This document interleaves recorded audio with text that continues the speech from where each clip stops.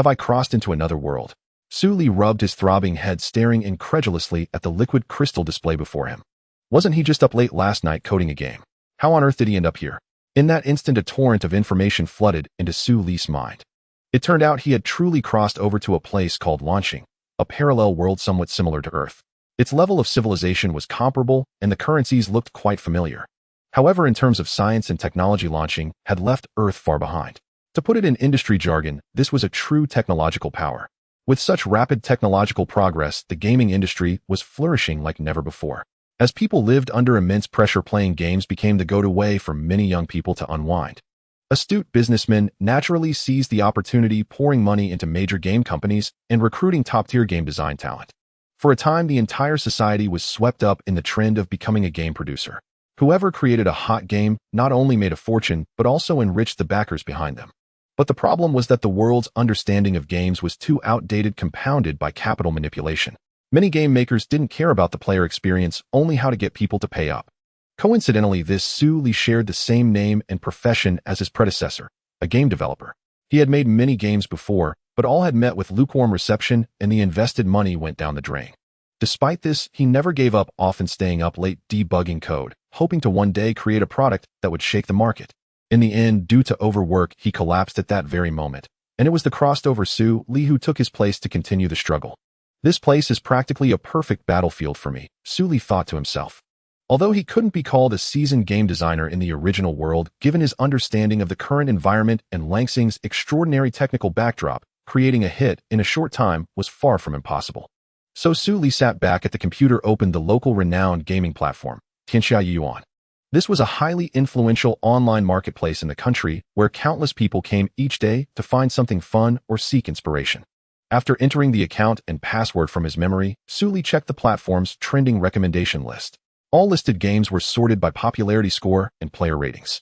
He then directly selected the top 10 works and added them to his download list, planning to study them. Even though each software was at least several gigabytes, some exceeding 200 gigabytes, thanks to the mature technology, the entire installation process finished in just a few minutes. My God, this efficiency is insane. Knowing that Lansing's internet speed was astonishing was one thing, witnessing hundreds of gigabytes downloading in minutes was something else entirely. Then Xu Li naturally clicked on the top-ranked game and started playing. As soon as he entered the main interface, he was blown away by its high-quality graphics rendering, a top-tier blockbuster production. The only flaw was the complete absence of any background music or sound effects throughout the experience, making it feel somewhat cold. After registering a character, he began his formal trial play.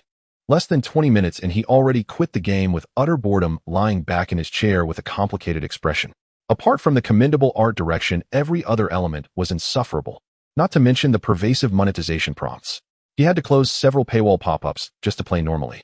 In short, aside from the visual content, the rest was nothing but crap among crap. What was more outrageous was that this game actually ranked first on the list. If this level of garbage can top the charts, then wouldn't I easily defeat all current market competitors just by recreating the classic games I've played? Xu Li was lost in thought. Many ideas flashed through his mind: Dungeon Fighter, PUBG Crossfire, and Zombie Siege, League of Legends, Red Dead Redemption, Call of Duty. If I had the chance to recreate them here, they would surely outshine all this current junk in an instant. Just then a system sound rang in his ear. Ding. Game Creation Assistant has been activated. As long as others play the games you design online, you can earn virtual currency rewards. These coins can be exchanged in the assistant for various professional knowledge and daily consumables. Yes, this is the ultimate skill every transmigrator should have. Ecstatic inside, Xu Li immediately responded, "Can I open the newbie gift pack now?" "Sure, I've sent you a memory file of the initial version of Dungeon Fighter." Dungeon Fighter? What kind of existence is this? He was momentarily stunned, then burst into excitement. This classic monster upgrading adventure game had sparked widespread discussion upon its debut. Within just half a year, it rapidly captured market share, surpassing the long-dominant veteran The Legend of Mir 2. Back then, my dorm mates and I often pulled all-nighters clearing monster stages together, sharing the joy of growth. Especially that one time I got a rare piece of equipment. It made me so happy I couldn't sleep for days. Even later, as its influence gradually waned, it still maintained a high enough popularity to rival the globally adored League of Legends. It was foreseeable that once Dungeon Fighter reappeared, it would create a new frenzy and far surpass the various inferior works currently flooding the market. Soon a fresh data stream surged into his consciousness. After some sorting and digestion, he finally fully understood the structure of this precious legacy. A new journey, Let's start writing a new chapter from today. This is the early version of Dungeon Fighter, an unforgettable youth memory for many veteran players. If you join this game at this version, you can be considered a true veteran who witnessed the game's journey from nothing. In that version, there were only 5 characters to choose from: male Ghostblade, male Gunner, priest, female mage, and female fighter. The level cap at that time was 60, and there were no awakening skills yet, let alone any god-tier equipment that could decide a match in one piece. Even the most ordinary mission dungeons must be challenged with caution, or one could easily be overwhelmed by a swarm of monsters and fail. Nevertheless, Dungeon Fighter attracted countless loyal fans with its unique gameplay and rich world building, captivating them completely.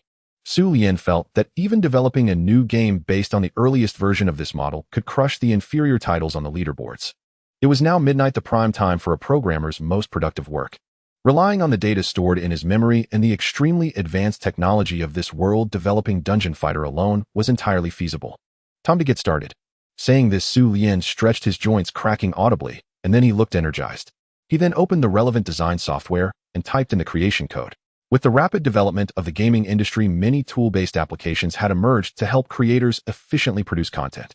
By paying a certain membership fee to become a VIP, one could enjoy unlimited access to these software features. This was why in such an environment, even a small team of a few people could quickly build a mature game system. With the support of these powerful tools and his deep coding skills, the progress of Xu Lian's Dungeon Fighter project was astonishing. In just 1 week, he not only completed the design of all NPCs, but also created several map scenes for adventurers to grow in. A month later, Dungeon Fighter had all conditions for an official launch. All that remained was to open a test channel for users to experience. Phew, finally done. Staring at the game installer on the screen, he rubbed his tired eyes and revealed a gratified smile. Over the past 30 days and nights, apart from necessary rest, he was rarely seen away from his desk. The first thing after waking up was programming, and daily meals were mostly takeout or instant noodles. If not for his past life having long accustomed him to such a tough lifestyle, he would have collapsed long ago. He splashed cold water on his face, looked at his slightly fatigued reflection in the mirror, and merely smiled faintly. His once slender and handsome face was now oily, and his tall 1.8-meter frame appeared somewhat frail and weak. But Xu Lian didn't care much about this. As long as the game attracted enough players after launch, and he exchanged the acquired game coins in the system mall for resources, there would surely be a way to restore his physical condition. Now that the main game was complete, the only remaining task was to launch it on various platforms for testing and review. However, as a niche developer with little fame, even if the work itself was excellent, it was hard to gain widespread attention based solely on quality. Therefore, sufficient preparation must be made in advance. As other game companies do, to gain enough exposure for a new product, they often seek help from numerous advertisers, including hiring online promoters or influencers to create buzz. Next, he needed to spend money to hire people to promote Dungeon Fighter. So Xu Lian found a professional online marketing team. After a brief conversation and paying 300 RMB, they guaranteed they would spread news of this new game across various social media and platforms within 1 day. Soon, a large number of virtual users became active on various forums and comment sections. Whether under trending topics or ordinary user posts, positive feedback and recommendations about Dungeon Fighter could be seen everywhere. Just found a fun little game called Dungeon Fighter. The controls feel great, worth a try. You're playing this too? Add me as a friend. Yeah, I just downloaded it too. It's really good, worth recommending to friends. Although most people knew this was orchestrated behind the scenes, still many curious users clicked the link and tried it out. After all, it was free to try, so why not? The recent games are all cash grabs, so annoying. Exactly, especially that top-ranked space battle game. I've already spent nearly 100,000 this month. 100,000 is nothing. I played City Chasers last week and dumped almost 200,000. Has the group owner found any good games recently? I'm so bored. Yeah, group owner quickly recommends some new games. In a seaside villa, a girl with heavy makeup and rainbow-colored hair frowned at her phone screen, then replied, "Stop asking me. These days, every game demands payments. I'm even thinking of uninstalling them all and retiring." The girl's name was Xu Lian, a hardcore gamer with extraordinary talent across various game genres. Moreover, when it came to spending money on games, she was incredibly generous, spending at least hundreds of thousands on different games every month. Thus, in the domestic gaming community, Xu Lian's name was quite well known, with posts about her appearing in many discussion areas. This game chat group was founded by Xu Lian herself. All members were online game enthusiasts without exception. At first, she just wanted a place to exchange ideas with like-minded friends. Unexpectedly, many famous gamers and streamers later joined, followed by their fans pouring in. Now the group had expanded to over 10,000 people with thousands online daily. Everyone shared gaming experiences or recent favorite online projects. Suddenly found something good. A tiny game, only 1 gigabyte. A group member with the nickname Pink Wings posted a screenshot. The image showed a disheveled swordsman gripping a curved greatsword in an arrogant and domineering pose. Pink Wings was not only a moderator, but also a fairly popular streamer, so her post immediately attracted much attention. A 1 gigabyte game. Seriously, probably another trash project by a beginner. Haven't seen such small-scale games in years. Who knows, maybe we'll strike gold. But it is indeed tiny. My smallest hard drive has over 10 gigabytes. Honestly, the character in this poster looks pretty cool.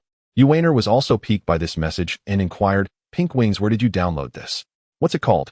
Pink Wings just saw it on a forum. Installed it, and about to give it a try. Dungeon Fighter, and it's free. There's even BGM during loading. Feels pretty nice. Wait for my feedback. Dungeon Fighter. Out of professional habit, Uwainer quickly searched for and downloaded this game on the platform. Her curiosity drove her to discover what this mere 1 gigabyte title looked like. With her computer's high-end configuration, she completed all preparations in an instant. Upon entering the account interface, a light and dynamic background melody began to play titled, A Warrior Free as the Wind. Such meticulous design brought an unexpected delight to Uwainer, who was initially indifferent to small-scale games like this. Then a sentence appeared on the screen. Chapter 1, Embarking on the Unknown Journey. As the story gradually unfolded, when faced with the character selection screen, Uwainer couldn't help but freeze.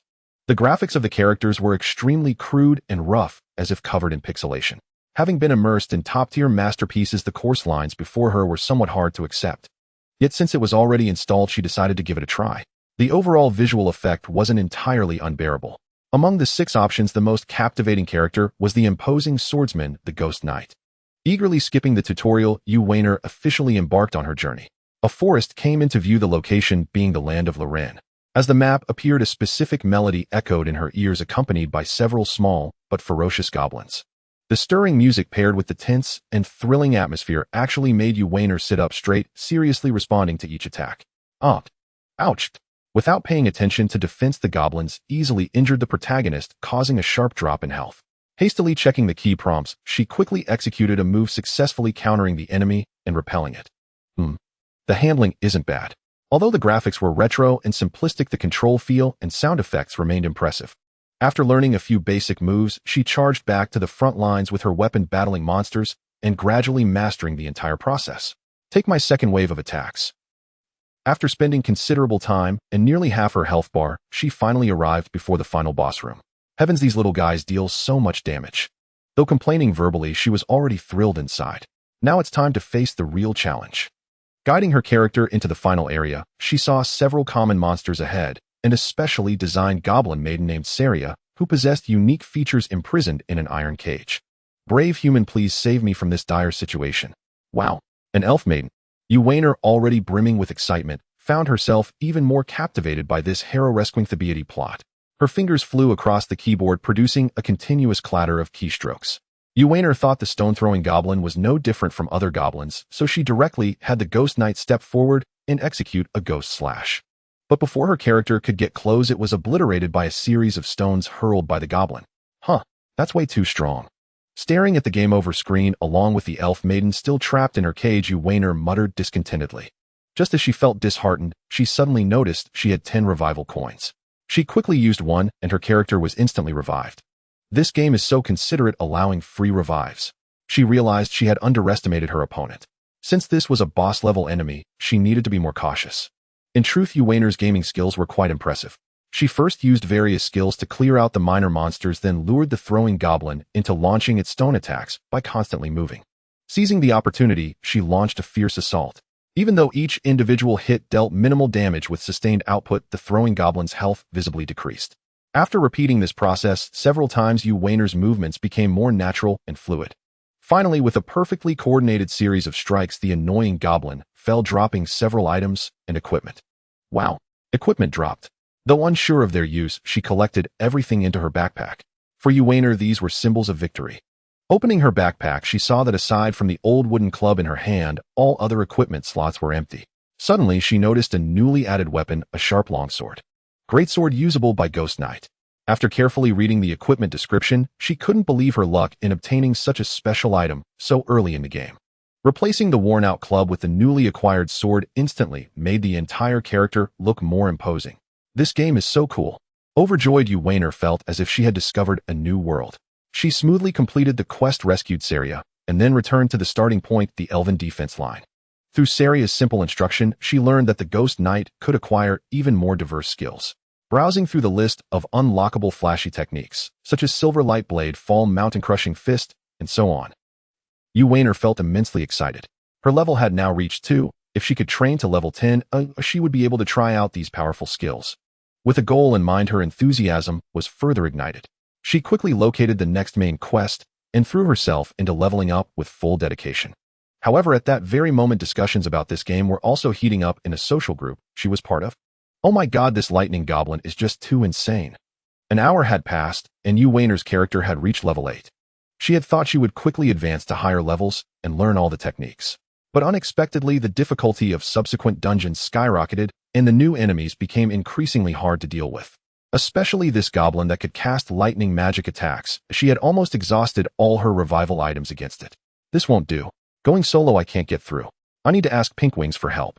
Because the friend who first recommended this game to everyone was a girl named Pinkwings in the group. Surely she would know the strategies right. As soon as she logged into the chat app, she was astonished to see 3954 unread messages. So many. Wow, this game is just too fun, isn't it? I'm so fed up. Choosing this class is just asking to get beaten up. Actually, I think it's okay. Although melee classes test the player's skill, the impact feels really satisfying. Haha, what a stroke of luck to have chosen a long-range shooting class. It's incredibly satisfying to fight now. Wah. Someone please carry me, TT. I can't beat the lightning monsters. Hearing everyone share their struggles, especially those mirroring her own troubles, Yu had a sudden inspiration and proposed, "Is everyone on server 6? How about we team up for a challenge? We might just clear this level." The message garnered an enthusiastic response almost immediately. The once desolate newbie village quickly filled with fellow level 8 friends. Yu leading 2 ghost blades and Pinkwings charged into the map that had once given her so much trouble. "Boss, where did you get that weapon? It's so cool and flashy. Damn, that's a real beauty. Way better than my crappy gear." As they entered the map, the 2 ghost blades wielding shabby wooden sticks asked enviously. They too longed for such long and mighty weapons. "It dropped while I was grinding. You can get equipment by defeating monsters." Yu explained, cheerfully, feeling an unusual sense of satisfaction, as if it had been ages since she last felt like a pro. Under her leadership, the 4 of them finally conquered the thunderous ruins. The guild leader is awesome. "Wow, your moves are so slick. How did you practice? That goblin is so annoying. We'll have to grind in a group next time." "Haha, keep it down, keep it down." Reading her friend's messages, Yu burst into laughter, finding the game even more delightful. After clearing the thunderous ruins, the 4 of them were at similar levels and had the same new quests. Since no one had challenged the next stage yet, they decided to stick together for safety and complete the tasks as a team. Time flew by, and before they knew it, it was 4 in the morning. Yu finally reached level 10 and mastered all her new skills. "I'm done. I need to rest. I have work tomorrow, so I'll log off now." "Same here, I have to prepare for my stream. Let's continue tomorrow." I never expected this game to be so fun. I thought it would be a dud. Yeah, I thought Pinkwings had found some trash game, but it turned out to be such a pleasant surprise. Alright, you guys go to sleep. We'll fight again tomorrow." After bidding her 3 teammates farewell, Yu thought about heading to the dungeon to practice her new skills. But when she entered the dungeon interface, she found she couldn't proceed. Scanning the screen, she noticed a prompt in the top right corner. She had no stamina left and couldn't continue grinding. Having just learned new moves only to be unable to use them left Yu quite frustrated. Checking the rules, she discovered stamina wouldn't refresh until 6 in the morning. That meant she had to wait 2 more hours before she could embark on another adventure. Yet Yu was already itching to experience the newly unlocked content. There should be stamina recovery items in the shop. She quickly opened the mall page, only to find that the mall wasn't open yet. Oh dear. Why did the designer have to impose this restriction? Why can't people just play freely? She truly couldn't comprehend the developer's reasoning. If it was for profit, setting a limit that hampers the player experience would be understandable, but not even allowing in-game purchases. Wasn't that just giving away free benefits? Despite having barely slept all night, Yu was now drowsy and couldn't even muster the energy to remove her makeup. But the inability to test her newly acquired skills made her feel incredibly vexed. Glancing at the time, there were still 2 full hours until dawn. Resigned, she decided to create a new character to pass the time. As expected, just as she had anticipated, the new character had a full stamina bar, allowing for unrestricted combat and exploration. Leveraging her previous experience, this playthrough was far smoother. She even managed to solo the thunderous ruins. Using her limited energy efficiently, she quickly reached level 15, unlocking the next area, Hindenmeyer. By the time her second ghost blade ran out of steam, dawn had broken. Meanwhile, her original character was ready for action again. Staring at the list of fully energized characters, Xu Lian felt a bit dizzy. She intended to lie down for a short nap, but sleep eluded her. Her mind was consumed with thoughts of the game's skills and the unexplored new regions. What quests would the new adventure bring? What legendary loot would the final boss drop? What ultimate techniques could she learn upon reaching level 20? These thoughts invigorated her like a shot of adrenaline, snapping her wide awake. Kicking off the covers, Xu Lian sat up and embarked on another round of the journey. At 6 in the morning, in the Douyu livestream room, Lin Shufan had woken up much earlier than usual, finished her preparations, and without even eating breakfast turned on her computer and logged into Dungeon Fighter. Known as Pink Wings in the chat group, she wasn't hugely famous but had a decent following. Her unique voice in particular attracted a loyal fan base. She had stumbled upon this game yesterday, downloading it out of sheer curiosity. But once she tried it, she became hooked. As a seasoned enthusiast, she found its novel and unique world building and gameplay truly rare. If no major bugs emerged later, it was bound to explode in popularity. Lin Shufan usually started streaming at 10, but today she began much earlier, driven by an eagerness to share her excitement.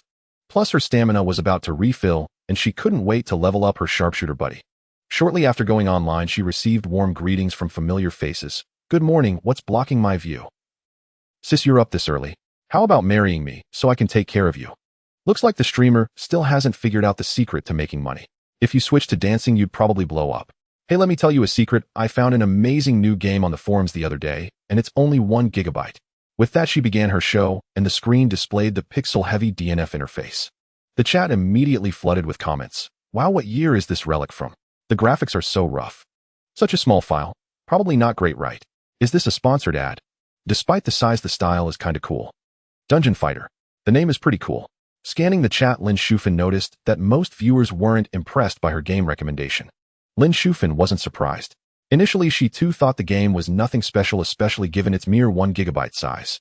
Then Lin Shufan guided her gunner to the thunderous ruins to begin fighting monsters. While playing, she narrated, "At the start, there are 6 classes to choose from. I picked the long-range damage dealer, the gunner. This is the equipment slot. Hay race the skill list, and beside them are the health bar and energy bar. Barbecue shuriken, flamethrower, spinning kick, bomb tracker." One stylish move after another was displayed in the live stream, and the audience, previously mocking, fell silent instantly. "Hey, this game seems pretty fun. It looks really good. What kind of godly skill is that? Kicking a monster flying that far?" And then a machine gun suddenly pops out. The Gatling gun was unexpected, but the move was absolutely cool. Kicking enemies while shooting. The graphics are a bit dated, but this game is genuinely fun. Anyway, let's download it and try it out. It's only 1 gigabyte, smaller than that antivirus software I installed. The audience was captivated by the dazzling skills, having never seen such a concept and gameplay before. Many had already minimized the live stream to hurriedly download Dungeon Fighter. As time passed, more and more people entered the live stream. Even with slightly blurry graphics, this novel game attracted a considerable crowd. Even die-hard fans who usually focused on watching ball games no longer glued their eyes to the screen for the match, but instead found themselves engrossed in watching Lin Shufan control her gunner through levels and defeat monsters. Lin Shufan's skill level was decent as well. Within just a few hours, she had mastered the techniques and could clear dungeons without taking a single hit. After successfully clearing another area, she finally leveled her character up to 15. Not only did she unlock a new map, Hindenmeyer, but she also learned some new skills. Wow, this place is huge. Controlling her gunner as she walked through the streets of Hindenmeyer, despite the graphics not being particularly high definition, she still gazed excitedly at the map and the NPC character designs. We'll take a closer look later. Let's keep leveling up for now. With that, she quickly accepted a main quest. Just as she was about to enter a new dungeon to test her newly learned ultimate moves, a prompt popped up on the screen. "Fatigue depleted. Come back at 6 a.m. tomorrow." "Sigh, no energy left to fight." Lin Shufan grumbled. "I really wish this setting could be removed." Many viewers began to complain about this feature that limited playtime. This feeling was as frustrating as being called away by parents while deeply immersed in a game. Moreover, the number of people watching the live stream was growing, and the barrage of comments was very active. It was clear that everyone was captivated by this game. However, being unable to continue challenging due to insufficient fatigue was indeed a pain. A flash of inspiration struck. I can create a new alt. Leveling a new character will give me more fatigue. She quickly switched back to the character selection screen, ready to start a new character and give everyone a detailed walkthrough of the entire process. There were 6 different characters here, each with its own unique backstory and illustrations. Honey, look at that guy swinging the blade. His arm strength looks amazing. Oh my god, that female fighter's body is actually moving. She looks so vivid. Shouldn't we pick her? Wife, how about trying the old man with the holy relic? Stop joking, didn't you notice she's a support class? No one wants to play that. It has to be the Slayer. Isn't anyone else charmed by this little girl? I want my little sister to see what that girl looks like. You idiots, why don't you go experience the game yourselves? Hey. I've already leveled my Slayer to 13. If your level isn't as high as my gunner, I've already broken through to 17. Influenced by some players' comments, many viewers eagerly logged onto the platform to download Dungeon Fighter. By 7 o'clock that evening, Xu Lian, who had been up all night coding, finally woke up from his desk. Half asleep, he logged into the admin panel to check the data. 101,000. 10,000. 100,000. Oh my god, 1 million people have downloaded the game. Seeing this staggering string of numbers, all drowsiness vanished instantly. When the testing first went live yesterday, the slow growth in registered users had made him fear the project might fail. Yet in just a single day, the cumulative downloads had exceeded 100,000. The numbers were still climbing with no sign of stopping. If this trend continued, it might break the 200,000 mark by dawn tomorrow. Faced with such results, he believed it was no mere hype. So he opened a well-known live streaming site to browse the recent hot charts. Sure enough, the third-ranked streamer, Pink Wings, was broadcasting this game live. Clicking into the room, he too became one of her loyal fans. With such advantages, why isn't she in the dancing circle to attract fans? Xu Lian mused. Now he had found the answer. Thanks to this beautiful streamer inadvertently bringing massive traffic to his product. After silently clicking follow and closing the page, he felt it was time to double down on his work. There was still an endless amount of work waiting for him tonight. Since no payment system had been opened, Dungeon Fighter hadn't yet brought him any direct revenue. But Xu Lian wasn't worried at all. Once more users had experienced the game's content and grew to love it thoroughly, he would gradually roll out the microtransaction shop. By then, various in-game items would be available for purchase. He firmly believed that most fans would buy in. This was the so-called scarcity marketing strategy. To get savvy players to open their wallets, you had to master this trick. Oh my god, this is too hard. This zombie is cheating.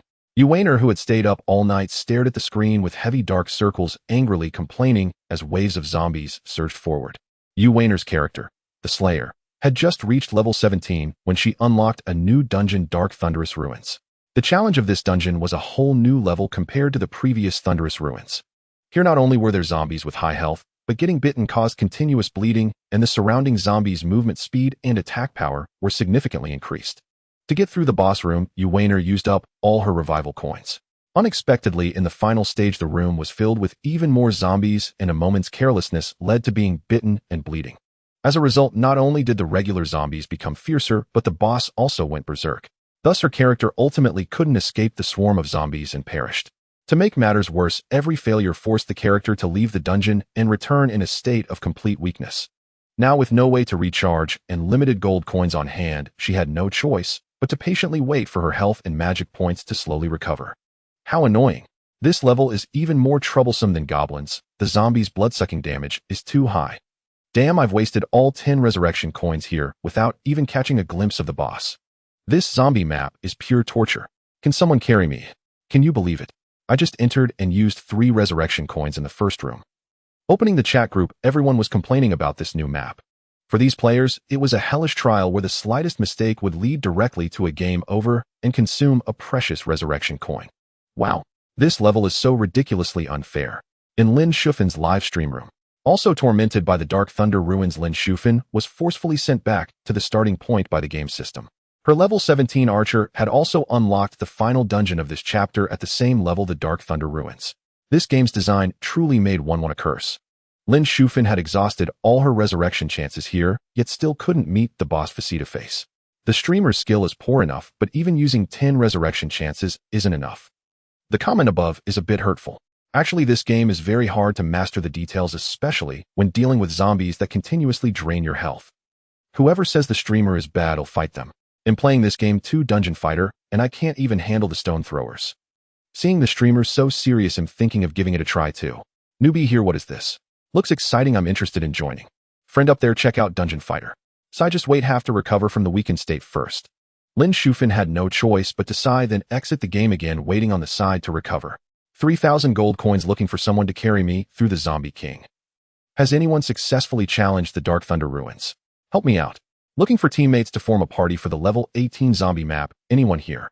Recruiting the last member for a 3-man squad to fight the zombie king. Join quickly. The entire area around the Hindenmeyer dungeon in District 6 was filled with similar help requests. Although other dungeons were also challenging, gathering for teammates could still allow for a relatively smooth clear. But this new dungeon was different. Once any team member was unfortunately injured and entered a bleeding state, the other three's lives would also become difficult. For newcomers still figuring out the game's mechanics, this was an absolute nightmare. Just then Lin Shufan received a message from her friend Xu Lian. You're also level 17. Come and farm this super tough zombie map with me. I'm going crazy. No problem, she replied without hesitation. Even though the path was fraught with difficulties, with an expert like Xu Lian by her side, perhaps they could overcome all obstacles. So after gathering her archer partner and 2 other unfamiliar teammates, the 4 of them formed a small squad and began their operation. As soon as they entered the game screen, Xu Lian immediately commanded everyone. We are all range classes. Remember to stick together and attack the enemies. Don't let them get close. The other 3 responded in unison. Understood. Following the plan, the archers maintained their distance and kept attacking, while Xu Lian took on the responsibility of intercepting any threats that appeared nearby. Although progress was slow, it was indeed effective. When they finally reached the boss room, not a single person had taken any damage. Is this the strength of a top-tier player? Truly admirable. I've learned my lesson. They'll go back and find 3 archers to cooperate and give it a try. I have to give Lian a like. She's known in the esports circle as a versatile player, proficient in everything. Please carry us. Waiting online, going crazy over this map. Then before the final stage, Xu Lian reminded her companions again, don't move recklessly after entering. Please maintain your positions and keep attacking. Leave the cleanup to me. The 3 replied in unison, got it. After a prolonged battle, they finally defeated the ultimate boss and successfully cleared the Dark Thunder ruins. Yeah, we finally won. Xu Lian shouted out excitedly. Awesome, you're amazing. On the other side, the ecstatic Lin Shufan couldn't help but tremble, astonishing the fans on the other side of the screen. Damn, that was impressive. The other 2 participants were also immensely delighted. At that moment, the entire live stream room was filled with a joyful atmosphere. Even passers-by who didn't know about this software left comments expressing strong interest. I'm a newbie. What game was that just now? It looks fun. Same question, what game is it? Looks like I want to join. Kinda want to play. Already downloaded it. Anyone playing on server 4? Then after farming the Thunder Ruins a few more times using this method, Xu Lian's Ghostblade and Lin Shufan's Gunner finally both reached level 18. This level up added a main quest and also popped up an additional quest related to the character. It was the class advancement quest. Both of them were experiencing Dungeon Fighter for the first time and were completely clueless about class advancement. But according to the quest description, completing it would make their characters much stronger. My quest is to find GSD. I need to find Kiri. Following the map markers, they each found their respective class mentors, Ghostblade, GSD, Gunner, Kiri. Opening the mentor interface, 4 special class demonstration videos loaded in their games, accompanied by stirring background music. Wow, there's actually a setup like this. When Xu Lian saw the introductions for these 4 classes, it was as if she had discovered a new continent, her eyes full of curiosity and excitement. So this is what they mean by class advancement. I thought it was something else. Lin Shufan was also stunned by this novel design. She never imagined that a game less than 1 gigabyte in size could have such diverse gameplay. After watching the Gunners promotional video, the live stream audience was immediately captivated by the cool moves of the 4 classes. Oh my god, these classes are so cool, especially the Spitfire, like a mobile arsenal. Streamer, choose the launcher. The laser cannon looks super cool, and that huge flamethrower. Please advance to mechanic. You can summon robots to fight for you. Doesn't anyone like the class that looks like a Western cowboy? His skills are the coolest. Shufan, do you have the advancement videos too? Show me what the 4 gunner branches are like. Alright, then you send me your Ghostblade class change video too. Then they recorded each other's screens and shared the videos. Oh my, your Ghostblade is way cooler than mine. Heavens, are you an arms dealer? All about firepower output. After spending a few minutes watching each other's class change animations, Xu Lian and Lin Shufan were both ecstatic. In the live stream room, the male fans were completely stirred up after seeing the Ghostblade class options. Many who had previously planned to create a male gunner character completely changed their minds after witnessing the Ghostblade class showcase. Let's create a Ghostblade right now, they all decided. After all, most guys prefer characters that wield swords, especially since these classes' ultimate skills were both domineering and flashy. Not to mention the special setting of a cursed right hand that fulfilled many players' fantasies. At that moment, even the most diehard sports fans were captivated by the Ghostblade, too distracted to watch the game. The Soulbringer is amazing. That ghost slash is definitely a masterpiece. No way the Berserker bathed in blood looks like a demon from hell. Agreed. I love characters with such imposing presence. Oh my god, the Azura is blind. This is the first time I've seen a blind character in a game that's still so handsome. I think the Weapon Master is the best, no contest. What's this game called? I want to try it too. Upstairs it's called Dungeon Fighter. You can find it on the Tianxia platform. Which class are you planning to pick, group leader? Lin Shufan asked. After watching the Ghostblade promotional video, even she, a girl, wanted to level a Ghostblade. I'm pretty torn too because every one of them looks powerful, Yuwaner said. But if I had to choose, I'd go with Soulbringer. Look at how flashy that Ghost Slash is, and it even pops up an illustration when you use the skill. What about you? How do you feel? I personally think the launcher is great. All ranged attacks should be fun. Yuwaner asked back. I don't know either, I'll just pick the coolest one. Lin Shufan giggled. She had initially chosen the gunner purely for its looks. No matter what it becomes in the future, she wanted to be the most handsome one among them. Whatever suit yourself, Yuwaner laughed. Yuwaner had already decided to become a Soulbringer because she liked classes that could deal massive area damage. Let's go complete the class change quest now, so we can learn all the skills from the video. Good idea, but let's first check what the requirements are. Yeah, we have to meet the conditions to successfully change class. The two of them opened the class change quest panel together and read the content. Clear the Dark Thunder Ruins solo on at least adventurer difficulty. This is a solo quest. After reading this, the entire live stream room suddenly fell silent. The viewers burst into laughter. They had to clear the Dark Thunder Ruins independently to start the first step of the class change. Yuwaner and Lin Shufan had no choice but to tough it out. Luckily, they were both decent at the game and had succeeded before. This time they challenged the Dark Thunder Ruins alone, and after using up all their HP potions, they finally managed to pass. I'm done, I need to go to sleep. After completing the first quest for the Soulbringer class, Yuwaner's Ghostblade character had run out of fatigue. Plus, she had been pulling all-nighters for a whole day, or if she kept playing, she might actually faint at the computer desk. After sending a message to Lin Shufan, Yuwaner didn't even turn off her computer and collapsed onto the bed, falling fast asleep. Lin Shufan was also exhausted after finishing the first quest for the mechanic class. Plus, she had started the stream early today and had already met the required duration. Just as Lin Shufan was about to end the stream, she was surprised to find that her live room's popularity had surpassed 3.0. On the streaming platform in this world, all the data was real. That meant there were genuinely 3.0 people watching her stream in her room. Usually Lin Shufan's popularity hovered between 5.0 and 1.0, and her peak had never exceeded 1.5.0 by much. Unexpectedly, just by playing Dungeon Fighter for one morning, her stream's heat had already doubled. Lin Shufan even wondered if the platform had made a mistake. In her astonishment, she saw that she was ranked first on the game category leaderboard. Is this game really that amazing? Lin Shufan couldn't help but exclaim this level of popularity was a first for her. Returning to her own stream, she glanced at the chat. Oh my. I came to watch the game on a friend's recommendation, but I never expected to find such a fun game. Forget the game, come play Dungeon Fighter together. Streamer, are you free? Help me run a few lightning goblins, I've run out of revives. Channel 3, a level 8 Minotaur map, come party up. Just join the stream, why is everyone talking about this game? Lin Shufan was surprised to find that almost everyone was talking about Dungeon Fighter. Her usual fans who liked to tease her were now all passionately discussing the game. Even the room moderator's avatar had been changed to the Ghostblade's wild hair. I'm tired of the gunner, let's create a new Ghostblade to try. Adjusting her posture, Lin Shufan got back into streaming mode. Although her scheduled streaming time was already over, she decided to continue given the booming popularity. Lin Shufan had actually had a feeling yesterday that this new game would be a hit, but she hadn't expected it to happen so quickly.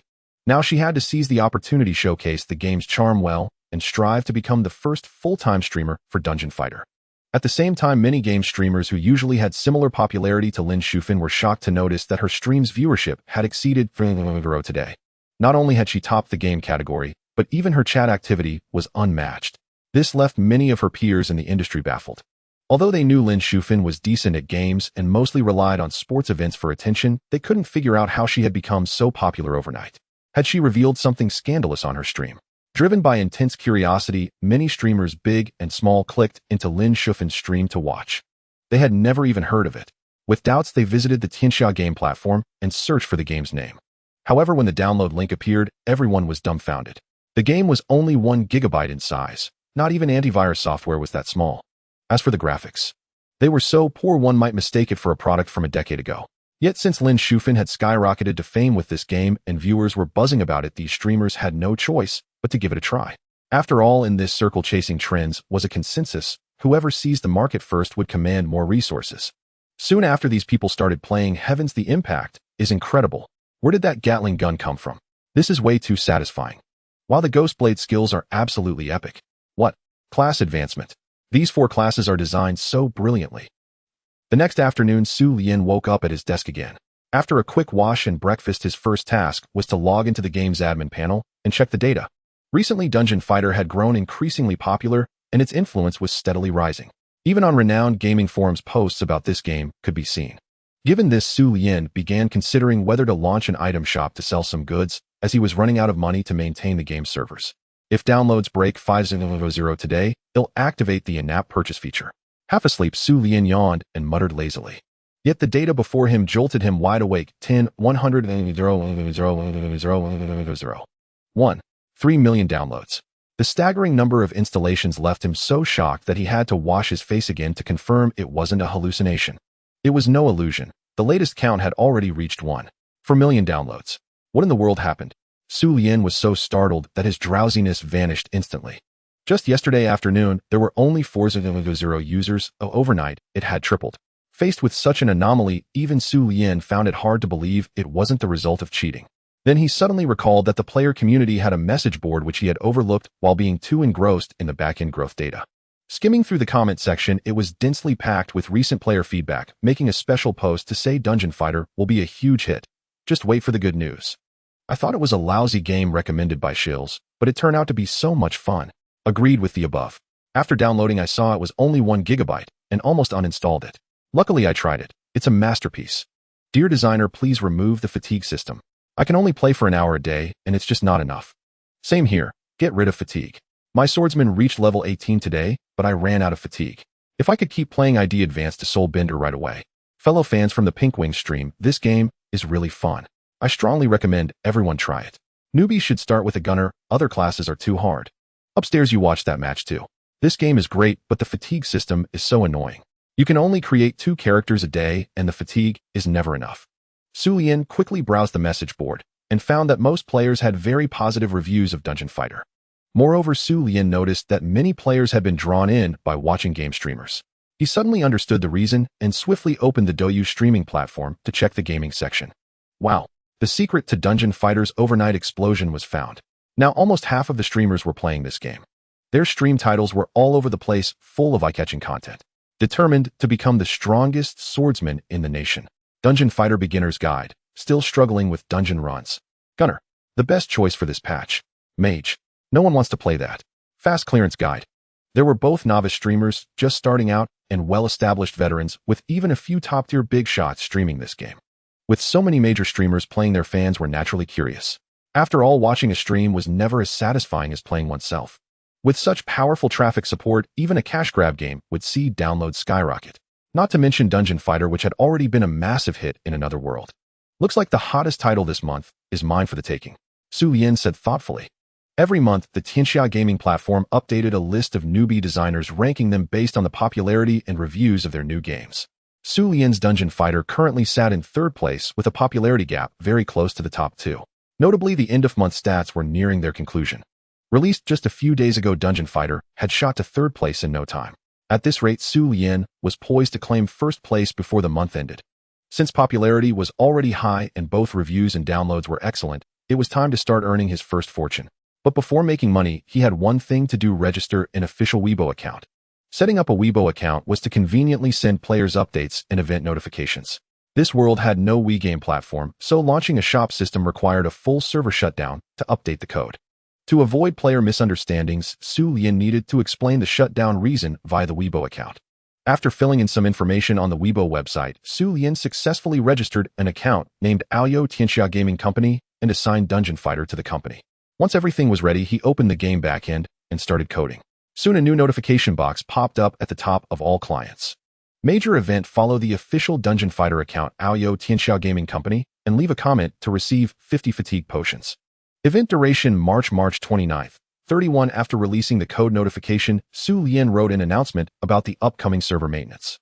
Currently, he was handling all the coding work himself, leaving almost no time for rest. Only when the company recruited other game designers could Xu Lian step back from the front lines. At that moment, players battling goblins all noticed the notification at the top of the client.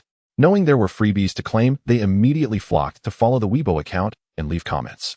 First in line, I'm betting on Dungeon Fighter, it's going to be huge. Mark my words. Just joined, how do I claim the fatigue? What? Only 50 fatigue potions. That's gone in 10 minutes. Dear designer, give us more. Friends up there, you still think 50 points of potion is too little. In other game companies, this little thing could easily sell for $100. At first I thought this was a trash game, but after trying it turned out to be so fun, much better than those on the leaderboards. That's right, Dungeon Fighter is not only fun to play but also doesn't burn money. It's simply a blessing for us ordinary players. At that moment, players racking their brains against goblins were all drawn by the small prompt popping up at the top of the client. After seeing the notification that they could claim free fatigue potions, everyone swarmed in. Not only did they click into Xu Lian's Weibo, but they also left comments. Sofa. Dungeon Fighter is bound to be a hit. Looking forward to the future. Newbie asking for advice, how do I claim that fatigue potion? What? Just this little amount. 50 points of potion can only last for about 10 minutes, right? The designer should give more. What do you know, bro? These 50 points are given for free. In other games you'd have to pay for this much. At first I thought this game was boring, but unexpectedly it's so addictive, way better than those games on the leaderboards. Exactly, Dungeon Fighter is not only fun, but also doesn't require spending money. It's simply the best choice for players like us. Designer, keep it up. Looking forward to you making the later parts even more exciting. I'll always support you. By 3 in the morning, Xu Lian had finished his late night snack outside, strolled around the streets for a while, then bought a few energy drinks, and went home. He planned to update the shop code at home to earn his first income. These few drinks were a sharp tool for Xu Lian, who often stayed up late to refresh his mind. The first thing he did upon returning home was to open the backend management interface of Dungeon Fighter, as usual. Looking at the data report before him, Xu Lian revealed a knowing smile. Now nearly 2 million users had downloaded Dungeon Fighter. Moreover, millions were actively playing online. To think that today was only Monday and it was already nearing 4 in the morning. This scale of online users spoke volumes. Clearly, everyone loved this game immensely. As the only person with access to the game's backend management interface, Xu Lian could set and adjust everything from the types of dropped items to the amount of currency. At the same time, he could track every user's in-game activities in real time. Since the game's launch, Xu Lian noticed that most players were deeply immersed and couldn't tear themselves away. Taking a sip of his energy drink, Xu Lian opened his social media account to check how many followers he had now. As he viewed his account info, despite being tired, his heart was filled with drive. Username: the official homepage of Xu. Verified as Game Enterprise account. Current follower count 1.42 million. Just last night his follower count surged by over 1 million. Such astonishing achievement even surpassed what some stars gained through buying likes. Having accumulated a certain level of attention, Xu Lian seized the opportunity to release the latest event schedule along with the system maintenance notice. At exactly 6 in the morning, all servers suddenly went offline and the entire cyberspace turned gray. After finishing all this work, Xu Lian downed the rest of his drink in one gulp, then sat back in front of the computer and started coding. At 6:30 in the morning, Yu Weiner finally crawled out of bed. She had slept for a whole day and night. The first thing she did after getting up was to turn on her computer and log into Dungeon Fighter. I must complete the class advancement quest today, she muttered excitedly to herself. Yu Weiner had already finished the first advancement quest, once the remaining 3 were done, her ghost blade could advance to the powerful Soul Bender. However, as soon as she opened the game, Yu Weiner was dumbfounded. The game interface had turned gray and the server selection screen displayed the words, "Under maintenance." She slammed the armrest of her gaming chair in frustration, feeling quite displeased. For this game, she had specifically adjusted her sleep schedule just to log in at 6 in the morning to grind fatigue points. But now the game was down for maintenance, leaving Yu Weiner extremely irritated. What was the point of waking up so early? Could it be that the designer has run off? She thought anxiously, whispering to herself. This kind of situation was common in many small games. Designers would abandon updates or stop managing their games because they weren't making money or for various other reasons. Thinking of this, Yu Weiner began to panic. She genuinely loved this game, and her ghost blade hadn't even completed its advancement. But not only had the designer not issued any notice, they had chosen this exact time for a server-wide maintenance. Could the designer really be planning to run away? Yu Weiner quickly contacted Lin Shufan and initiated a voice call. "Sister Yu, why are you calling so early in the morning?" Lin Shufan's voice came through. She too had been waking up early these past few days to stream the game on time. Today, with the game unexpectedly down for an update, Lin Shufan was hoping to sleep in, but Yu Weiner had called. "Shufan, did you know? Dungeon Fighter is down for server-wide maintenance. Do you think the designer might have run off?" Yu Weiner asked urgently. "What? Haven't you checked the official Weibo?" Lin Shufan asked back in confusion. "Official Weibo? What's that? Does this game even have an official Weibo?" Yu Weiner had slept through the entire day and night yesterday, completely unaware of this. Search for Aoyudiangxia Game Company on Weibo, and you'll see. Lin Shufan said and hung up. Aoyudiangxia Game Company. Yu Weiner immediately searched on Weibo and quickly found the account. So it was only registered yesterday, no wonder I didn't know. Seeing the Weibo account, she felt much more at ease. My god, the follower growth is so fast, nearly 2 million in just one day. Yu Weiner exclaimed in surprise. This game was indeed fun, captivating even many discerning experts. Such follower numbers were not surprising. She clicked into Aoyudiangxia's Weibo feed, which contained only 2 posts. Damn, they gave away 50 points of fatigue potion for free yesterday. Seeing the first post, Yu Weiner felt like she had missed out on a fortune. She quickly commented, "Keep it up," under that post, hoping to claim the potion for free. As for the reason for the maintenance, it should be in the second post. Yu Weiner clicked on the second post, and the link expanded to reveal several announcements about the maintenance. She read them one by one, her eyes filled with joy. So it was to launch the mall system that the entire server went down for maintenance. The announcement didn't specify what exactly the mall would sell, would have to wait until the game updated to find out. In addition to the mall event, another event, called Syria's Blessing, was also being launched. Syria was a familiar elven girl character, the one rescued from the goblins. This event was like a lottery.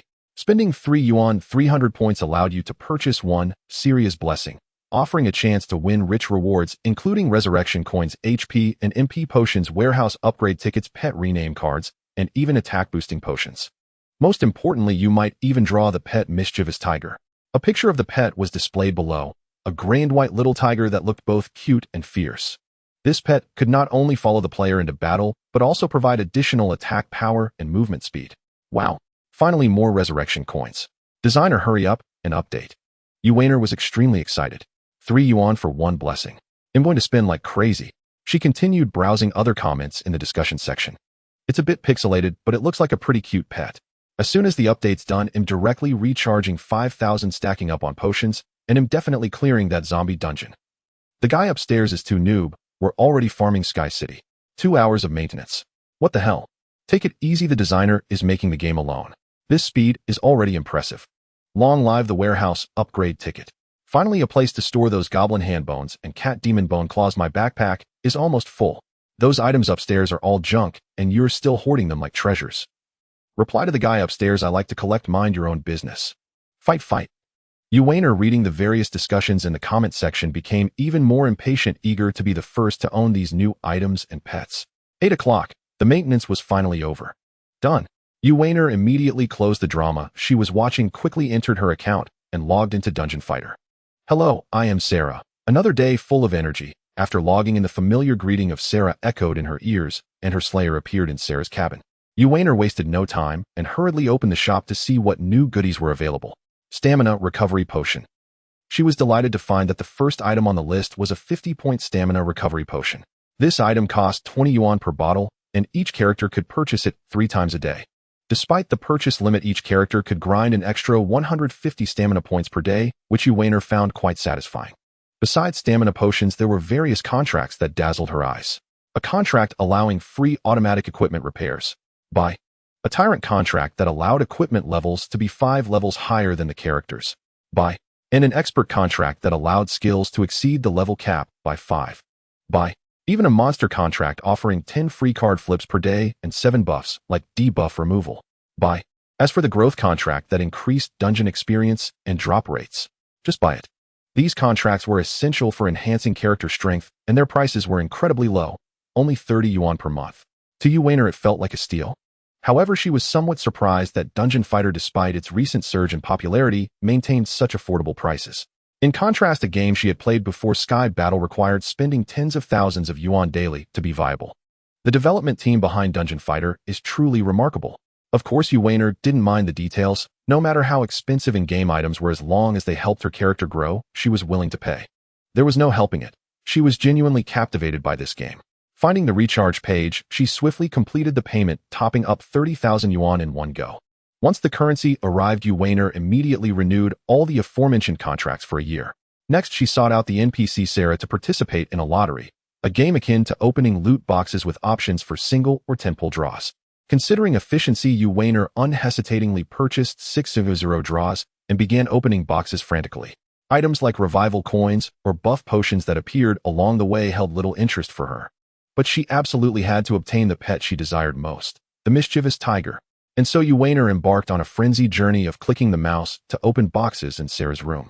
When she grew tired, she activated the auto-click function and hoped for good luck on the sidelines. Around the 4th draw, she finally glimpsed a flash of light in the pet slot. She immediately stopped the auto-open mode and opened the pet interface to confirm. Indeed, it was a miniature tiger with black and white stripes. Yuwaner laughed joyfully. Haha, I got the pet in just 4,000 draws. Such good luck. She named her new companion, Little Wainer, and equipped it to follow behind her. It looked both adorable and majestic. At the same time, she obtained many other useful items, such as hundreds of revival coins, over 1,000 bottles of Remy's healing potions, and dozens of warehouse upgrade tickets. Unfortunately, the latter couldn't be traded to other players, so she upgraded the shabby warehouses of her two slayers' rooms, which now gleamed with golden splendor. Let's go, little cutie, we have quests to do. Yuwaner controlled her slayer with the little tiger following closely behind, and eagerly left Sarah's cabin impatient to test how much her combat power had increased. With so many revival opportunities now, there was nothing to fear. Haha, I'm that lucky European player. I got the pet after spending just 100 yuan. Stop joking upstairs. I spent over 1,000 yuan to get it. Yours was pure luck. I only spent 200 yuan, but all I got was a bunch of junk potions and warehouse upgrade tickets. I want a pet too. I'm about to cry. I spent 500 yuan and got several name change cards. Can I at least rename my pet first? Damn, I've already bought 3,000 boxes and still haven't given up.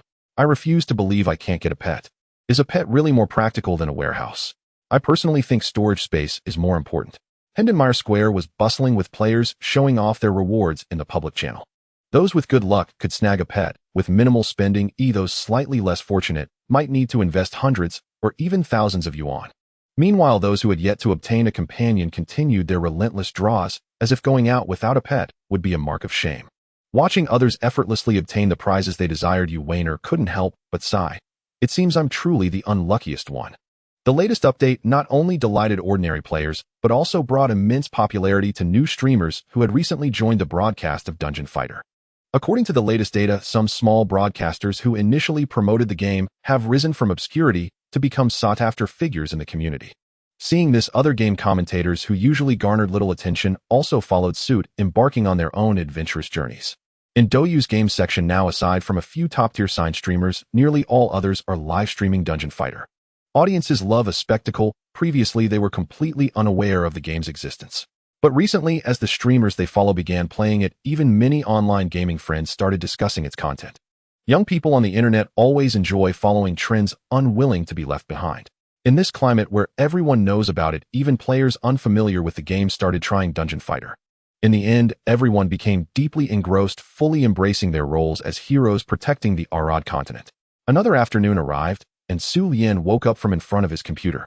Opening his slightly swollen eyes and rubbing his heavy head, Xu Lian suddenly recalled something and swiftly opened the data backend of Dungeon Fighter.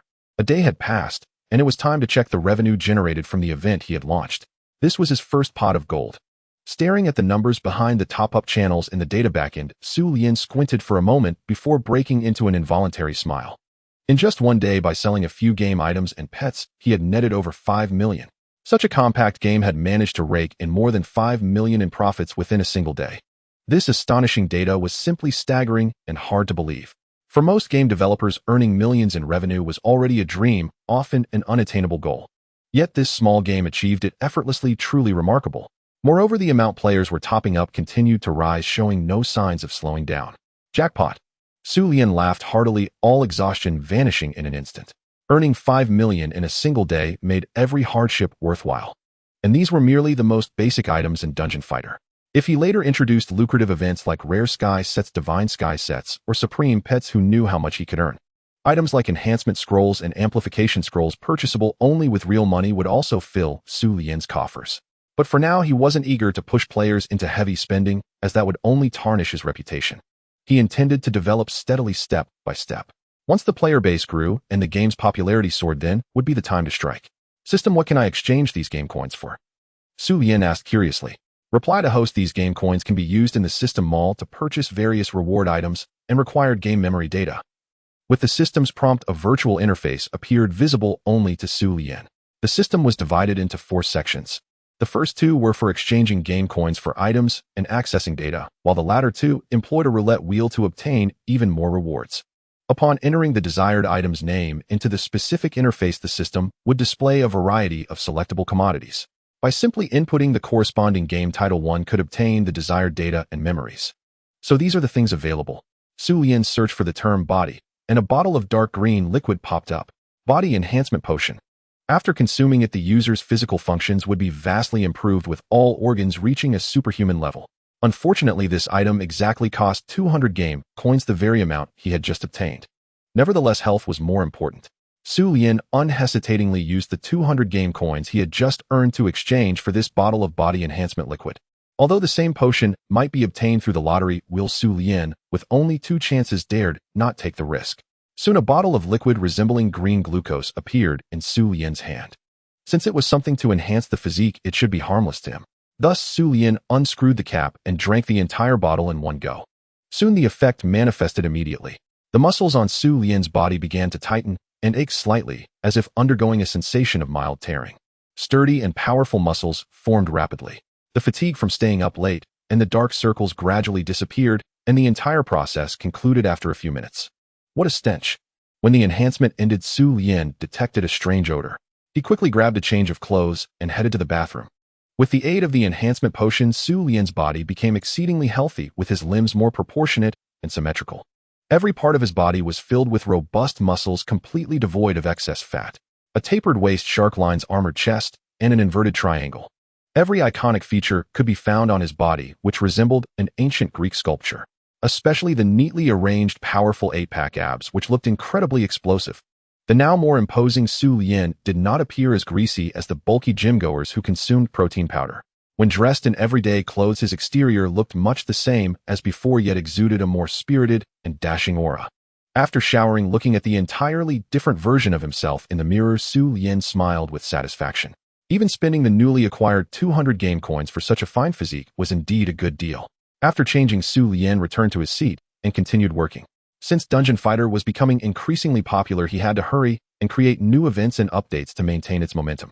Meanwhile, in Lin Shufin's livestream room, she too was drawn to the new event launched by Dungeon Fighter the previous day, spending over 10,000 yuan on pet boxes and all contracts. If it were any other game, she would never have been so impulsive as to spend so much money. However, Lin Shufin, who had recently risen to fame by streaming Dungeon Fighter, had seen both her stream room's popularity and received tips nearly double. The streaming platform even renegotiated a contract with her, explicitly stipulating an improvement in her treatment. To better develop her streaming career, Lin Shufin planned to focus exclusively on streaming Dungeon Fighter from now on. Since everyone enjoyed watching, she delighted in it as well. Why not? Today she spent another day grinding dungeons to level up. Lin Shufin's mechanic class had finally reached level 35, granting her access to the skill the audience most yearned to witness, Aerial Mechanic Storm. This skill summons a robot to aid in combat, and its power was not to be underestimated. With only a sliver of stamina remaining, Lin Shufin swiftly located a simple dungeon to test the combat prowess of this robot. As the dungeon commenced, she adeptly applied various buffs and unleashed multiple skills. Soon the screen was filled with high-tech modified weaponry, overwhelming the viewers in the live stream. At that moment, Lin Shufin activated her newly learned skill. A sci-fi flying robot materialized above her character's head. This was the level 35 exclusive skill, Aerial Mechanic Storm. The storm robot hovered over the mechanic, utilizing an auto-lock system and homing missiles to coordinate attacks on enemies. Even on the verge of destruction, the storm would stylishly utter a farewell before charging at the target and self-destructing, dealing significant damage to foes. This robot, both dazzling and self-sacrificing, instantly sparked intense interest among the viewers. Wow, this robot is so cool. I wish I had chosen to be a mechanic too. Incredible. This technology utterly dwarfs reality. Stop boasting. But seriously, this character does have a certain flair. I'm going to create a mechanic character right now and try it. I regret choosing the ranger now, they're utterly useless. With Lin Shufin's skilled maneuvers, she swiftly cleared the dungeon. Shufin, are you online? My soul bender just hit level 35 too. I want to show everyone my new move. Just then Yuaner sent her a WeChat message. Come on. Lin Shufin had just enough stamina left for one more dungeon run. Moreover, not only she but also her fans were eager to see what the soul bender's new skill looked like. So the two formed a party and headed to the celestial Forbidden Grounds. The name Yuaner was illustrious in the gaming world, and many in Lin Shufin's fanbase were also her followers. Lately the two had often been gaming together. Everyone enjoyed watching these two beauties conquer challenges together. Although only their voices reached the live stream, many players had still learned through the internet about Xu Lian's unique style and stunning looks. A punk rock girl, very captivating. They arrived at their destination and selected the Inferno difficulty dungeon to begin their challenge. The two experts operated with seamless synergy despite having encountered countless difficulties when first starting the game. Yet over these past few days they had mastered fluid and effortless character control. Coupled with a stockpile of recovery items, they no longer feared areas designed for their level. Upon entering the battlefield, they first applied buffs to their respective characters. This time the focus was on showcasing Xu Lian's soulbender in action. She manipulated a pale arm, and a ghost wielding a twin blade possessed her. This was the renowned buff skill, Phantom Slayer Armor. Upon activation, it not only increased movement speed, but also rendered her invisible. After activating the buff, facing the horde of octopus monsters, Lian unleashed Isia, dealing massive damage to targets within its range, and having a chance to freeze them out. Enemies outside the range were pulled inside with her chains. A series of fluid maneuvers showcased an exceptionally high level of skill, leaving all spectators in awe. Before long, the two arrived before the final stage. This boss possessed immense strength, capable of both leaping and trampling its enemies. Without hesitation, Xu Lian unleashed the long-awaited skill, Ghost Shadow Flash Strike, to immobilize it in place. As the control effect waned, she swiftly launched an offensive, erecting 3 magical barriers to trap the opponent and launch attacks. Lin Shufan, stationed in the safe zone, continuously provided fire support. Seeing the boss health plummet to a critical low, Xu Lian decisively deployed another lethal weapon, Death Tombstone. Appear, she chanted. In an instant, a cascade of stone pillars etched with eerie symbols and radiating a sinister purple glow descended upon the boss, shattering it into pieces. "Wow, you're so cool." Lin Shufan couldn't help but praise, and the live stream room erupted with cheers as well. "I'm so envious, I want to change classes." Such a unique design truly showcases boundless imagination. The backstory says he's the king of all spirits, so this isn't too exaggerated. "I'm going to delete my old account and create a new Ghostblade class." Seeing the enthusiastic responses, Xu Lian beamed with pride. "Keep it up. Let's aim to level up a few more times within the week. My goal is to become the nation's strongest Ghostblade. Let's go." Time flew by, and a new month arrived. At the start of the new month, various popular games continued to dominate the market, reaping substantial profits. Especially recently, something incredible had occurred in the entire esports field. A fledgling game developer relying on a solo-made 2D side-scrolling action indie title with a size of merely around 1 GB had achieved daily revenues exceeding 1 million for several consecutive days, and in a remarkably short time had defeated numerous top-tier commercial blockbusters to top the sales charts. This game was the red-hot Dungeon Fighter. In recent days, Dungeon Fighter had rapidly risen to fame in the market, becoming an object of both admiration and envy from many game designers. Even some well-known game companies found that their newly released titles couldn't compare with Dungeon Fighter in terms of downloads, revenue, or reputation. Since the advent of online gaming, no game had ever achieved such success so quickly. For this very reason, Dungeon Fighter had been hailed by many as the pinnacle of the gaming industry. During this period, Xu Lian's phone was nearly bombarded with calls from various investors. He had no idea how these investors had obtained his private number, but the purpose of their calls was obvious. They all wanted to buy out or acquire a stake in this popular game. However, Xu Lian firmly rejected all proposals, knowing full well how profitable Dungeon Fighter was. If he gave away shares, wouldn't he be handing over a portion of the profits to others for no reason? More importantly, the game's direction might spiral out of control. So a few days ago, he declared on social media that he would not accept any form of investment and that the entire project would remain under his sole command. Since the shop feature was activated, potions to restore stamina and other life-saving elixirs for combat were sold, making it easier for players to clear stages. Encountering a tough level, just use a life potion to push through. Keep failing, simply buy a few extra revival scrolls. Are you lacking fatigue? Want to level up and learn skills? Buy a stamina potion. These items have indeed enhanced everyone's gaming experience. However, there are always a few clumsy players still struggling with goblins. With these auxiliary items and the surging popularity of the game, Dungeon Fighter quickly climbed to the top of Weibo's trending list. The number of downloads kept rising, including many big spenders who had lavished fortunes on other games. Back-end data showed that one player using the Swordsman class spent over 4.0 RMB in a single day. This wave of enthusiasm brought Xu Lian considerable revenue, earning him tens of millions in just a few weeks. One day's profit even broke the 10 million mark. Yet no one criticized the game for being overly paid-on. Compared to other titles, Dungeon Fighter was genuinely considered a quite generous game. A resurrection scroll costing 1 yuan could restore all attributes and reset all skill cooldowns, while a serious blessing priced at 3 yuan had a high chance of yielding existing consumables or even pet eggs. Such treatment, if offered by other companies, would start at least at 20 yuan. Now, Dungeon Fighter was not only free from the label of a cash grab, but also garnered widespread acclaim as a game full of benefits, with its creator being regarded as a person of great conscience. At 6 o'clock sharp in the morning, Xu Lian woke up punctually, since using the physique-enhancing potion insomnia and back pain had completely disappeared. Thus, he also reorganized his daily routine. From dawn till late night, he was immersed in optimizing and updating the game program. During his breaks, he would go out for a walk to get some fresh air. At this moment, he was huddled over his computer writing new code. The number of new players joining had been growing daily, with hundreds of thousands of new members registering to enter the game world. The early batch of players was nearing the maximum level, just a few steps away from the finish line. Currently, the core gameplay of Dungeon Fighter mainly revolved around map exploration and advancing the main storyline. To ensure that high-level characters still had goals to pursue, Xu Lian planned to introduce an Abyss mode offering more powerful equipment to facilitate exploration of even more challenging maps. In this new mode, players would have the opportunity to obtain numerous unique and precious items. Additionally, to accelerate the accumulation of basic resources, Xu Lian specially added a new character, Jarman, an NPC merchant personifying the 5 natural elements: gold, wood, water, guardian, fire, overlord, and earth spirit, selling various treasure chests. Opening them could yield weapons and armor of different grades, and even rare set pieces. Although each player was limited to opening only 20 chests per day, even those who had joined the game from the start and never spent a cent could save enough virtual currency to participate in the lottery without depleting all their assets. After a full day of relentless effort, he finally completed all the update settings. It was now 8:30 in the evening. Xu Lian pondered for a moment and decided to inform all users in advance about the upcoming major version changes. Maintenance notice: system maintenance will be conducted from 2.20 on April 1st to 0600 on April 2nd. New features: Abyss Dungeon Invitation Ticket obtainable with a certain probability upon completing designated tasks used to unlock high-tier challenge opportunities. There is also a certain chance of dropping this ticket after each normal dungeon run.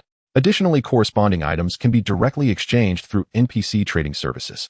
A rare legendary treasure has emerged. Defeating the final boss grants a random chance to claim generous rewards. 5 new special trading NPCs have been added. The catalog of advanced divine artifacts has been unveiled for the first time. The guild creation function is now open. Since the official Weibo account was launched, an average of a large number of followers have become fans each day. The game Dungeon Fighter has nearly 8 million downloads, and many players are eager to learn more information about the game. As soon as Xu Lian posted the news on Weibo, tens of thousands of players flocked over. Each event update comes with detailed explanations and image displays, so even beginners can clearly understand what changes have been made to the game. When people carefully read through the latest event content, their hearts were overwhelmed with boundless joy and excitement. Some couldn't help but exclaim, "Oh my God! There are actually epic-grade equipment. I originally thought those rare items were already quite impressive."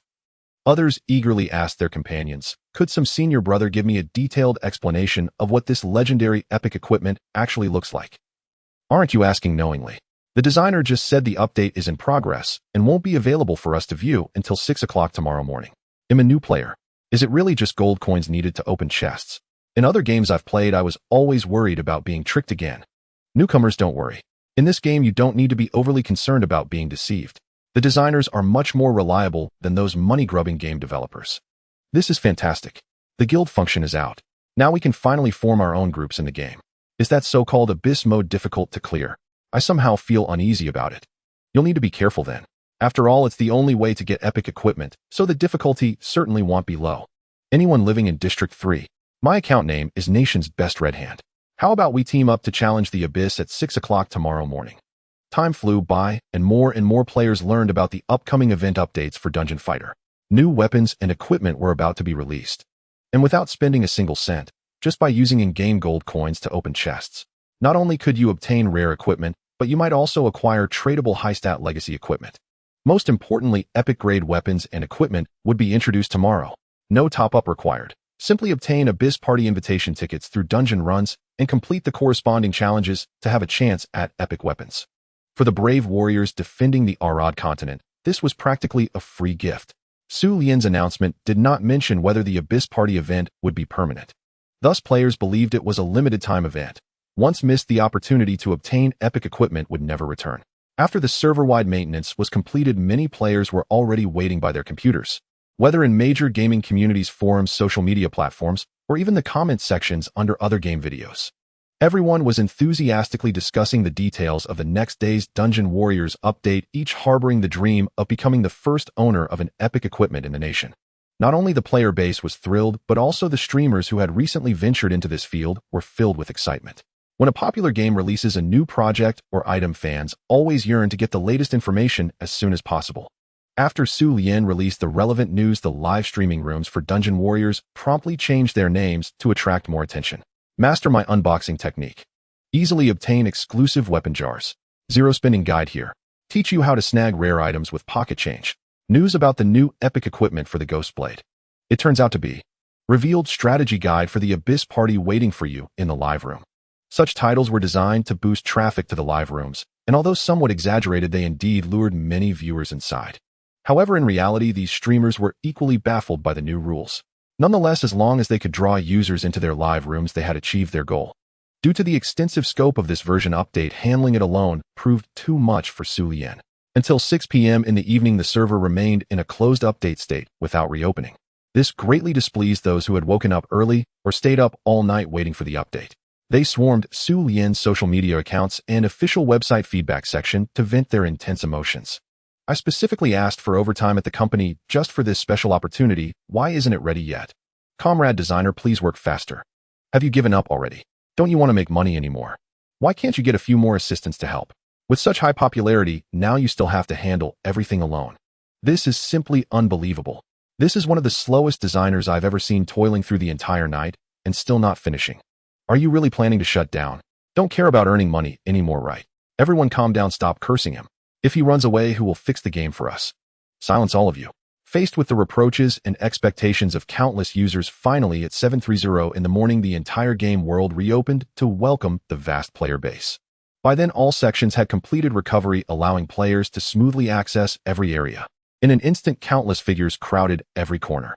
Xu Lian noticed the real-time statistics on the backend surging at an alarming rate. Tens of thousands of new connections were established every second. My God, the passion of these people is truly terrifying. After browsing through over 100,000 messages on his personal social platform, Xu Lian could only offer a helpless smile. For the sake of preserving his eyesight, it was best not to scrutinize these messages any further. Finally done. On the other side, Yu Weiner, who had been anxiously waiting for the result in front of her computer, immediately logged into the game. Last night, just as she was about to sleep, she happened to see the notice posted by Xu Lian on Weibo. Upon learning about the upcoming plan for weapon jars and epic equipment acquisition, she remained in a state of extreme excitement and had no intention of sleeping at all. Hello there, I am Celia. May today bring good luck to every friend. As that familiar voice echoed, Yu Weiner's character materialized inside Celia's cottage.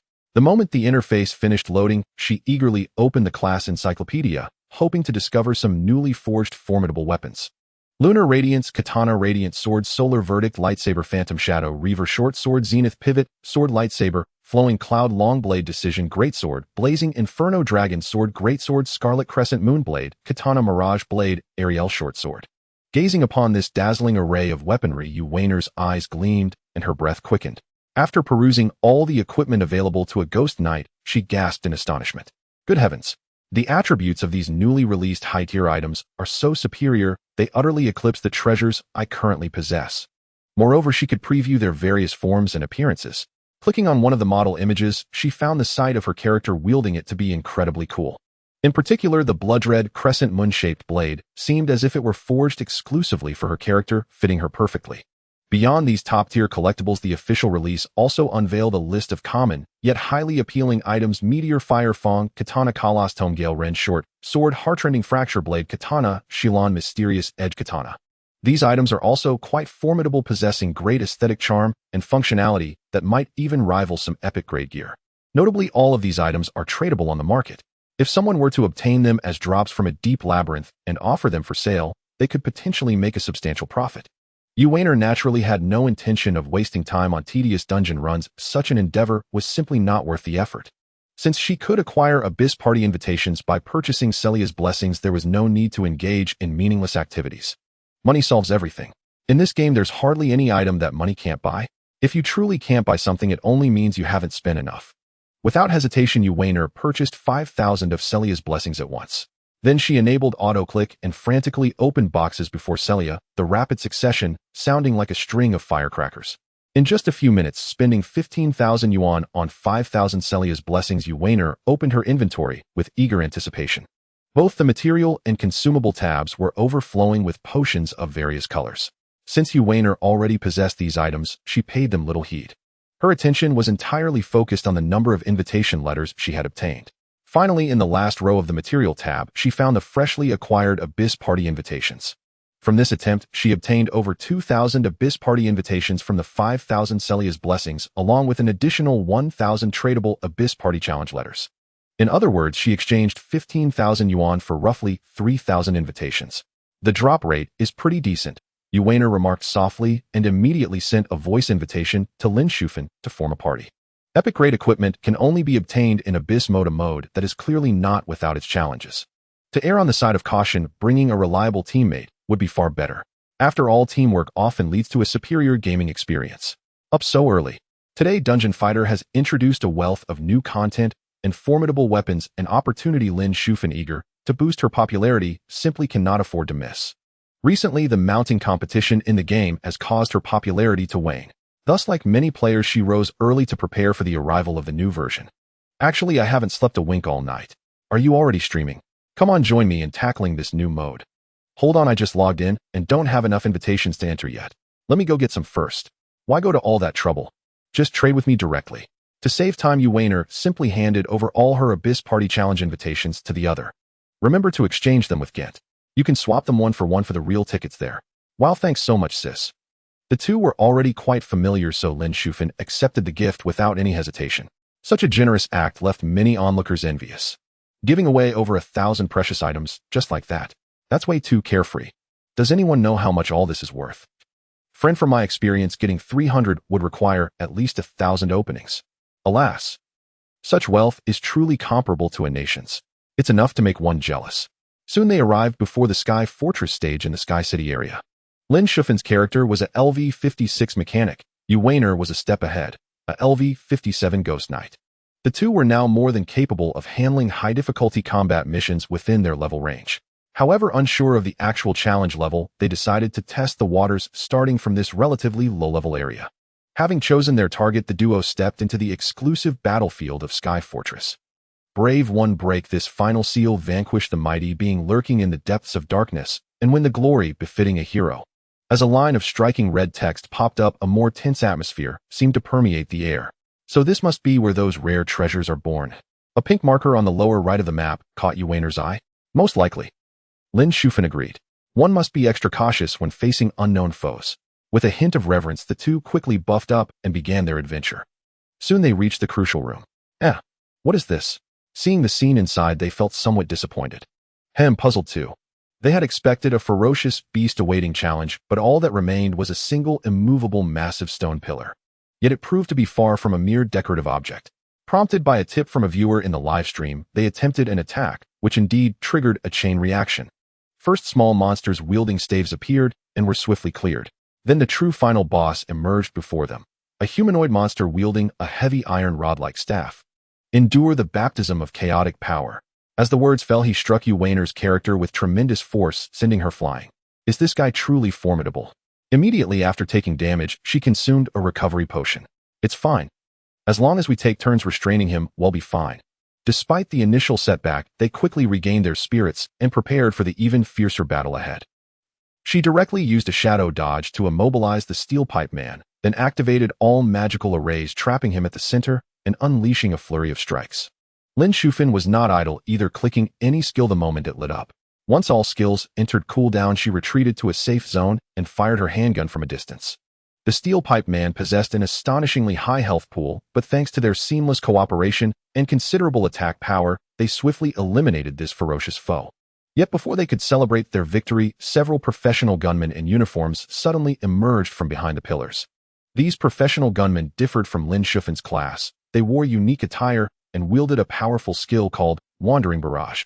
Moreover, the damage they inflicted was staggering. With a single round of Wandering Barrage, they obliterated Lin Shufan's Mechanist and crushed the robot storm along with it. Staring at the grayed-out screen before her, Lin Shufan was stunned. How could she be eliminated so easily? After all, her level had reached 56, and this was merely a level 28 difficulty abyss dungeon. Why could a single move from the enemy end her existence? Don't worry, we have plenty of revival coins. We can wear them down slowly. Yuaner, who had also fallen to the barrage, shrugged nonchalantly. Indeed, Lin Shufan suddenly understood. Since they possessed ample revival items, they might as well make use of them. The two immediately activated the revival function. The moment they were reborn, they unleashed all their restored abilities in a furious assault against the gunmen. Though these gunmen dealt devastating damage, their defenses were weak. Soon as the last gunman's figure vanished within the ice, summoned by the ghost cry, the ground was instantly strewn with various equipment. Loot dropped. They shouted in unison, dashing toward the fallen items and beginning a fierce scramble. Typically, dice rolls determined who claimed the best prizes. The fortunate naturally gained more. Soon the entire area was thoroughly scavenged. They opened the item list to carefully inspect their gains. A pile of worthless materials, lowest grade hardeners or fragments, aquamarine stones, shin steel boots. TSK. All useless stuff plus a single blue grade item. Upon hearing this, Yuaner's face darkened like ink, as if all the poor loot had fallen into her hands. What did you get? Based on the 5 items she had seen drop, she guessed Lin Shufan must have obtained something. I only picked up a few blue grade pieces too. Huh. Wait, I actually found a purple rare item. Awesome. Her excitement was palpable. A purple label signified exceptional quality, and such treasures were extremely precious in deep explorations. What type is it? What's its name? She asked with a hint of envy. It's a pair of bracelets. They're called black ink bamboo. Bracelets? Black ink bamboo. A hint of confusion lingered. Could it be that all rare items from the abyss bear such peculiar names? Ha ha ha ha, streamer, you wrote the wrong character. It's clearly ink bamboo. Good heavens, 9 years of compulsory education couldn't teach the streamer basic Chinese characters. Streamer, the correct name is ink bamboo, not some so-called black bamboo. Wow, it dropped that quickly. Don't be silly. Our team of 4 cleared the instance 5 times in a row and got nothing. Oh, my apologies, I misread it. It should indeed be written as ink bamboo. Lin Shufan flashed a mischievous smile and playfully stuck out her tongue as an apology. Ink-colored bamboo joints sound quite poetic. So what are its stats? Share it, and let's take a look. No problem. She then displayed the item's details in the chat log.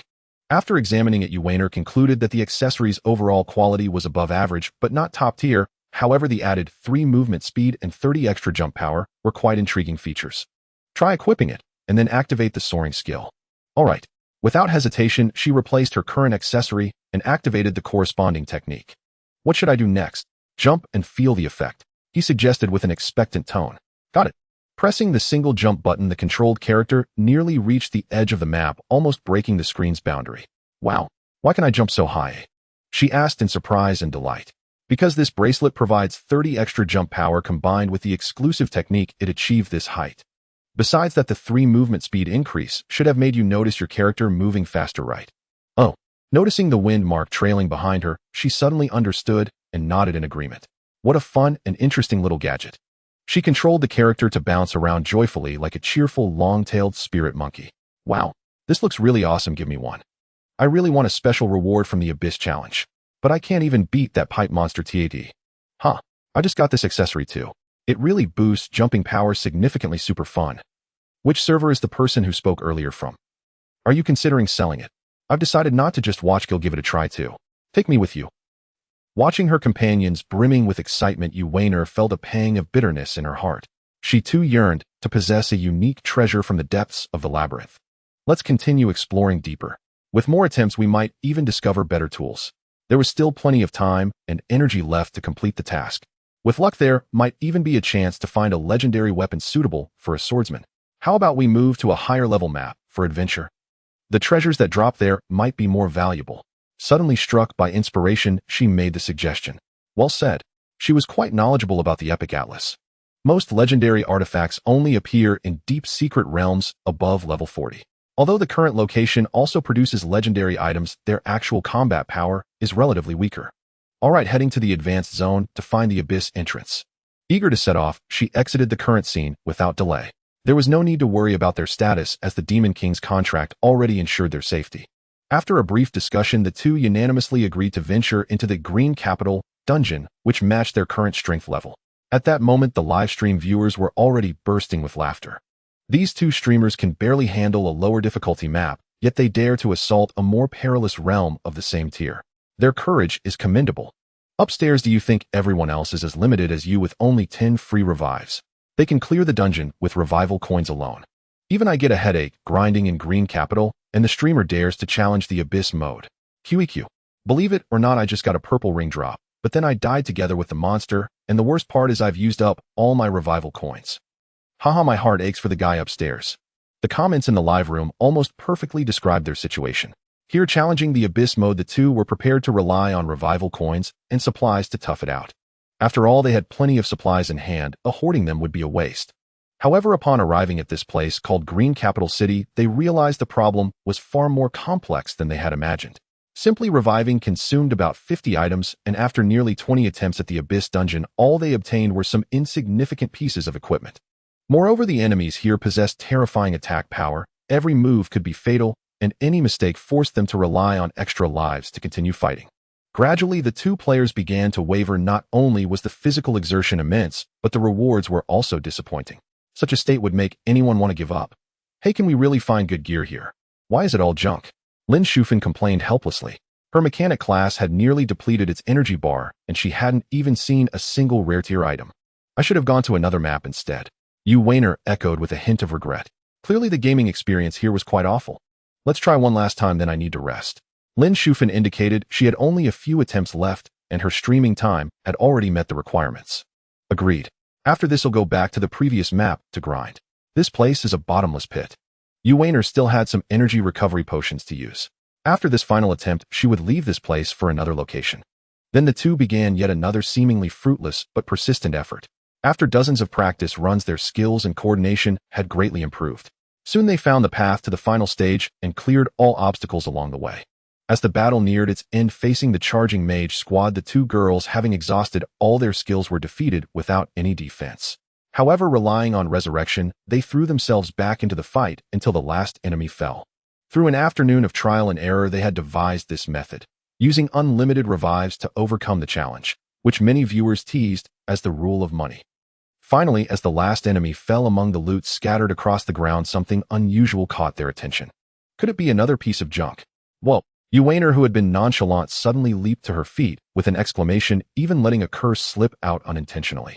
At the same time, her companions and the onlookers were equally stunned, for among the numerous spoils lay a gleaming golden name marker, a symbol of the highest tier treasure, an epic tier equipment. The two cheered in unison, and the previously subdued atmosphere instantly transformed into one of exhilaration. To commemorate this historic moment, they decided to pause their looting to take a screenshot and share the joy. Though its exact name was temporarily obscured by its position, it was already evident that this was one of the highest tier artifacts within the entire server at this stage. Others around them also urged them to act quickly. After a brief adjustment, they finally got a clear view of the item. However, for one of them, this unexpected windfall brought not the anticipated delight, but a tinge of disappointment. For the weapon was a pistol-type epic equipment mechanical guide, specifically designed for the gunslinger class, an ideal ultimate configuration for characters with a similar background. The current level restrictions meant it could only be activated by those who had reached level 55 or above. In response to this situation, the other companion quickly replied, "No problem. If you can't use it, then I'll take it over." Then, under the eager gaze of the crowd, Lin Shufan joyfully equipped the new weapon. As the new gear was donned, the stats of her character soared significantly, enhancing her overall strength. I never thought this last run could bring such a massive change. Lin Shufan carefully examined the data of the newly acquired epic weapon, nearly jumping for joy. In recent days, the rising popularity of other streamers had caused a dip in Lin Shufan's viewership. She had originally planned to find a way to boost her live room's popularity again, ideally breaking through the 5,000 follower milestone. And now, before signing off, she had actually obtained a class-specific epic equipment. It might even be the first and only graduation-level epic weapon on the entire server. Simply changing the live room's name to National Server Mechanic 1 inch, or the first live room to obtain epic equipment, would surely send the popularity soaring. The timing couldn't be more perfect. Congratulations, Yu Weiner said, noticing the significant boost in Lin Shufan's class panel. A wave of intense envy surged within her, as bitter as biting into a lemon. But what could she do? After all, in this mode, drops were purely a matter of luck. Sensing the hint of melancholy in Yu Weiner's voice, Lin Shufan immediately offered gentle comfort. "Don't lose heart, sister Yu. Try a few more times, and you are bound to get your own weapon. I believe you'll get it eventually. I'm off to play around now." Hanging up. Despite her optimistic words, Yu Weiner lacked true confidence. After struggling all afternoon without seeing a single rare item, finally getting an epic grade drop only to have it be someone else's prize. What incredible odds. Alright, good luck. After ending the call, Lin Shufan immediately shared her monumental achievement with her fans. Even though today's streaming session was already long enough and her character's fatigue points were depleted now that she had obtained the first ultimate epic weapon in the entire game, how could she not ride this wave of excitement and continue? This is truly bitter. Why couldn't that reward have been mine? Xu slumped against her seat, her entire body limp and drained. Nothing felt worse than watching the object of one's desire fall into another's hands. Glancing at the time, she saw it was already 6 in the evening. Having toiled through the entire night without sleep, she was utterly exhausted. Haha, who dares to rival me? The Abyss mode dropped a new god-tier weapon for Ghost Blades, the purple Aster short sword. As a mage myself, I happened upon a rare weapon suited for a warrior during a team event, the heart-rending Tachi. Interested parties feel free to contact me. The Abyss challenge is incredibly tough. I burned through all my energy bars just to clear it once, and what dropped wasn't even usable for my class. Female casters interested in this feel free to discuss the price privately. Scepter of the Boundless. Selling a holy attribute special weapon at a low price. Contact me for the romantic cross of the saint. After this day, everyone had become familiar with the mechanics of this special dungeon. Many participants had successfully completed the challenge and obtained numerous high-tier items. The public chat channel was now flooded with players boasting about the precious treasures they had unearthed from the depths of the dungeon. When players received unsuitable drops, they would seek buyers in the channel to trade for gold coins or other useful items. No, I must get an epic weapon like that no matter what. Gazing at the dazzling array of loot messages flooding the screen, Xu resolved to muster her strength and try once more. She downed all the remaining energy-restoring potions from today in one gulp and strode resolutely toward her destination. She firmly believed that even if she exhausted her last 150 stamina points, she couldn't possibly walk away empty-handed. Thus Xu embarked on a solo exploration of Green City. As time passed, her hopes began to dwindle. After spending about an hour and a half along with a large number of revival coins and restorative fluids, she finally obtained only one mediocre quality divine accessory, the heartfelt ring. Friends, do you see this? This is what a top-tier piece of equipment looks like in our dreams. This is the miraculous gift born from our last shreds of energy. Listening to Lin Shufan's endless boasting about her glorious achievements, Xu felt nothing but utter dejection. Why was it so hard to get what she wanted? Even if it wasn't epic level, it would be fine. Just give me one decent drop, please. Clutching the last vial of restorative in her hand, a sharp pain shot through her fingertips and tears began to well up in her eyes. This rotten game system. I've spent so much money and gotten nothing. Her voice, choked with sobs, revealed an unprecedented sense of defeat. She now had only 4 stamina points left, just enough to complete one more run. I should never have joined this game, never have rescued that elf girl. Having fought non-stop, without sleep, Xu nose was stuffy and her eyes were moist as she initiated her final attempt. She decided to rest immediately after this. Solo combat was no easy feat. She had to rely on assistance several times just to clear the obstacles. After overcoming formidable foes through numerous trials, a new wave of enemies surged forward. Recalling how these same opponents had once brought glory to her friends, they now held no allure for her alone. She no longer harbored high expectations, only hoping to finish quickly so she could get some proper rest. As the final monster fell, the ground was strewn with various drops. Probably just some worthless junk again. Xu muttered lazily as she lounged in her seat, casting an indifferent glance at the scene before her. Suddenly something caught her eye. A golden font identifier indicating a rare top-tier piece of equipment. This can't be a joke, right? Please don't play games with me, developer, she murmured in utter disbelief, carefully picking through the surrounding debris until the very end. What finally emerged was an epic-grade item named Einro Shadowless Short Sword. Staring at the name of the epic equipment before her, Xu was momentarily stunned, as if frozen by a spell. Not until her melancholy expression gradually brightened and the light returned to her eyes did she snap out of her shock and come back to herself. I actually dropped an epic weapon. Xu cheered, bouncing with excitement, as if she had been injected with adrenaline.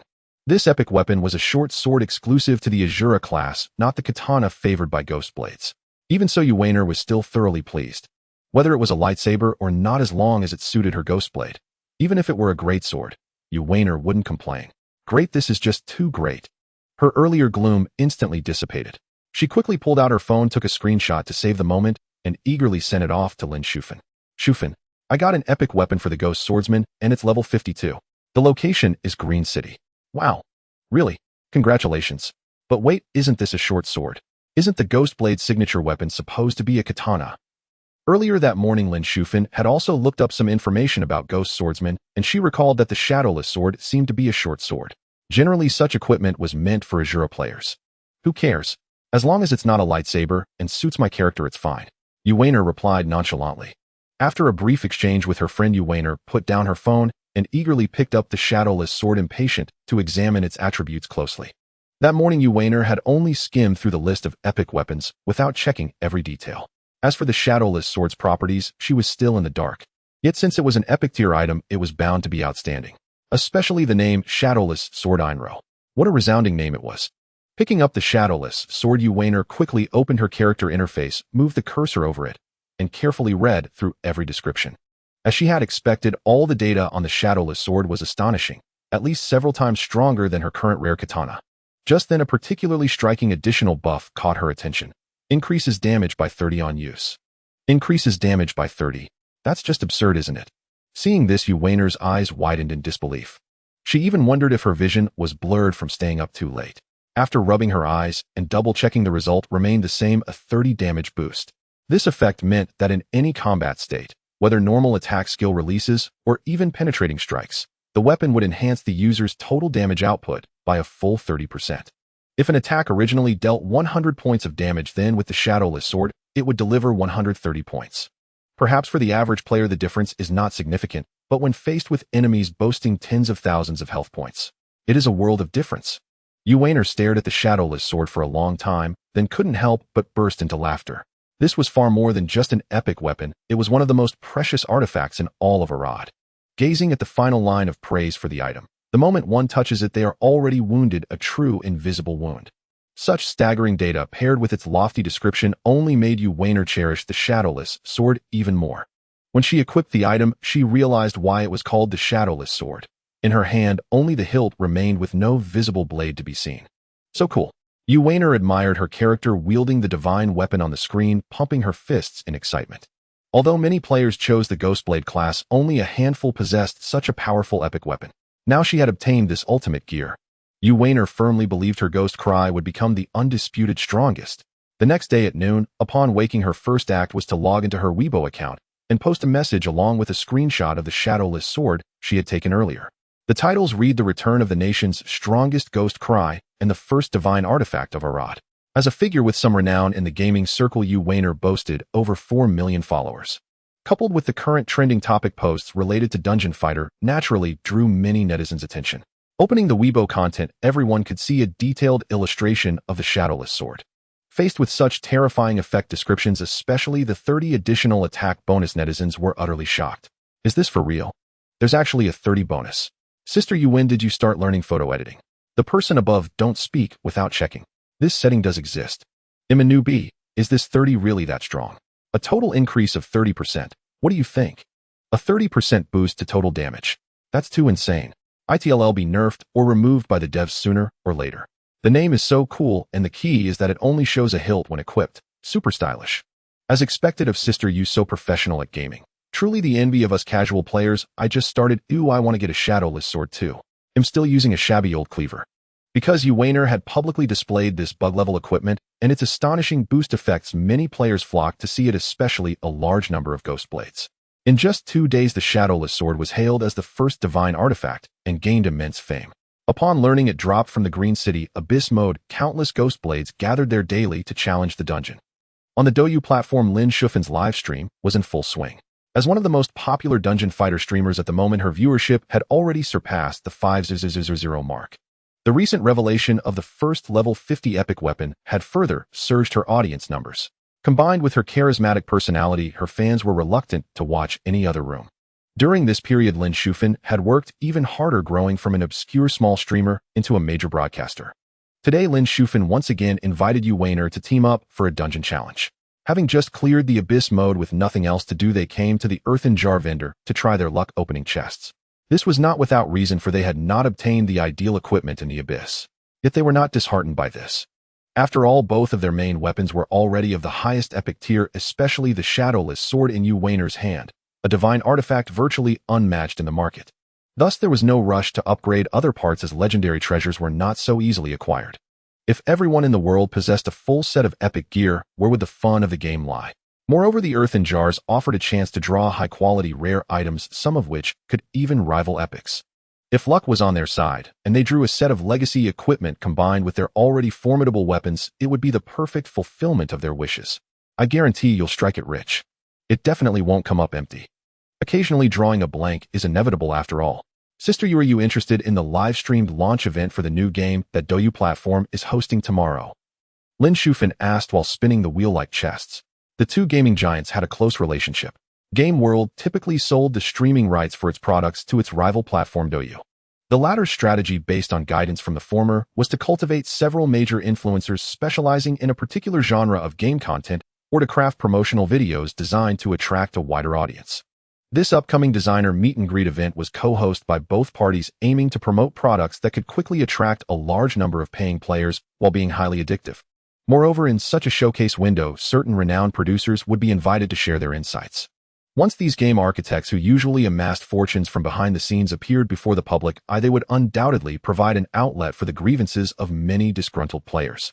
Thus, ever since this format was first introduced, the individuals involved each year had been subjected to unprecedented verbal attacks. What's there to see in such things? The guests are mostly people who only know how to amass wealth, Xu Lian said disdainfully.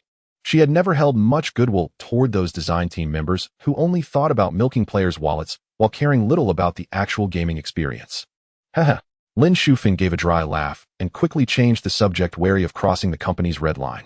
Her career was on the rise, so she naturally didn't want to risk offending her employers.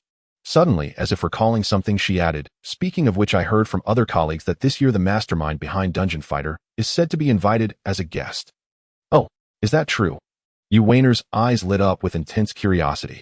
She had long wanted to see for herself what kind of person could create such a classic work. "That's right, I heard both sides are actively preparing," Lin Shufan confirmed with a nod. As one of the most talked-about public figures of the moment, even sensitive information like this would reach her ears through various channels. "In that case, I must stay glued to the screen and watch it no matter what," Xu Lian announced excitedly. At that moment, the live stream's comments were flying across the screen as countless viewers engaged in heated discussions about the matter. "Young man, why are you so concerned about your appearance today? Are you going on a blind date?" The owner of the hair salon teased Xu Lian, who was looking at himself in the mirror. In this bustling city, there was no shortage of good-looking people, but a customer who combined handsomeness and robustness like him was indeed a rare sight.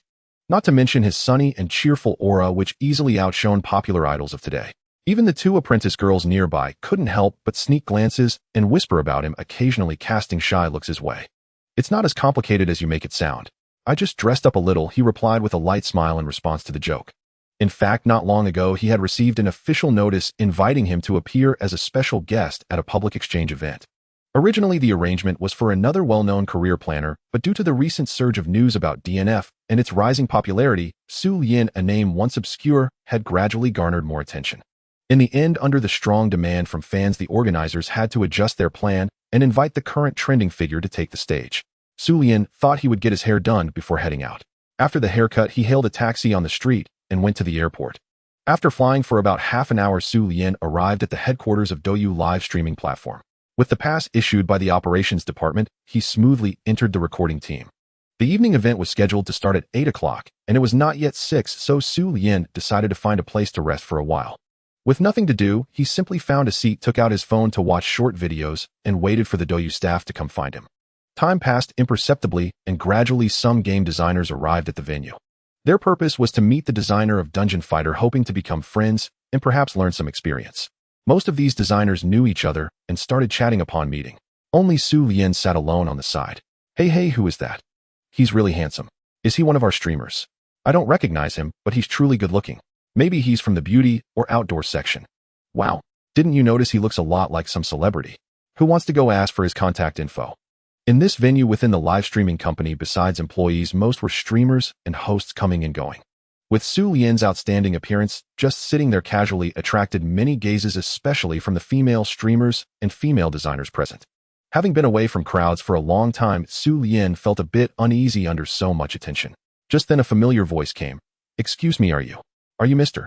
Xu Lian?" Xu Lian looked up and saw a girl holding a selfie stick looking at him with a mix of nervousness and shyness. She had delicate features, fair skin, and a well-proportioned figure. Especially the exaggerated proportions of her chest were strikingly eye-catching.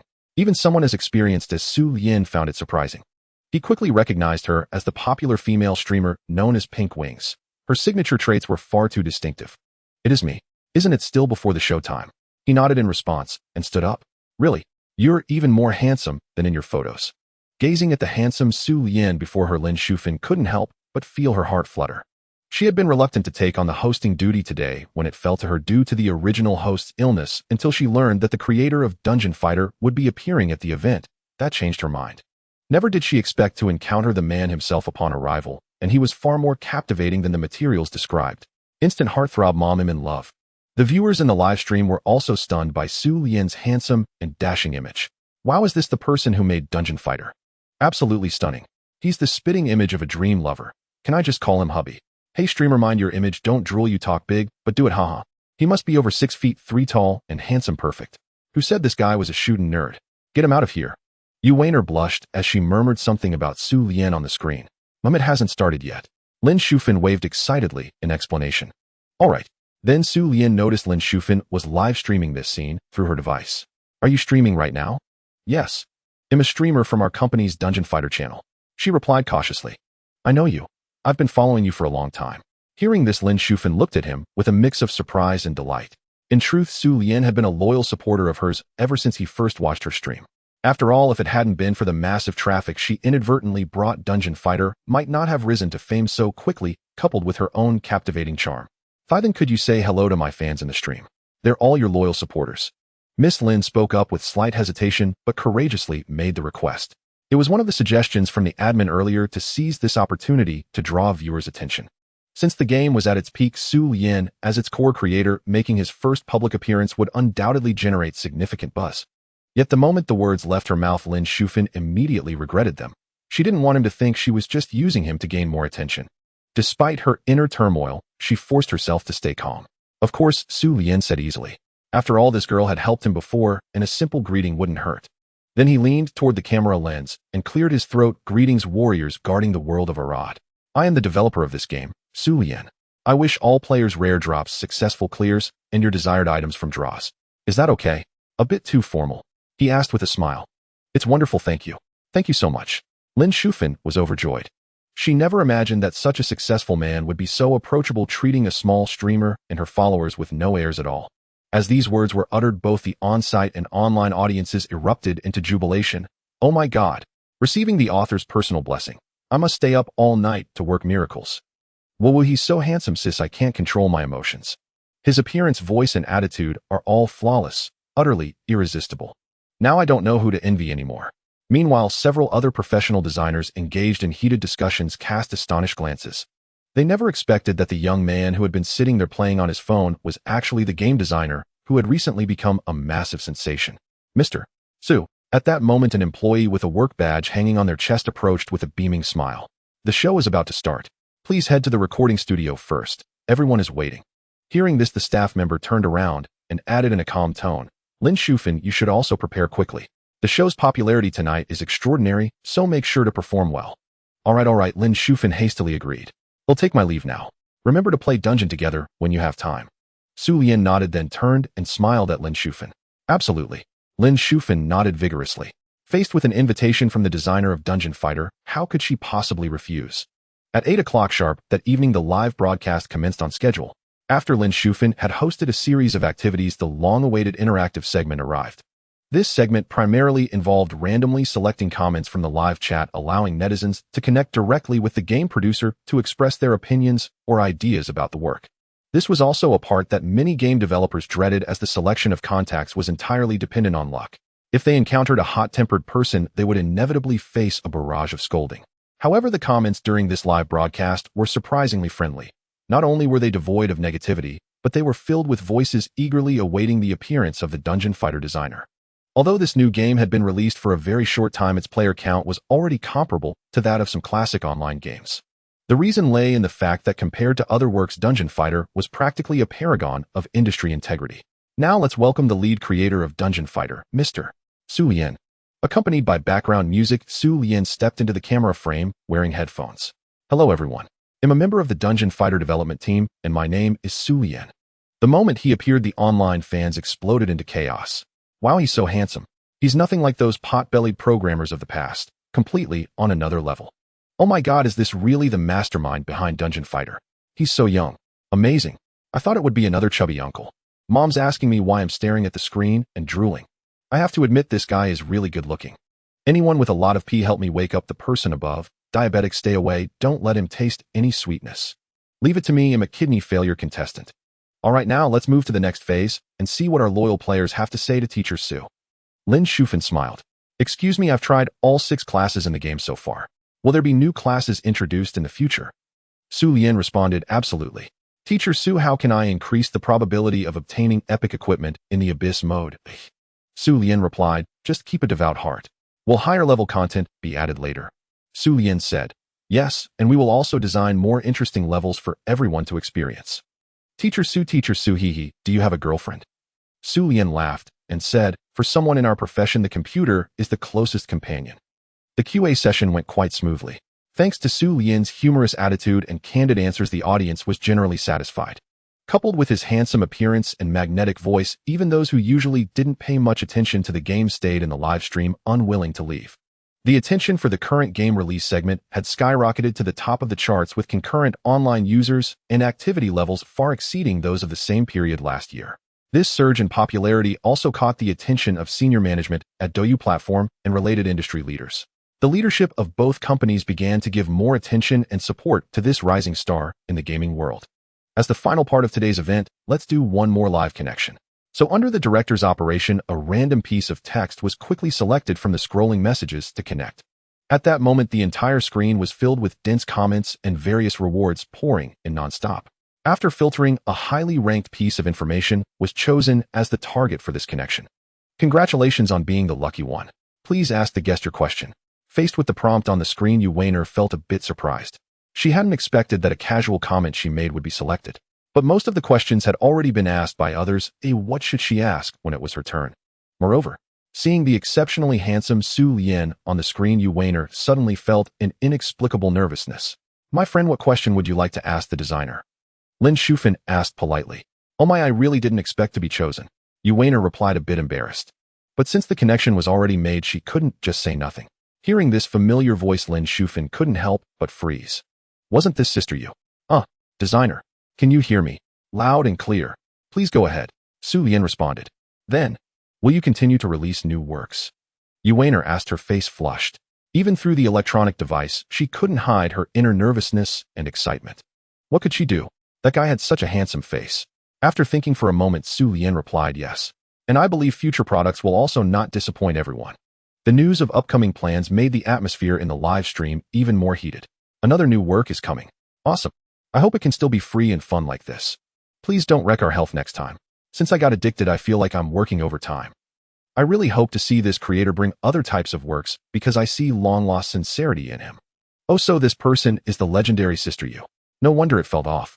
If the guy above hadn't mentioned it, I really wouldn't have noticed. I thought it was a stutterer. Haha, even Sister Yu would be too stunned to move if she met a handsome guy. If it were you up there, you'd be even more flustered. Alright, thank you all. That's it for now. Bye. Yu Weiner's nervous tone and the dial tone of the ended call caught Lin Shufan quite off guard. Although they had met in person several times, Yu Weiner always gave off an impression of being free-spirited and easygoing. Lin Shufan had truly never seen her so flustered. However, the live stream was still ongoing, and she couldn't dwell on it. She quickly got back to hosting the remaining segments. Phew, I've been cooped up too long. I need to go out more, get some fresh air, and talk to more people. Yu Weiner watched the two on the screen chatting and laughing with ease, a faint blush creeping onto her cheeks as she murmured to herself. As the press conference concluded smoothly, Lin Shufan returned to her hometown overjoyed. Just as the event was wrapping up, she managed to get the contact info of the designer Xu Lian, and she was thrilled beyond words. He was not only incredibly talented, but also flawless in appearance. Similarly, after an inner struggle, the usually independent and confident Yu Weiner bravely asked to add him on WeChat. Fortunately, her courage was rewarded. The moment she stepped through the door, an ecstatic Lin Shufan flopped onto the sofa, quickly pulled out her phone, and sent a message to Xu. Mr. Xu, when are you free for an adventure? After sending the message, she stared intently at the chat window, eagerly awaiting a reply. Alright, I'll contact you then. Great. Lin Shufan was overjoyed. Hee. Upon receiving the reply, a sweet smile lit up her face as she got up and headed to the bedroom, leaving a deep indent on the sofa from where she had been sitting. There was still one game character whose fatigue points hadn't been fully used up tonight, so Lin Shufan decided to finish that before thinking about resting. It's so late, are these people still here? Most of the guild members came from that WeChat group. Ever since she recommended this dungeon fighter game to the friends in the group, nearly 2/3 of them had become warriors guarding this continent. Oh, isn't that our host? Finally back. Dear Sister Shufan, that white dress you wore just now was so beautiful. Can you tell me the name of the store? That's because Sister Shufan has a great figure to begin with. Someone like me with a flat frame wouldn't look good. Who's flat? Next time we meet, you'll seal your mouth shut. As soon as she logged into the game, her friends were already chatting, enthusiastically maintaining their usual good atmosphere. Back yet? Do you have any energy left? Come help me level up my ult. I'm waiting at Norton's right now. At that moment, Yu Wainer sent Lin Shufan a private message. No problem, I'm on my way. As soon as Xu Lian stepped through his door, he took off his jacket, quickly washed up, and immediately dove into work. At present, he was handling all the version updates and maintenance alone. Unless more colleagues joined the team to help in the future, the pressure would be hard to alleviate. Right now, he was busy coding new content for a significant upcoming update. A major reason the early version of Dungeon Fighter was so beloved by many players was the insignificant gap in equipment between different levels. Even in ordinary levels, many players prefer to find teammates to explore together. This not only enhances the enjoyment of the gaming experience, but also allows players to share insights with one another. This unique charm is something later arrivals cannot replicate. Now this game has once again achieved the aforementioned traits. Aside from a few top-tier spenders, most ordinary users prefer to form groups to challenge high-difficulty dungeons. The new features are centered around enhancing social interaction among players, including elements such as Blueprint's market horn, the pet stall system, and the newly added NPC Gabriel. Features particularly beneficial for non-paying players include the Blueprint item drop mechanism, where items can be randomly obtained upon completing low-difficulty maps. When reaching a specific stage, such as nearing level 60, various items accumulated in the warehouse during leveling can be combined using corresponding blueprints to craft new equipment with ease. What is even more noteworthy is that these self-made items are fully tradable. Combining all these innovations forms a closed-loop cycle, allowing everyone to benefit greatly from the process, thereby increasing their loyalty to the product. However, note that this is not a gratuitous gift to the user base. After all, developers also need to generate revenue to sustain ongoing operational costs. In fact, there is a hidden mechanism behind it. The entire process still revolves around the key resource of gold coins as the driving medium. Whether obtaining crafting materials or challenging high-level monsters, a considerable amount of in-game currency is ultimately consumed as a medium of exchange. Once the account balance is insufficient, the only option is to recharge to replenish the virtual currency. This indirectly encourages consumption, maximizing the platform's profits. Additionally, the pet stall feature has been slightly adjusted to be obtainable only through a lottery, and it has been given the exclusive name Moo Moo. Until 5 o'clock in the morning, Xu Lian finally finished inputting all the code and then posted the announcement on Weibo. Server maintenance noticed the system will undergo updates from 1:00 p.m. on April 15th to 6:00 a.m. on April 16th.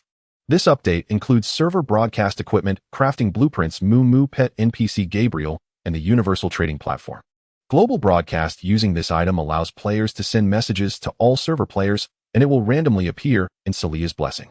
Equipment crafting guide based on required materials. Players can craft rare, tradable items. Moo Moo Pet, owning it activates the personal stall function. NPC Gabriel may appear after completing dungeons, offering a chance to purchase rare and mythical-grade equipment. Gold coin exchange allows users to buy in-game currency with points and vice versa. Universal Trading Platform provides a space for all members to buy and sell items. Xu Lian's Weibo account followers are about to reach 10 million. The moment he posted the announcement, many players left comments. Opening shops. Market trading. Haha, this game is getting more and more exciting. Looking forward to more of your creativity. Awesome, finally a chance to exchange gold coins for high-level gear. My current outfit is really unpopular. QEQ. This new companion doesn't have any special abilities. Seems like it's just for decoration, which might not be very useful. I don't mind, I'll take it. I'm actually looking to clear out a bunch of idle items from my inventory. Really, defeating enemies gives you a chance to encounter characters selling high-quality goods. That's way better than that old lady, isn't it? Oh heavens, why didn't they release a blueprint event like this sooner? I just sold some of the stuff I had saved up. What a huge loss. Why isn't there an ultimate version of the design blueprint? If they released it, I'd pay any price to get it. Hey, if everyone could easily get top-tier gear, what would be the fun in playing the game? The Fierce Warriors Guild in District 6 is recruiting new members. No matter who you are, as long as you join, you're welcome. I heard you can exchange virtual currency for real-world rewards. That's amazing news for us free-to-play players. Finally got it done. Xu Lian stretched his limbs, still full of energy. Ever since he started using the body enhancement agent, he had never felt exhausted or had his thoughts clouded. His physical condition was excellent. Even if he went out for a run of several kilometers right now, it would be effortless for him. Recalling the times he used to stay up late writing code, Xu Lian would have already been fast asleep by now. Indeed, the benefits brought by this system were simply too great. Ding! Congratulations on your outstanding product sales performance. You have been awarded 1800 digital coins. As the voice faded, a notification sound rang out. Based on his observations over the past few days, Xu Lian discovered that there was a digital coin settlement cycle every 5 days. Moreover, when the total amount of player deposits reached a certain peak, a random amount of coins would be generated. In other words, the final accumulation of coins was directly related to the overall consumption level in recent times. To gain more profits as quickly as possible, Xu Lian had already begun planning to invite other designers to join his team and jointly oversee the development of the dungeon game. This way he could start preparing to launch a second application. However, Xu Lian hadn't yet decided on the specific style or genre. Finding a work that could rival the dungeon in terms of profitability was no easy task. He also had to consider factors like the product's popularity. Activate the system. He silently chanted the incantation, and the 4 familiar interfaces reappeared. On the exchange page, the most top-tier product data memory required 180 digital coins to redeem. That meant he could now immediately cash in on any product he chose. But before that, Xu Lian wanted to test the odds of the roulette lottery. After all, each attempt cost only 200 coins, which wouldn't affect the big picture. If he got lucky and directly drew a data pack of equal value, it would be a huge win. Besides wanting to acquire more software-related knowledge, Xu Lian also hoped to use the surplus coins to exchange for practical items like the physical enhancement liquid. It was worth noting that the applications displayed here were categorized into several tiers based on their popularity. From the previous round of experiments, the more popular the product, the higher its tier. They were divided into 5 levels: niche, common, popular, must-play, and super hot. The dungeon project he had obtained on his first try happened to be at the very top in the super hot tier. Help me spin it once with 200 digital coins. Ding! 200 units deducted, commencing the lottery process. A dazzling multicolored wheel began spinning rapidly, with various themes flashing before Xu Lian's eyes. Ding! Congratulations, you have won the data memory of the mobile application Slave Girl Chaville. Blazing hot. What the hell? Isn't this adult content? To be honest, Xu Lian had encountered this game before. Though limited in size, its design was exquisite and its plot quite captivating. Even in the current social climate, such themes persisted and sold well. But at this moment, having just laid the foundation for his career, Xu Lian wasn't ready to venture into this realm. Moreover, why was this genre rated as blazing hot? Soon the relevant information was etched into Xu Lian's memory. Similar to the previous experience, this small application was compact, taking up less than a gigabyte of space. With modern technology, it could be produced in just a few minutes. He'll save it for later. Xu Lian said, a little flushed. Spin again. So Xu Lian tossed out another 200 tokens. Ding! Consumption complete. Please await the result announcement. Ding! Congratulations on winning the casual game Tetris data set. Popular. This. Xu Lian was momentarily speechless. This puzzle game had also been popular in his world for a time. Of course, its commercial value couldn't compare to Dungeon Fighter. But if transplanted into this timeline, it could still generate decent revenue. Yet the disparity between the two was too stark. If he released such a product immediately after, Xu Lian worried his fans would be disappointed. After all, they had high expectations for the follow-up. Everyone hoped to experience another app as engaging as Dungeon Fighter. One more time. Xu Lian refused to give up, determined to try his luck again. Ding! Consumption threshold reached, commencing random selection. Ding! Congratulations on winning the mobile application Snake Eats Beans niche. Xu Lian. Keep going. Ding! Payment confirmed, activating the prize pool mechanism. Ding! Congratulations on acquiring the mobile application Fruit Cutting Master Data Pack. Popular. Not bad. But can't worry about that. Spin again. Thump. 200 game tokens deducted, starting a new round. Thump. Congratulations, Master, on obtaining the casual mobile game data, Poop Man game memory. Obscure. Xu Lian. Use them all. Xu Lian was getting impulsive. Since he had already used many tokens, he decided to go all in. He would worry about recouping the cost later. Thump. Congratulations, Master, on obtaining the adventure game Dinosaur Battle Memory Data. Hot. Thump. Congratulations. You have acquired the adventure game data Dungeon Fighter Chapter 2 memory data. Blazing hot. Thump. Congratulations again. You have obtained the puzzle game Fire and Ice, the Twins Journey data pack. Obscure. Thump. Another success. You have acquired the first-person shooter game Warzone Crossing data record. Blockbuster. After rounds of draws until all game tokens were exhausted, Xu Lian was fortunate to end up with two extremely popular game data sets.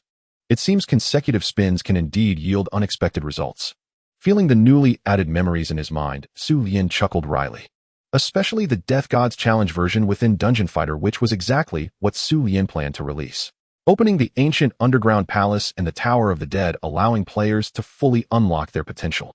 Xu Lian firmly believed that launching this version would ignite the popularity of Dungeon Fighter. As for Warzone Crossing, undoubtedly, it was another beloved online competitive experience. Its popularity was no less than that of a game with millions of players. It was practically a dream for hundreds of millions of gamers. These updates today feel pretty great. As it neared 6 in the morning, Yu Weiner stared at the latest announcement from Xu Lian on her screen, murmuring with interest. Integrating street stalls and a trading auction system into the game so seamlessly. Only Dungeon Fighter could pull it off so brilliantly. Besides Yu Weiner, many other players were also glued to their screens waiting for the update to complete. Hurry up and level up. My recharge is ready and waiting for you. Don't you want to make some money? Same here. I can't wait to clear out all the junk from my backpack. Oh, anyone interested in buying my goblin bones? Hey buddy, keeping them for soup might be a better choice, ha. Last time I paid someone to help me through the zombie level and lost 300 tokens. I still have a screenshot of the scammer's ID. I'll expose it as soon as I log in. I hope they increase the drop rate for items in the deep sea mode. I was online all last night and only got a single piece of purple gear worth hundreds of thousands. At exactly 6 in the morning, the game finally concluded its maintenance and reopened. The shutdown notice vanished from the interface, and servers 1 through 6 were all restored to normal access. They're really on time this time. Seeing the prompt, Yu Weiner was pleasantly surprised and quickly entered her account name and password. Opening Dungeon Fighter, it ran smoothly. That day, a plethora of promotional events were launched, among which a cow pet that could set up a temporary stall function was particularly eye-catching. After logging in, Yu Weiner, as usual, first selected the top-up option and completed the payment via biometric authentication. In the blink of an eye, her account balance increased by nearly 3,000 yuan. Then she purchased a large batch of Syria blessing tickets to try for random rewards. Fortunately, with just 2,000 blessing tickets, she successfully obtained the golden cow virtual pet, adorably goofy with a basket on its back and a carrot tied to a bamboo pole hanging above its head. In addition, she received hundreds of broadcast horns and thousands of special invitations as bonus items. As soon as she entered the game, Yu Weiner had already collected all the featured items from this event. Opening shop. Opening shop. After adjusting her virtual store setup, Yu Weiner placed some low-level rare equipment she had accumulated on the counter for buyers to browse. These were items she had stumbled upon during recent Abyss challenges, but for her current level, they were practically useless. Yet seeing them lying quietly there, I still felt I ought to find them a suitable home. Before preparing to set up the shelves out of caution, Yu Weiner specifically checked the price trend charts of similar items on the official auction house to set a reasonable price for her upcoming goods. Although the currency in her possession had already reached the hundreds of millions, she was still unwilling to part with the fruits of her hard work so cheaply. After completing a detailed comparison and analysis, Yu Weiner went to the bustling city center and set up her stall. The sign above her shop boldly declared essential beginner gear on clearance. First come, first served. To attract business and catch the eyes of passers-by, this shrewd merchant even spared no expense in using valuable resources to broadcast her brand's appeal to the surroundings.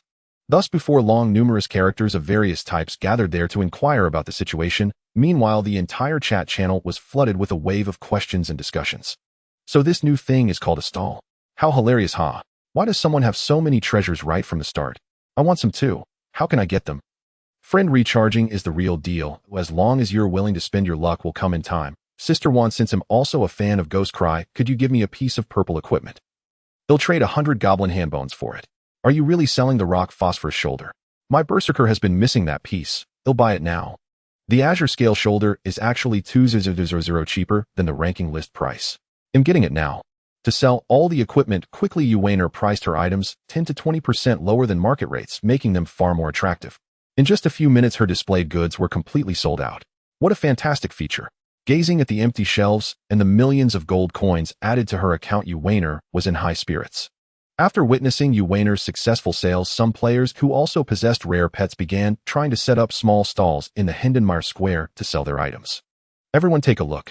Here are 500 Omen of Disaster essential for crafting blueprints. Each is discounted by 500 gold coins. Grab them while you can. Furnace Carbon Primary Hardener Steel Shards and Supergravity Remnants Dragon Eyes and Blazing Hearts. All items are sold below auction prices. Don't miss this opportunity. A complete set of accessories includes 100 goblin bones and 200 wildcat hides, all for just 20,000 gold coins as a package deal. Oh no, I made a pricing mistake earlier. I set the price of the cracking spirit blade at 30000. Who knew it would be bought the moment I listed it? Please can you return it? In an instant, the once silent Hindenmeyer area became as bustling and lively as a marketplace. Time passed swiftly like a fleeting horse, and before they knew it, the end of the month had arrived. Over the past month, Dungeon Fighter had maintained an extremely high level of popularity in the market, with its user base continuing to grow without any signs of decline. Given such a thriving scene, financial enterprises from various industries also poured substantial funds into the game. They began frantically scouting for outstanding game design talents and training their own teams from scratch. Because this field was indeed astonishingly profitable, even a small high-quality game could yield revenue in just a few weeks that a regular company couldn't achieve in an entire fiscal year. This temptation made countless capital magnates lose their composure. Influenced by this craze, numerous new games and their designers emerged during this period. Social platforms and short video apps also became major channels for game promotion.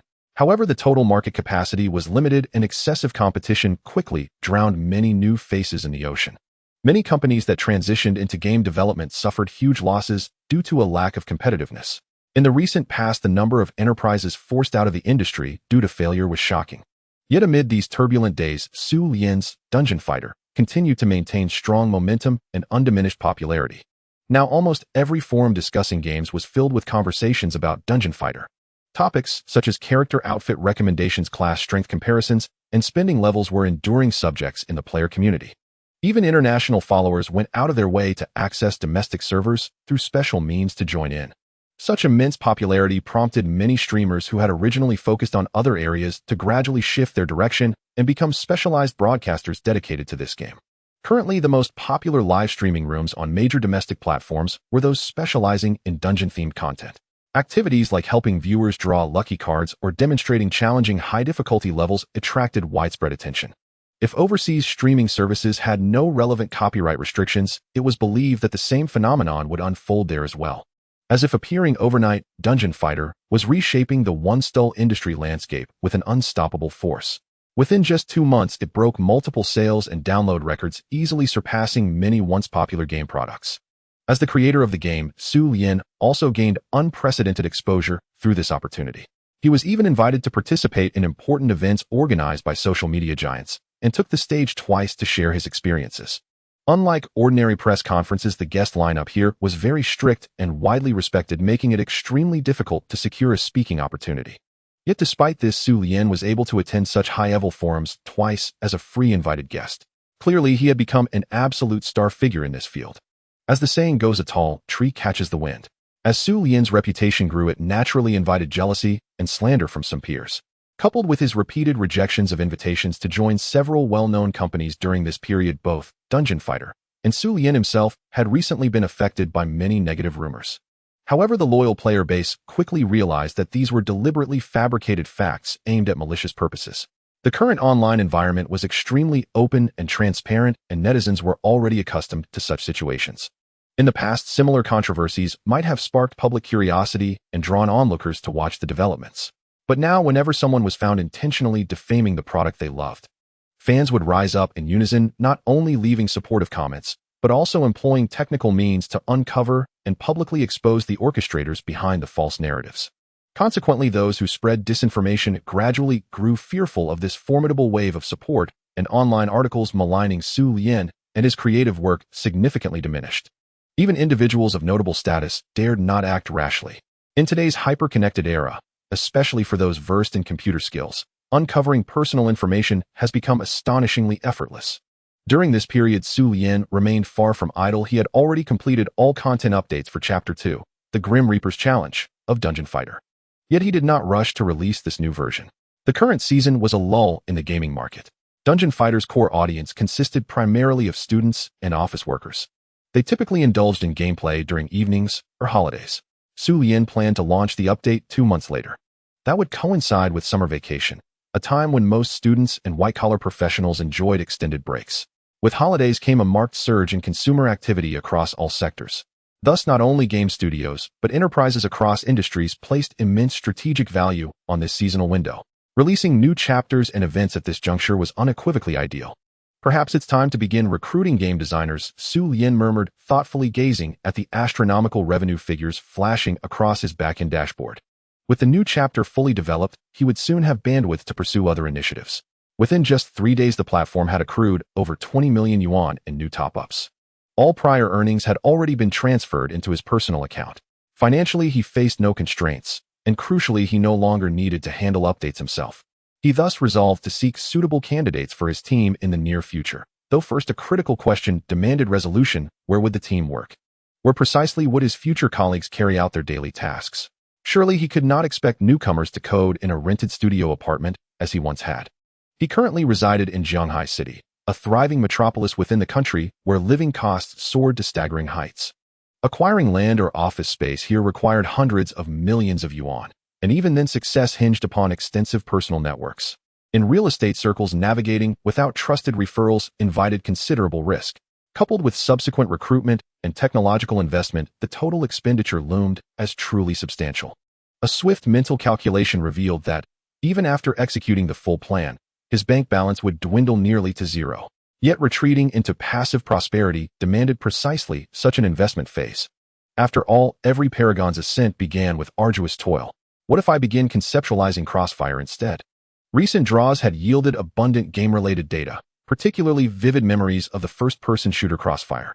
Once hailed as the gunfight dream of 300 million Chinese netizens, the title had long embodied cherished memories of youth. Even Xu Lian himself had been utterly enthralled by it as a child, deeply immersed as a primary schooler unable to tear himself away. Age restrictions barred him from official internet cafes, so he and his friends would sneak into illicit venues to share a single screen. Though finances were tight, they reveled endlessly, taking turns around one monitor, savoring every moment of play. His early skill level remained modest, yet he persistently challenged the biohazard mode, steadily honing his craft, until with hard-earned savings he acquired the formidable M60 submachine gun and achieved outstanding results. This forged an enduring emotional bond with the game.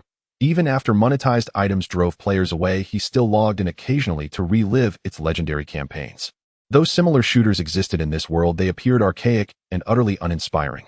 It followed, therefore, that a faithful recreation would undoubtedly ignite a sensation, becoming an instant market phenomenon. Shall I proceed immediately? A flicker of hesitation crossed his mind. He had barely secured a moment's reprieve, yet launching another project would plunge him back into relentless labor. Indeed, Crossfire's development and official launch entailed countless pending tasks. When his WeChat chimed, Lin Shufan had messaged asking whether they might jointly experience Dungeon Fighter. Since exchanging contacts at the press conference, the two had maintained frequent interaction, occasionally visiting each other's livestream rooms and exchanging gifts as tokens of mutual support. All right. After brief reflection, he decided to postpone Crossfire planning, granting himself a stretch of unstructured time to simply savor life, which was precisely what he needed now. He recalled that since his transmigration, he had never truly played, not even created his own account, leaving him with a quiet pang of regret. Yet upon reflection, he realized he'd spent every day maintaining software updates, leaving no room for leisure. Such neglect, he mused, was a common blind spot among the affluent. Without delay, he registered an account and logged into the server to begin preliminary exploration.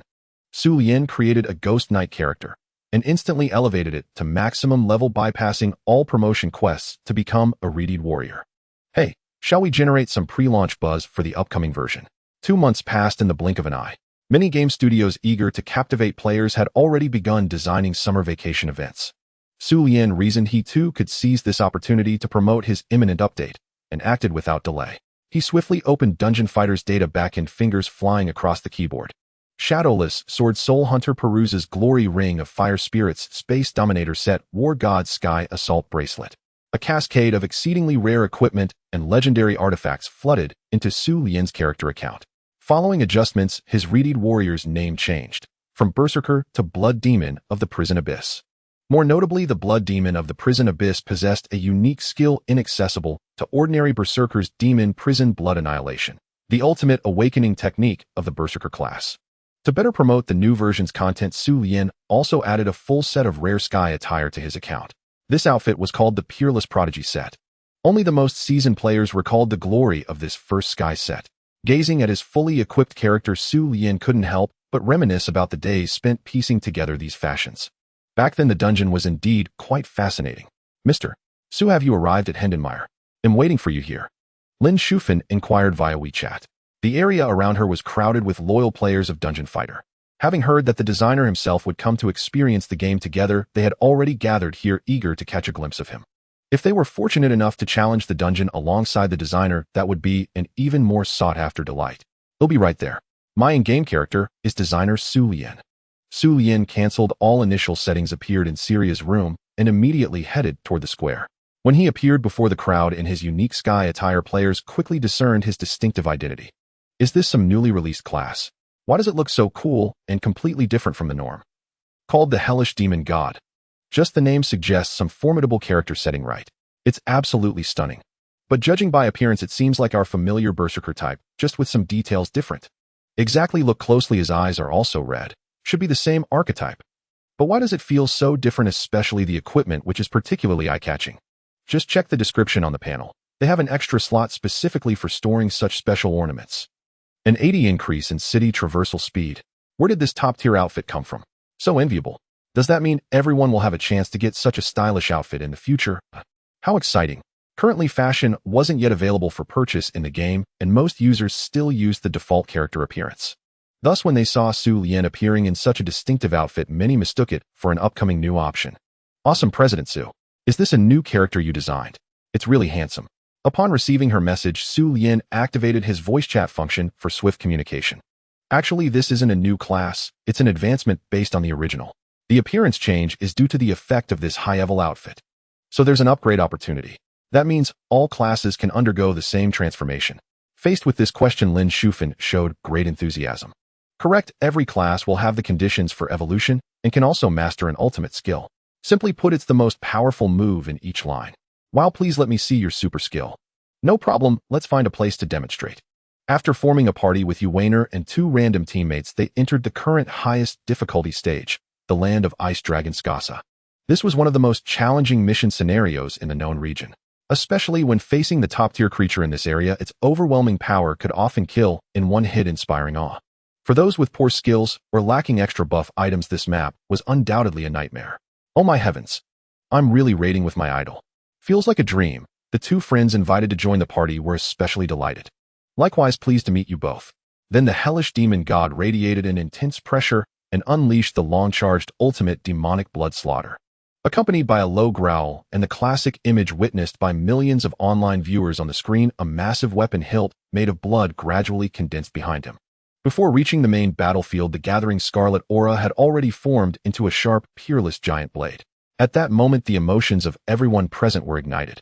Especially for players who love the combat class, it was even more electrifying. My god, this design is way too awesome. Can that thing be used to cut enemies? Or does it have other uses? No, I've decided to abandon my current development and raise a fighter like this. Take it easy, buddy. Maybe your current choice will have an even stronger performance in the future. Heck, guess the devs want to hint that the Greatsword is the best partner for this class. Hurry up and move forward. I want to know what amazing things will happen next. Before long, the 4 of them worked together and entered the boss's lair, facing the legendary Ice King, Skasa.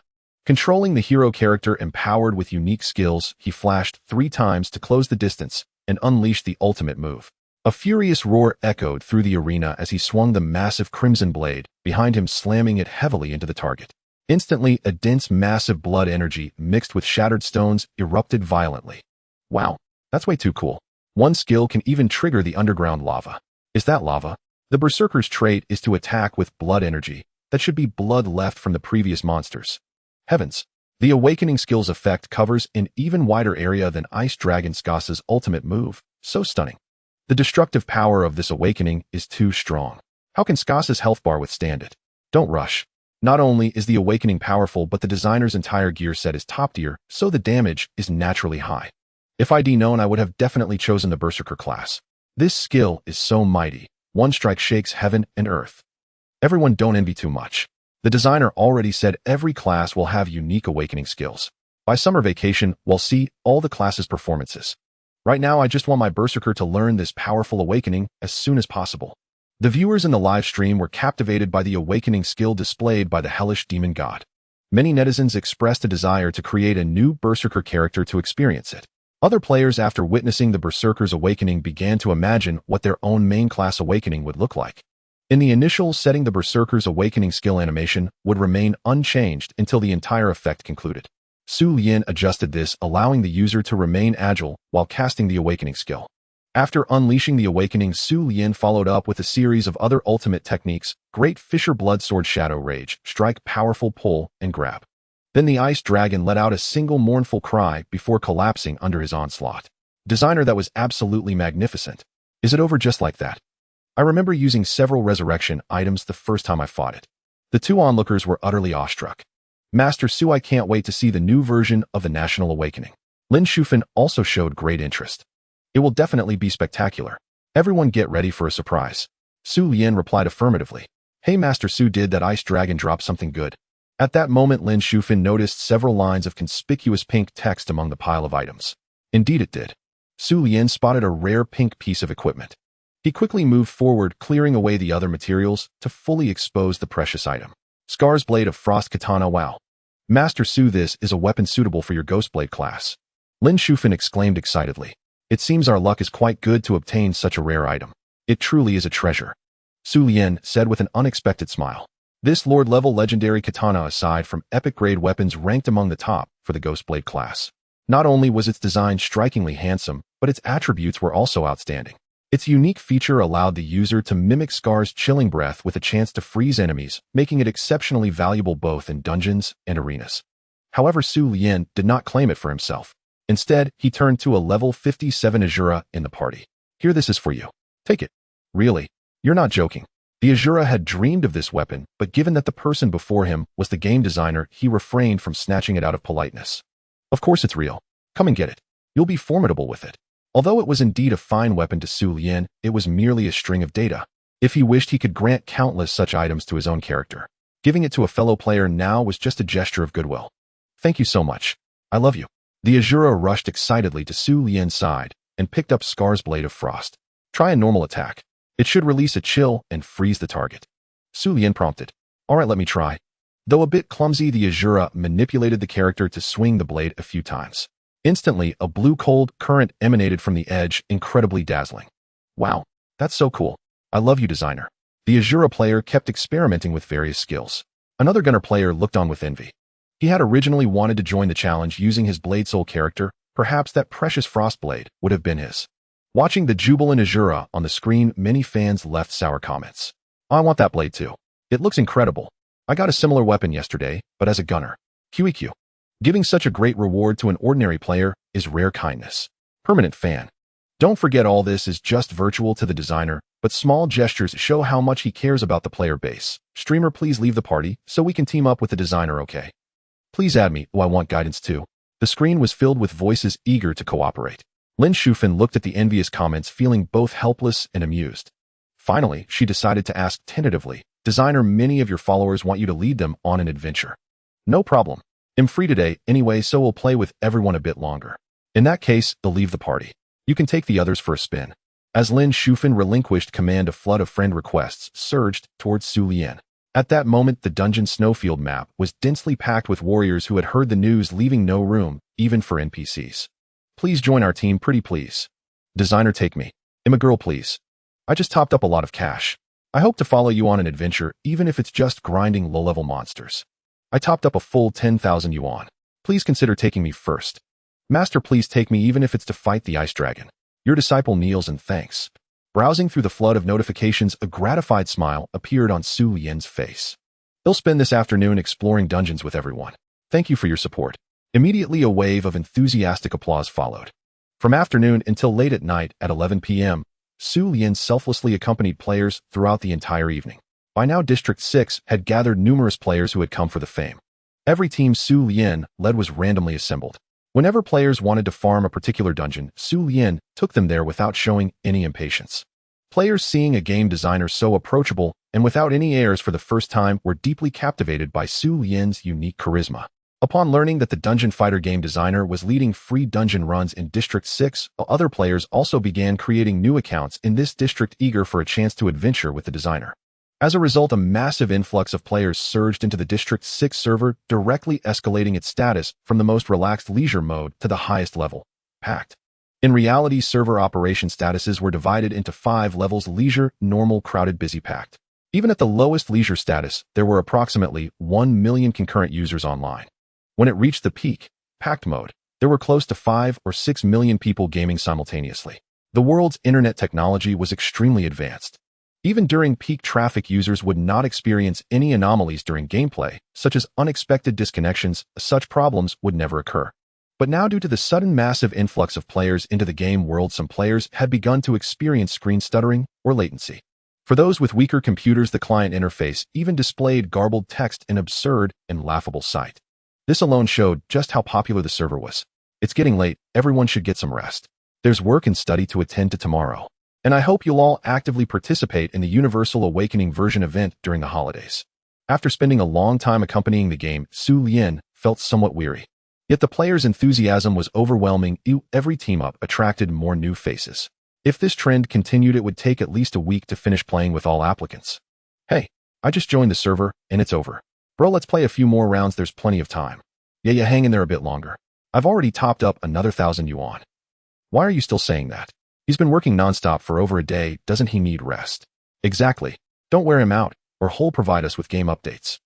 Please go and rest soon. I'm still waiting to see the enhanced female fighter class. Stay healthy.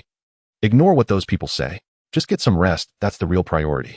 Love you, can't wait to see the Universal Awakening version. I feel the same.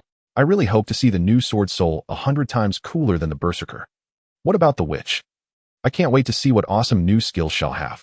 Seeing message after message of affection scrolling across the public screen, Xu Lian smiled warmly. No doubt when the Universal Awakening event officially launched, everyone would be even more excited. With that, after sending a farewell to Lin Shufan, he logged off the game and prepared to go out for a long overdue meal. Okay, let's play together again sometime. She replied cheerfully and quickly shifted her focus back to the live stream. Alright, that's it for today's stream. Remember to tune in at 9 a.m. tomorrow, though the goal had already been exceeded. Given the high attention throughout the afternoon, Miss Lin didn't plan to leave early. Instead, she used her alt account to guide several strangers through various dungeons for hours. But just as she was about to turn off the camera, her super administrator sent a startling private message. You're famous. You've truly taken the entire internet by storm this time. Check the current live stream viewership data. Attached was a screenshot of the Douyu live streaming platform's overall rankings, where Lin Shufan sat firmly in third place. This ranking gathered top-tier influencers from all fields. Before, Lin Shufan hadn't even appeared at the bottom, let alone in the top 3. Staring at the astonishing numbers on the screen, the girl was stunned for a long time before gradually regaining her composure. The viewership had surpassed 6.3 million subscribers, increased by nearly 2.5 million, and the single-day revenue reached 600 yuan. All these changes were simply unbelievable. Miss Lin knew that today's connection with the designer had significantly boosted her popularity, and she had expected to smoothly break through 1 million followers. But she never anticipated that just a few hours of coop monster hunting would propel her to such a prominent position. If it weren't for the information from the administrator and the actual visual evidence, she might have suspected some malicious hype. Keep up the good work, Sister Yao. Try to invite him to your stream often for interaction. With this strong boost, you might top the entire platform soon. Another message came through, and even the form of address had shifted to a more intimate and respectful one. It seemed this super administrator was also trying to get closer to share in the subsequent benefits. As the influence of the signed artist grew, the administrator would also receive a corresponding share of the profits. Therefore, if Lin Shufan truly became a leading figure in the industry, it would undoubtedly bring rich rewards to the latter. Especially today, her stream showed the potential to become a top-tier influencer studio, so it was crucial to take it seriously and maintain the current level of heat. However, the young woman had some reservations about this suggestion. After all, her current achievements were all thanks to the designer's contribution. Would frequent contact put an extra burden on him? At 1 o'clock the next morning, Yu Weiner, who lived in the bustling area of Jianghai City, finally took a cab home. Pushing open the bedroom door, she complained in a low mood, "What a hassle." Yu Weiner had just returned to her parents' home at her sister's invitation. Unexpectedly, upon meeting, the sister immediately questioned her attire and behavior. She criticized her for idling around all day and accused her of looking like a delinquent, completely lacking feminine qualities. She also demanded that Yu Weiner move back to the old house with the elders and find a stable job to support herself. Unable to stand her sister's nagging, Yu Weiner argued a bit, then went home without even having dinner. Buzz, buzz, her phone vibrated incessantly in her pocket. Yu Weiner knew it was her sister calling without even looking. She impatiently took out the phone and hung up immediately. But the other party seemed to have anticipated this, sending a WeChat message right after. "If you still refuse to move back, I'll freeze all your funds." Yu Weiner sneered contemptuously. She didn't believe her sister would actually take such extreme measures. Since childhood, this woman, though tough in words, had never truly done anything excessive to her. Out of sight, out of mind. Yu Weiner decisively turned off her phone and launched the game, Dungeon Fighter. She had been called away shortly after waking up this afternoon and hadn't played any of her 6 characters. After logging into the game, Yu Weiner joined a chat room looking for a teammate to help her level up her level 32 female mage alt. Yao Yao, when you become famous, don't forget me. I've sent you so many gifts before. A daily income of 600 yuan. I can't earn that much in a whole year. This streaming business is too lucrative. Yao Yao, please, next time you play games with the designers, remember to invite me along. I want to grind dungeons with them too. In just one afternoon, Yao Yao's popularity soared to 3rd place on the platform. Is this game really that popular? I'm starting to consider diving in. Releasing 3 consecutive news items that shook the national gaming circle, holding the top spot for a month, with daily profits reportedly reaching tens of millions. Tell me, isn't that explosive? The Berserker's new skills are incredibly dazzling. I hope I can see my Azura perform just as impressively soon. Haha, anyway, I've got 4 Slayers in my hands now. I'm sure I can get them all to the awakening stage before summer break. What major events happened today? Having been absent all day, Yu Weiner had to ask her friends still active in the group. Upon learning that the group leader had appeared, the members excitedly explained the day's events to her and shared the video recordings of Lin Shufan and Xu Lian's dungeon run that afternoon. After watching for over 10 minutes, her previous gloominess dissipated considerably. Especially when she saw the Berserker's awe-inspiring awakening skills, Yu Weiner felt an immense thrill, and upon learning that Xu Lian had promised to release upgrade content for all classes during the upcoming break, her eyes sparkled with anticipation. She couldn't wait to see what her Ghostbringer would become. So Shufan has already added the designer as a friend. Realizing how quickly their relationship had progressed, Yu Weiner couldn't help but feel a twinge of jealousy. After all, she had spent so much money on this game, yet never had the chance to personally participate in activities led by the designer. It's all because of that someone. I still don't know what she wanted by calling me back. She shifted all the blame onto her sister. If she hadn't been called back, then she might have fought alongside the designer. It was already late and most of the experts in the group had retired for the night. Thus, Yu Weiner had to embark on her long journey through the levels alone. Besides her 4 main Slayer characters, she had also trained a female elemental mage as a support backup. Opening the character interface to purchase some revival potions and supplies for the elementalist in preparation for challenging the hard mode. Iris verification failed. Please confirm your account status. A warning box popped up on the screen, leaving Yu Weiner puzzled. She quickly launched her banking app to check her personal assets. Dear customer, your account has been temporarily locked. Please visit the nearest branch to restore service as soon as possible. Damn, she couldn't believe that woman had actually made a move against her. Furious, she quickly pressed the contact saved as old aunt. Hello, changed your mind. When are you coming back? A familiar voice, tinged with mockery, came from the other end. Did you really freeze all my money? How could you do something like this? Do you have any conscience? Overwhelmed by grievance and anger, Yu Weiner demanded. I remember someone said they could live on their own in this city without starving, right?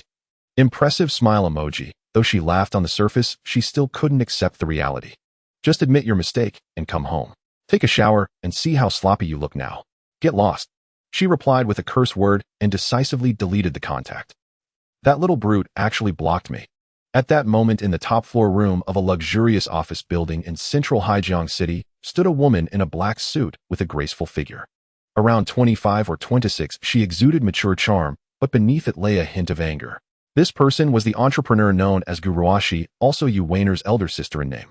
As one of the most renowned figures in the business circles of Haijiang City, and even all of China, her Dongfang Group encompassed numerous industries: real estate, tech, RD, healthcare, education, covering almost all hot sectors with total assets reaching hundreds of billions of yuan.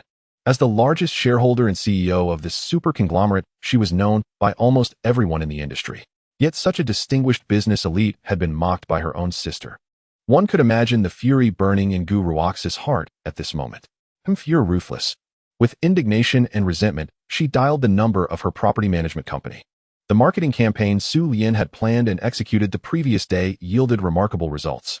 Within a single day, forums and social media platforms for Dungeon Fighter were flooded with discussions about the upcoming new Berserker skills and related costume designs. Millions of players eagerly awaited the dawn of the awakening era for all.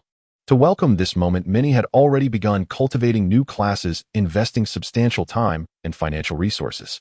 Craving rare equipment? Go hunt at the auction house or stalls. Want epic gear but unwilling to grind dungeons for Abyss Party invitation letters? Then you could buy challenge books for invitations. hoping for a pro to carry you through. That would cost some gold coins to hire an expert. Want revival coins and pets? Those also require payment. So when creating a new character, players often invest a considerable amount of money.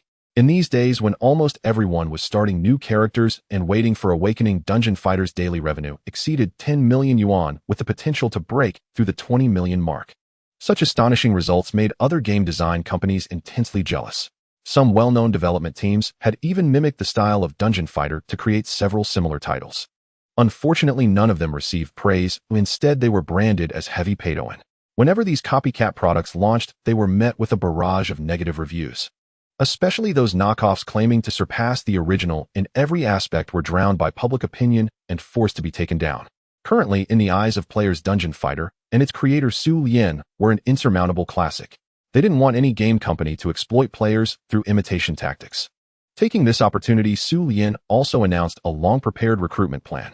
Tianxia Game Company is seeking professionals for the following positions: senior game designers, programmers, and artists. Requirements: at least 3 years of relevant experience and a strong passion for internet technology. Age is limited to 18-28. Those outside this range will not be considered. Compensation and benefits determined by individual ability and performance. Outstanding employees may receive a 3 share of the company's annual profits as a bonus. Join the team at Tianxia and pursue your game development dreams. After posting the Weibo, Xu Lian said with anticipation, "I hope we can find the right people this time." 2 months flew by. If enough ideal team members were not recruited by the holidays, Xu Lian would face an extremely busy situation. Xu Lian now had over 10 million followers on Weibo. When they learned that this internet celebrity had posted such an eye-catching message, everyone naturally rushed to comment. The expansion has finally begun. We can't keep updating at this slow pace. It looks like there will be some surprises waiting for us during the summer break. I'm so excited. Brother Zus inbox might explode tomorrow since Dungeon Fighter is so popular now. Many in the industry want to switch over. Heavens, a 3% dividend. What does that even mean? Dear boss, is there a position for someone to keep you company at night? Get lost, you troublemaker. He's my personal idol. Just a whisper. Dungeon Fighter's monthly revenue is over 100 million, right? Do the math yourself. I'm so tempted. I want to apply. At the foot of a single apartment building in Jianghai City, Lin Shufan stood by the roadside, happily humming a tune and occasionally watching the passing cars, having just received a call from her good friend Yu Weiner. Yu Weiner said she had some family matters and needed to stay with Lin Shufan for a while. Although the two friends had known each other online for years and had met several times in person, their bond was very close. Moreover, when Lin Shufan first started streaming, Yu Weiner had provided her with tremendous help and support. So Lin Shufan was overjoyed to learn that Yu Weiner was coming to visit. She thought to herself, if Yu Weiner could join in the live stream, would surely attract even more viewers. Soon a taxi pulled up and Yu Weiner stepped out, dragging her suitcase, looking a bit embarrassed. I'm so sorry, Shufan, to trouble you again. Earlier that morning, a property management staff member had called telling her to pack up and move out of her current residence. It was not hard to guess that Gu Ruashi was behind this, as the company was founded and run by her elder sister. Furious, Yu Weiner hastily gathered her belongings and hurriedly left the luxury villa complex. However, the moment she stepped out, she was filled with regret. She had few close friends in the city and her bank card had been temporarily frozen. Worse still, she had left her beloved computer behind in the house, unable to retrieve it. Without a computer, she could not log into her beloved Dungeon Fighter, and her dream of reaching level 60 and learning the corresponding class skills would be difficult to achieve anytime soon. Even more disheartening was that she had not yet used up today's in-game stamina. With no other choice, Yu Weiner had to turn to Lin Shufan, hoping to stay with her for a while. No problem, sister Yu. I've been living here alone and feeling pretty lonely, Lin Shufan said with a carefree smile, reaching out to take her friend's suitcase. In the gaming community, because she often bravely stood up against various unfair pricing mechanisms and spoke up for the rights of ordinary consumers, many respectfully called her Sister Yu. The next morning, Xu Lian got up early and began working on the latest version update. This revision would be the final round of content changes before the summer break. Once this phase was completed, he could finally free up his hands to focus on other developments. Besides routine software program maintenance, there were many complex and trivial matters waiting to be handled. This update would introduce a unique new dungeon called Monster Siege. The gameplay mechanic was particularly interesting. All previously slain enemy units would be collectively released into the central areas of different cities on the Arad continent to launch attacks and cause destruction. The player's sole objective was to stop this catastrophe and drive the invaders out of this world. The intriguing part was that if you died multiple times during this process or forgot to log in one day to defend your homeland, you would not only fail to obtain any loot, but would also be mocked by all the NPC characters. He remembered missing this event himself, and when he logged in the next day, he found that even the once dearest character Syria looked down on his swordsman avatar. He believed that with such a novel and challenging mode, it would surely spark intense interest among loyal fans who would flock to experience it. Originally, Xu Lian planned to delay the official launch by a few days, but considering that students and working professionals would have free time during the weekend, many game companies were now planning their official summer events. Xu Lian also decided to release the Monster Siege update today so it could generate some buzz before the summer break. Xu Lian also planned to open the Monster Siege mode every holiday before the summer break. Holidays were when players were most active. Without fatigue points and Dungeon Fighter players might try other games. Through this event, Xu Lian could retain the majority of players. After all, the Monster Siege mode did not consume fatigue points. Every character above level 30 could play for 12 hours. Players who had exhausted their fatigue points could come and experience the Monster Siege mode. Moreover, during the summer break, in addition to the Universal Awakening and fashion events, Xu Lian would also release a wave of epic weapons and legendary equipment. When the summer break arrived, players would surely continue to challenge the Abyss for new gear. Those who had yet to build powerful characters, those still challenging the Abyss mode, and even free-to-play players without pets would definitely not miss the Monster Siege event, because the event rewards were very generous. Successfully defeating monsters offered a chance to obtain various rewards such as resurrection coins, Abyss Party invitation tickets, HP recovery potions, and a random increase of 20 to 50 fatigue points. These were all items that players urgently needed. Lucky players could also win some special prizes in this event. The special rewards included a class-specific rare weapon jar, a class-specific epic weapon jar, and a pet little willow leaf. All three special rewards were quite appealing. These two jars in particular guaranteed rare or epic weapons. The only drawback was that these weapons obtained from the event could not be traded. It would be especially frustrating for ghost swordsmen who did not specialize in the sword soul style if they pulled a lightsaber from the jar. Additionally, there was a free pet. It was the first free pet introduced by Xu Lian, named Little Willow Leaf, an anthropomorphic branch figure. Although its stat bonuses were modest, it was a decent perk for free-to-play players. Better to have it than not. By 3 p.m., Xu Lian finally finished coding the Monster Siege event. There were still a few hours until the daily peak of online players. He immediately posted an update announcement on Weibo server maintenance notice server update from 10 p.m. on April 25th to 6 a.m. on April 26th. New content: Monster Siege initiated. Cities on the Arad continent are under attack by monsters. Brave warriors, come and help us. Gameplay overview: players must defeat invading monsters within the cities. Teamwork is recommended to complete the tasks. Reward list: revival items, HP recovery potions, 20 fatigue removal potions, 50 fatigue removal potions, new pet special surprise, mysterious class-specific rare weapon jar. Opening it grants a rare weapon of the corresponding level. Special surprise: free permanent pet Little Willow Leaf. Event duration from 6 a.m. on April 26th to 6 a.m. on April 28th. Even though it was 3 p.m. and most students and office workers were in class or at work, this Weibo post quickly garnered widespread attention. By around 6 p.m., when everyone returned home and saw the news, they expressed their anticipation. Awesome! I have free time tomorrow and a new event is here. Such thoughtful design. A chest that guarantees a class-specific weapon. Who wouldn't be tempted? My ghost swordsman is still stuck with a blue-tier weapon. What? Goblins have invaded the Arad continent. I can't stand for this. I must teach them a lesson. Haha, amazing. Finally, I have my own pet, and it's permanent. This is fantastic for free-to-play players like me. Same here, I started as a free player too. Later I spent some money, and now I've spent over 10,000 QAQ. Even fatigue potions are given away for free. This designer is too kind. I don't have to save my breakfast money for Syria's blessing anymore. Recommended team play. The dungeon difficulty must be high.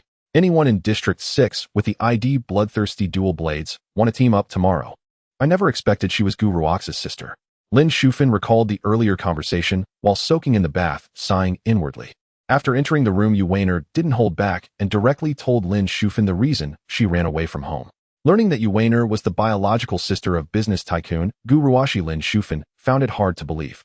Gu Ruoxi was a prominent figure in the Jianghai city business world, frequently appearing on financial channels and major news outlets. Even the apartment Lin Shufan was currently renting was developed by Gu Ruox's real estate group. At this point, Lin Shufan understood why Yu Weiner could publicly criticize certain gaming companies without receiving threatening calls.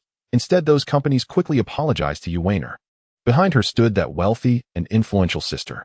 Before this, Lin Shufan never dreamed that her roommate was the daughter of such a big boss. After washing up, Lin Shufan wrapped a towel and walked into the bedroom. Yu Weiner was busy setting up the newly purchased computer equipment. This entire setup had cost Lin Shufan over 60,000 yuan, far surpassing her old computer used for streaming.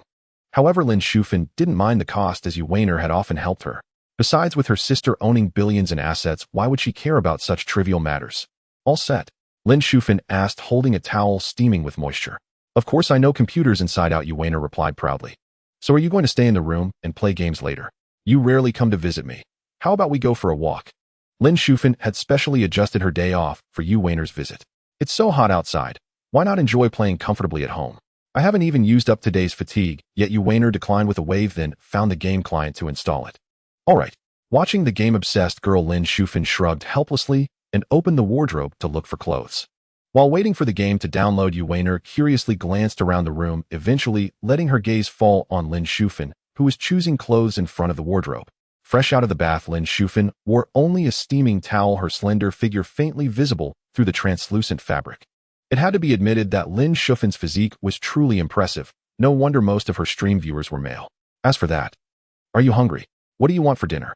Lin Shufan turned around with the chosen clothes and asked Yu Weiner, whose gaze was flickering uncertainly. No, not hungry. Yu Weiner hurriedly looked away. All right, well, see what we can find for a late-night snack later, Lin Shufan replied nonchalantly and walked into the bathroom. That kind of thing isn't better when it's bigger. Yu Weiner muttered, her cheeks slightly flushed, then lowered her head to compare. In an instant, Yu Weiner felt an unprecedented sense of defeat. Ding! Dungeon Fighter installation complete. It's okay, in a few years, it'll definitely surpass her. First play the game, enjoy it. Yu Weiner silently encouraged herself, then logged into the world of Dungeon Fighter. Dungeon Fighter start. It was Friday, and many big shots in the group were online. Yu Weiner asked them to help carry her ult through dungeons to level up, then used her main character, a Ghost Weaver, to run the abyss with others. A few hours later, all 6 of Yu Weiner characters' fatigue was depleted. The only pity was that the Ghost Weaver only dropped 1 epic item after a full bar of fatigue, and it was a Priest's Cross. Since the monster siege wouldn't start until tomorrow, Yu Weiner had no choice but to shower and sleep. With Yu Weiner's sudden visit, Lin Shufan hadn't prepared extra pajamas, so she lent her own. Yu Weiner, with her flat chest, put on Lin Shufan's loose pajamas, which felt like wearing an oversized trench coat, remarkably cool. Running out like this, aren't you afraid your sister will worry? Lin Shufan probed, while blow-drying Yu Weiner's hair. She hardly has time for me, always at the company, coming home only once a year. Yu Weiner sighed lazily. What are your plans then? Staying here. I don't mind, but am worried your sister might blame me for harboring you. Lin Shufan looked uneasy. Impossible, my sister's not some gangster. Yu Weiner smiled helplessly, then said seriously, I'll work hard to find a job and support myself. I've got all my limbs, so I won't starve in Zhanghai City. Good luck. Lin Shufan smiled reassuringly. She knew Yu Weiner was just acting on impulse. Once she faced the real world, she'd likely come home crying. Hey, speaking of which, Xu Lian is hiring designers. You mean the one who designed Dungeon Fighter? Right, you graduated from the University of Electronic Science and Technology. You're skilled with computers, and you've worked on games. Why not give it a try? Yu Weiner, once a game creator herself, had met Lin Shufan through her work. However, all the games she made had failed, not even recouping costs. But they require over 3 years of game design experience. I've barely done a year, all failed projects. How could they want me? How do you know without trying? What if you make it? They'll tell him about you right now. Putting down the hairdryer, Lin Shufan excitedly grabbed her phone to contact Xu Lian. Wait, I'm not prepared at all. Yu Weiner blushed, speaking anxiously. He agreed to let you try out. Getting the WeChat reply, Lin Shufan excitedly showed it to Yu Weiner. Xu Lian, if your friend is interested, please come for an interview. Am I really going to work there? Staring at the unfamiliar ceiling late at night, glancing at the sleeping Lin Shufan, Yu Weiner murmured to herself. After some discussion, they agreed to meet in 2 days for a formal interview. Initially, Yu Weiner thought Xu Lian would never consider a failed little designer like her. After all, Dungeon Fighter was hugely popular now, so naturally, they'd want top talent when hiring. Yet to her surprise, Xu Lian said she could try. This left Yu Weiner both surprised and delighted, and she agreed to the interview. If she got the job, it would be thrilling news. Not only could she pursue her passion, but she'd also get first-hand updates on Dungeon Fighter. Crucially, the job offered a generous income. Now Dungeon Fighter was one of the highest-earning games in the country. Becoming part of it meant excellent compensation. Thinking of this, Yu Weiner was filled with anticipation. Making a name for herself outside would silence the endless nagging from her elders. With these thoughts, she gradually drifted off to sleep. There was a monster siege event tomorrow morning, and she didn't want to miss it. At 8 in the morning, the alarm woke Yu Weiner. Turning her head, she saw Lin Shufan was already gone. She had promised to show off her cooking skills yesterday, so she must have gone to buy ingredients. Yu Weiner couldn't help but feel a bit envious. Beautiful with a great figure and able to cook, she was the epitome of a perfect wife and mother. Forget it, time to game. Yu Weiner threw off the covers and happily sat in front of the computer. Dungeon Fighter launch. It was already 8 and the maintenance was long over. I wonder what the monster siege will be like. Full of anticipation, she clicked on her main character, a ghost blade, and left Sarah's treehouse. At that moment, the map was packed with players, so dense it felt like she might be swallowed up. The first wave of monsters will attack the town in 3 minutes. Prepare to defend. Yu Weiner was lucky as she logged in just as the monster siege event started. Here they come, the monsters are coming. Who wants to team up? Stonethorn Snowfield needs a ranged shooter. Any gunners? Game designer, give me some special rewards like a godly item box, or at least a rare weapon. I'm not greedy, just send me a pet. The public chat and broadcasts were full of excited shouts. Players had been looking forward to this event. Anyone in our guild want to team up? The monster siege is starting. Yu Weiner called out in the guild chat, and 3 guild friends immediately formed a team with her. Monster siege officially launched. The more monsters you defeat, the greater your chance for special rewards. Warriors, don't let the monsters destroy the Arad continent. As the notifications faded, familiar monsters began appearing in Arad's major cities: goblins, cat, imps, minotaurs, stone giants, giant octopuses. Eventually, even final bosses from dungeons showed up in the towns. Warriors charge. Defend our Arad continent. X10. Some warrior must have sent 10 broadcasts to boost morale, moving all online players. Soon scenes of fierce battles with monsters appeared everywhere. Within minutes, the Arad continent was ablaze with combat, everyone locked in struggle with the beasts. However, some newbies accidentally clicked on monsters far above their level and were instantly taken out. Luckily, Yu Weiner and her teammates coordinated well, overcoming challenges without a single death. In just a short while, their group had successfully repelled several attacks of similar strength. First wave ended. The second wave will arrive in 30 minutes. Continue preparing for battle. Thanks to everyone's efforts, they had smoothly survived the first round. With the task complete, rewards followed. Look, willow leaf flying knife. I got this treasure in the first round. Can you lucky ones tone it down a bit? Why do I only have 5 revives? This must be rigged. Bro, 5 is too few. Want to trade for my health potion? Everyone calm down, another fight in half an hour. Let's go again. Believe it or not, I was just coasting, relying on our guild's big shots to carry me, and I still got a treasure chest, and a top tier one at that. A level 12 female mage seeking help died in the Ice Dragon dungeon. Can anyone carry me? 2 days later, Xu Lian finally found his ideal office location and purchased it for 350 million yuan. Originally, this place was priced at over 400 million yuan and located in a prime area, not easily affordable for ordinary people. Xu Lian initially planned to perfect Crossfire before considering it. However, yesterday, the real estate agent responsible for selling this area called him, expressing willingness to lower the price and offer additional preferential terms. At first, Xu Lian was hesitant as real estate deals were often complicated, but after repeatedly checking the contract, he found the terms were indeed as stated with no hidden traps. Only then did he decide to sign the agreement, closing the deal at 350 million yuan. Name: Aoshi Wushuang Co. Ltd. Legal representative: Xu Lian. Registered address: Financial Center, Commercial Building No. 16. Main business development of online game software. Area: 1500 square meters. After all related procedures were completed, the Ranger Studio was officially established. Yesterday afternoon, Xu Lian had already ordered all necessary equipment, and now he only needed to recruit talent to start operations. To prepare all this, Xu Lian spent nearly 500 million yuan, almost exhausting his recent earnings. Fortunately, he was not worried as Dungeon Fighter Online remained incredibly profitable, and he expected to recover the cost within a month. With the upcoming summer vacation, Crossfront was also expected to become another cash cow. After handling all this, Xu Lian could gradually step back from daily operations, only needing to review financial reports regularly. Currently, he still had an important task to completely break away from the original game platform and independently develop his own game account system. Since Dungeon Fighter Online was originally released on another platform, players had to log in through that platform's account system to play. Breaking away from the third party meant building a new entry point independently. Although troublesome, it was also a lucrative opportunity, much like how Mr. Ma created QQ, which not only facilitated communication and social interaction, but also provided more ways to make money. This world already had highly advanced communication tools, from voice calls to high-definition video conferences. But what truly caught Xu Lian's attention was how to create greater value through these means, such as setting up paid value-added services like Black Diamond membership in games.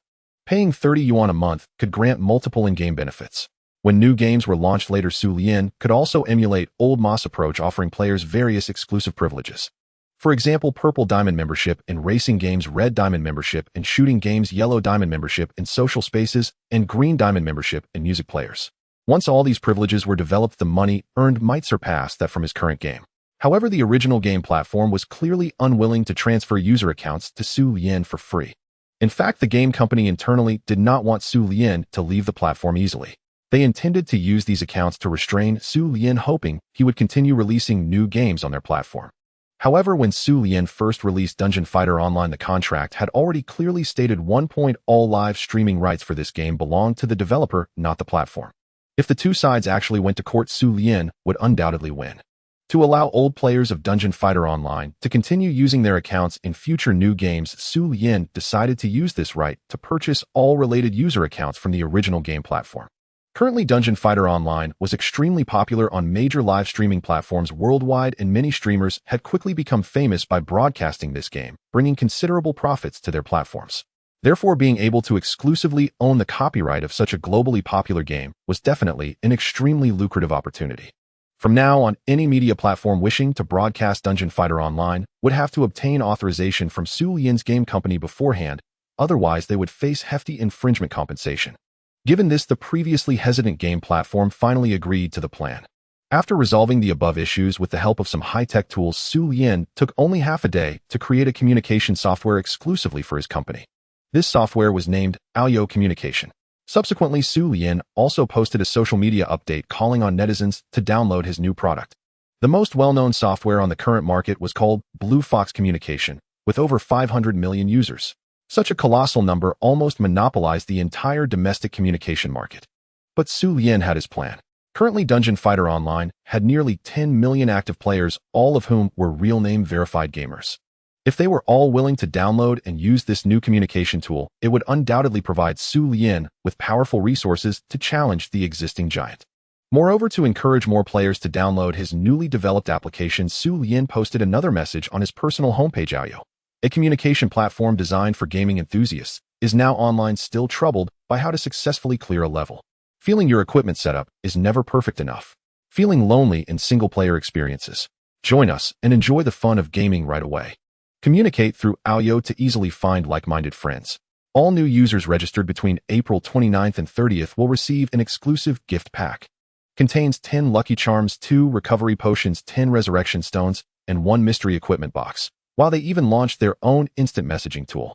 The designer is really going all out this time. Go for it. Daring to be so high profile, are they planning to go head-to-head with Blue Fox? Hope nothing unexpected happens. I'm looking forward to future works. Probably hard to shake their position after all. Blue Fox Communication is already the choice of most netizens nationwide. I just uninstalled that old software. The screen was full of ad pop-ups for other apps. Couldn't stand it anymore.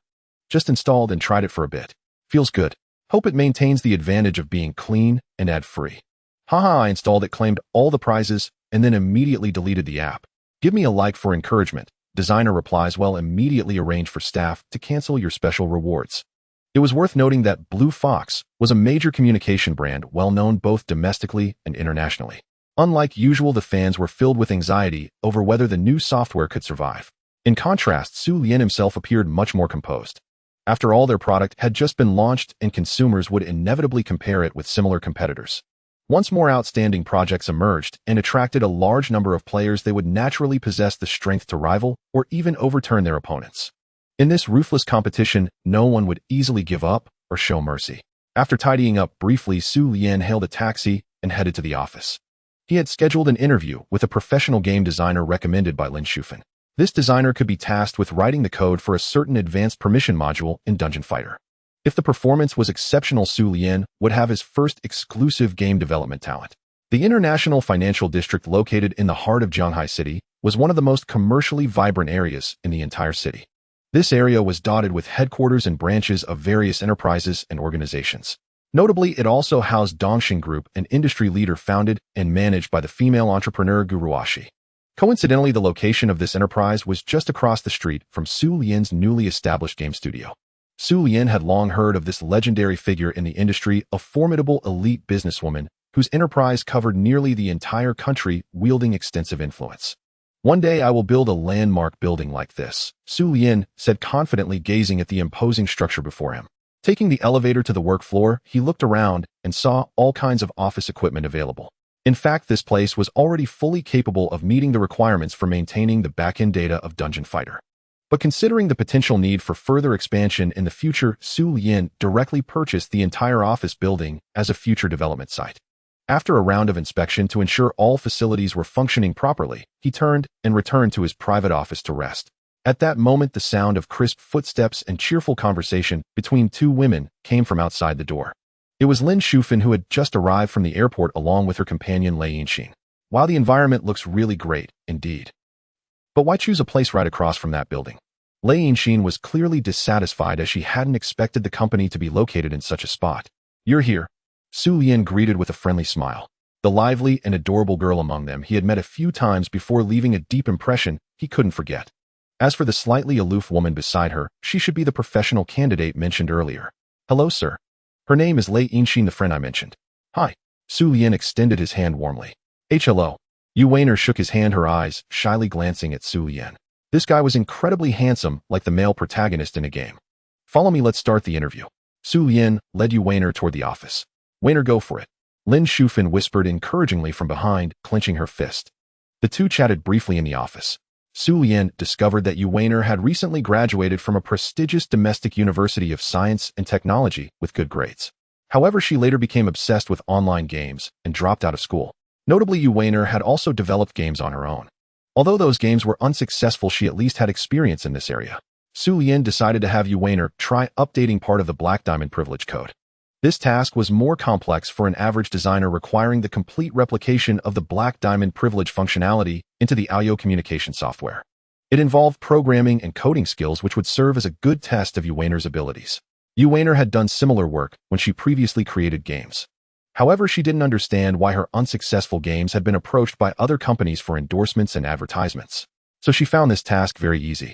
Her hands flew across the keyboard at an astonishing speed. In just over an hour, Yu Weiner completed writing the functional code. Is this correct? Yu Weiner turned her head to look at Xu Lian behind her, asking curiously. So fast. Xu Lian was surprised this task would have taken him half a day.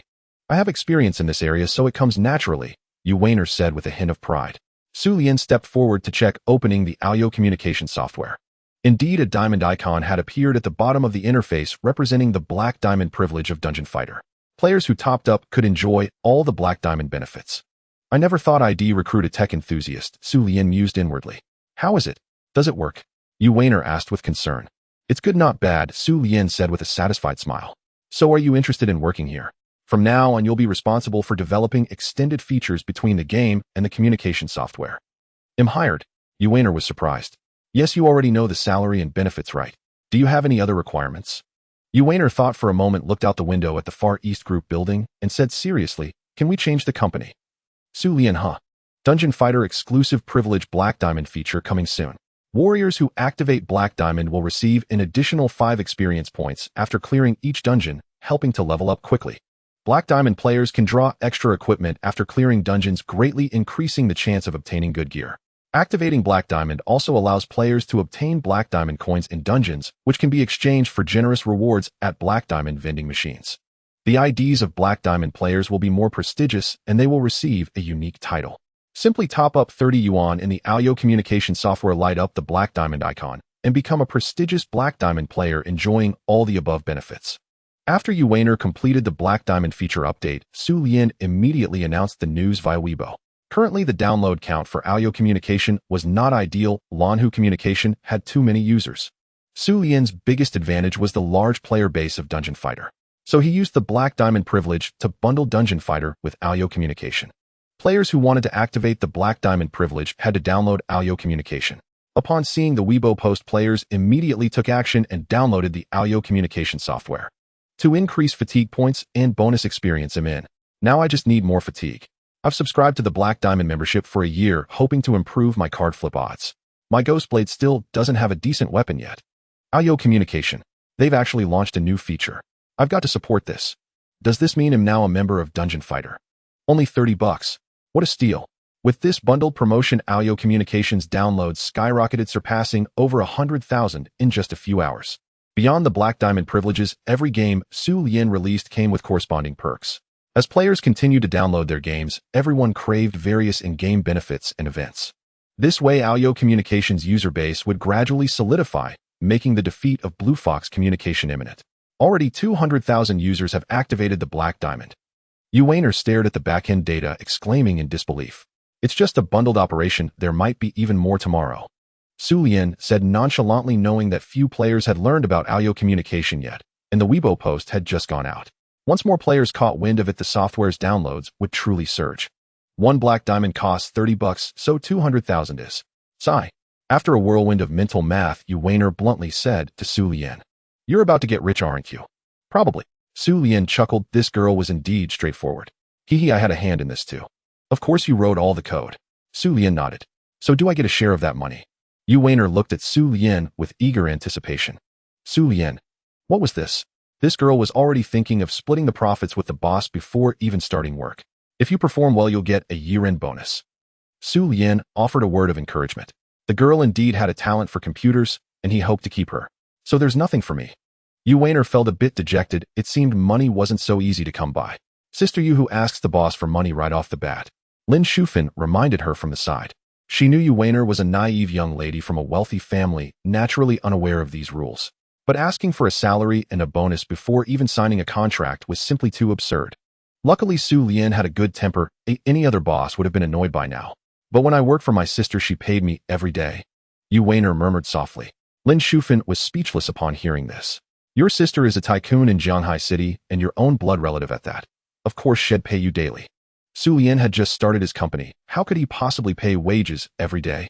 Besides, the offer here was 70,000 a month with full social insurance and a year-end bonus. If it weren't for the fact that she earned more from streaming, Lin Shufan would have wanted to work here herself. Xu Lian, unaware of their chat, asked, "What do you think of the company's overall conditions? Could you add a bit more to the salary?" Xu asked directly. For her 70,000 a month was truly not enough. It would be gone in a few days. Lin Shufan simply played dead on the sidelines, saying nothing. Xu Lian thought it over, neither agreeing nor refusing immediately. "You can try working here for a few days without signing a contract. If you do well, we can consider a raise. Sis, just say yes." Lin Shufan discreetly nudged Xu with her elbow. Such a golden opportunity. Lin Shufan didn't want her to miss it. "All right." Xu agreed. With no income now and freeloading at Lin Shufan's place, she did feel a bit guilty. Though the salary wasn't much, it was at least a decent job. "Thank you, Mr. Xu," Lin Shufan said with a smile. "Not at all. Xu is talented. I hope you'll help me manage the company well." Xu Lian gave a faint smile. Hearing this, Xu was overjoyed, her breathing quickening with excitement. After a brief chat, Lin Shufan and Xu prepared to leave. "Remember to come to work tomorrow morning. Don't be late," Xu Lian reminded the two as they waited for the elevator. "Got it." Xu nodded. And so Xu Lian finally found his company's first game designer. The next morning, Aoyo Tianxia's communication software downloads had already surpassed the 2 million mark. Players of Dungeon Fighter flocked to download this new software to obtain the Black Diamond privileges. The special perks and titles from the Black Diamond membership also enticed many players who had previously ignored such features to start downloading Aoyo Communication. The download count was still surging rapidly with no sign of slowing down. Xu Lian's strategy was a resounding success. Many players chose Aoyo Communication solely for the Black Diamond privileges. Compared to other chat tools, Aoyo Communication was free of intrusive ads, and its users were all Dungeon Fighter players.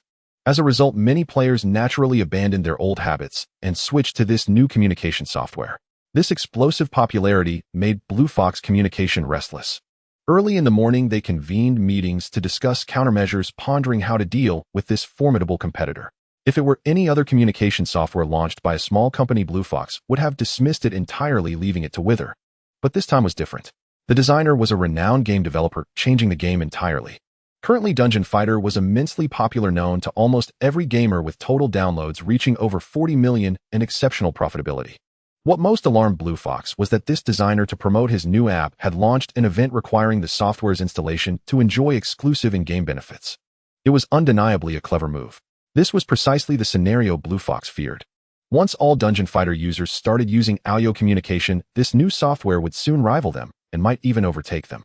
To this end, Blue Fox's top brass were frantic, brainstorming numerous ways to suppress Aoyo Communication, such as spreading negative rumors online to discredit their product. But this suggestion was immediately shot down. The Dungeon Fighter player community was incredibly united, previously other game companies had hired people to smear them only for those PR agents to be berated into questioning their existence. To make matters worse, the company behind the scheme was also blasted into obscurity by netizens. Therefore, Blue Fox decided to seek help from their parent company Far East Group.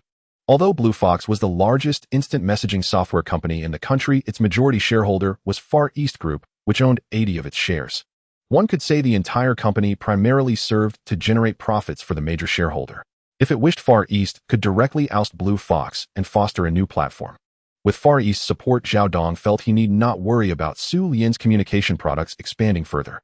After all, Far East's business empire spanned a wide range of industries.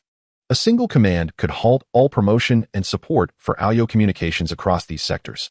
Manager Zhao, we just contacted Far East, but they seem unwilling to cooperate. The female employee responsible for coordination reported with embarrassment. What? How is that possible? Zhao Dong was taken aback. Back then, Far East had invested in and acquired Blue Fox because of its promising prospects and had always acted as a protective umbrella, helping them overcome numerous competitors. Why had their attitude suddenly changed today? Could it be they no longer wanted to make money? Far East Group's operations department stated they have no intention of intervening in this matter for now. The female employee replied in astonishment. Not intervening.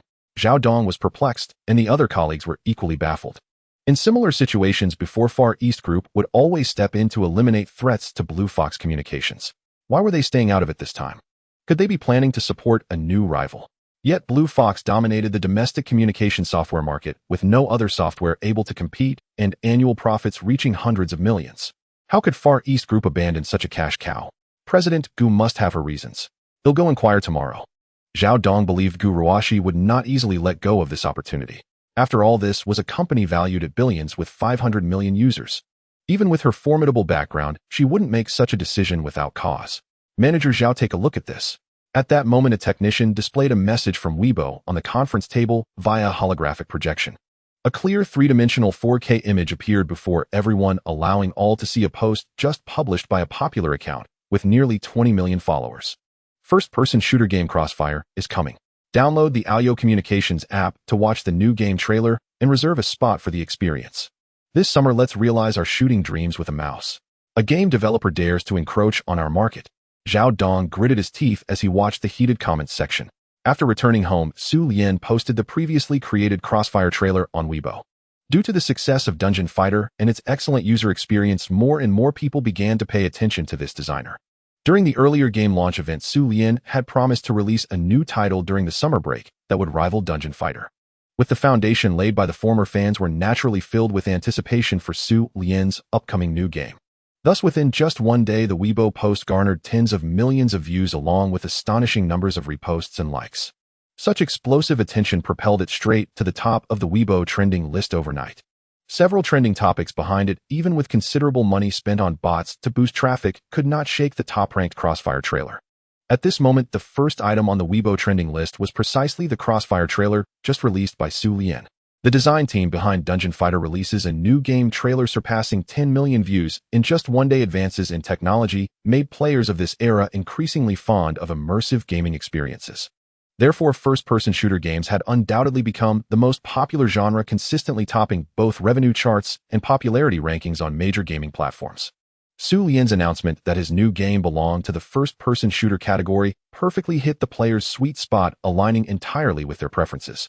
Xu Lian's Weibo post was very concise. New game launches on June 1st. Crossfire begins. Stay tuned. Below this brief text was the Crossfire promotional video Xu Lian had spent a few minutes creating. Upon clicking play, an intense, rousing background music instantly erupted. This melody was the classic sound effect from the original Crossfire interface. As the passionate heavy metal music faded, the logo of Xu Lian's company Aoyo Tianxia appeared at the center of the screen. Aoyo Tianxia, a gaming platform dedicated to players. This slogan was a marketing catchphrase Xu Lian had come up with in a flash of inspiration. As the slogan faded, the screen showed a female character clad in a black tactical suit, holding a gleaming black M4 rifle, the earliest female soldier of Crossfire, the Fox Hunter. Her voice was both alluring and crisp. Soldiers, welcome to Crossfire. With her words, the screen swiftly switched to live demonstrations of various game modes. Amid these cool loading animations, the Fox Hunter's voice sounded like a female instructor who was both authoritative and approachable, narrating and dubbing the gameplay from behind the scenes. Crossfire is a shooting game that perfectly recreates the feel of a real battlefield. In this game, players can experience realistic firearm simulation effects while also feeling the sense of belonging that comes from cooperating with teammates. In demolition mode, players can choose to be loyal defending block members or stealthy infiltrating latent members. In mutation mode, players can either play as heroes saving the world or transform into terrifying bioghosts that infect others.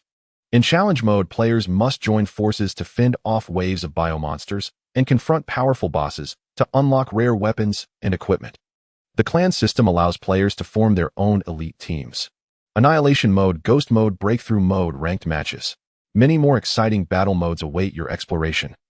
What are you waiting for? Take action, grab your weapon, and join us. This game is free to download for life. I'll register for an Aoyo Tianxiao account to pre-register for the experience. Through the Aoyo communication software, players can also get the latest game news firsthand. Just as the Fox Hunter cast a meaningful raised eyebrow smile at the camera, the four metallic, exhilarating game title characters, Crossfire, appeared prominently on the screen. The promotional video thus concluded, perfectly showcasing the game's features vividly. The explosive rhythm coupled with gunshots and various stunning explosion scenes instantly ignited one's blood. Of course, the game still adhered to a completely free-to-play strategy. Players only needed to download Aoyo Messenger to pre-register, and they could log in and play directly when Crossfire officially launched. It was worth noting that shooting games in this world had almost never attempted to introduce female characters. Most designers believed that using a female protagonist in a shooting game might provoke resistance from male players. But Xu Lian made a bold decision, featuring the Fox Hunter as the central figure in this promotional video, fully showcasing the game's content. It was this uniquely ingenious choice that ignited the audience's passion. Especially many young boys who had played the original Crossfire were nearly overwhelmed with excitement upon seeing the dashing and heroic Fox Hunter. It's actually a first-person shooter. That's amazing, producer, I love you. I never expected it to be an FPS. Wow, I'm ready to splurge on microtransactions. My god, the Fox Hunter lady is incredibly cool. This is the first time I've seen a woman in a shooting game. Producer, please have mercy. Do we really have to wait until summer break to play? That's over a month away. Rest assured, Crossfire will definitely take the world by storm. Its popularity will rival Dungeon Fighter. Quick download Aoyo Messenger. It has detailed introductions for all the gameplay. What a tragedy. I was supposed to go abroad with my girlfriend for summer break, but after watching the trailer, I completely gave up on that. By the way, is the Fox Hunter really a female character? Even a girl like me finds her incredibly handsome. Sister Fox Hunter, please let me follow you to the pinnacle of life. Xu Lian had made up his mind to elevate Aoyo Messenger to even greater heights. After all, social software not only possessed immense profit potential, but was also a powerful tool for developing other ventures. As long as he operated this tool well and defeated Blue Fox Company to become the top communication app in the industry, then whether it was promoting new games later or undertaking business collaborations, Aoyo Messenger would play a huge role. Thus, Xu Lian incessantly advertised his own software throughout the entire promotional video. If players wanted to know the detailed content or rules of Crossfire, they had to first download and install Aoyo Messenger. Moreover, even if they wanted to pre-register for the game, they couldn't do without this app. With the newly added exclusive icon activation feature for Crossfire, players could only successfully light up the icon by logging into Aoyo Messenger. All these operations could be called bundled marketing. Using high-profile works to attract traffic to the social platform. Once Aoyo Messenger's influence further expanded, Xu Lian could dominate the gaming field and even have the capability to enter other industry sectors. Ding dong, ding dong. At that moment, a notification sound came from Xu Lian's ear. The alert sound of Aoyo Messenger was surprisingly identical to that of old Moss Penguin software. Given the current technological conditions, designing a new sound should not have been difficult in theory. But thinking that all these ideas originated from old Moss concept, Xu Lian kept that notification sound as a kind of commemoration of the past. His Aoyo Messenger only had two friends. One was Yuwaner, who had just joined the company, and the other was Lin Shufan, the top female streamer on Douyu Gaming. Opening Aoyo Messenger, he found it was a message from Yuwaner. I just watched the Crossfire trailer you made, and now I don't want to work anymore. I want to play the game. After watching the Crossfire trailer, Yuwaner, like most players, couldn't wait for the official launch. But the problem was that she was now an employee of Xu Lian's company. That meant except for 1 day off per week, she had to report to the company for the rest of the time, even during summer break. Now Yuwaner had no desire to work. She just wanted to stay home and play Crossfire, showcasing her skills alongside the Fox Hunter sister in the game. If you don't come to work, it'll postpone the launch for a month. Rubs nose. Xu Lian didn't know where this girl got such an idea, but he knew that Yuwaner might actually mean it. When he first met Yuwaner that afternoon, Xu Lian felt she was quite straightforward with a hint of pride. He had gone through great effort to recruit her, and he didn't want her to just leave. If Yu Weiner left, the entire company would be left with only Xu Lian. He couldn't possibly handle everything alone during the summer break. Of course, postponing the launch was out of the question. The players were eagerly anticipating it. If he really delayed it by a month, he would surely be met with a torrent of criticism. Are you serious? Yu Weiner asked in surprise. Smile, you're impossible. Smile, tisk, this girl has quite a sharp tongue. Xu Lian clicked his tongue. All right, it's getting late. Go to bed quickly. Come help me write code tomorrow. Then you have to give me a raise. Yu Weiner replied indignantly. She wasn't the type to say one thing and do another, nor did she want to freeload at Lin Shufen's place all day. So Yu Weiner could only vent her frustration by demanding a raise. I didn't say that. The next morning, Xu Lian woke up naturally. Ever since drinking the body enhancement potion, he fell asleep as soon as his head hit the pillow and woke up on time in the morning. Previously, he would stay up late coding and only get up around noon, let alone wake up naturally. This was a sign of good health. The first thing Xu Lian did upon waking was check the download count of Ayo Messenger. It had been developing quietly over the past few days. The download count was the data Xu Lian cared about most. Opening the backend, Xu Lian couldn't help but smile. Riding on the popularity of Dungeon Fighter and the Crossfire trailer, in just 2 days the download count of Ayo Messenger had already exceeded 8 million and was still rising rapidly. Each data update showed a change in the thousands. The download speed was faster than a rocket. Xu Lian's bundling strategy had been a complete success. At this rate, within a month, Ayo Messenger could stand shoulder to shoulder with Blue Fox Messenger and might even surpass it. By then, not only the gaming market, but also other fields would be easily within Xu Lian's grasp. However, what puzzled Xu Lian was that despite his communication software developing so smoothly, Blue Fox Company had shown no reaction at all. Weren't they afraid of losing their business? Xu Lian had looked into Blue Fox Company's background. Its backing was the Far East Group. This company was a giant in the country with tentacles in countless industries. In the past, when competitors threatened Blue Fox Company, the Far East Group always stepped in to handle the situation. Now that Ayo Messenger was thriving, logically the Far East Group shouldn't be standing idly by. Forget it'll wait and see. Xu Lian was uncertain whether they were brewing some major move or simply biding their time. In any case, he had made up his mind to build Ayo Communications into a success, and no one was going to stand in his way. After brushing his teeth and washing his face, Xu Lian set off for the company. Now that the company was officially established as the boss, he naturally had to clock in every day. Only after recruiting the other designers and getting all departments running smoothly could Xu Lian confidently step back into the role of a hands-off manager. Looks like I need to buy a car. Sitting in the passenger seat of a taxi, Xu Lian gazed at the bustling streets outside, his mind heavy with thoughts. The company was quite far from his home, and taking a taxi every day was simply too troublesome. Buying a car for commuting would save a lot of trouble. Although Crossfire hadn't launched, yet the profits from Dungeon Fighter alone were netting tens of millions every day. A trifling sum like that was more than enough for a car. Arriving at the company, he saw a few security guards chatting at the entrance. They all smiled and greeted him. Besides game designers, Xu Lian was also recruiting for other positions. These security guards had just started today, responsible for guarding the gate. Entering the elevator, Xu Lian went up to the second-floor office area. Yu Weiner was already there, frantically busy at her keyboard. Since Crossfire had yet to be released, her main focus was on the development of Ayo Communications. Currently, this communication software had just been launched, and its features were still far from complete. Yu Weiner had no choice but to come to the company every day to continue writing code. Morning. Xu Lian walked up behind Yu Weiner and greeted her. Morning, huh? Yu Weiner had dark circles under her eyes and yawned, clearly not having slept well the night before. Hang in there, or once we hire more designers, you won't have to work so hard. Yu Weiner rubbed her eyes and replied lazily, but her hands never stopped moving. Xu Lian didn't want to disturb her further. He had plenty of his own matters to attend to, so he turned and walked toward his office. By the way, what are you going to do about those cheats? Yu Weiner suddenly blurted out. Huh? Xu Lian stopped in his tracks, looking at her in surprise. What cheats? What? You don't know? Yu Weiner was taken aback. She had assumed that Xu Lian, as the creator of Dungeon Fighter, was already aware of the rampant cheating in the game recently. Tell me about it. Xu Lian asked seriously. You really don't know? I can't believe it. Yu Weiner, both amused and exasperated, quickly pulled up a widely circulated cheat video. In the video, a level 60 character with the ID designer's wife was using only the initial class state to single-handedly clear the nightmare-level Ice Dragon dungeon. As soon as this gunner entered the dungeon, he just stood there, and the surrounding monsters were instantly wiped out. He then rushed into the next room at lightning speed, still annihilating everything in one go. The dropped equipment automatically flew into his inventory without him needing to pick anything up.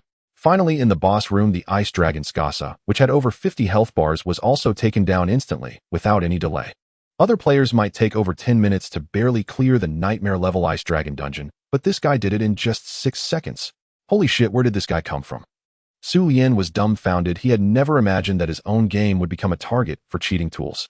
This wasn't just an ordinary cheat. It was like the so-called pilots from the level 100 version of Dungeon Fighter in his previous world. Xu Lian hadn't managed the back end of Dungeon Fighter in a long time. All the content that needed updating had already been updated, and now he was just waiting for the summer break to launch the National Awakening version. He never expected that such cheating tools existed in this world and were being used so brazenly. It was a serious oversight on his part. You really didn't know? Yu Weiner held her forehead and patiently explained. This is a famous domestic cheating group called the CC Cheating Team. They specifically target popular games to develop cheats for profit. A lot of games have fallen victim to them. Your Dungeon Fighter has become quite popular recently, and with all those trading features they were bound to see you as a prime target. Don't take this lightly. A lot of players have already downloaded and used their cheats. And this group is pretty extreme, as several popular game companies have been driven to bankruptcy by them. Originally, Yu Weiner had no particular feelings about this group, and even somewhat supported their actions. After all, CC cheating websites specifically targeted those cash-grabbing game companies, and sometimes they would even give away the cheated equipment to ordinary players for free. So in the country, CC cheating website was quite well known, at least players didn't dislike them, and some even considered them Robin Hood-like figures. But recently these guys had set their sights on Dungeon Fighter.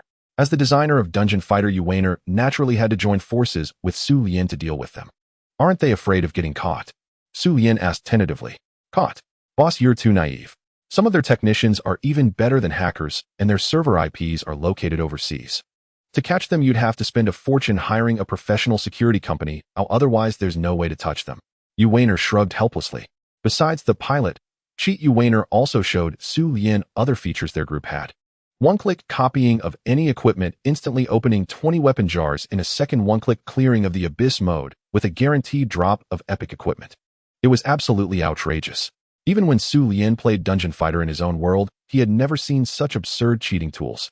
They must have hacked into your game data backend to create these cheats. So my boss, what do you plan to do? Yu Weiner blinked, looking at Xu Lian with an innocent expression. What do I plan to do? Bring them to justice, of course. Xu Lian declared indignantly. There was no way he was going to let these guys continue running rampant. One-click equipment duplication, one-click Abyss clearing Ice Dragon in 6 seconds.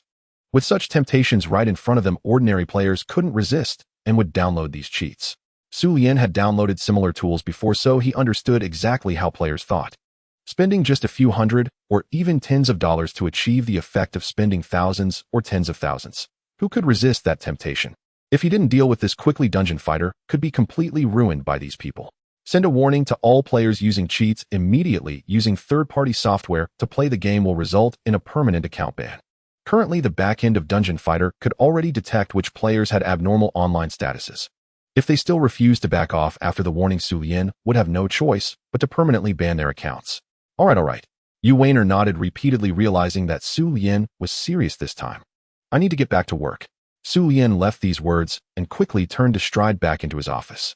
Xu Lian refused to believe it. Couldn't his system handle these so-called technicians who rivaled hackers? System. As soon as he entered the office, Xu Lian immediately summoned the system. He believed that his all-powerful system would surely help him deal with these cheating developers. Xu Lian opened the search bar and typed anti-cheat tools. In an instant, a dazzling array of anti-cheat functions and software appeared before him. These were all tools designed to precisely target cheating developers, each requiring at least 1200 game coins. Xu Lian had saved up 3500 game coins over this period, more than enough to exchange for any anti-cheat tool in the store. He skimmed through the options briefly and finally spent 1200 game coins to purchase a tool called Heavenly Eye Tracker. Heavenly Eye Tracker input a website or video containing third-party software, and it can precisely locate the IP source within 10 seconds. Precisely locating an IP within 10 seconds. This function was incredibly powerful. The cheating ring had remained at large for so long because their IP addresses were designed to be extremely concealed, undetectable by ordinary devices. For a game company to catch these people was as difficult as reaching the heavens. Yu Weiner had said this group's IP was overseas. Without precise location, a cross-border arrest was nearly an impossible mission. Now with the Heavenly Eye Tracker, Xu Lian no longer had to worry about this issue. Even if a cross-border arrest required a massive amount of funds, Xu Lian would empty all his savings to bring these scoundrels to justice. After all, they were cutting off his source of income. How could Xu Lian stand idly by? Soon the heavenly eye tracker appeared on Xu Lian's computer screen. Without any hesitation, Xu Lian immediately went online to search for the cheating videos released by this group. He was shocked by what he found. To promote their tools, the CC Cheating website had already uploaded videos to many gaming forums showcasing their cheating programs running on Dungeon Fighter. And judging by the trend, a large number of players had likely already downloaded their cheating software. Where do you think you're running? Xu Lian opened the Heavenly Eye tracker and entered the link to the cheating video released by the group. Ding. Locating globally. Ding. Target city's network address locked. Attempting to breach their security system. Ding. Security system dismantled. Retrieving their real address. Ding. Successfully intercepted the target's real location, Huaxiao Nation, Jianghai City, Linghua District Building 4, Room 12. Excellent. Wait. Jianghai City. Huaxiao Nation. Xu Lian was stunned. Didn't you Wainer say this person's address was overseas? How did it suddenly end up in Huaxiao, right in Jianghai City? Wasn't this causing trouble right under his nose? After a brief whirlwind of thoughts, Xu Lian gradually calmed down. As the saying goes, the safest place is the most dangerous one. He had encountered similar situations in his previous world. Some illegal websites to evade regulation disguise their network addresses as overseas IPs, aiming to confuse the authorities and make them give up the chase. Since this guy was right in Jianghai City, and so close by, Xu Lian certainly couldn't sit back and do nothing. He directly sent the string of addresses as a screenshot to the police.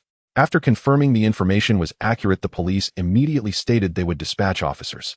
Xu Lian wasted no more time and hastily left the office. Where are you going? Yu Wainer asked, puzzled, watching Xu Lian's hurried movements. To make an arrest. Xu Lian replied decisively. Meanwhile, messages on his phone screen were flooding in frantically. Boss, this software can't be trusted. The company already warned me, saying they'll ban accounts for using cheats. What's going on, boss? Didn't you say it would never be detected? I actually got a warning today. Damn, wasn't this supposed to be absolutely safe? How did I still get caught? I'm really fed up with you people complaining after using something for free. In a rented room, a young girl with delicate features but heavy dark circles under her eyes was grumbling irritably as she read through these user comments. The rented room was cluttered with various electronic devices, the floor covered in a dense tangle of wires and circuit boards, making it hard to find a spot to step without careful examination.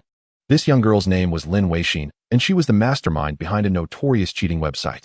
Recently, she had become obsessed with a game called Dungeon Fighter. However, despite her formidable computer skills, she was utterly clueless about game mechanics. After days of playing, her female mage character hadn't even left the novice village. So she simply returned to her old ways and hacked into Dungeon Fighter's data backend. According to Lin Weixin's original thoughts, a game as popular as Dungeon Fighter must have a robust set of protective measures, making it quite difficult to crack. But the reality left her utterly astonished. The game lacked even the most basic defensive mechanisms. It was practically defenseless. Unable to resist her curiosity, she casually infiltrated the data backend and copied a large amount of critical code. With this code, Lin Weixin could not only infinitely farm any rare equipment and items, but also directly modify her game attributes, multiplying her attack power several times over. This was what led to the character's godlike performance Xu Lian had seen in the video. In truth, she wasn't trying to profit from these things. On the contrary, the game was designed quite conscientiously, and especially the development team behind it consisted of dedicated individuals. One male programmer was even quite handsome. For some reason, Lin Weixin couldn't bear to ruin this game. So she only distributed partial cheating functions to some ordinary players or friends who couldn't play the game at all. But she never expected that someone would lack discretion and flaunt their cheating process in Dungeons Online. Before long, these mods became widely circulated, eventually catching the officials' attention. From then on, Lin Weixin simply stopped sharing her finished products and intended to wash her hands of the whole affair, never touching the game's technical issues again. Forget it, it's no fun anymore. Stretching lazily, she pulled out her phone and ordered some takeout. Looking back at the Dungeon Fighter running on her computer screen, all 30 of her mage accounts had already reached max level, each adorned with top-tier equipment, and their gold coin balances numbered in the tens of thousands. These were all achievements she had meticulously perfected by cracking the back-end programs. Suddenly, urgent knocks came at the door.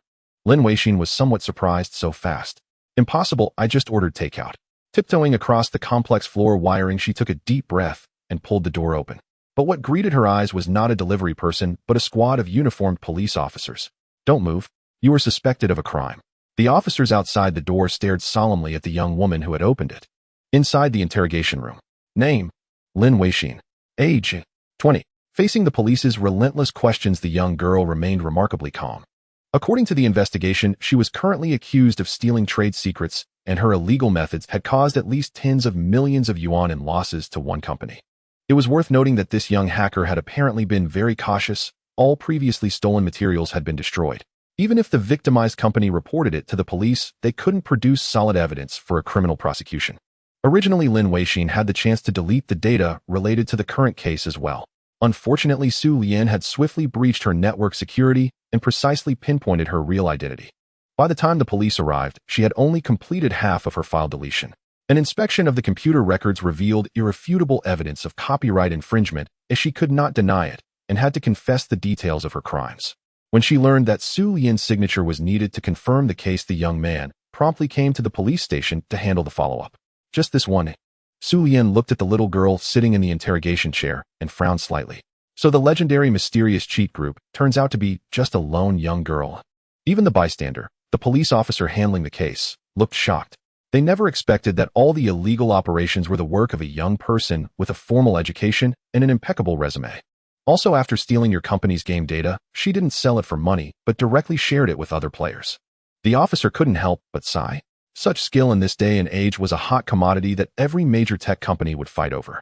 Unfortunately, this girl had chosen the wrong path, this road of no return.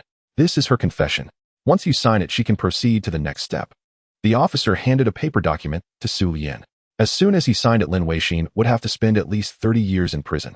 The code she wrote had only been circulating for a few days, yet it had already caused heavy losses to Xu Lian's company. If Xu Lian itemized every single loss, the girl would likely be locked up even longer. Can I have a word with her? Xu Lian pondered for a moment and asked tentatively. Lin Weixin was only 20, so young to possess such incredible skill. She had managed to infiltrate the backends of several game companies and successfully escape. If not for the system's help, Xu Lian might have let her slip away. Sending someone like her to prison would be a terrible waste. Coincidentally, Xu Lian was short-handed recently, and this girl was clearly an expert in the field. Xu Lian decided to give her a chance to persuade her to turn back and bring her into his team. All right, but don't upset her. She was crying uncontrollably in the interrogation room just now. The officer nodded and led Xu Lian into the interrogation room. Inside, Lin Weixin was slumped over the table, her head in her hands, tears streaming down without end. The officer had just told her that based on the severity of her crimes, she would be locked up for at least 30 years. If Xu Lian tallied up all the losses, the sentence could be even harsher. This instantly broke the usually proud and confident Lin Weixin, who sobbed heartbrokenly in the interrogation room. Can I have a moment alone with her? Xu Lian asked quietly. Sure. The officer nodded. After all, Xu Lian was the victim and had the right to communicate with the suspect. Besides, Xu Lian hadn't signed yet, so the legal process wasn't officially over. Lin Weixin, the person in charge of those game companies you hacked, is here to see you. The officer left the remark side and silently exited the interrogation room. Giving away those game codes for free, quite the generous act. Xu Lian walked into the interrogation room and teased her. Lin Weixin looked up, her face full of regret, and apologized. I'm sorry. I shouldn't have broken into your backend. Let's see, in just these few days our company's losses have neared tens of millions. At that rate, 30 years in prison is perfectly reasonable. Wah boo-hoo. At the words 30 years, Lin Weixin immediately burst into even more heart-wrenching sobs. She was so young, she absolutely did not want to go to prison. Besides, she had her grandmother at home, who needed her care. Stop crying. Xu Lian was irritated by the noise and cut her off impatiently. They'll give you a chance to turn over a new leaf. Do you want it? Huh. Hearing this, Lin Weixin abruptly stopped crying and stared blankly at Xu Lian. What? What do you mean? I don't understand. Since you're lucky enough, my company happens to need people. Someone as talented as you, how about coming to work for me? Xu Lian asked directly. Lin Weixin was stunned for a moment, then her eyes widened, and she nodded vigorously. Yes, of course I'm willing. Refusing meant decades in prison, agreeing meant not only going free, but also working at her favorite game company. It was a godsend. How could Lin Weixin dare to pass up such an opportunity? Don't get too excited. They'll have to assess you for a while. If your performance isn't good enough, I can still sign that document. Xu Lian added seriously. Absolutely not. Absolutely not. I will give my all for the company. Afraid Xu Lian would change his mind, Lin Weixin nodded frantically, her head bobbing rapidly. All right, don't nod too much, or you'll hurt your neck. Wait for my news. Xu Lian took the pending documents and left the interrogation room. A few minutes later, 2 officers came in and led Lin Weixin out. As the sole victim, Xu Lian had the right to choose whether to continue pursuing charges against Lin Weixin. After some negotiations, Lin Weixin finally signed an agreement. The terms were simple. Within a year, she must work diligently at Xu Lian's company to make amends, or otherwise Xu Lian had the right to take her back to court at any time. In other words, Lin Weixin had temporarily escaped imprisonment. Thank you, Boss Su. Watching Xu Lian sign the agreement, Lin Weixin bowed in gratitude, her face full of appreciation. If not for his help, she would likely have spent the rest of her life behind bars. Starting today, work hard. Don't think about pulling any more tricks. Xu Lian gave one final admonition. Exactly, young lady. You're so talented, and at such a young age. Why not walk the straight and narrow? Why resort to these crooked schemes? A police officer couldn't help but remark, take my advice from now on, live an honest life, and never break the law again. Otherwise you won't be so lucky next time. I won't, I swear I won't. They'll stick close to Boss Su and work hard. Lin Weixin nodded repeatedly, her attitude utterly sincere. All right, hurry up and leave. Unless you want to spend the night here. Xu Lian teased with a smile. Oh, right, we're going. Lin Weixin quickly followed behind. Xu Lian, terrified the police might drag her back to the interrogation room. Yuling. Just as they stepped out of the police station, a frail old woman leaning on a cane shuffled over and immediately recognized Lin Weixin. Grandma. Lin Weixin was startled at first, then hurried over to support the elderly woman. You silly girl, someone called me earlier saying you were arrested for some business secret and asked me to sign something. The old woman, hard of hearing, had no clear idea of the specific crime. She only knew the police had summoned her. Lin Weixin looked at her bewildered grandmother, torn between shame and helplessness, at a loss for words. Sensing Lin Weixin's embarrassment, Xu Lian gently stepped in to rescue her. It's nothing, Grandma. Your granddaughter borrowed something from me without telling me, but she's already returned it. No big deal. Oh, is that so? The old woman hadn't caught what the officer said earlier, and seeing Xu Lian's refined and honest demeanor, she believed his explanation. Thank you. Lin Weixin's eyes reddened as she cast another grateful glance. All right, take your grandmother home and let her rest. Xu Lian waved his hand, casually hailed a taxi, and gestured for them to get in. Remember, come to the company tomorrow to report in. Xu Lian reminded Lin Weixin from inside the car. After spending millions to hire this designer, he wasn't about to let her slip away. Got it, Boss Su. He'll be there on time. Lin Weixin nodded eagerly, her joy unmistakable. The taxi then carried the grandmother and granddaughter away into the distance. Sitting in the car, Lin Weixin saw Xu Lian waving through the rearview mirror and excitedly said to her grandmother, Grandma, I met someone really kind today. The next morning, Lin Weixin arrived at the Wander the World Game Company at the address Xu Lian had given her. I must thank him properly. Gazing at the 4-story office building before her, Lin Weixin silently vowed. Yesterday, Xu Lian not only forgave her, but also offered her a decent job. Lin Weixin resolved to pour all her skills into this job. She entered the elevator and went straight to the second-floor office. Upon entering, Lin Weixin curiously looked around. The office area was empty except for one woman around her age furiously typing on a keyboard. Who are you? Yuaner glanced at Lin Weixin by the door and asked casually. You're here. Before Lin Weixin could finish, Xu Lian stepped out of his office and spotted her. Come in, let's talk. Oh, okay. Lin Weixin quickly followed Xu Lian into the office. Hope she's a new colleague. Yuaner had been coding alone for 2 days without a single person to talk to. Utterly boring. A new colleague would make work less monotonous. Inside the office, Lin Weixin booted up the computer and began showing Xu Lian the backend data of Dungeon Fighter she had stolen from the company. Admittedly, Lin Weixin's skills were impressive. She had thoroughly altered the backend data. Beyond the cheat videos Xu Lian had seen online, she demonstrated even more outrageous features. Spamming 100 server announcements in a second, forcibly trading with other players, obtaining unlimited premium currency without spending a cent. She had even gotten her hands on the code for the All-Class Awakening update planned for summer break. Boss, that's all. Lin Weixin gave an embarrassed smile. That's nothing. If you'd leaked the Chapter 2 data, you'd be in a cell by now. Xu Lian said irritably. If he hadn't caught the issue in time and Lin Weixin had actually leaked Chapter 2's content, his losses would have been in the hundreds of millions. I wouldn't really. I only used that data for my own amusement. Oh, I never planned to release it. Lin Weixin was telling the truth. She understood how vital new content was to a game company. Once she got her hands on Dungeon Fighter's Chapter 2 materials, she never considered publishing them. Unfortunately, before she could even start studying them, the police had already knocked on her door. All right, from now on you'll be in charge of managing this game's backend data. Since Lin Weixin had already figured out the existing code for Dungeon Fighter, handling operations would be no problem. No problem, boss. They'll give it my all to repay your kindness. They'll do whatever you say. Point me east, I'll go east. Point me west, I'll go west. Lin Weixin nodded emphatically, swearing solemnly. Oh, then work for me for free for a year. Lin Weixin. Using the cheat information Lin Weixin provided, Xu Lian quickly identified which players were still using the cheating programs she had released earlier. He first had Lin Weixin warn each of those players individually, then officially posted an announcement on Weibo, eliminating cheats, starting with every player. Recently, a large number of third-party programs have been disrupting the normal operation of Dungeon Fighter. We will impose the strictest penalties. We reiterate any use of cheats will result in permanent account suspension with no chance of appeal. This includes teaming up with cheaters in dungeons or obtaining equipment through them, all subject to punishment. We hope everyone cherishes their characters, plays healthily, and firmly says no to cheats. The moment this Weibo post was released, it instantly attracted the attention of a large number of players. Many were intimidated by the words permanent suspension. In this world, other games also suffered from rampant cheating. Some companies even colluded with cheat makers to squeeze money out of players. But no company was as ruthless as Xu Lian. After all, players were their primary source of revenue. Once an account was permanently banned, they could no longer spend a single cent on the game. Especially for those big spenders who threw money around like water, the worst they faced was a temporary suspension of a few hours or a day as a warning, never a complete loss of their accounts, ensuring they could continue to be milked. Thus, the words permanent ban were truly chilling. Permanent ban. Isn't that too harsh? I can only offer my support sob. Oh no, I spent the whole night before last raiding Dragon Tower with a cheater. Is my account in trouble?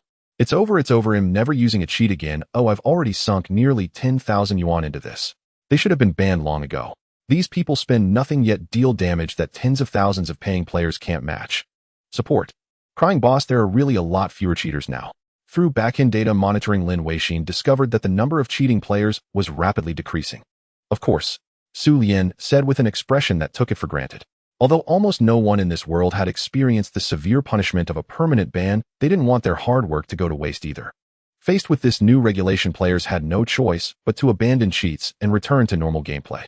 To further eradicate cheating, Xu Lian even added a rule that teaming up with a cheater would also result in a ban. As a result, no one dared to risk cooperating with such people to farm dungeons, and they were all actively ostracized. This way, the cheating problem in Dungeon Warriors was essentially resolved.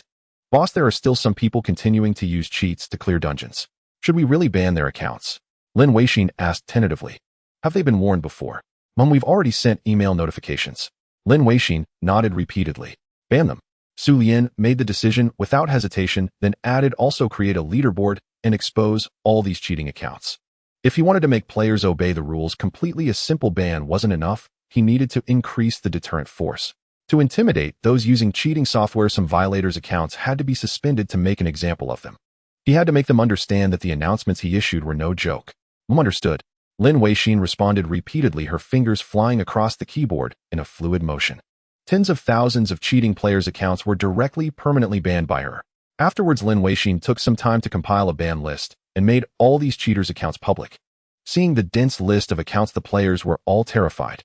It turned out that the Aoyou Tianxia game company truly meant what it said and showed no mercy. Time flew by, and in the blink of an eye, a week had passed. Under the influence of Xu Lian's iron-fisted crackdown on cheating, the players of Dungeon Warriors gradually restrained themselves. Xu Lian was well aware that if he wasn't strict with these cheaters, the game would eventually die out.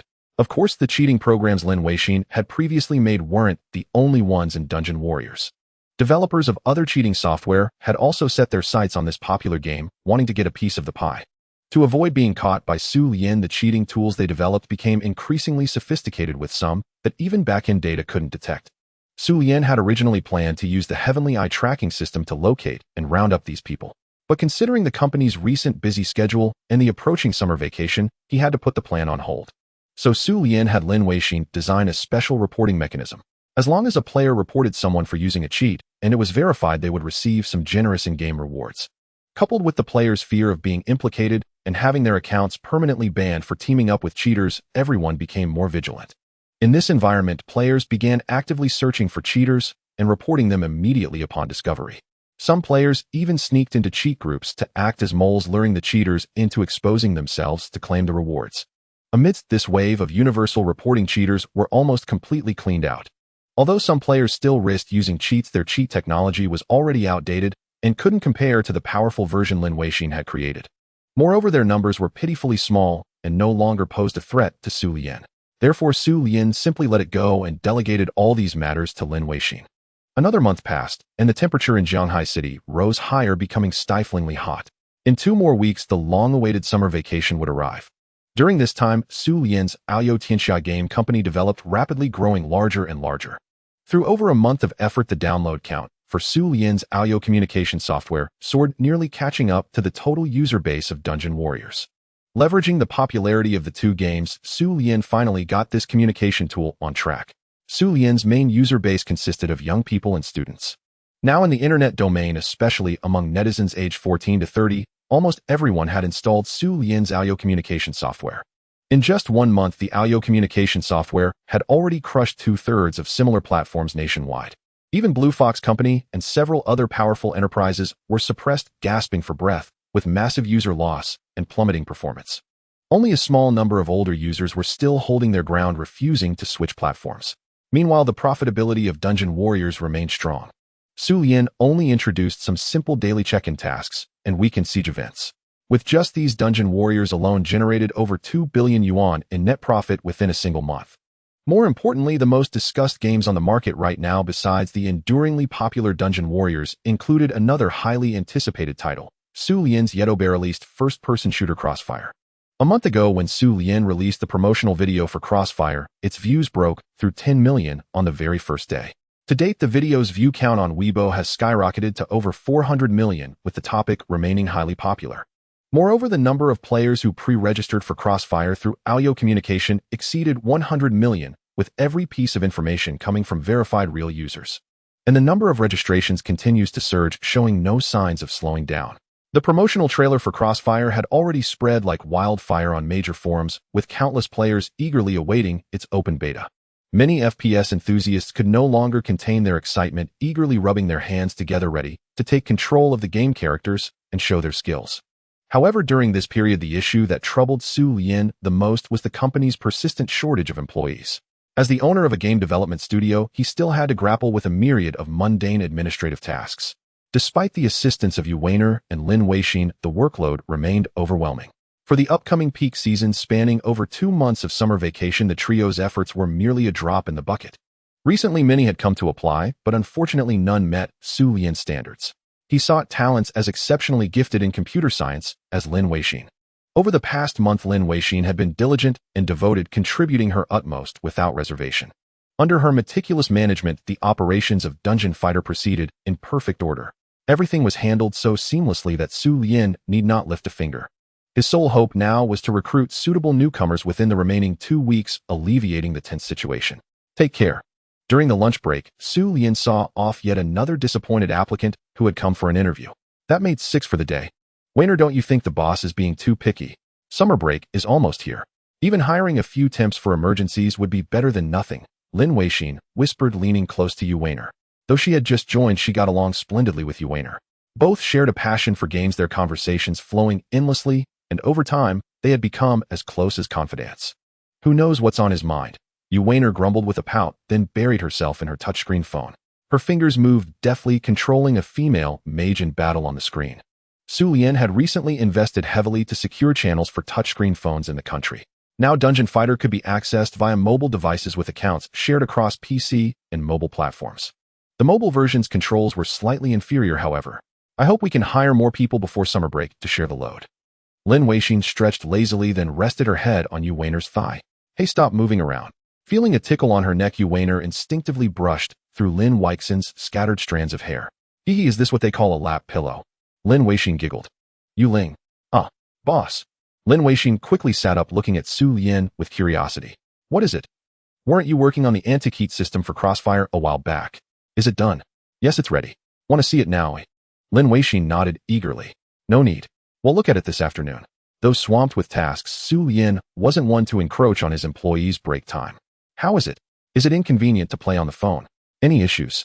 Xu Lian sat beside Yu Weiner, eyeing her touchscreen phone with curiosity. Dungeon Fighter was a time-consuming game. Players with multiple characters had to invest considerable effort to exhaust their fatigue points. For this reason, Xu Lian had previously spent a fortune to establish mobile channels. As long as the device wasn't too outdated, the game ran smoothly on phones. It was a bit awkward at first, but after playing for a while, it's fine. Yu Weiner answered honestly, though she couldn't help complaining. But seriously, isn't the drop rate for Abyss too low? I burned through an entire fatigue bar and only got 1 piece of junk gear. You'll have to ask her about that, Xu Lian said with a wry smile, glancing at Lin Weixin. Lin Weixin was now fully in charge of Dungeon Fighter's operations, including adjusting the in-game probabilities. Of course, if the numbers went too far, Xu Lian would still step in. No way. Today's Saturday, and I've already set the drop rate fairly high. The epic equipment drop rate is at 6.5. Lin Weixin shrugged helplessly. Wow, 6.5 is way too high. You're such a generous game designer. Yu Weiner flashed an innocent smile. As the three chatted, the elevator let out a soft ding followed by the crisp sound of high heels. A woman in a black suit strode in wearing sunglasses and high heels, her steps brisk and graceful.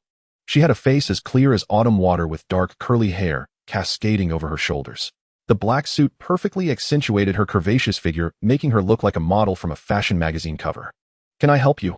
Xu Lian stood up and approached the woman. She removed her sunglasses, casually clipped them onto her collar, and said with a smile, "You're Xu Lian, right? I'm here to make money for your company. Make money for me. Are you here to apply?" Xu Lian quickly caught on. "That's right. I heard you're hiring for a finance position." "Yes, but I'm looking for someone with at least 3 years of experience." Xu Lian indeed needed a financial manager. However, the role involved overseeing the profitability of all games, and he was reluctant to entrust it to an outsider, so he was currently handling the data himself. The woman studied Xu Lian for a moment, then suddenly laughed. "My name is Qin Feixiu, and I believe I'm more than capable for this position." "Qin Feixiu. It's her," Lin Weixin exclaimed in surprise under her breath. "What? You know her?" Yu Weiner asked curiously. "Huh, you don't know who she is?" Lin Weixin looked at Yu Weiner in astonishment. "Why should I know her? Who is she?" Yu Weiner shot a dismissive glance at Qin Feixiu. Well, you know Yunting Game Company, right? The most profitable game company in the country." "Oh, you mean that money-making machine? I've played their games too." "So what?" Yunting Game Company was the most profitable in the nation, boasting hundreds of games and dozens of top-tier designers. Their annual profits reached tens of billions. Such staggering earnings earned Yunting the nickname the printing press within the industry. She used to be the financial director at Yunting. She controlled all the back-end data for their cash cow games, Lin Weixin explained earnestly. "Tisk, so this woman is what everyone calls a vampire game designer." Yu Weiner let out a contemptuous laugh. "I suppose so." Lin Weixin wiped the sweat from her brow. She had expected Yu Weiner to be awed by such a big name, but the latter remained utterly unfazed. How do you know her?" Before Dungeon Fighter launched, Yu Weiner had been a big spender in Yunting's games, playing many of their titles. Yet she had never heard of the designers' names, let alone understood why Lin Weixin was so well informed. I saw her business card from someone else." Lin Weixin explained with a hint of embarrassment. Back when a game from Yunting Company was burning through too much money, she had been so furious that she hacked into their backend, dug up the employee files, and that was how she recognized the Qin Feixiu standing before her. "It's a bit quieter than I imagined, but that's normal for a startup. Plus, your game is still generating some buzz, so there's plenty of room for growth." Qin Feixiu scanned the empty office space and spoke with evident interest. "Let's have a chat then." Xu Lian, who knew little about this woman's background, was slightly taken aback by her confident demeanor. "All right." Qin Feixiu nodded, and the two walked into the office together. Half an hour later, she had breezed through the interview without any pressure and officially became the financial director of Xu Lian's company. Initially, Xu Lian had only assumed she might have some experience, which explained her confidence. But whether it was the written test, the interview, or her suggestions for the company's future direction, Qin Feixiu delivered flawless answers. She even helped Xu Lian map out some strategic plans for the road ahead. There was no denying it. This woman truly had a knack for it. As a result, Xu Lian even gave her a 10 raise on her monthly salary. If the company truly followed her plan and flourished by year's end, he wouldn't mind sharing a bit of the dividends with her. After signing the employment contract, Qin Feixiu asked Xu Lian to call the two young women outside into the meeting room for an introduction and a brief discussion. Inside the conference room, Qin Feixiu lowered her head and carefully studied the profit report for Dungeon Fighter that Lin Weixin had just handed over. Yu Weiner, resting her chin on her hand, looked at this newly hired woman with undisguised disdain. Over 10 million in revenue every day. Not bad at all. Qin Feixiu set down the report and spoke earnestly. "But President Xu, there are quite a few unnecessary probability settings and features in the game. I have a few suggestions." "Go ahead." Xu Lian nodded, signaling her to continue. "First, the Serious Blessing event. The odds of getting good items are way too high, already exceeding 5. These rewards are certainly appealing to players, but we need to lower the probability a bit. Take pets for instance. They're the rarest items in the boxes. It's best to reduce the drop rate to the absolute minimum. After all, scarcity makes things more valuable. Even if players spend a fortune, they'll still pay up for the pets. Also, President Xu, that class-specific weapon pod. Did you design that?" Yes, what's wrong? The concept is good, but a 100 chance of getting your own class weapon is far too generous. I think it would be better to make it a random weapon from all classes." "What? Random from all classes?" Yu Weiner's eyes went wide in an instant. Dungeon Fighter had 6 base classes plus 24 advanced classes, which meant 24 different rare weapons. According to her idea, players would have to randomly pull from all those weapons just to get one suited to their class. That was utterly absurd. Oh, sorry, I got a bit carried away there. That design really is unreasonable, Qin Feishu said, as if suddenly coming to her senses. You scared me. Yu Weiner patted her chest and muttered a complaint. If that change went through, how many pots would players have to open just to get a single rare weapon for their class? How about this? Let's stuff all equipment slots into the pots and let players randomize everything. Yu Weiner. Xu Lian. Also, the drop rate for epic equipment is still too high.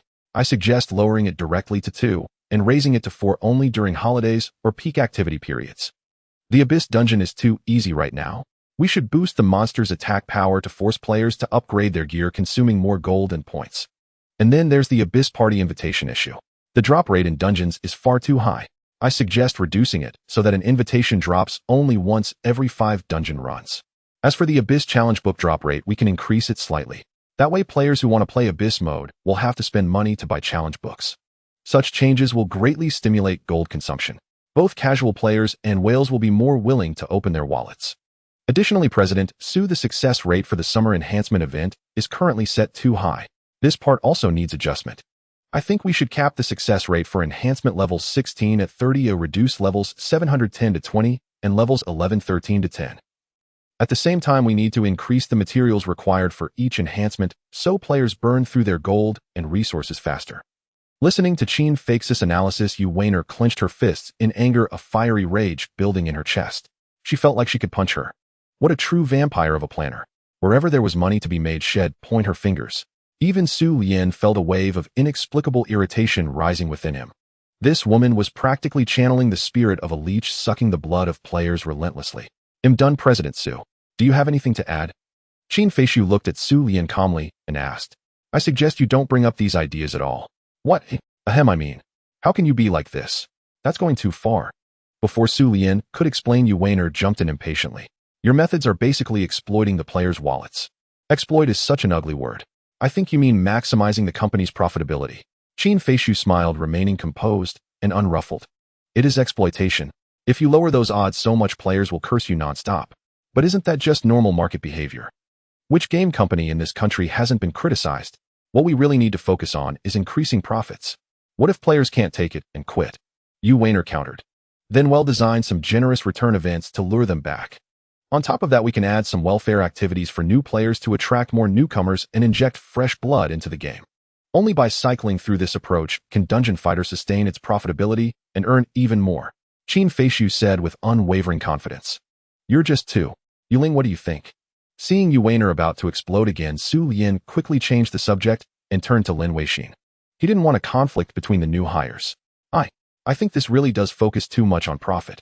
Lin Weixin offered a cautious smile and quickly added, although I know Sister Yun means to boost the company's revenue, if we lower all the mechanics and odds all at once, players will definitely resist. Besides, our company has just started. There's no rush to accomplish everything at once. Take it slow.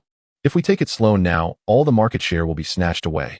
Qin Feix's tone carried a hint of impatience. You know how fierce the competition is in the gaming market right now? As a startup, the key to growing big and strong is profitability. No one can deny that. What about you, President Xu? What's your take? Qin Feix's gaze fell on Xu Lian, awaiting his response. I think your idea has merit, but completely nerfing all content would be too extreme. I suggest moderately lowering certain key stats during off-peak hours, keeping things balanced without going too high or low. Then during holiday traffic peaks, we can adjust upward slightly. In truth, Qin Feix's proposal aimed to help Xu Lian's company rake in more profits. However, slashing all core probabilities in Dungeon Fighter in one go seemed far too short-sighted. After all, Xu Lian had once abandoned this very game out of frustration with similar manipulative mechanics. If he followed Qin Feix's line of thinking, players would undoubtedly voice grievances en masse or even quit in droves. With the upcoming launch of Crossfire, he couldn't afford to spark public backlash at such a critical juncture. Qin Feishu fell silent for a moment, struggling to comprehend Xu Lian's stance. At her previous company, this strategy had always been the norm. Neither the team nor the leadership had ever objected. Why was it unworkable here? Wasn't every gaming company looking for ways to squeeze money out of players? All right, you two go ahead and get to work. Xu Lian waved his hand, signaling Yu Weiner and Lin Weixin to leave the room, intending to speak with Qin Feishu alone.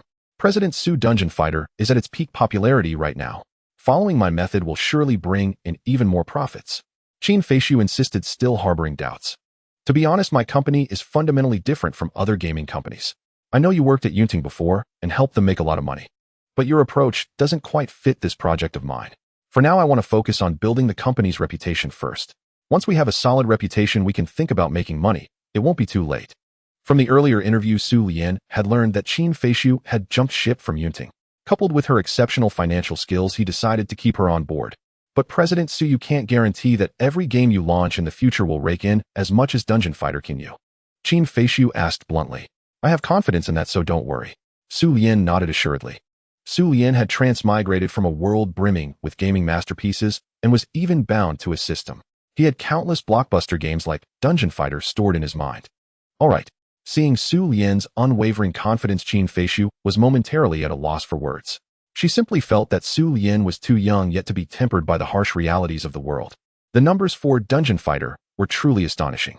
On its first day, downloads surpassed 1 million, within a week profits exceeded 10 million, and within a month it topped all domestic charts. Such results made every player in the industry envious. However, Qin Feishu doubted that Xu Lian could replicate this success with every subsequent game. But since the boss had spoken, she had no choice but to comply. Is it about compensation or some other reason? Yunting, as the most profitable gaming company in the country, offered excellent benefits to its employees. And Qin Feishu was one of their core talents. Why would she suddenly jump ship to his company? You could think of it as a kind of bet.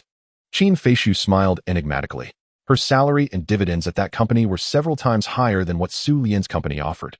But only insiders knew that Yunting was already on the decline. On the surface, it seemed glorious, even hailed as an industry benchmark.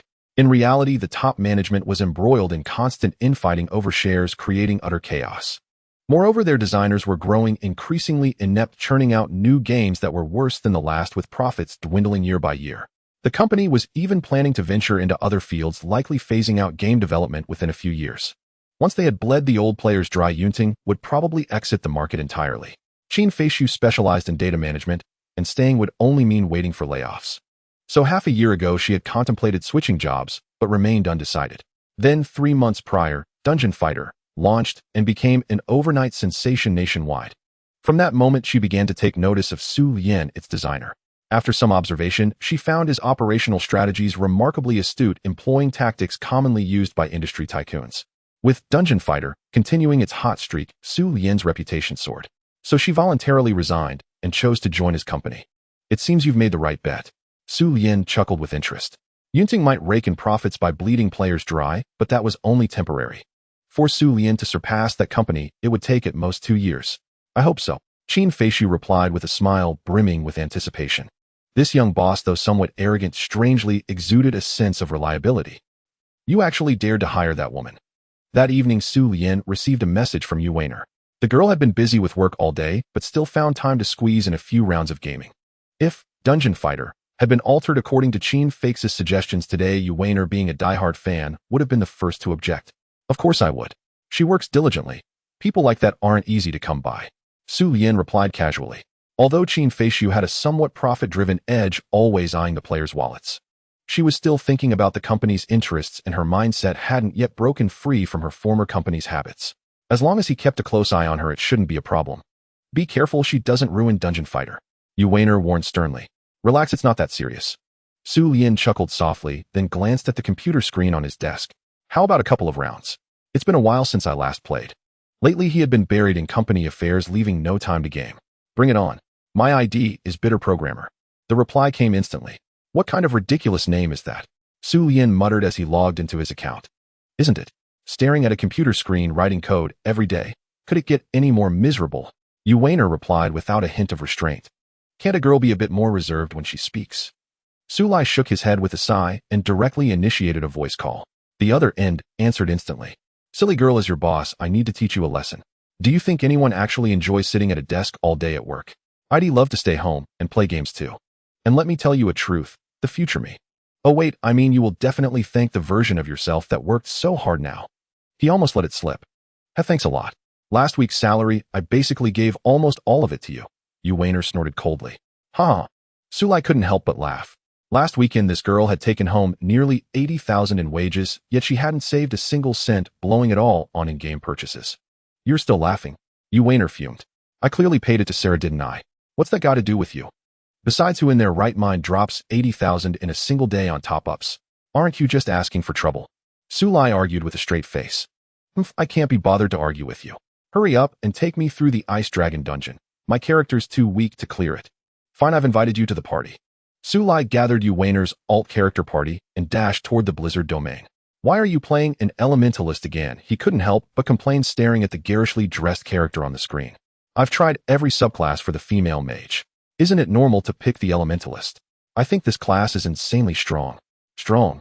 Once Anton shows up, you'll see what truly powerful means, Xu Lian chuckled inwardly. The female elementalist was indeed formidable. So formidable, she could get you kicked straight out of the raid party. Time flew by, and another month passed in the blink of an eye. The summer heat gradually crept in, and the long-awaited summer vacation was finally just around the corner. Many well-known game companies eager to attract players' attention to their games ahead of time had already made their summer event plans public. Once the big players made their moves, the smaller companies couldn't sit still, fearing they'd lose all the traffic. They quickly plastered their promotional posters across the internet as well. For a time, Weibo Tieba and various forums were flooded with game advertisements. Though the players were well aware of the sponsored posts, that didn't stop them from curiously clicking in to take a look. Especially when they saw words like free or benefits. Who could resist giving it a try? Taking advantage of the massive summer traffic, many games saw their user numbers soar, leaving the design teams behind them beaming with joy. Yet amid this sizzling market, only Xu Lian's company, Soaring the World, remained silent. Their official Weibo account with over 20 million followers still lingered on the previous post about the account ban incident, showing no signs of activity. This made the eagerly waiting players completely lose their patience. Didn't they say the full Awakening version would launch in the summer? Exactly. I'm sick of grinding the Monster Siege event. Hurry up and release something new. Even if you don't do anything else, at least put out the Blade Master's Awakening.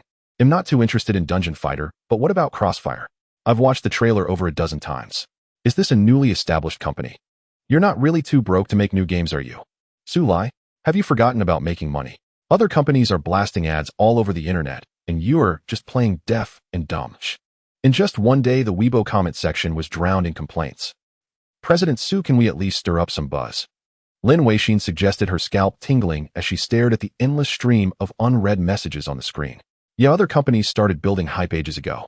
If we don't act now, we'll fall behind. Yu Weiner paced anxiously. We've had the Awakening trailers for all 24 classes ready for days now. Every single one is edited to look absolutely stunning. Especially the Awakening effects for the 4 Ghost Swordsman classes. They're breathtaking. She could hardly contain her curiosity about how the players would react when they saw these magnificent skill demonstrations.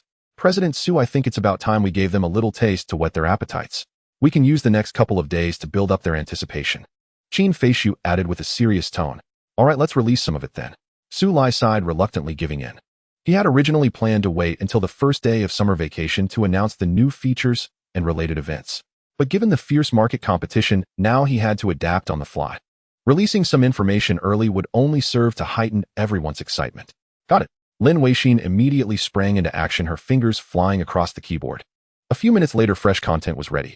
Awakening trailers for 24 classes, Kiri's enhancement system, Cash Shop fashion system, new Dungeons Tower of Death, Tower of Illusion, Tower of Despair, first rare outfit set, Ancient Prodigy set. The post headline was striking and eye-catching. Dungeon Fighter Chapter 2, the Grim Reaper's Challenge version revealed. The content read as follows: Kiri's weapon enhancement system, new enhancement options added. Upgrade equipment through NPC Kiri with stats skyrocketing upon success. Personalized outfits, exquisite fashion items now available in the Cash Shop. Purchase and equip them to display on your character. 3 new dungeons unlocked, clear stages of varying difficulty to obtain exclusive top-tier gear. First wave of outfit rewards, collect materials for a chance to synthesize the rare Ancient Prodigy set. Era of Universal Awakening, complete the job advancement quest to acquire new skills, drastically boosting combat power. Click the link for more details to watch all 24 official videos. The above is only a partial release. Stay tuned for even bigger news to come. This Weibo post was accompanied by meticulously designed screen captures and clear in-game screenshots, allowing players to grasp all the core content of this update at a glance. After a morning had passed, Xu Lian's comment section was still packed with players unwilling to leave, anxiously waiting for good news. Soon enough, this new post struck like lightning across the night sky, causing a sensation. Players swarmed in instantly. After reading the announcement, everyone couldn't help but cheer. especially the series of awakening skill promotional videos which sparked heated discussions. The Blade Master's awakening is incredible. Good thing I didn't delete my character. This move feels like 10,000 swords returned to the origin reborn in the mortal world. Holy crap, the Soul Bender's awakening is so cool my poor heart can't take it. What nonsense is that upstairs? Where's the beauty in a chopped fish head? Clearly Azura is the true protagonist. The entire screen darkens in an instant, and it's stunningly cool, alright. Addendum: learn about the evil god Bradash. Those who don't understand the lore shouldn't spout nonsense. In the previous advanced test, the designer used the Berserker's awakening to dominate everyone. Looking back now, it's still as dazzling and thrilling as ever. The mechanic's finishing move is indeed impressive, but doesn't it vanish a bit too quickly in 1 second? Haha, after watching the female mages summon Beast Assault, the flash disappears without a trace. It really gives the illusion of my daughter putting on a show of hauling dung. Which fellow here dared to mock my daughter's awakening as resembling defecation? Apologize today or else. No way. The more I watch, the more excited I get. Hurry up and launch the game. Within a short time, the topic's popularity on Weibo soared, with related terms dominating the trending list. Dungeon Fighter Summer Grand Spectacle. Ultra-thrilling awakening skills make a stunning debut. Reaper's Power Unleashed. Exclusive premiere of the 4 Ghost Swords Awakening feature. Each class unveils its ultimate form. Hurry and see your exclusive awakening. Because the awakening skill effects in the trailer were so explosive, they completely ignited the long-awaited passion of Dungeon Fighter players. In just a few hours, the post Xu Lian had just sent on Weibo skyrocketed in popularity, directly hitting the top spot on the trending list. Especially the awakening skill showcase of the 4 Ghost Swords, which even overshadowed the heavily funded advertisements from other gaming companies. At this moment, the top 3 spots on Weibo's trending list were all dominated by topics about the Dungeon Fighter Summer version. Nearly 100,000 comments already. Everyone is absolutely insane. Watching the heated debates in the comment section, Lin Weixin couldn't help but marvel. Just the trailer for the awakening skills had stirred up such intense discussion among players. If all the subsequent content were released, they'd probably collectively lose their minds, right? President Xu, how about we release the remaining event content too? Lin Weixin had only revealed half of the summer version content. The other half remained undisclosed. Go ahead, it's only a day or 2 difference anyway. Xu Lian nodded in agreement. Haha, hilarious. Whose god of greed looks like a chopped fish head? Yu Weiner laughed so hard at the netizens' witty remarks that tears almost streamed down her face. These folks were incredibly creative, such a majestic and imposing design, yet they jokingly called it a chopped fish head. Reading everyone's comments, Yu Weiner felt for the first time the sheer joy of letting players experience a game she had helped design. It was even more satisfying than playing herself. Yuling, have you released the remaining content? Yu Weiner couldn't wait to see how players would react to the new weapons and dungeons. After all, every weapon introduced in the summer version was ridiculously stylish. Especially the legendary greatsword dropped in the ancient dungeon. It was undoubtedly the most dashing weapon in Dungeon Fighter, no contest. That weapon was the magic sword Apophis from the Cave of Lament. Posted. Lin Weixin nodded hastily. Let me see. Yu Weiner quickly refreshed Weibo, and indeed spotted the company's latest update. Dungeon Fighter Chapter 2, The Reaper's Challenge. All new version content revealed. New items in Syria's Blessing Level 110 Equipment Enhancement Protection Ticket Advanced Costume Exchange Ticket Regular Costume Exchange Ticket. New Dungeons King's Relic Billmark Imperial Testing Grounds Cave of Lament Neupera. Log in to Alyo Communication for detailed guides. The above dungeons are ancient level, extremely difficult with complex mechanics. Team up for adventure. Hurry to Alyo Communication to find suitable teammates. Complete daily quests in ancient dungeons to obtain exclusive weapon and title materials. Log in to Alyo Communication to view title and weapon galleries. Defeating elite monsters in ancient dungeons has a chance to drop exclusive legendary items. Details on Alyo Communication's weapon gallery. The above constitutes all summer event content. Stay tuned. Lin Weixin was now a veteran of the company. Many tasks didn't require Xu Lian's instructions for her to handle properly. To drive traffic to the company's flagship app, Alyo Communication, Lin Weixin racked her brains. She deliberately appended a text prompt at the end of each event guiding users to download Alyo Communication. Players would undoubtedly be eager to learn the specifics of new events and weapons, prompting them to check details on Alyo Communication immediately. At that moment, many players on Weibo were repeatedly replaying the summer event and class awakening skill trailers, afraid of missing any crucial content. Thus, as soon as Lin Weixin released a new update, these players rushed to click the link. However, this time, she didn't upload any images, only brief text descriptions. To learn more, players had to check Alyo Communication. This move successfully attracted a large number of players who had never heard of audio communication to download and use it. Minutes later, players who had finished viewing the new weapons and equipment on audio communication were utterly astonished and rushed back to Weibo to comment. These early returnees were completely blown away by a legendary greatsword. It was the Magic Sword Apophis. Compared to previous weapons used by Ghost Knights, the appearance of Magic Sword Apophis utterly dominated, flawlessly cool. The entire blade was a deep purple exuding an icy and malevolent aura. Most spine-chilling was the constantly squirming eye embedded in the center of the blade. Not only Ghost Knight players but players of other classes were also dazzled by the striking design of Magic Sword Apophis. It wasn't just a ridiculously stylish weapon. Its stats were outrageously powerful, a true masterpiece. Some players couldn't even be bothered to check other equipment. They directly screenshotted the image of Magic Sword Apophis and posted it in the comments. They couldn't imagine any weapon cooler than this. Oh my god, this weapon is absolutely unbeatable in style. I personally think it's even more impressive than the Shadowless sword. The Shadowless sword isn't really good looking, it only has a slight edge in stats. That eye in the middle really hits the spot for me.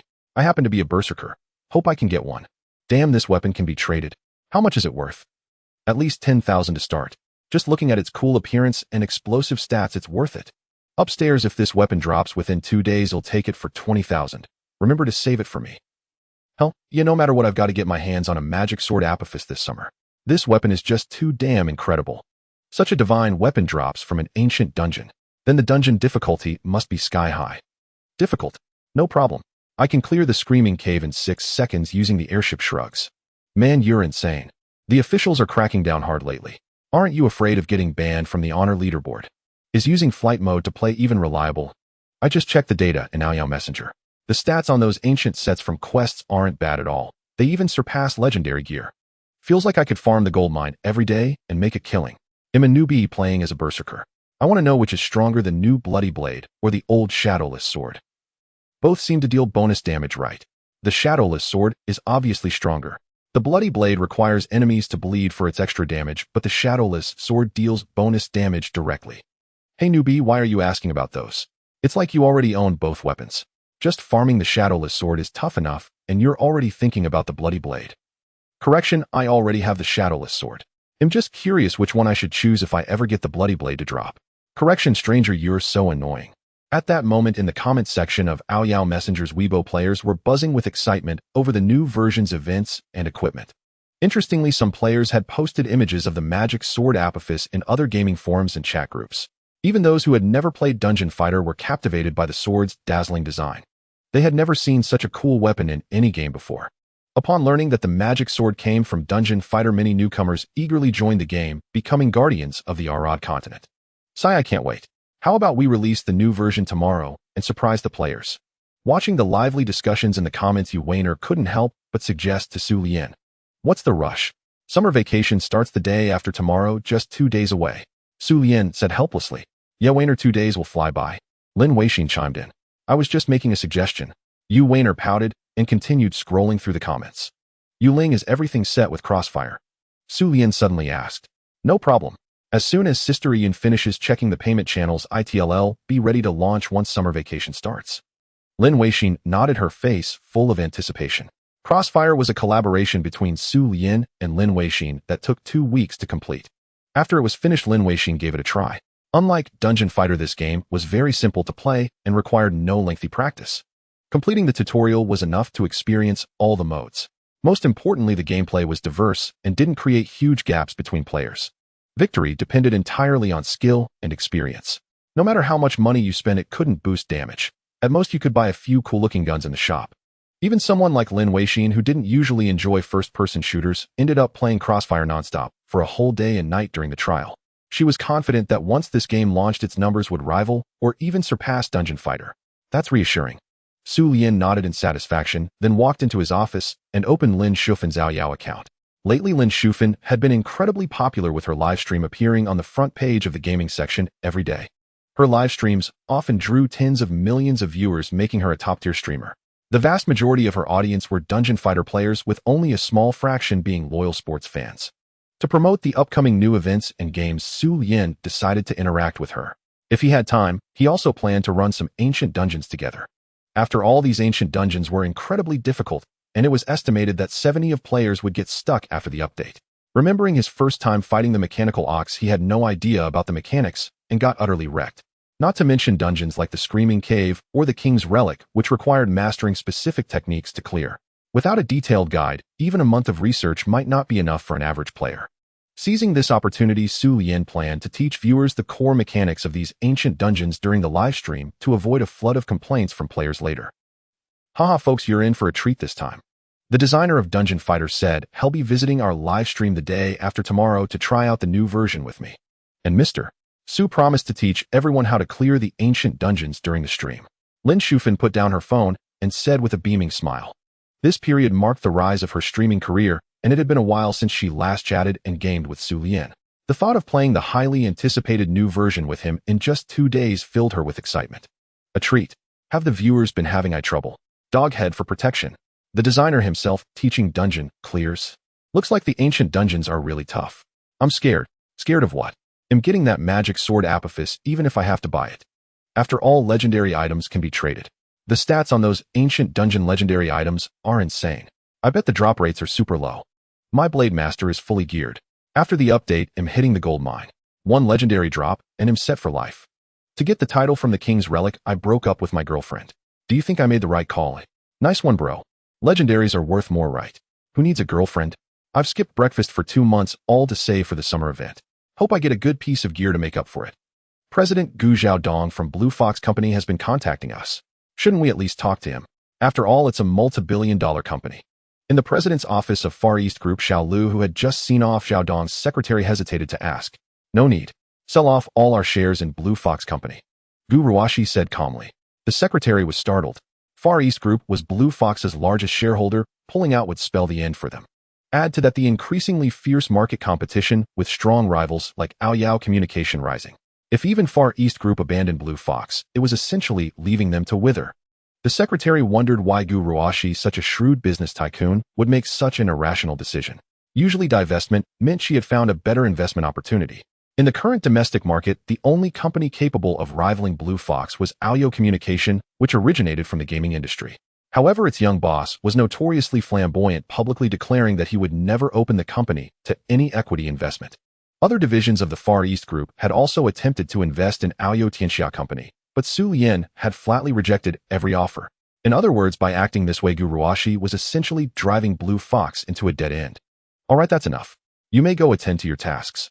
After the secretary left, Gu Ruashi massaged her temples in frustration. She was well aware of how foolish her actions were. It was as if she had recklessly thrown away billions in assets. Yet she did it all for Yu Weiner's sake. Since Yu Weiner worked at Aoyao Company, Gu Ruashi felt compelled to act this way. 3 months ago, Yu Weiner had moved out of the villa. Initially, Gu Ruashi assumed the girl was just throwing a tantrum and would return in a few days. For safety's sake, she even arranged for someone to secretly protect Yu Weiner. Later, from the bodyguard's reports, she learned that the girl had spent her first night at a netizen's home and the very next day attempted to apply for a job as a game designer. Gu Ruashi never expected that the girl not only refused to come home, but also sought employment outside. Even more astonishing was that she actually passed the interview. So Gu Ruashi sought out the boss of the game company where Yu Weiner had applied, only to discover that he was Xu Lian, the very figure who had been a hot topic in both the business and gaming circles lately. After some deliberation, Gu Ruashi thought it might be beneficial for Yu Weiner to gain some experience in the outside world, as it would temper her character. Consequently, she sold one of her high-quality office buildings to Xu Lian at a low price, located directly across from the Far East Group's financial street. After 2 months of covert observation, Gu Ruashi found that the girl was not only working with increasing enthusiasm, but also getting along harmoniously with her superiors and colleagues. Every time she saw the videos and photos sent by the bodyguard, Yu Weiner was always laughing and chatting with a young man and another girl. If her own actions caused Aoyao Company's communication software to be crippled by Blue Fox, Yu Weiner would surely hate her forever. Thus, Gu Ruashi had no choice but to steel herself and abandon support for Blue Fox. Once Blue Fox Communication collapsed, Aoyao Communication would undoubtedly rise to seize the opportunity, replacing Blue Fox as the top domestic communication software and potentially performing even better. Gu Ruashi stroked her chin, murmuring to herself. As Yu Weiner's boss, Xu Lian naturally became a subject of her investigation. In Shanghai City, digging up someone's background was a trivial matter for Gu Ruashi. To her surprise, Xu Lian had no connections whatsoever and had even grown up in an orphanage. A man with no backing whatsoever had managed to carve out a niche in the game market and launched the highly successful audio communication software. Gu Ruashi knew little about the intricacies of gaming. She simply invested her company's money in whichever game company had the best data. Nevertheless, Xu Lian's company operation model left a deep impression on her. It seemed far beyond what a man in his 20s could conceive. Those tactics felt more like the strategies of a seasoned veteran who had weathered the business world for years. It seems there's no rush to call her back yet. Seeing Dungeon Fighter dominate the Weibo trending list, Gu Ruashi smiled and sighed. After a long day's work, Xu Lian finally returned home. Just one more day until the new version launches. Xu Lian lay on the sofa staring at the ceiling, muttering with anticipation. His game company was gradually getting on track with a growing team of employees, each a master capable of handling their own domain. At this rate, it was only a matter of time before his company secured a firm foothold in the gaming industry. Should I develop the other games during the summer break? From the last lottery, he had obtained data for several small games, and even an adult mobile game. These were things Xu Lian could finish developing and release on his own in just half a day. Forget it, I'll leave it for later. Xu Lian restrained his impulse. Everyone would be busy with the new version release soon. If he were to finish and release these small games, now the back-end management workload would multiply. The company's current staffing was still too lean. He had to wait until the team was more robust before considering it. As for that adult mobile game, Xu Lian was considering giving it a try. He had also researched the market performance of such games in this world, and the response was quite favorable. However, to play such games, players had to register with their real names and be at least 18 years old. Many game companies had profited immensely from this genre. Even if he released this game, players wouldn't look down on it. Instead, they might find it refreshing. Once the company's operations were stable across the board, he could develop and launch this game. After all, there's no shame in making money. 2 days passed in the blink of an eye. To ensure that the new versions of Crossfire and Dungeon Fighter launched on the first day of summer break, Xu Lian and his 3 partners had been working overtime continuously for a full day. It was now nearly 11 p.m., with less than 10 minutes until the official start of summer break. At the stroke of midnight, all major game companies would roll out their meticulously prepared summer events and new products. The summer break was the peak period for player activity, and no company wanted to miss this opportunity. Every year at this time, companies were like hunters waiting for a school of fish, eagerly anticipating the chance to attract players to experience their works. Therefore, at this very moment, there were no shortage of game planners and programmers pulling all-nighters writing code, just like Xu Lian. In these 2 months, merely a trailer had driven the pre-registration number for Crossfire past the 300 million mark. This was a staggering number, directly equivalent to the peak concurrent online player count of Crossfire in its heyday.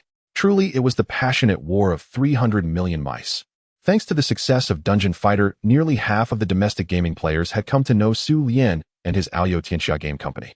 Coupled with Xu Lian's down-to-earth and approachable management style, as well as the extraordinary charisma he displayed while exploring dungeons with ordinary players without any airs. This also sparked players' interest in trying out this new communication app.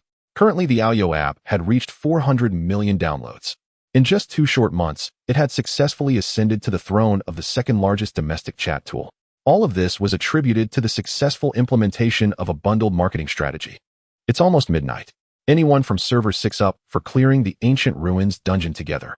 If luck strikes and we get the mythical grade Apophis magic sword, we'll be financially free tonight. I don't care about any equipment right now. All I want is a rare sky outfit. Please just let the servers open. Seriously. I just checked Weibo comments, and there are thousands more. Don't you people ever sleep? Sleep? Who needs sleep? Let's party. Tomorrow summer break starts.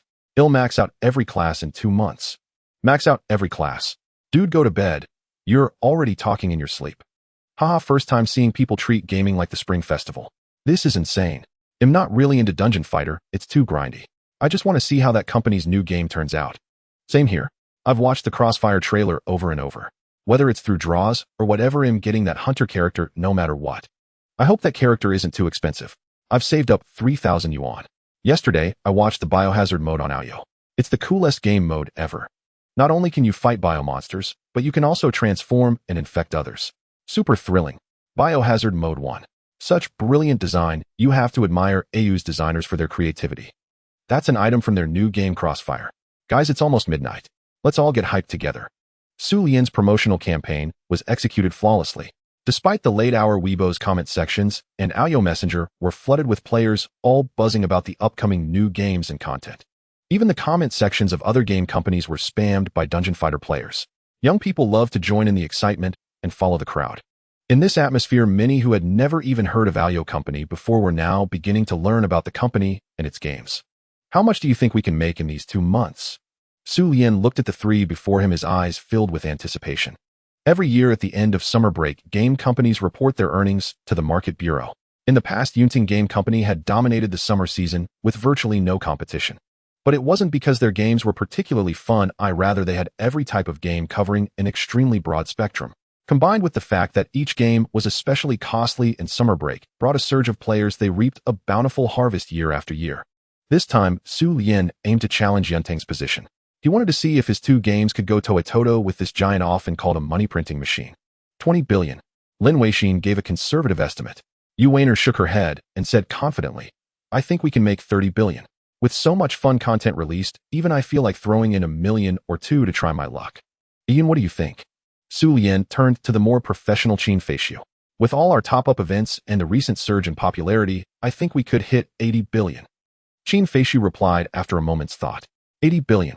Yu Weiner and Lin Weixin's eyes widened simultaneously. Could they really make that much money in such a short time? Isn't that a bit exaggerated? All right, stop thinking about it. It's almost launch time, everyone get ready. Xu Lian actually had an even bigger goal in mind, but held back from mentioning it. If he said it, and they ultimately fell short, wouldn't that just be empty promises to the team? The 3 women returned to their computers and continued with their respective tasks. A few minutes later, midnight officially arrived.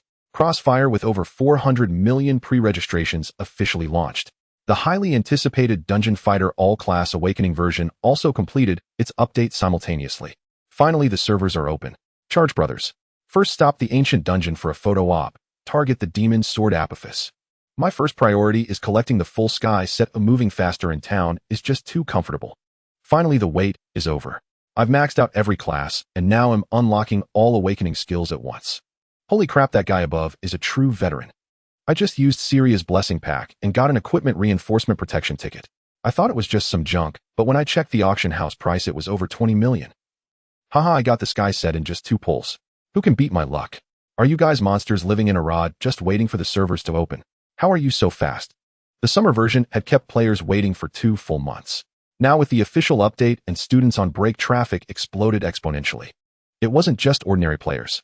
Lin Shufan, a major streamer on Douyu's gaming channel, was also staying up late for the new version. Many other streamers eager to ride the wave were likewise glued to their streams, competing for viewers. The entire gaming scene was ablaze.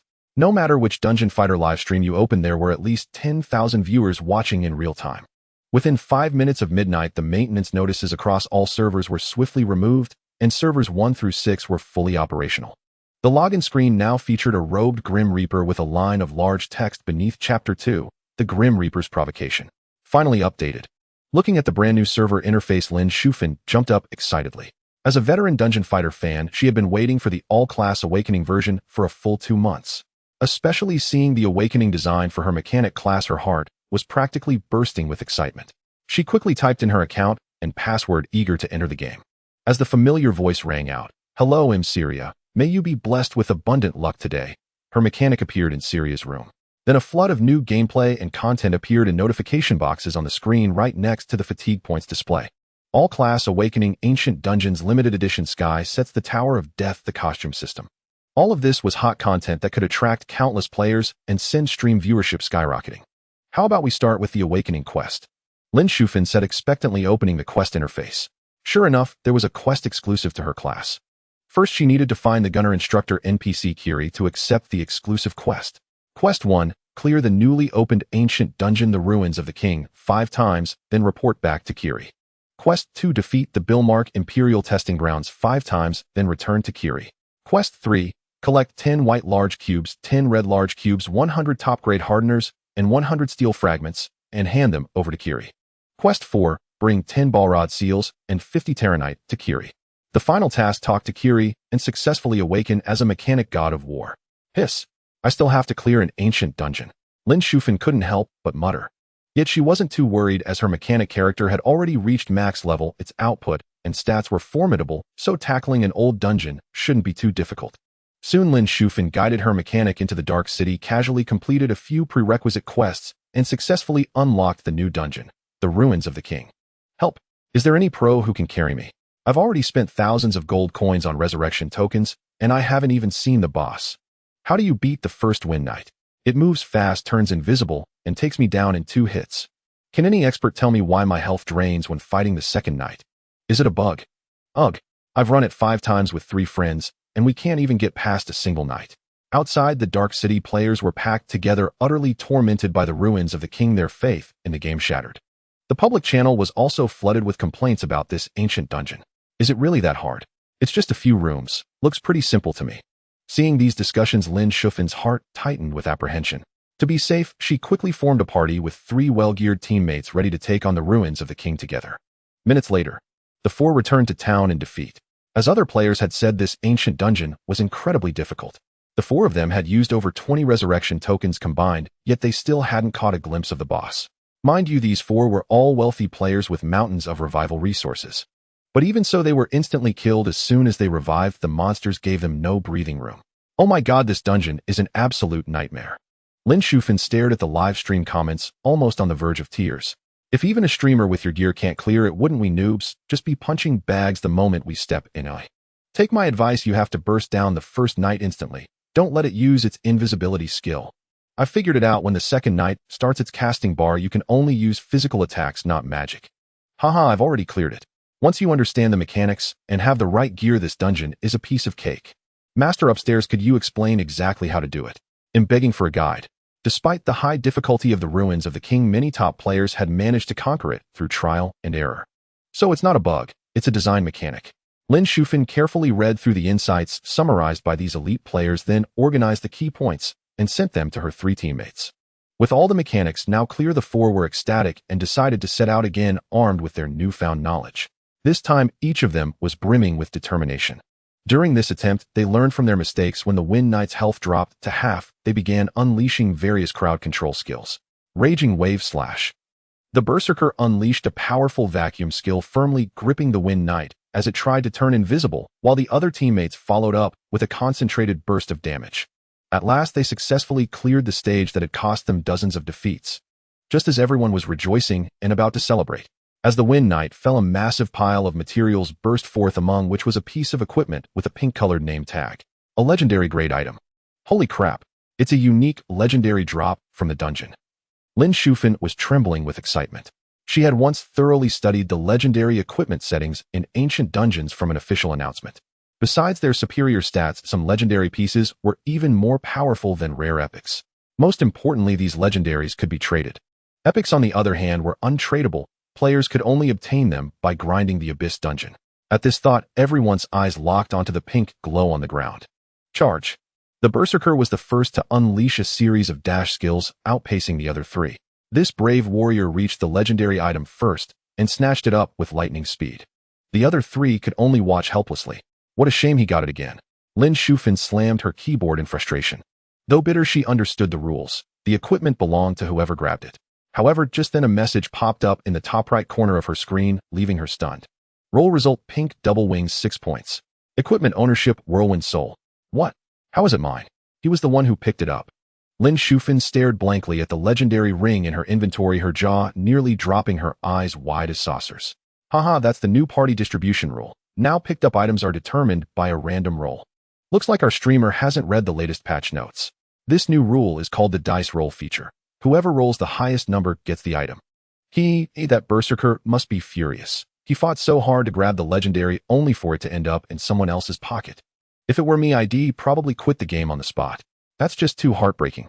A dice roll mechanic. So that's it. Only now did Lin Shufin finally understand the significance of the dice roll. Haha, I'm dying of laughter. This is priceless. Gazing at the legendary accessory in her bag, she couldn't contain her joy and cheered repeatedly. Then she quickly checked its stats. The stats of this miraculous ring were quite impressive. It not only boosted movement speed and skill casting speed, but also came with an incredible effect.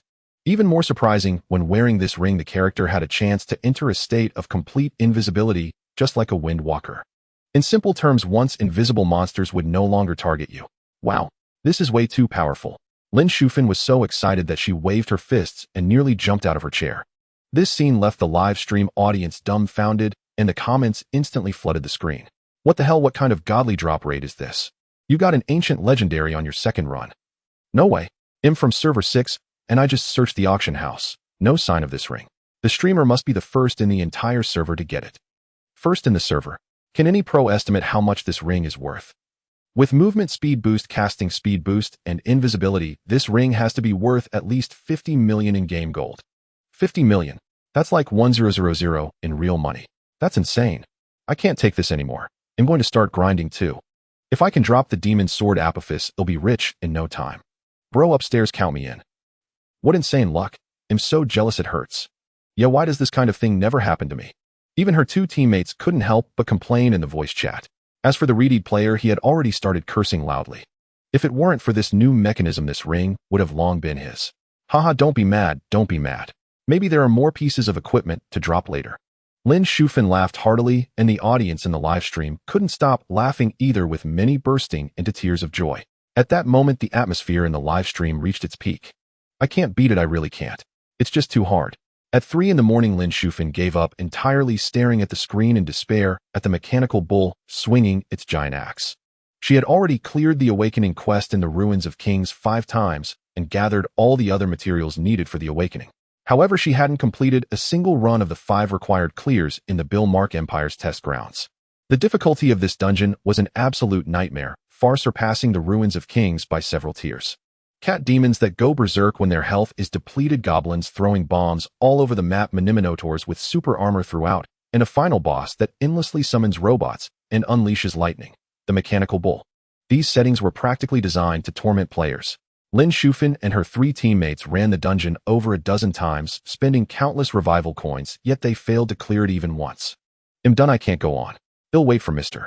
Xu to come online and run it together. Lin Shufan sighed helplessly and had no choice but to set the awakening quest aside for now. How about we try synthesizing the sky set? The newly updated costume system had just been released, offering thousands of different decorative styles for players to choose from in the shop. These decorations not only changed a character's appearance, but also came with some stat bonuses. The most premium among them was, of course, the rare sky set. This set not only boasted a magnificent appearance, but also provided the highest stat bonuses, even granting an additional 70 movement speed in towns. As a result, the sky set quickly became the ultimate pursuit for players once the costume feature was introduced. However, the sky set couldn't be purchased directly, it could only be obtained randomly through a costume synthesizer. Synthesis required 2 high-tier costumes and 1 synthesizer, with each attempt costing the equivalent of 80 yuan.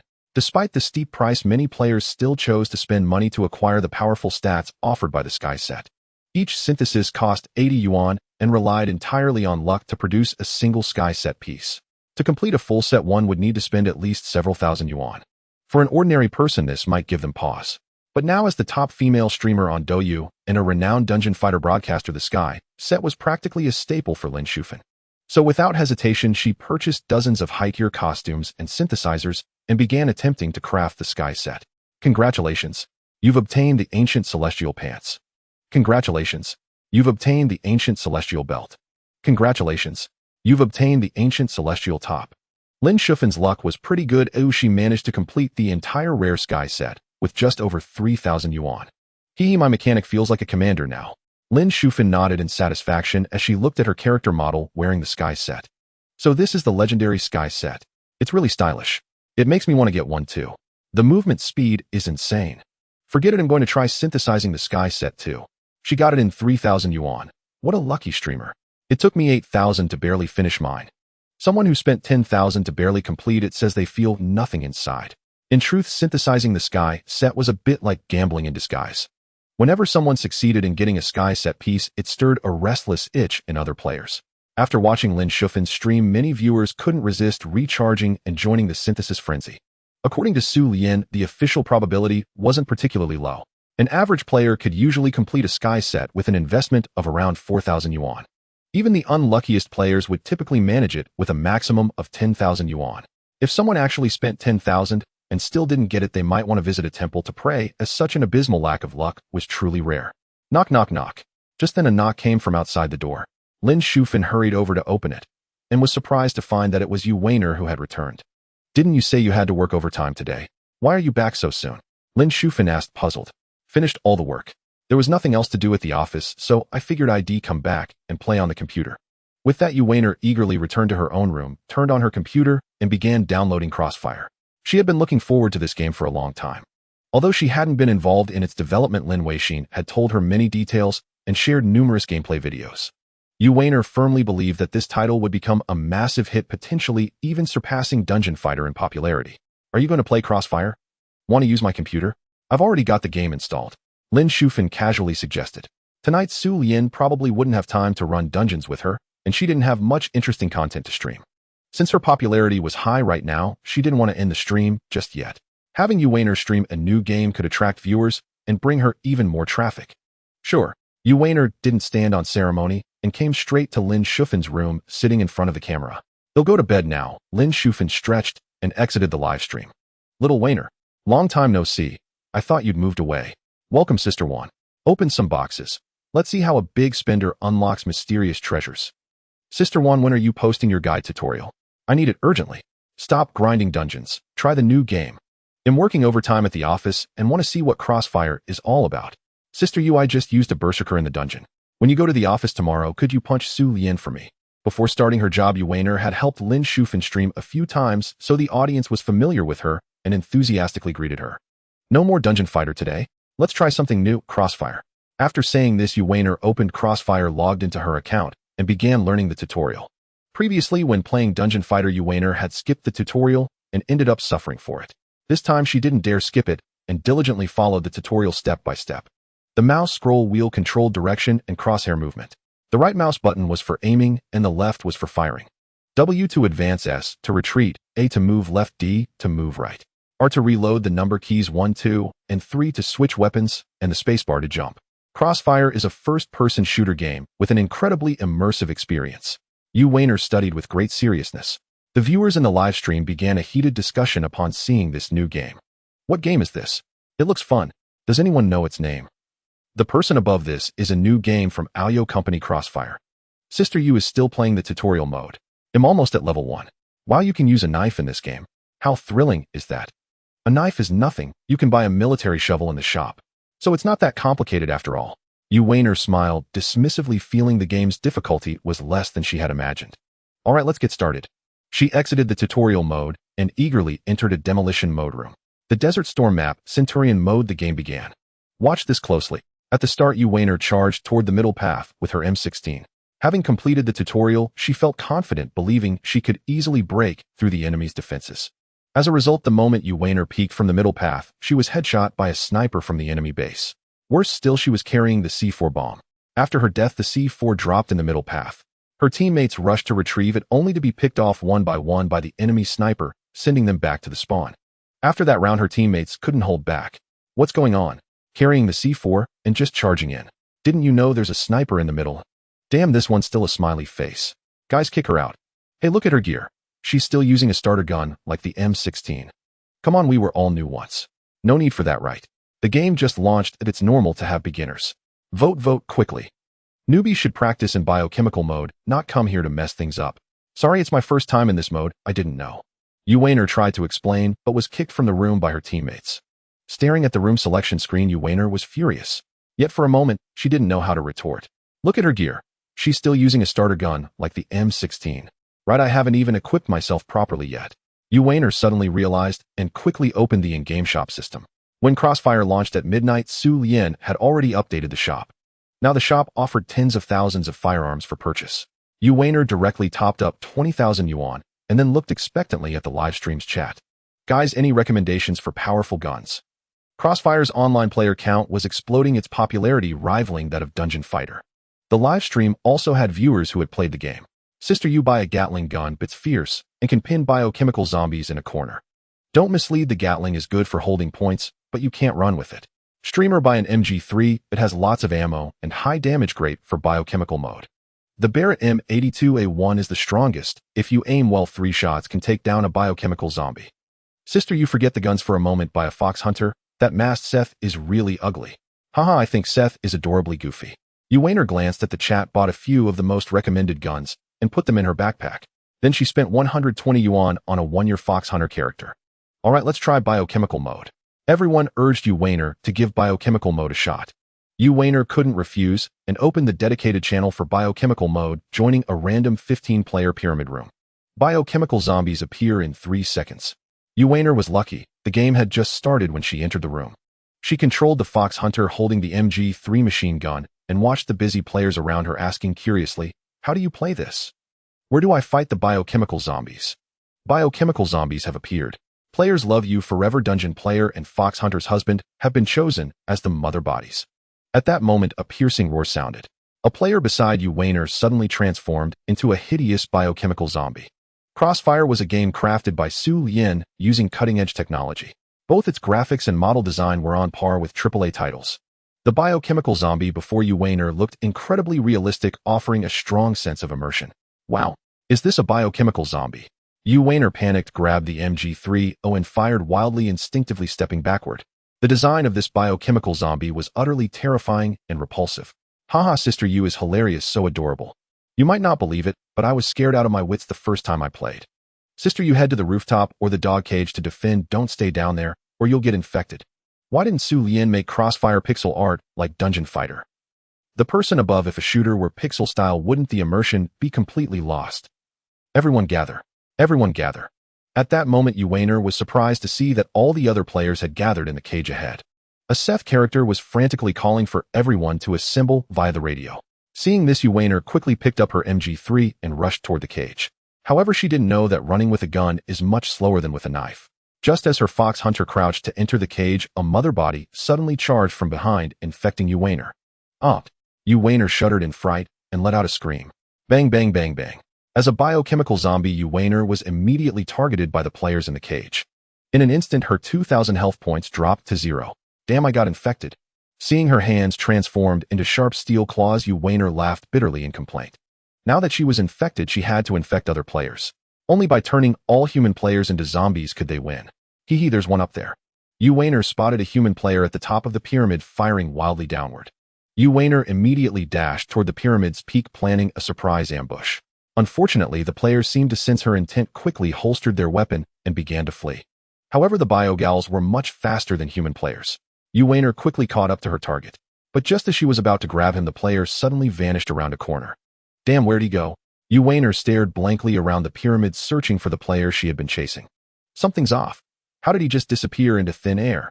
Just then, Wayner noticed a crack on the pyramid's wall. The crack was just big enough to conceal a person. Wayner quickly checked each crevice one by one. Finally, in a narrow gap, she found the Seth character who had fled earlier. Haha, so that's where he was hiding. Seeing the Seth cowering in the corner, Wayner couldn't help but laugh and tease him. Wow, so the pyramid can be used like this. Haha, I've hidden there too. People even thought I had an invisibility hack a few times. Hey Race, a little tip, have a friend in duo mode transform into a ghoul and block the exit. That way no one else can get in, and you can keep racking up points. Damn, that's brilliant. Learned something new. Gotta go try it out. I thought it was boring at first, but watching Sister You play so energetically makes me want to give it a try. Sister You, catch him. Make him taste what it's like to be surrounded. The Seth player's only escape route was blocked by Wayner, so he had to bow his head and beg for mercy. Spare me, big shot. Let me go. Haha, you're pretty obedient. Alright, I'll let you off this time. Wayner waved her steel claws and turned to leave. That's it for today's stream. I'm dead tired. The next morning, after battling all night, Wayner finally stretched with satisfaction.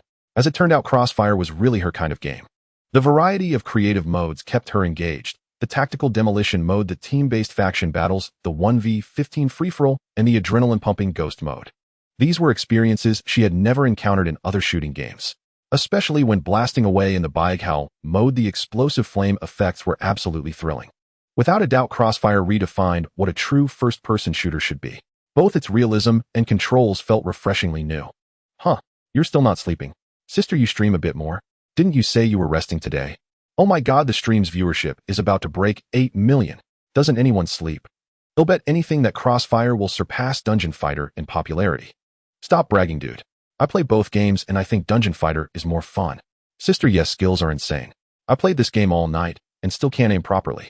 Indeed, Wayner had incredible gaming talent. In just one night, her skills had improved dramatically, especially her sniper aim, which she controlled with masterful precision. The livestream audience gradually shifted from joking to admiration, becoming more and more invested in watching. Some stayed up all night, and viewers who initially knew nothing about the game were drawn in and ended up downloading it to try for themselves. It had to be said, the game's charm was simply irresistible. Alright, time to sleep. They'll continue tomorrow. Good night, everyone. Wayner stretched comfortably and then turned off the stream. I'm really curious how that guy came up with such an interesting concept.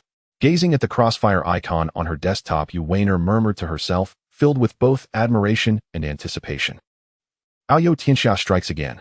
Crossfire surpasses 100 million downloads on day one. Weibo's trending topics were once again dominated by Xu Lian Company's new release.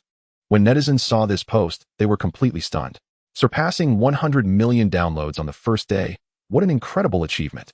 After all, no software in the country had ever reached that number on its first day, let alone a game. As a result, this Weibo post instantly attracted countless curious onlookers to join the discussion. Many curious people clicked on the official account page and were immediately awed by the author's name. Internet Data Management Research Center, a verified official Big V. This was a professional platform that specialized in recording data related to online applications and tech companies with no history of falsification. So, was the 100 million real? Is the download count really 100 million? Did they write the wrong unit? This kind of advertising is way too low class. Calm down, dude. The official account is always serious. How could they fabricate something like this? Don't jump to conclusions. Honestly, I never understood Aoyo Tianxia's products. I wasn't interested in Dungeon Fighter either, but I tried Crossfire last night, and I'm totally hooked. It's damn fun. Amazing, right? Our country only has 2 billion people, and a single game reaching 100 million downloads is just insane. I want to know what's so fun about it, but I'm worried about the pay-to-win barrier being too high for me. Don't worry. Crossfire is very cost-effective. Ordinary players can just spend a few hundred on a computer, and it runs smoothly. The experience is great. This is too crazy. I bet no one will break this record in the next decade. Believe it or not, I've already fallen into Crossfire. This game is so addictive. Once you start a round, you can't stop. Sichuan 1 server VIP War Wolf Clan is recruiting. As long as you're rank Corporal 1, you can join. We've got girls and handsome guys in the clan. Everyone is welcome. Jiang 2 server Biogul Hall of Fame clan is also recruiting. We only accept Bioghal mode experts. Interested players come join. Looks like everything is going well. At the company, Xu Lian stared at the Weibo trending list, a satisfied smile spreading across his face. In just one night, Crossfire had surpassed 100 million downloads with profits reaching over 20 million. Such a terrifying first-day performance made it an unbeatable force in the gaming market. It was worth noting that the items sold in Xu Lian's in-game shop were just the tip of the iceberg. He had yet to put many more game items and weapons up for sale. Considering the game had just launched, Xu Lian decided to take it slow and roll out new content step by step, a more prudent approach. Looks like I need to hire more people. Looking at Lin Weixin, who was fast asleep on the computer desk, Xu Lian smiled with a mix of relief and helplessness. She had been up all night managing data and writing code and had only just fallen asleep. Since joining the company, she had always been diligent and never complained once. Thinking back, assigning her to the sewing machine was a sheer waste of talent. Just then, Qin Feishu emerged from her office. President Su Cool Cat Music is willing to cooperate with us. Additionally, over 20 other commercial companies are seeking collaboration. Should we accept all of them? Don't rush, take them one at a time. To expand the company's business and promote the Aoyo communication software, Xu Lian assigned Qin Feishu to contact those interested companies. The cooperation was straightforward. Xu Lian would set up a software activation feature on Aoyo communication. Once users activated it, they could directly download the partner company's software. This seemingly trivial operation could earn Xu Lian tens of millions in cooperation fees. Aoyo Communication was now the second largest communication software in the country, trailing only Blue Fox Communication in registered users. With such a massive user base, simply advertising for these partner companies would grant their software or brands tremendous exposure.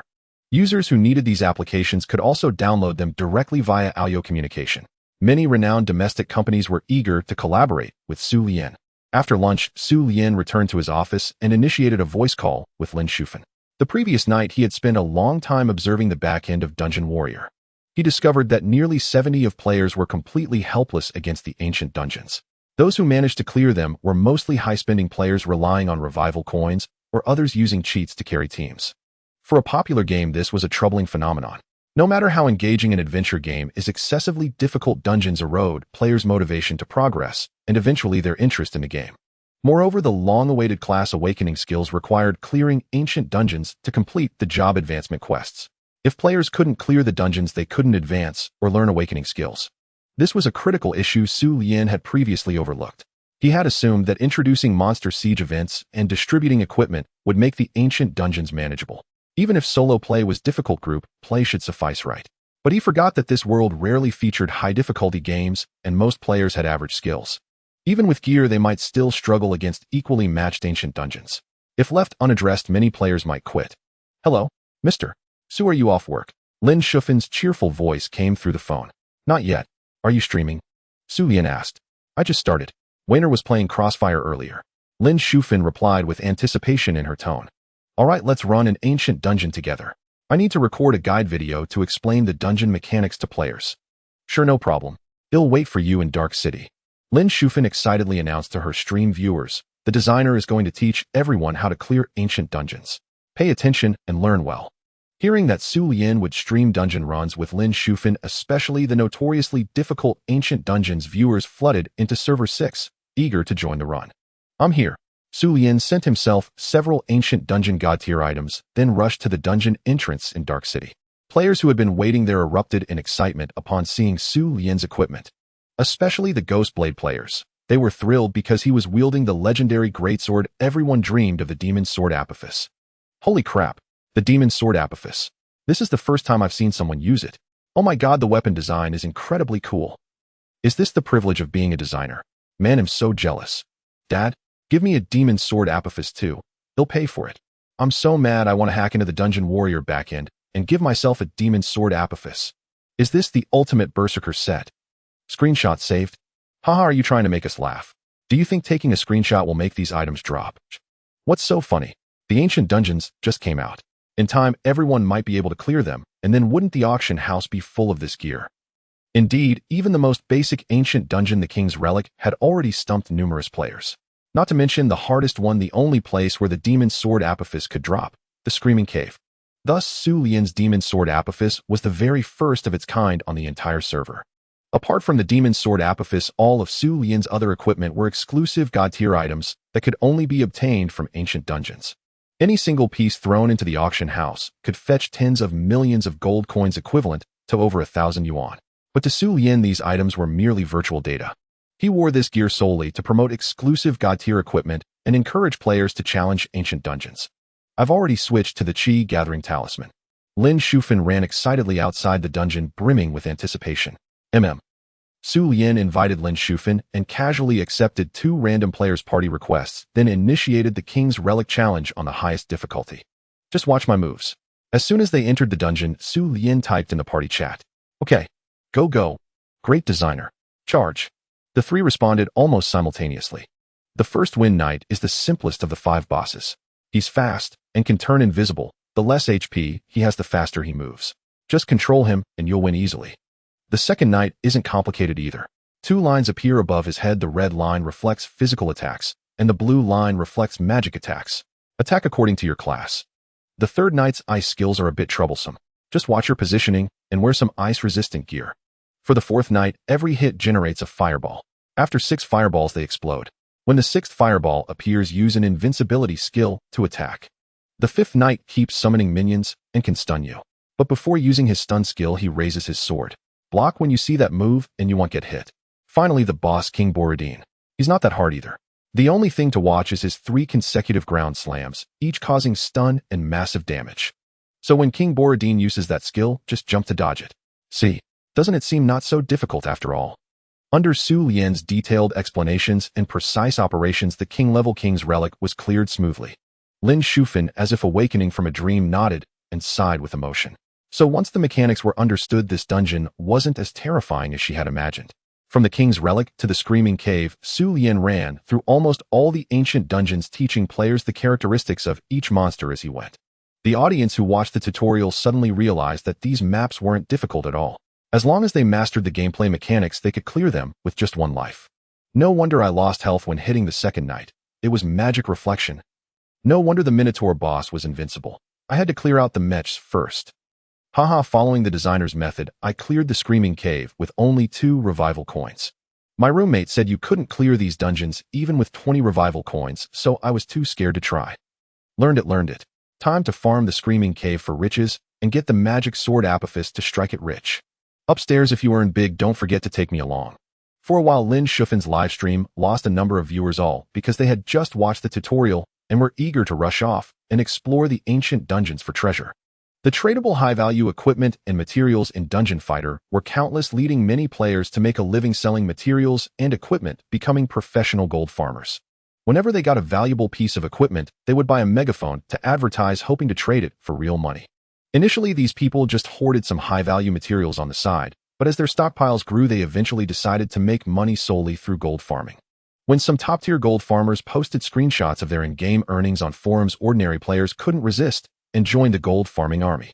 Now that the legendary equipment from the ancient dungeons was so expensive, gold farmers naturally wouldn't miss this chance to get rich.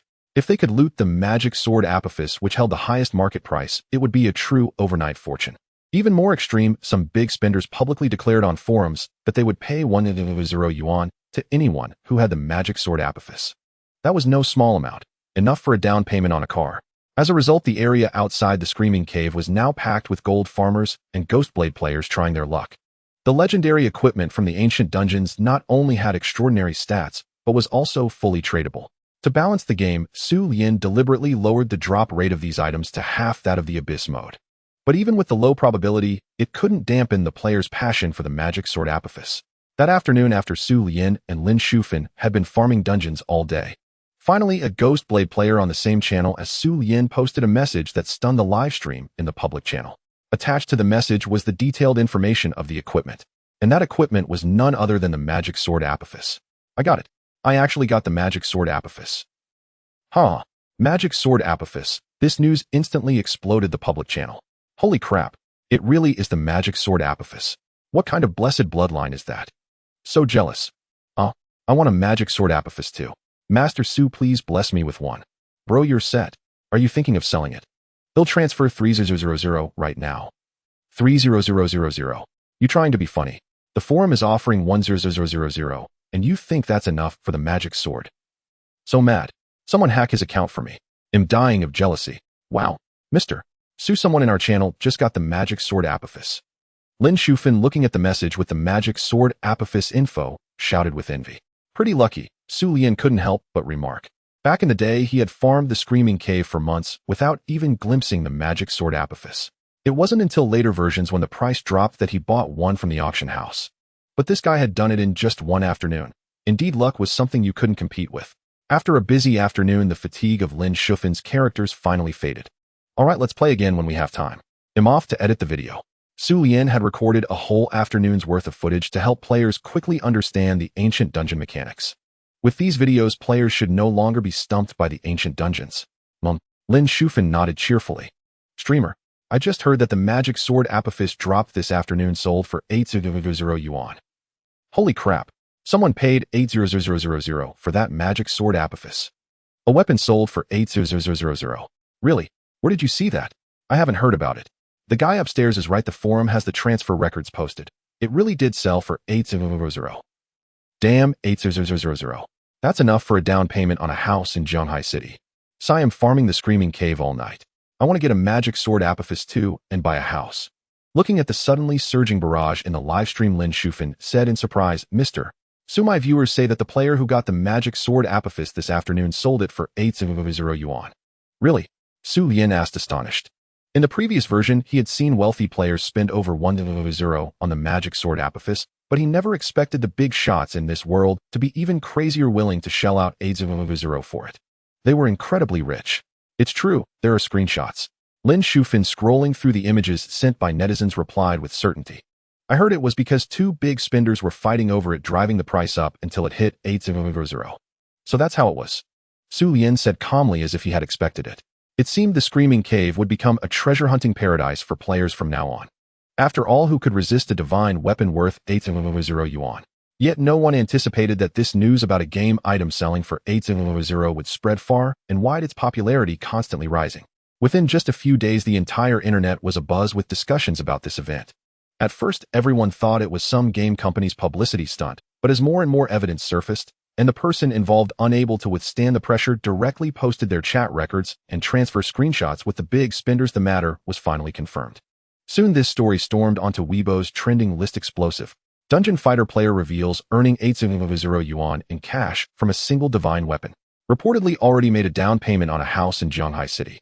Clicking on the Weibo link, it detailed the chat records and a screenshot of the 800 yuan transfer notification.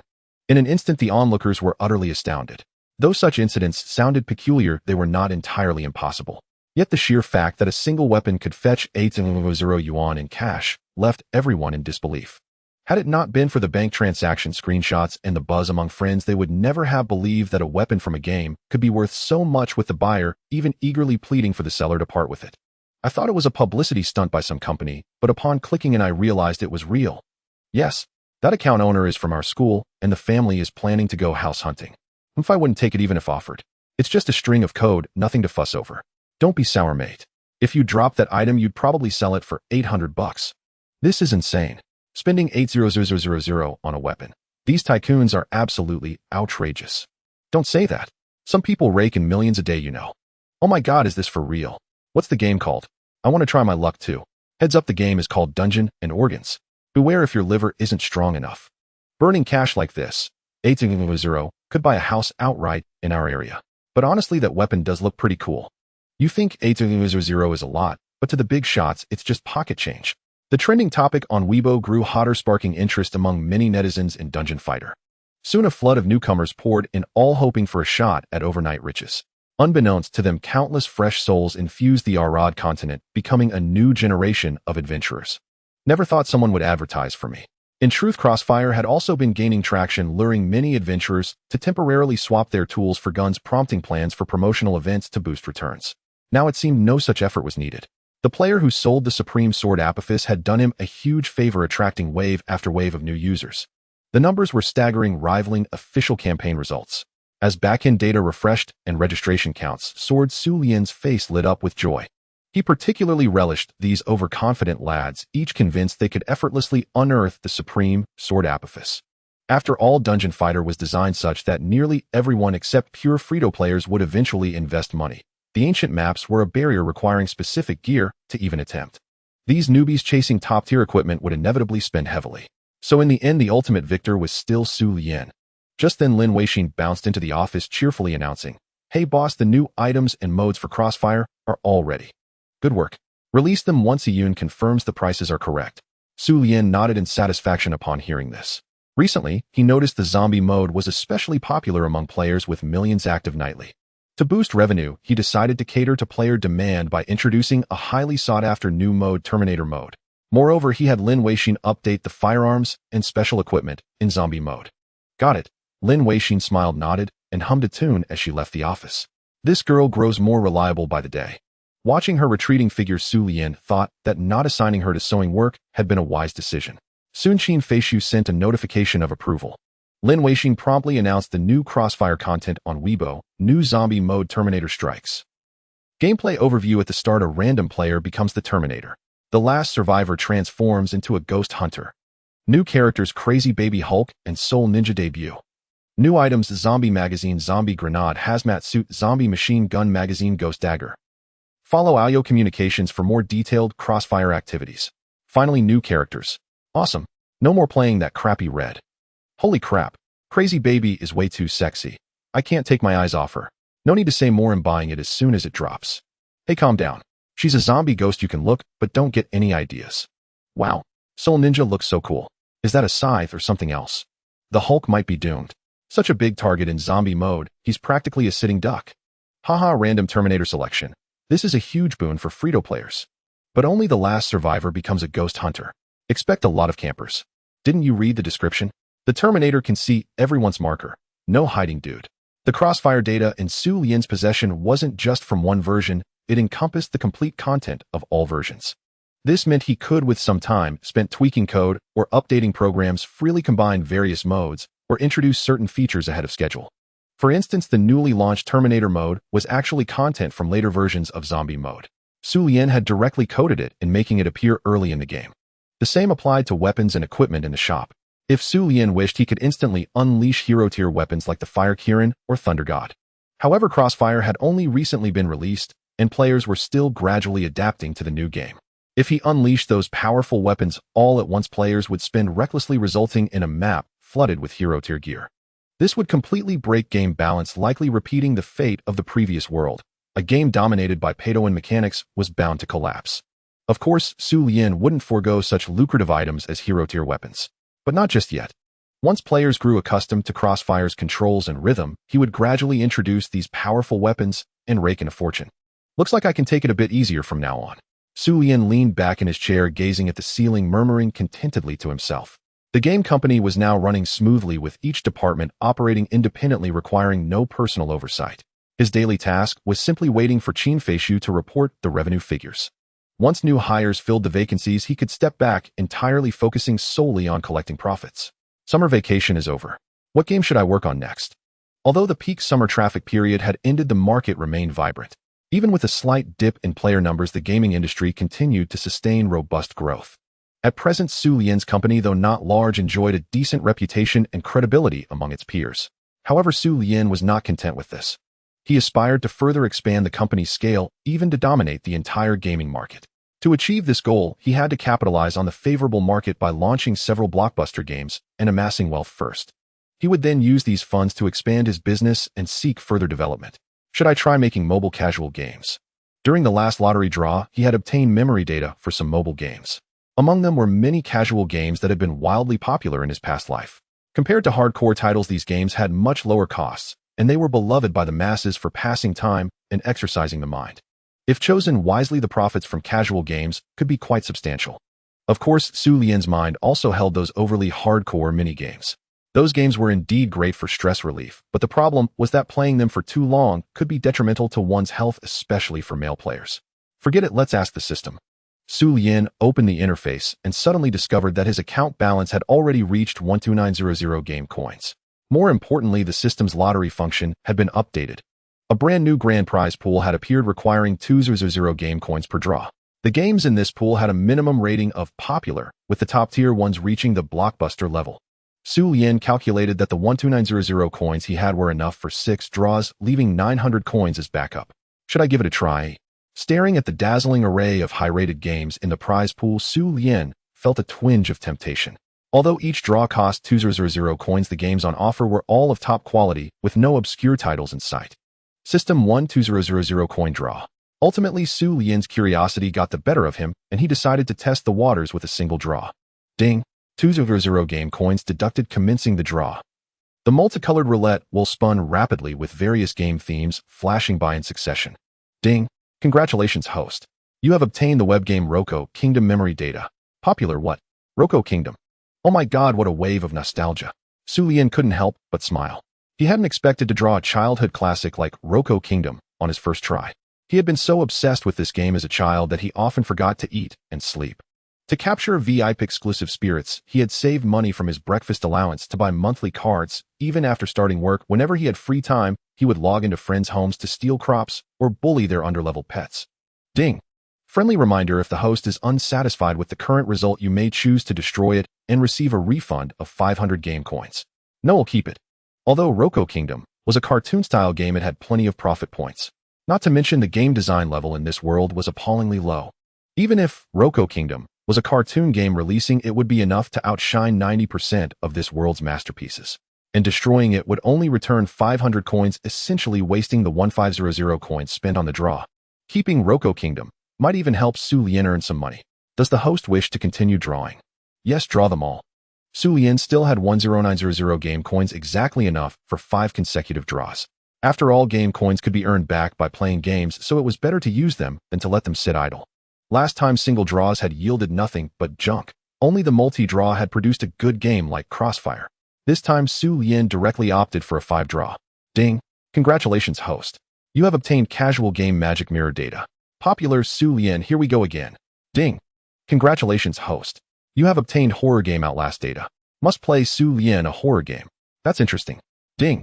Congratulations, host. You have obtained arcade game Metal Slug 16 data. Popular Xu Lian, my youth has returned. Ding! Congratulations, host. You have obtained puzzle game Minecraft data. Blockbuster Xu Lian, nice. Ding! Congratulations, host. You have obtained single-player game Grand Theft Auto Vice City data. Blockbuster Xu Lian, Grand Theft Auto Vice City. Oh my god, we're going to be rich. As the data for each game flooded into his mind, Xu Lian couldn't contain his excited cheers. Interestingly, this draw also yielded a horror game, Outlast. It was a first-person perspective horror game with a bizarre and terrifying art style, a suspenseful plot, and gameplay that was nothing short of spine-chilling. When this game was first released, it scared countless players and streamers to tears. There were even rumors that when it launched, it had literally frightened someone to death. But Xu Lian was not faint of heart. He had completed it on his first playthrough. For Xu Lian, this game was also a golden opportunity to make money. This world also had horror-themed games, but their scare tactics were far too childish, like sudden ghostly apparitions or inexplicably sharp noises. Compared to Outlast, these were a joke. Outlast began in an abandoned psychiatric hospital with scenes steeped in an atmosphere of death, and the gameplay was heart-pounding. Players without a shred of courage wouldn't dare to continue. Most importantly, VR technology in this world was exceptionally advanced, with game graphics reaching up to 16K ultra-high definition. Xu Lian could easily turn Outlast into a full holographic VR version, maximizing the player's immersion and letting them deeply experience what it meant to be dominated by fear. Imagine being the protagonist in a horror game. The sense of being there would be incredibly thrilling. Game name: Outlast. Genre: first-person horror. Supported devices: VR equipment. Graphics: 16K ultra-high definition. Price to be determined. Xu Lian jotted down the general production direction for this game on his computer. When the market for horror games was performing well, he could start developing the full holographic VR version of Outlast. As for the price, it would depend on the production costs. Game name: Metal Slug. Genre: side-scrolling shooting adventure. Supported devices: mobile PC. Graphics: 8K pixel art style. Price to be determined. Metal Slug 16 was also a classic series. It could be played on both mobile and PC. However, arcades in this world had been phased out over 20 years ago. No one ran arcades for profit anymore. Everyone was moving toward the internet. Plus, since this game had no in-game purchase system, Xu Lian could only release it as a paid-in title. As for the pricing, Xu Lian hadn't decided yet. But 6 complete versions of Metal Slug were worth at least 200 yuan. Grand Theft Auto, also known as Vice City. It was an action-adventure game with extremely high freedom, featuring a wealth of gameplay where certain restricted activities could be realized within the game. Triggering certain Easter eggs would fill players with joy. For instance, driving a convertible to pick up a roadside beauty could lead directly to a joyride. After entering cheat codes, players could even rampage through the city in a tank. Coupled with the advanced technological development of this world, Xu Lian could transform the game into a 3D holographic version, fully immersing players. Game title: Vice City. Genre: open-world adventure. Supported devices: VR equipment. Graphics: 16K Ultra HD. Price to be determined. Unfortunately, this game could only be released as restricted content, as some elements were unsuitable for minors. Nevertheless, Xu Lian believed that once released, this game would undoubtedly generate substantial revenue. As for the price, it would be determined by production costs. The last one was a casual puzzle game, Minecraft. This was a bombshell with popularity that could overshadow all the other games drawn this time. In a nutshell, the saying "no regrets playing MC in this life, willing to be a block man in the next" was not without foundation. In that previous world, game piracy was rampant and many foreign games were sold at low prices. When Minecraft entered the domestic market, it also fell prey to piracy. Yet its legitimate downloads in the country alone exceeded 200 million. Within a year, it surpassed Tetris' download record, becoming the world's most popular sandbox simulation game. Among primary and secondary school students, aside from a few popular online games, Minecraft was the most discussed. This game granted players complete freedom with high randomness and creativity. They could build their own empires within it and realize their dreams. Players could even recreate world-famous landmarks, restore historical architecture, or craft a pastoral life. In short, with imagination, anything was possible in this game. Decision made: ill work on Minecraft after summer vacation. Xu Lian silently resolved. This game could be played on both mobile phones and computers.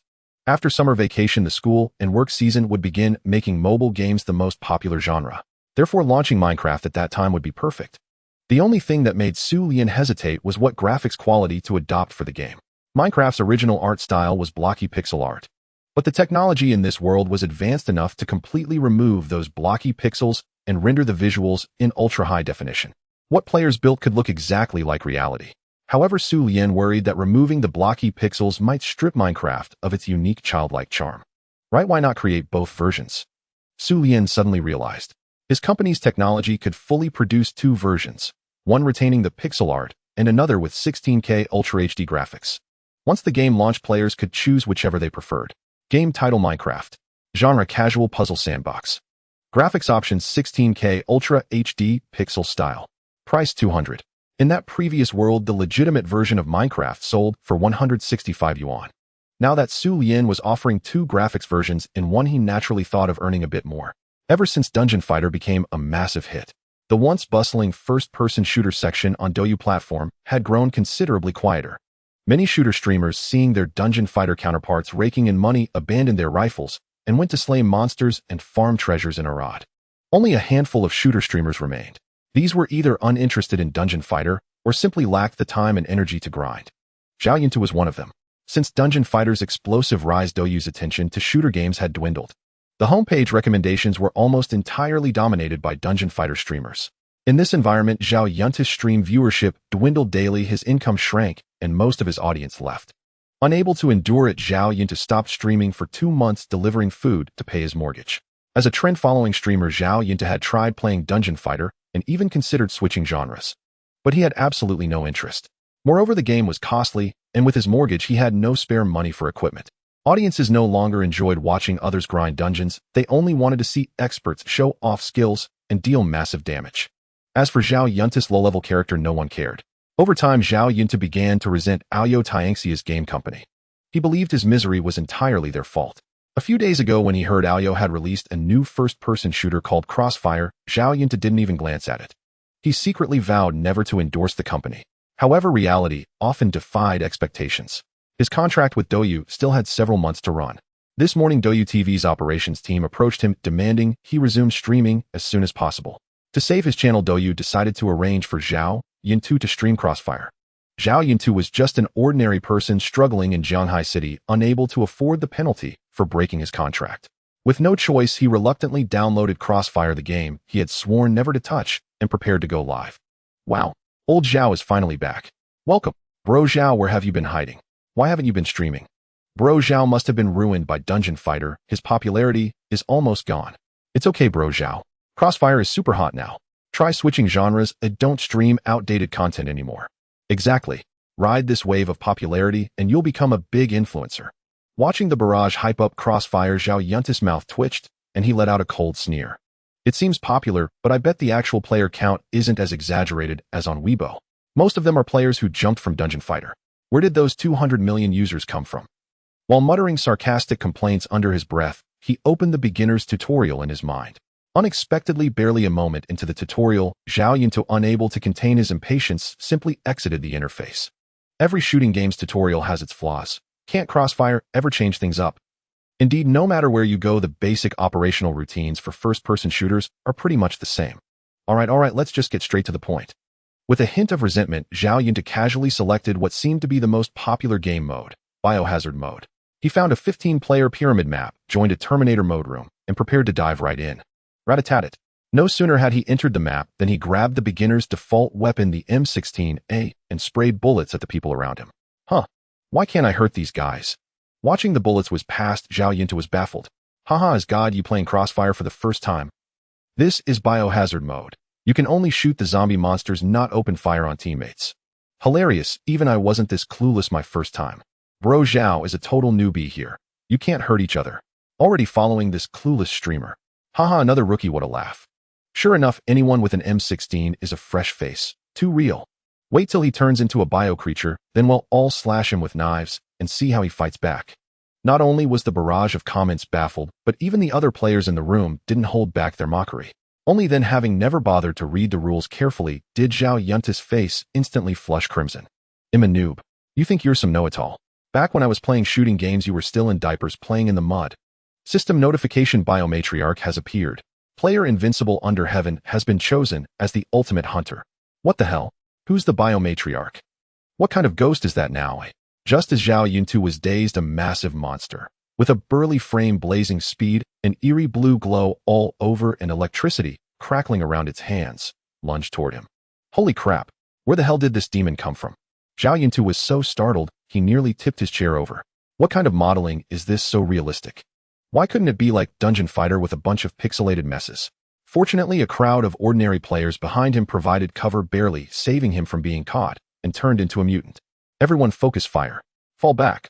Xu Lian looked up to assess the situation and saw a cluster of human teammates defending near a cage area ahead. He quickly rushed in with his M16 to join them. Just then, a rampaging red mutant lunged from the side, targeting Xu Lian. Reacting swiftly, Xu Lian grabbed his M16 and sprayed the host body wildly. With fire support from other players in the dog cage, the host body was quickly taken down. Xu Lian also managed to slip safely into the cage. Phew, that scared me. Zhao Yunta let out a long breath, still shaken. Glancing at his teammates wielding heavy weapons, he felt a profound sense of security for the first time in a game. This game doesn't seem so bad after all. Rat-a-tat-tat. Zhao Yunta alongside the other players aimed his M16 and picked off the biomonsters prowling outside the cage one by one. Every time he hit a biomonster, the score in the top right corner increased by 100 points. Just watching it filled him with an overwhelming sense of achievement. Bang, bang, bang, bang. The Terminator charged again, accelerating, crouching down to squeeze through the cage's only entrance. The players naturally wouldn't let it succeed, intensifying their firepower until green blood splattered from the Terminator. Haha, this guy just won't give up. How many times has he tried? After just a few rounds of defense, Zhao Yunta was completely immersed. Each time he and his teammates repelled a biomonster trying to break in, Zhao Yunta felt a rush of adrenaline. This sensation was something he had never experienced in any other shooting game. Ding! After another wave of biomonsters was driven back, Zhao Yunta suddenly realized his M16 was out of ammo. Left with no choice, he pulled out a black pistol to continue the defense. When this round ends, I need to buy some guns with more ammo. Zhao Yunta calculated silently. Just then a white shadow flashed past the cage entrance. The next second, a player near the opening was inexplicably infected. At that moment, all players were packed inside the cage.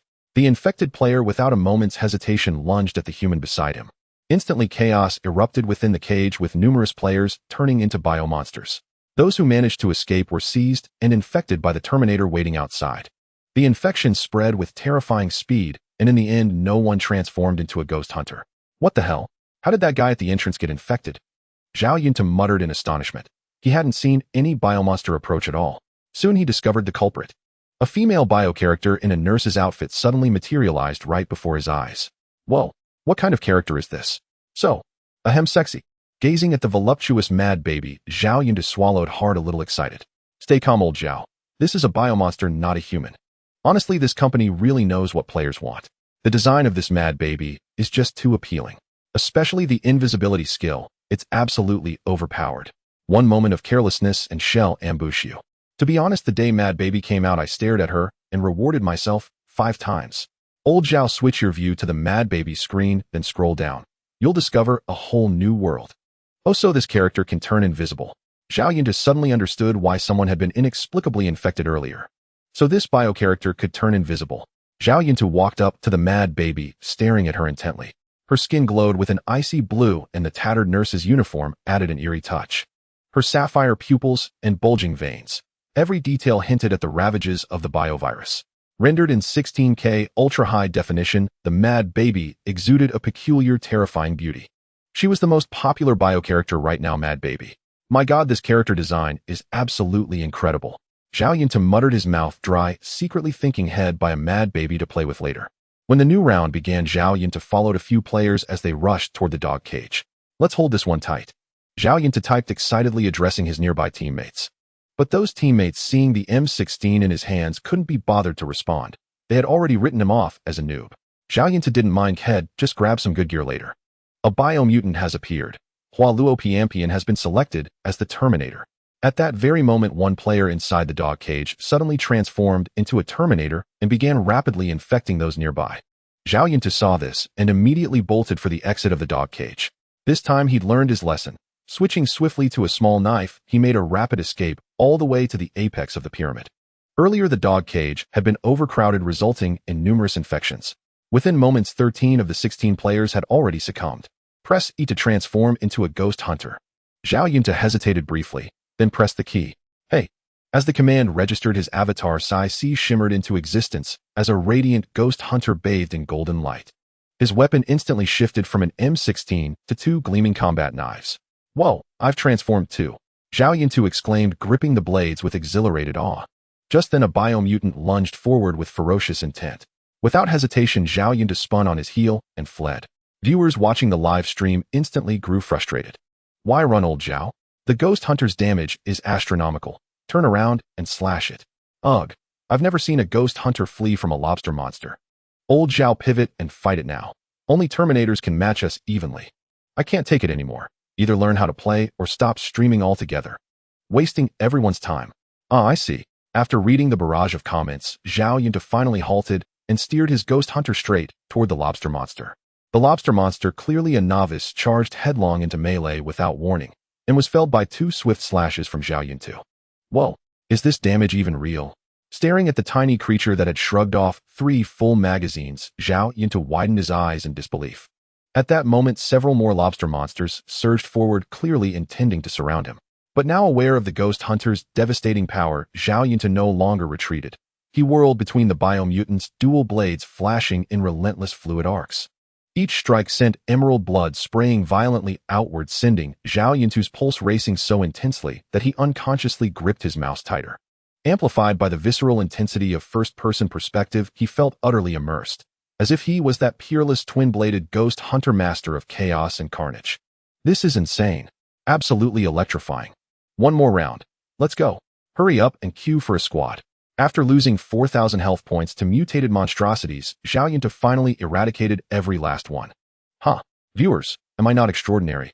Gazing upon the carnage strewn across the battlefield, Zhao Yuntu shouted triumphantly.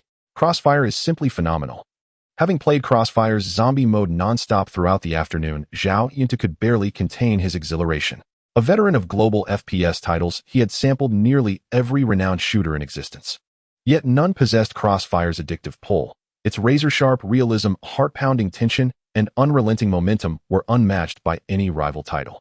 Compounded by its staggering 16K Ultra HD visuals, the game delivered an unparalleled sense of presence, an immersive thrill impossible to resist. Even after removing his headset and logging out, Zhao Yuntu's heartbeat still thundered, his blood surged with restless energy. Fortunately, his extensive FPS experience allowed him to master Crossfire's controls and mechanics almost instantly. By afternoon's end, he'd slain countless mutants and Terminators beyond count. Especially during those visceral transformations into the Ghost Hunter, wading into brutal hand-to-hand combat against hordes of mutants. The adrenaline rush was so overwhelming, he longed immediately for another round of Biohazard Mode 960. Have you noticed? Old Zhao's skills skyrocketed lately, his aim sharper than ever. Of course, he spent years honing his reflexes on shooters. How could he not have experience? Old Zhao, your streams exploded in popularity. Why not focus exclusively on Crossfire? Didn't old Zhao just declare Crossfire mediocre? Looks like he's been thoroughly contradicted. My viewership surged. In just one afternoon, Zhao Yuntu's previously quiet stream gained nearly 10,000 new viewers, thousands of newcomers joined, and gift revenue multiplied several times over compared to 2 months prior.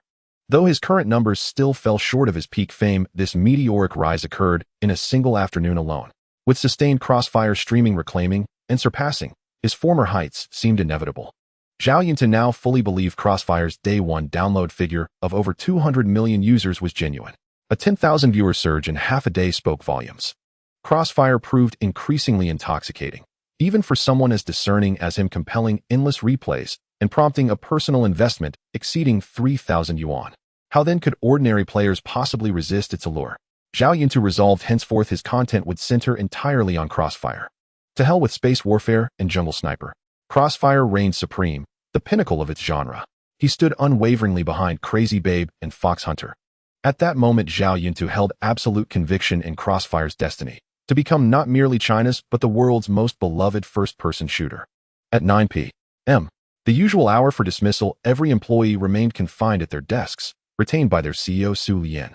So, how do we best address this issue? In the conference room, Xu Lian rubbed his nose awkwardly. A central 3D projector displayed explicit imagery and videos, turning Yu Wan'er and Lin Weixin crimson with embarrassment. More astonishing still, every protagonist and NPC featured in those illicit clips originated from 2 flagship titles developed by Xu Lian's studio. Most unexpectedly, even Crossfire's Crazy Babe had inspired fan-made works, including high-definition videos. I can accept the others, but what is Crazy Babe? It's literally a mutated abomination. Yu Wan'er asked, cheeks burning. Director Xu, I've just verified. Over 10,000 such videos featuring our games currently circulate online, all rendered in 16K resolution. Lin Weixin added, her own complexion faintly flushed. 16 house-end resolution videos. 10,000 of them. Yu Wan'er stared dumbfounded, her innocence profoundly shaken. Producing a single 16K video demanded immense time and resources. How then had these creators achieved such scale? Yun, your thoughts? Xu Lian turned to Qin Feishu, who sat calmly reviewing documents. Unlike her flustered colleagues, she remained composed, having navigated similar crises many times before. Chief Xu, I've discovered that most of the videos are actually fan-made, with only a small portion being commercially sold by certain studios. But regardless of which type, they have all infringed upon our copyright. If we file a lawsuit, victory is absolutely certain. However, winning the case would only yield a modest compensation fee. Personally, I suggest we let them be since it hasn't caused any losses to the company for now. Moreover, this indirectly serves as free publicity for our game. Xu had encountered similar situations at her previous gaming company. They had attempted to sue players or teams who uploaded videos. But even after winning, they could only recover minimal compensation, which instead made the company appear overly rigid to the public. Therefore, her suggestion was to loosen restrictions and allow players to freely create as long as it didn't harm the company's interests. You make a valid point, but I still feel that there are perhaps too many of these videos. Xu Lian's stance was similar to Xu. The issue was that Crossfire had only been online for a few days, and yet these veteran players had already set their sights on the models. If they wanted to create content, why couldn't they do something proper? Why did they have to make the crazy ruler the main character? Perhaps it's because our models are too realistic. A faint blush crept across Xu's cheeks. What do you two think? Xu Lian turned to Lin Weixin. I think it's fine. It has no real impact on the company. The fact that players are willing to put in the effort also shows that they recognize the quality of our game. Lin Weixin forced a shy smile. Weiner, what about you? Xu Lian finally looked at you. Weiner. Oh, I think it's acceptable. But I really don't understand that crazy ruler. How could those people have the nerve to make that? Xu Lian. Ahem, well then let's proceed with this direction. Everyone has worked hard, so head home early and rest. Xu Lian hurriedly ended the meeting and quickly shut down the 3D projection equipment. Goodbye, Chief Xu. Xu led the way out of the conference room. Yu Weiner and Lin Weixin chattered softly as they walked out, still discussing endlessly, their faces remaining flushed. Time flew by, and in the blink of an eye a week had passed.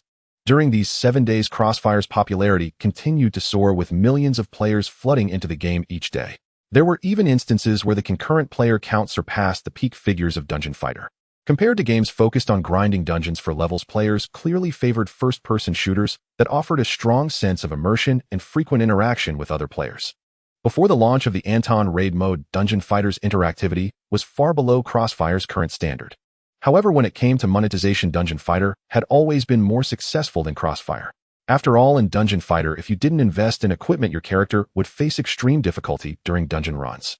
Coupled with various in-game mechanisms designed to stimulate spending, players' wallets were almost impossible to protect. In contrast, Crossfire's current pay-to-win demands were not yet excessive. As long as one possessed basic first-person shooter skills, they could carve out a place for themselves in the game purely through ability. Of course, the in-game shop was also stocked with a dazzling array of weapons and items. After playing for a while, it was inevitable that some players would succumb to the temptation of purchasing better-performing weapons to boost their combat effectiveness. Just as Xu Lian had predicted, the Terminator mode was immensely popular among players. Especially when the last surviving player transformed into the Ghost Hunter, the intense thrill left countless players utterly captivated. Currently, the best-selling items in Crossfire's in-game shop were those related to the Biohazard mode. The 4 Biohazard characters at varying prices: the Ghost Blade for rapid leveling, the Protective Suit that offered a single immunity to infection, and the Grenade that dealt high damage to Biohazard enemies. All had become essential gear in the eyes of Biohazard players. Now that Crossfire had both popularity and player numbers, the next step was to get everyone to willingly open their wallets. To encourage players to spend voluntarily, it was necessary to introduce weapons or new gameplay that could catch their attention. A few days earlier, Xu Lian and Lin Weixin had completed the development of the challenge mode. Although the promotional trailer had showcased various game modes of Crossfire, releasing all content on the first day of open beta would leave too little room for future game innovation. Crossfire was very popular now, but who could guarantee that it would maintain its appeal in a few years? To prolong the game's vitality, only a few popular modes were currently available for players to experience. With this new edition of the challenge mode, Xu Lian believed it would undoubtedly propel Crossfire's popularity to new heights. In this mode, players could not only enjoy the fun of teamwork, but also receive mysterious chests based on their scores after the game ended.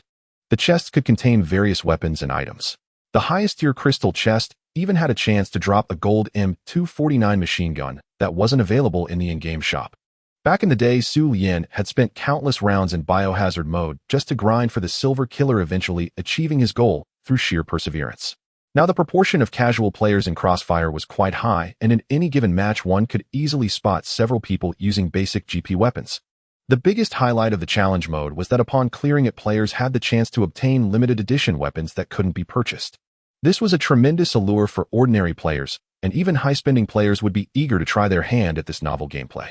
To further enhance Crossfire's profitability, this update also introduced two new game characters: the female character Pandora, priced at 58 yuan month or 180 yuan permanently, and the male character Blade, also at 58 yuan month or 180 yuan permanently.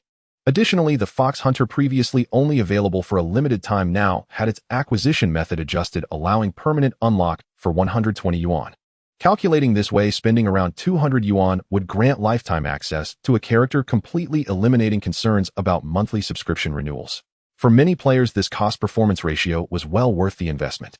In truth, Xu Lian had originally planned to release the Fox Spirit first, followed by Pandora. However, he recently discovered that there were already too many fan works online centered around the existing characters, including even derivative creations of the Crazy Ruler. Especially within this world's Crossfire community, fan works featuring the Fox Spirit were virtually ubiquitous. If he rashly introduced that character with astonishing charm, he couldn't imagine the scale of the repercussions. At this juncture, Lin Weixin sent the draft of the upcoming Weibo post to Xu Lian. After a careful review, he was thoroughly satisfied and opened his social media account to compose an announcement. Server maintenance notice: version update from 6:00 a.m. on August 2nd to 6:00 a.m. on August 3rd. A new chapter, Challenge Mode, makes a stunning debut. In Challenge Mode, you will face hordes of monsters and powerful boss creatures lurking at the end of each stage, testing your survival wisdom. For themed maps will be unlocked sequentially: Secret Camp, Water Metropolis, Abyss Canyon, and Goddess Fortress. Defeat monsters and clear stages to claim mystery gift packs of varying tiers, each concealing unique rewards. The in-game store will also introduce auxiliary tools, revival coins, and emergency potions to help you overcome challenges with ease. Special guests descend upon the battlefield. Pandora and Blade make a stunning appearance.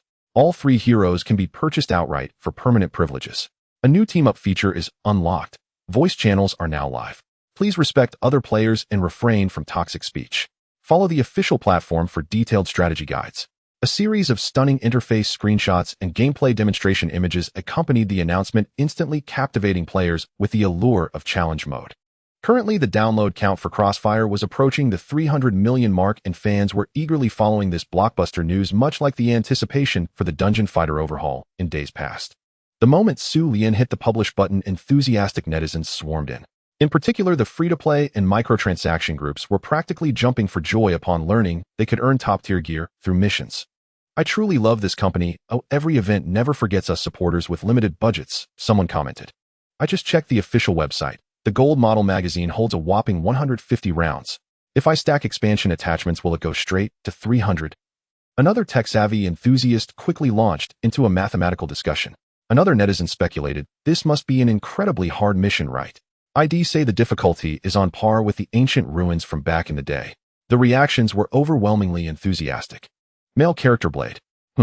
I think female characters are way cooler. Male characters are overused in other games. This new female character Pandora is really beautiful, way better than Fox Hunter. I have to buy the permanent version. Hey, upstairs, isn't Fox Hunter pretty? Not good looking. Bad figure. Bad voice. You're asking for a beating. Ahem, I have fan videos of Fox Hunter and Crazy Baby free of charge. Upstairs, master, my roommate wants to see Fox Hunter videos to fulfill his dying wish. In the roommate master, send the video quickly. That I've messaged you privately, but just Crazy Baby will do. Crazy Baby is too ridiculous. That's a bio-zombie. Your fetishes I really don't want to judge. Watching the Weibo comments drift off topic, Xu Lian furrowed his brow. Old man subway phone. Indeed, these perverts were everywhere, no matter the world. After a moment's thought, Xu Lian didn't delete the comments, but let them run wild. If players were interested in this stuff, wasn't it because the company's game models were exquisitely crafted? This was all recognition and support for the company. Still, Xu Lian couldn't help but mutter, Crazy Baby was really over the top. Ooh, was that something a normal person could design? Early the next morning, Zhao Yunta got up and started his live stream. Over the past week, by streaming Crossfire, Zhao Yunta's channel popularity had fully recovered. Now, with more viewers and rising heat, even the platform's treatment had returned to previous levels. This first-person shooter was genuinely fun. Zhao Yunta grew more addicted with each play, unable to stop. His attitude toward Aoyo Company had thus undergone a complete transformation. From now on, he was a diehard fan of Aoyo Company, a loyal dog for Crossfire. Yesterday, he had read the detailed introduction of Crossfire's new challenge mode. Zhao Yunta felt this mode would surely be no less impressive than the bio mode. Now, more and more streamers were playing Crossfire. Nearly half of the shooting game section streamers were broadcasting Crossfire. If he could become the first streamer to clear challenge mode, he might skyrocket to fame and break into the top tier. So Zhao Yunta changed his stream title to No Revival Coins Challenge Mode Speedrun First. Now with the player base of Crossfire exploding, viewers everywhere were eager to learn techniques. Scanning the shooting game section, many were drawn to Zhao Yunta's stream title. Challenge Mode Speedrun. Interesting streamer, keep it up, I want to see how hard it is. Head Challenge Mode isn't even live yet, and you're speedrunning. No Revival Coins. Did you travel back from the future? Another clickbait title, they'll see how you speedrun when the update drops. Old Zhao today's title is a bit over the top. Many say Challenge Mode is tough. Maybe change it. Yeah, old Zhao don't get cocky, a crash wouldn't be fun. Watching the barrage of mocking comments, Zhao Yunta let out a cold laugh. Challenge Mode was indeed hard. Clearing it without revival coins was virtually impossible. But after a week of practice, his operation and gun accuracy in Crossfire had greatly improved. Plus, he had studied guides all night on Aoyo Messenger. Zhao Yunta was brimming with confidence, absolutely sure he could clear it smoothly without using any revival coins. Soon the game update finished, and Zhao Yunta quickly logged into Crossfire. On the channel selection screen, a new mode had indeed appeared, Challenge Mode. Zhao Yunta chose a less crowded channel, created a Challenge Mode game, and selected the map, Secret Camp. Then he called in 3 teammates from his guild to play together. These 3 teammates were his loyal fans and had specifically discussed strategies last night. They had devised a sure-win tactic tailored to the various monster traits. As the game began, the 4 appeared on a yellow wasteland surrounded by a few dilapidated buildings. Go all of you to the small house in the bottom right corner. With Zhao Yunta's command, the 4 rushed to the bottom right house. They huddled together in a corner of the room, their crosshairs locked on the only entrance. Whenever a monster burst in, they immediately focused fire. All 4 were using heavy machine guns with massive ammo capacity. Plus, the early stages mostly featured weak common zombies with very low combat power. All the way through they hadn't died, even once, nor had their health dropped at all, reaching stage 21 directly. Go get out now. Upon reaching stage 21, Zhao Yunta immediately led his teammates out of the room. This level would spawn a large number of self-destructing ghosts. If everyone crowded in the room, they would surely be blown to smithereens. Zhao Yunta remembered clearly from the mysterious camp strategy guide he had read on Aoyo Communication that self-destructing ghosts would appear in certain levels. Whenever a swarm of self-destructing ghosts emerged, they opted for outdoor combat, resolutely preventing them from approaching and detonating. Through their orderly advance and retreat strategy, the 4 finally reached the last level, the boss battle. As they progressed, the monsters became more numerous and formidable. The 4 eventually succumbed, each losing a life. Fortunately, no respawning enemies or Hulk-like creatures appeared, and the pressure eased considerably after clearing the self-destructing ghosts. In this level, enemies spawned infinitely, and the battle could only end by defeating the boss. Just then, an alarm blared, followed by an exhilarating combat soundtrack. The final boss of the mysterious camp, the giant hammer beast, made its grand entrance. It's way too huge. Seeing the giant hammer beast emerge from a small hut, Zhao Yunta swallowed hard, feeling an overwhelming sense of pressure wash over him. The giant hammer beast was one of the core bosses in Challenge Mode, with bulging muscles, an immense frame, and a colossal chain hammer swinging in its hand, exuding sheer terror. Under ultra-high-definition graphics, the giant hammer beast appeared even more ferocious and horrifying, like a nightmarish alien creature. Wow, they actually made it to the boss. Up there, the streamer and his team cooperated seamlessly to get here. How can you call that freeloading? So this is the ultimate boss of Challenge Mode. This is way too hard. The health bar is so long it makes you doubt life. Why are all these biomonsters so terrifying? Why does the crazy baby look so cute? After playing Dungeon Fighter for so long, I'm not used to the graphics of this Aoyo game. My god, if that giant hammer hits you once, you're probably done for. The viewers in the live stream were also stunned by the colossal boss. None had ever seen such a grotesque and fearsome creature in a game. Admittedly, Aoyo's creativity was off the charts, even conjuring up such bizarre designs. Don't panic, follow the plan we discussed last night. You 2 draw the aggro of the minions while the other and I focus on the boss. With Zhao Yunta's command, the 3 teammates sprang into action. 2 teammates successfully lured away all the minions near the giant hammer beast, giving Zhao Yunta and the other teammate ample space to attack the boss. Zhao Yunta and his teammate wielded RBK submachine guns, unleashing a relentless barrage at the giant hammer beast's enormous green head. Bullets struck the giant hammer beast's forehead, splattering copious amounts of green fluid, causing Zhao Yunta to furrow his brow. He had to admit that the 16K resolution and meticulous character modeling made the game incredibly immersive. After losing some health, the giant hammer beast suddenly swung its iron hammer in a sweeping arc. Zhao Yunta, prepared for this, easily dodged the attack and continued to deal damage up close. Seeing its tactics fail, the giant hammer beast let out a furious roar, instantly stunning Zhao Yunta's nearby teammate, then killed him with a single hammer blow. 80 damage in one hit. The slain teammate complained in disbelief. I almost ended up there too. Fortunately, Zhao Yuntu reacted quickly and narrowly avoided the stun radius, or he would have lost a life as well. After the teammate revived, the two approached the giant hammer beast again and resumed their relentless assault. How's it going over there? We can't hold out much longer. The two teammates drawing minion aggro on the roof asked anxiously. At that moment, all the minions were chasing them, and they had already used countless health potions to recover. Hold on a bit longer, we're almost done. Zhao Yuntu replied with fervor. Before long, the giant hammer beast's health bar was nearly depleted. Zhao Yuntu and the other teammate quickly switched to melee weapons, a shovel and an axe, and pressed the F key to activate the Berserk skill. This was the only skill for humans in challenge mode Berserk. Once activated, the character's movement speed increased and melee attack power skyrocketed. Entering Berserk mode, the two swung their weapons, hacking fiercely at the giant hammer beast's head. Its health bar plummeted at an astonishing rate. Finally, Zhao Yuntu delivered a powerful shovel strike that zeroed out the health bar. The giant hammer beast let out an agonized roar, its massive body crashing to the ground, and the surrounding minions vanished instantly. Battle over, mission complete. Haha, we cleared it. Seeing the victory prompt on the screen, Zhao Yuntu excitedly shouted to the livestream. How about that, viewers? I didn't use any revive coins, did I? Impressive. Follow this skilled streamer. So you really can clear it without spending money. Arrogant, this guy is showing off. Learned it. Challenge mode isn't that hard. Hurry up and smash that giant hammer beast. Holy crap, the melee damage in Berserk mode is insane. The health just vanished.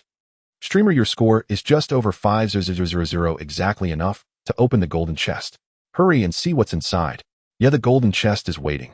Zhao Yuntu snapped back to reality upon hearing this, and quickly opened his inventory where a gleaming golden chest lay. Who wants to check it out first? Got anything good? He curiously asked his teammates. I got a ghost blade usable for 7 days.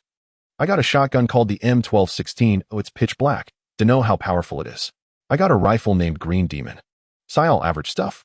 Zhao Yuntu felt a bit anxious, afraid he'd end up with junk too. Meanwhile, the live stream's excitement peaked with everyone holding their breath, eager to see what treasure Zhao Yuntu would unbox. Designer, please just toss down something decent. Zhao Yuntu murmured to himself, half closing his eyes as he clicked on the golden chest. When he cautiously opened his eyes, they widened abruptly, and he erupted into a frenzy of shouts. Inside his golden chest lay a gleaming golden submachine gun. Golden RBK, 7 days. Haha, I got the golden RBK. I got it. Zhao Yuntu's voice almost cracked with excitement. He had seen the prize list in AU's in-game shop. The best rewards in challenge mode were 2 golden tier weapons. One was the golden M249 machine gun, obtainable only from crystal chests. The other was the golden RBK, which could be obtained from golden chests. Although he didn't get the golden M249, the golden RBK was still one of the top-tier weapons across all modes. More importantly, Zhao Yuntu was likely the first player on the entire server to clear the challenge. Thus, this golden RBK was probably the very first one in the whole server. In the Crossfire shop, ordinary RBKs are available for purchase, costing 30 yuan for a week's use. However, the golden RBK cannot be bought, it can only be obtained through golden treasure chests in the challenge mode. Coupled with its dazzling appearance, it exudes an air of supreme elegance. Brothers, take a look, a pure gold RBK machine gun. Zhao Yuntu was overjoyed and immediately showed it off. I'm so envious I could cry. This is a divine weapon even the biggest spenders can't buy. A magazine capacity of 150 rounds. With zombie mode bonuses and accessory enhancements, could it solo the entire map? Quick test its power. Yes, strike while the iron is hot. Start a round and see how it performs. Alright, you asked for it. Zhao Yuntu excitedly agreed, quickly joined a Terminator mode room, selected the Silent Village map, and began the game. Zhao Yuntu was lucky, the first round had just begun when he entered the game. As all 16 players' characters loaded, many eyes were drawn to the gleaming golden RBK in Zhao Yuntu's hands. Holy crap, look at that guy's RBK, it's golden. No way, it's really gold. How did he get that? Isn't that the golden RBK from the challenge mode's golden chests? Did he pull it on his first try? Big bro, let me have a go. They'll trade you my cannon. Most players in zombie mode now used ordinary RBKs or cannons. F2P players could only buy M60s with GP, commonly known as the Big Pineapple. As for gleaming golden weapons, no one had ever seen one. In an instant, all the players on the platform crowded around Zhao Yuntu, aiming their guns downward, eager to trade their weapons for his golden RBK. Seeing the covetous players around him, Zhao Yuntu's heart blossomed with joy. Being the center of attention felt absolutely exhilarating. I haven't even played with it myself. Zhao Yuntu snorted disdainfully, picked up the golden RBK, left the platform, and headed straight for the corridor. The group of players refused to give up and followed him closely. When Zhao Yun's fox hunter was cornered, they all dropped their weapons hoping to trade for the golden RBK. No trades, no trades. I haven't even touched it myself, yet Zhao Yun said through voice chat. Seeing this, the players could only pick up their own weapons. The 9th round of Terminator mode ended. Thanks to his skilled gameplay and the golden RBK's boost, Zhao Yun scored over 300 points, securing first place in that zombie mode match. This weapon is absolutely insane. Zhao Yun couldn't help but exclaim, completely unwilling to let it go. Both in ammunition capacity and firing rate, the golden RBK far surpassed the ordinary one. More importantly, the bullets fired by the golden RBK were also a gleaming gold. Simply stunning. This was also a key reason why other players clamored to trade for it at the start of each round. This weapon was far too rare. Not only ordinary players, but even the big spenders shamelessly tried to trade and test it out with Zhao Yun. Alas, it can't be renewed. If only it could be. If the weapon could be renewed, Zhao Yun would definitely extend its use for over a decade in one go. It has indeed increased quite a bit. In the dead of night, Xu Lian sat alone in the company reviewing the revenue report for Crossfire, muttering as expected. According to the data, the challenge mode was quite popular among players. This mode offered both the thrill of level-based adventures and the chance to earn equipment, some of which couldn't be bought in the shop. Both F2P players and spenders were utterly captivated by this mode. Of course, while the challenge mode allowed free acquisition of gear, its difficulty was no small matter. Currently, 80 of Crossfire players were newcomers, unskilled in weapon accuracy and bullet trajectory. Completing the challenge mode without dying even once was nearly impossible, unless your skills were exceptional enough to clear it through sheer ability. Otherwise, you'd have to buy revival coins or potion bottles to gradually endure each stage. The backend data clearly showed how many revival coins and potion bottles players had used to clear the challenge mode. With both challenge and zombie modes now online, Crossfire could temporarily pause content updates. After all, the challenge mode alone would keep players busy for half a year. Summer break was already nearly a month in, and it was time to consider Dungeon Fighter's updates and the development timeline for Minecraft. At the very least, Minecraft's development had to be completed before the summer break ended. As for Dungeon Fighter, there was nothing new left to update. Last time, Xu Lian had drawn the data memory for Dungeon Fighter's Chapter 2, which covered the end of the level 60 era. Aside from a few trivial events, there was nothing left for him to update. Forget it, he'll just exchange it. Over these days, Xu Lian had accumulated quite a few game coins. They were more than enough to exchange for the level 70 version's memory data. Ding. 1800 game coins deducted from the host. Ding. Congratulations, host, for acquiring the level 70 version data memory for Dungeon Fighter. Viral. Once the exchange was complete, the level 70 version's memory data instantly imprinted itself into Xu Lian's mind. Previously blurry parts became crystal clear. Level 70 was a landmark version for Dungeon Fighter. In this version, players would learn that above the skies of Arad continent lay another land, Heavenly Realm, home to the Gunner class. A new ancient dungeon was added, Lament of the Painful Village. After defeating the more powerful boss, Black Plague Darigi, players could craft a new powerful armor set, the Pig set. Additionally, a higher difficulty mode was introduced, Conquer the Otherworld. The equipment materials dropped in the Otherworld could accompany players almost all the way to the end of the level 80 era. Moreover, the level 70 version launched the long-awaited new class Heavenly Realm Rose, the female gunner. These were all the highlights of level 70. Currently, many Dungeon Fighter players had already reached the level cap, and their character builds were more or less approaching graduation standards. Ever since news spread that a random player had earned 800 yuan by selling the magic sword Apophis, it had caused quite a stir. Max-level players, especially F2P ones, now spent every day grinding ancient dungeons for rewards, dreaming of striking it rich through the game. The ancient artifacts crafted through quests had stats comparable to epic weapons from the Abyss mode. Even players without a desire for treasure spent their days in ancient dungeons farming materials to forge their own personalized artifacts. In short, to bring their characters to graduation standards, current Dungeon Fighter players were grinding ancient maps like crazy. Xu Lian recently observed the equipment status of most players and found that only a very small number had nearly reached the graduation standard. However, the difficulty of various dungeons in the level 70 version was extremely high. If players attempted them with level 60 gear, they would undoubtedly find it quite challenging. Therefore, it was not yet the right time to release the new level 70 content. Only when at least 70 of players had upgraded their equipment could Xu Lian safely launch the level 70 version, ensuring players had sufficient strength to tackle the new content. Nevertheless, during the last month of summer vacation, Xu Lian had to come up with something new to attract everyone's attention. The number of new users for Dungeon 967 Warriors had long since dwindled. Xu Lian had to design several particularly appealing events to entice more new players to join. The events for the level 60 version were mostly updated. For now, he could only select suitable content from the newly acquired level 70 version to introduce. Events for the level 70 version. Oh, how about a horse race? A glint of cunning flashed in Xu Lian's eyes. Back then, Dungeon Warriors had launched an incredibly popular server-wide betting event, the Night Horse Racing Grand Guess, commonly known as horse racing. If one had to choose an event that represented the peak of the game's popularity, horse racing would undoubtedly be the undisputed champion.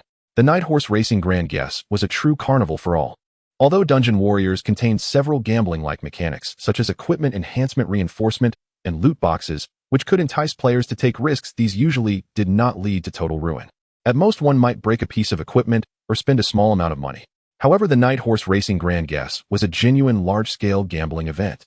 A moment of impulsiveness could see a tycoon reduced to a casual player. Conversely, a lucky individual could turn their fortune around and become wealthy overnight. Xu Lian still remembered using his alt account to frantically bet on a certain night, earning millions of colorless crystals. He then sold them to his roommate, affording him instant noodles for months. He had even heard of someone winning a mansion through the horse racing event. When this event first launched, it spawned many classic memes within the gaming community. Jokes like "a certain knight is #1 in the world," cross-server god volcano main DPS becomes a support, turns into main DPS, all originated from this competition. Even in the level 100 version, many still chanted the slogan, "a certain knight is invincible under heaven." This showed just how deep an impression the event had left on players. The current Dungeon Warriors desperately needed such a high-profile event to rekindle players' passion for the game. Alright, let's go with it, let's start. At this thought, Xu Lian's blood boiled. His mind conjured up the image of himself sitting before a computer cheering for his chosen knight. Of course, relying solely on a horse racing event was insufficient. To make it easier for new players to adapt, Xu Lian decided to launch a special quest reward event tailored for beginners. As long as veteran players invited friends to play Dungeon Warriors, both parties would receive generous in-game resources. New players registering for the first time would also get a plethora of useful items as a welcome bonus.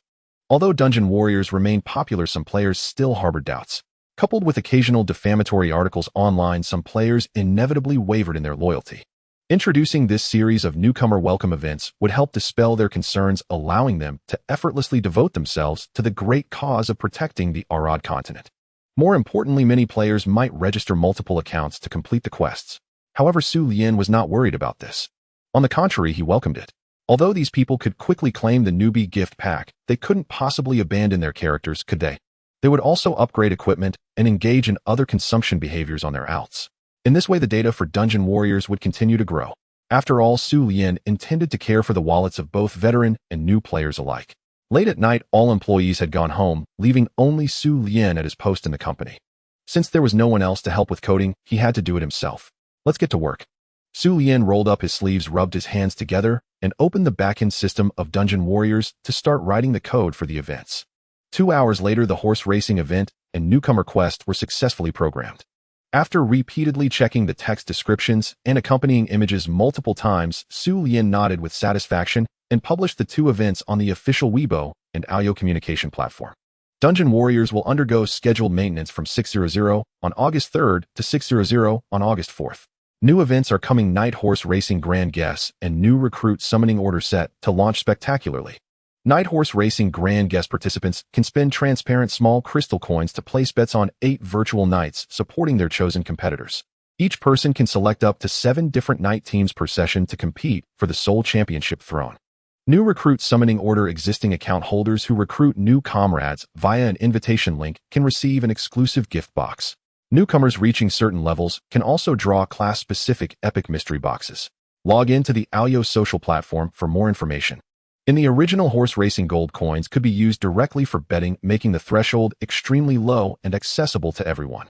However, due to concerns about attracting regulatory attention later on, the betting currency was changed to transparent small crystals. In comparison, the management regulations here were much looser. Theoretically, it could have been operated directly with real money.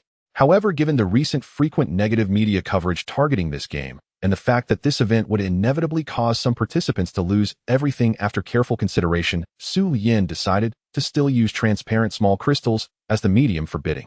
Although the process was more complicated, the overall risk was much more controllable. I'm probably going to gain a bunch of haters again. Hehe. After posting the relevant announcement, Xu Lian mocked himself. Speaking of horse racing, it was the most heart-pounding and also the most ruinous gambling spectacle in the entire history of the game. How many players back then participated only to be defeated by fate and left utterly humiliated? Every day, countless messages and bullet comments begged the organizers to stop tormenting the knight NPC. Looking at the recent surge in daily active players, it was easy to infer just how magnificent and tumultuous a wave of public opinion this upcoming storm would stir. At this thought, Xu Lian's heart could not help but stir with a ripple of emotion. However, in the game development industry, how could one avoid offending some people? Which masterpiece could ever satisfy every player? So being criticized and blamed was indeed the most normal thing. Forget it, time to sleep. Xu Lian dared not look at the tens of thousands of new Weibo comments. He quickly lay down on the sofa and fell asleep. The new event Xu Lian had just launched, especially the horse racing gameplay, had already attracted the attention of many curious onlookers. Street stalls, auctions, gold coin trading. These gameplay elements, so close to real life, had all been incorporated by Xu Lian into Dungeon Fighter. This newly introduced horse racing event surprised the players, who could not help but marvel at how uniquely Xu Lian's game design ideas truly were. Haha, what kind of thing is this horse racing event? Xu Lian, you really are too down to earth.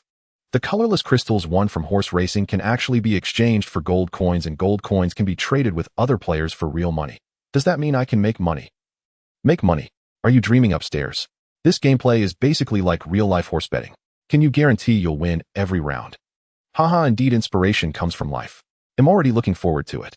Anyway, all my subclasses are disassemblers, and I have so many colorless crystals piled up, I have no place to put them. Something feels a bit off though. Is this event a money trap? It's not that bad, you can choose to play or not. The designer didn't force you. What if you win? If it feels wrong, just stop. How much money can this kind of gameplay really trick out of you? Anyway, I only have 3200 colorless crystals in total. I'm betting I can't lose them all. I can already foresee many players heading to the rooftop. By the way, can newbie events be participated in with alt accounts? I just happen to have a spare alt. Upstairs, of course you can.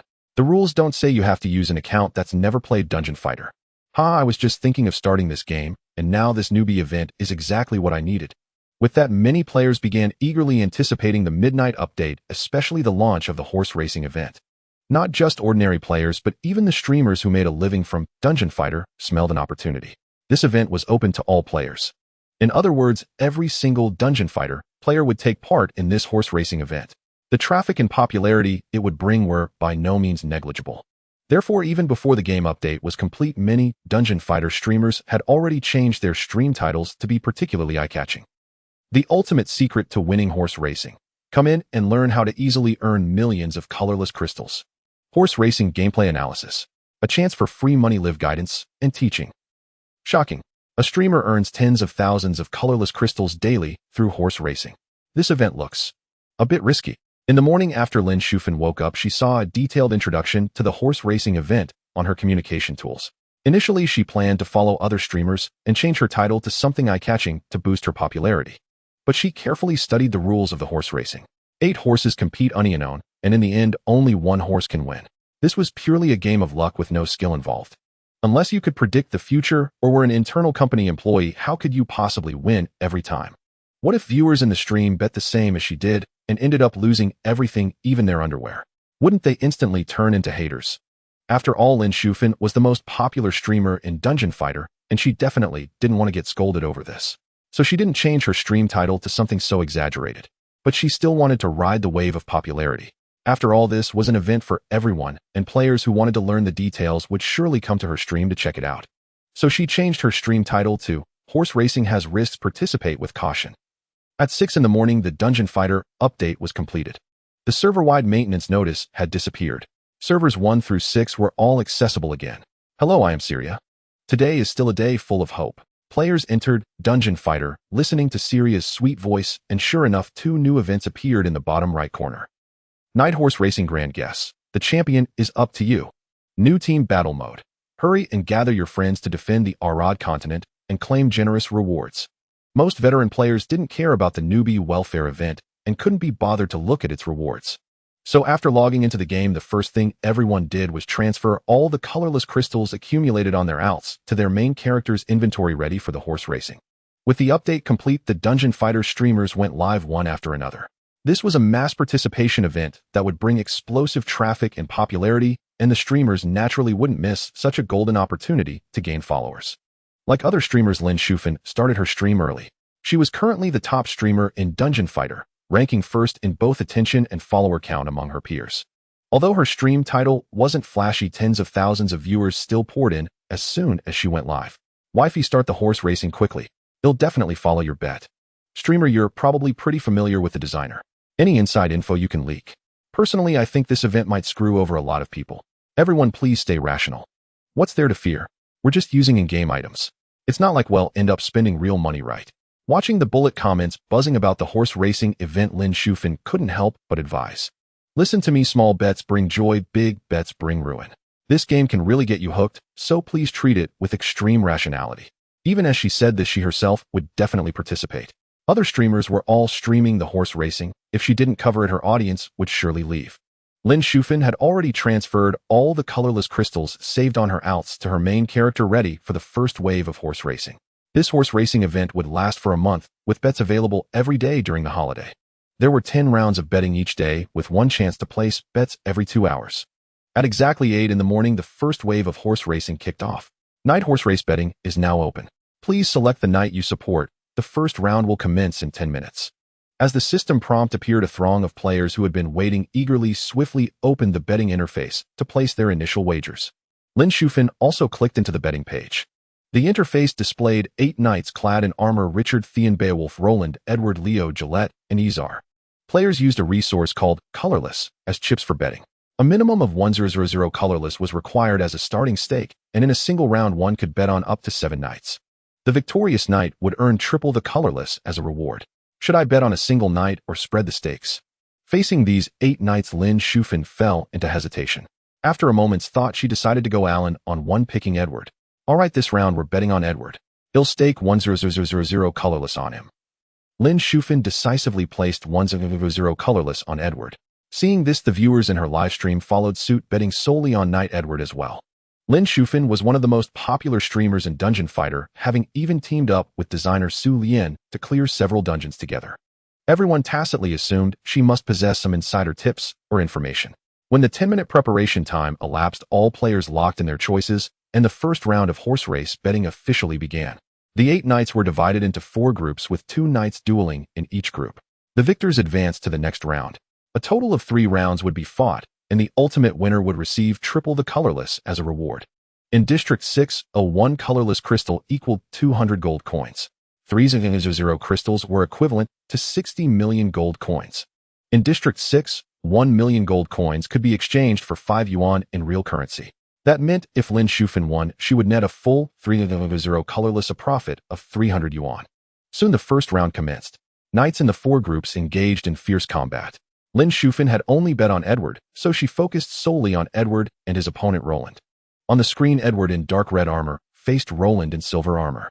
The battle lacked any flashy visuals, with only a few arcs of electricity flickering between the 2 knights. Yet this raw and brutal fighting style only heightened the tension for Lin Shufan and her audience. Come on, Edward, you're the strongest. Lin Shufan clenched her fists, cheering fervently for Edward. The livestream viewers held their breath, flooding the chat with messages of support. Hold on, Edward. I've bet all my colorless on you. Charge, Edward. You're the king of the world. Edward, crush your opponent. Win, and you're my idol. Damn, this is too thrilling. I've never been this tense betting on horses in my life. Soon the first round ended. Edward lived up to expectations, defeating Roland and advancing smoothly to the next round. Beautiful. Edward. Lin Shufan cheered excitedly, as if victory was already within her grasp. Before long, the second round began. This time, Edward's opponent was Izar.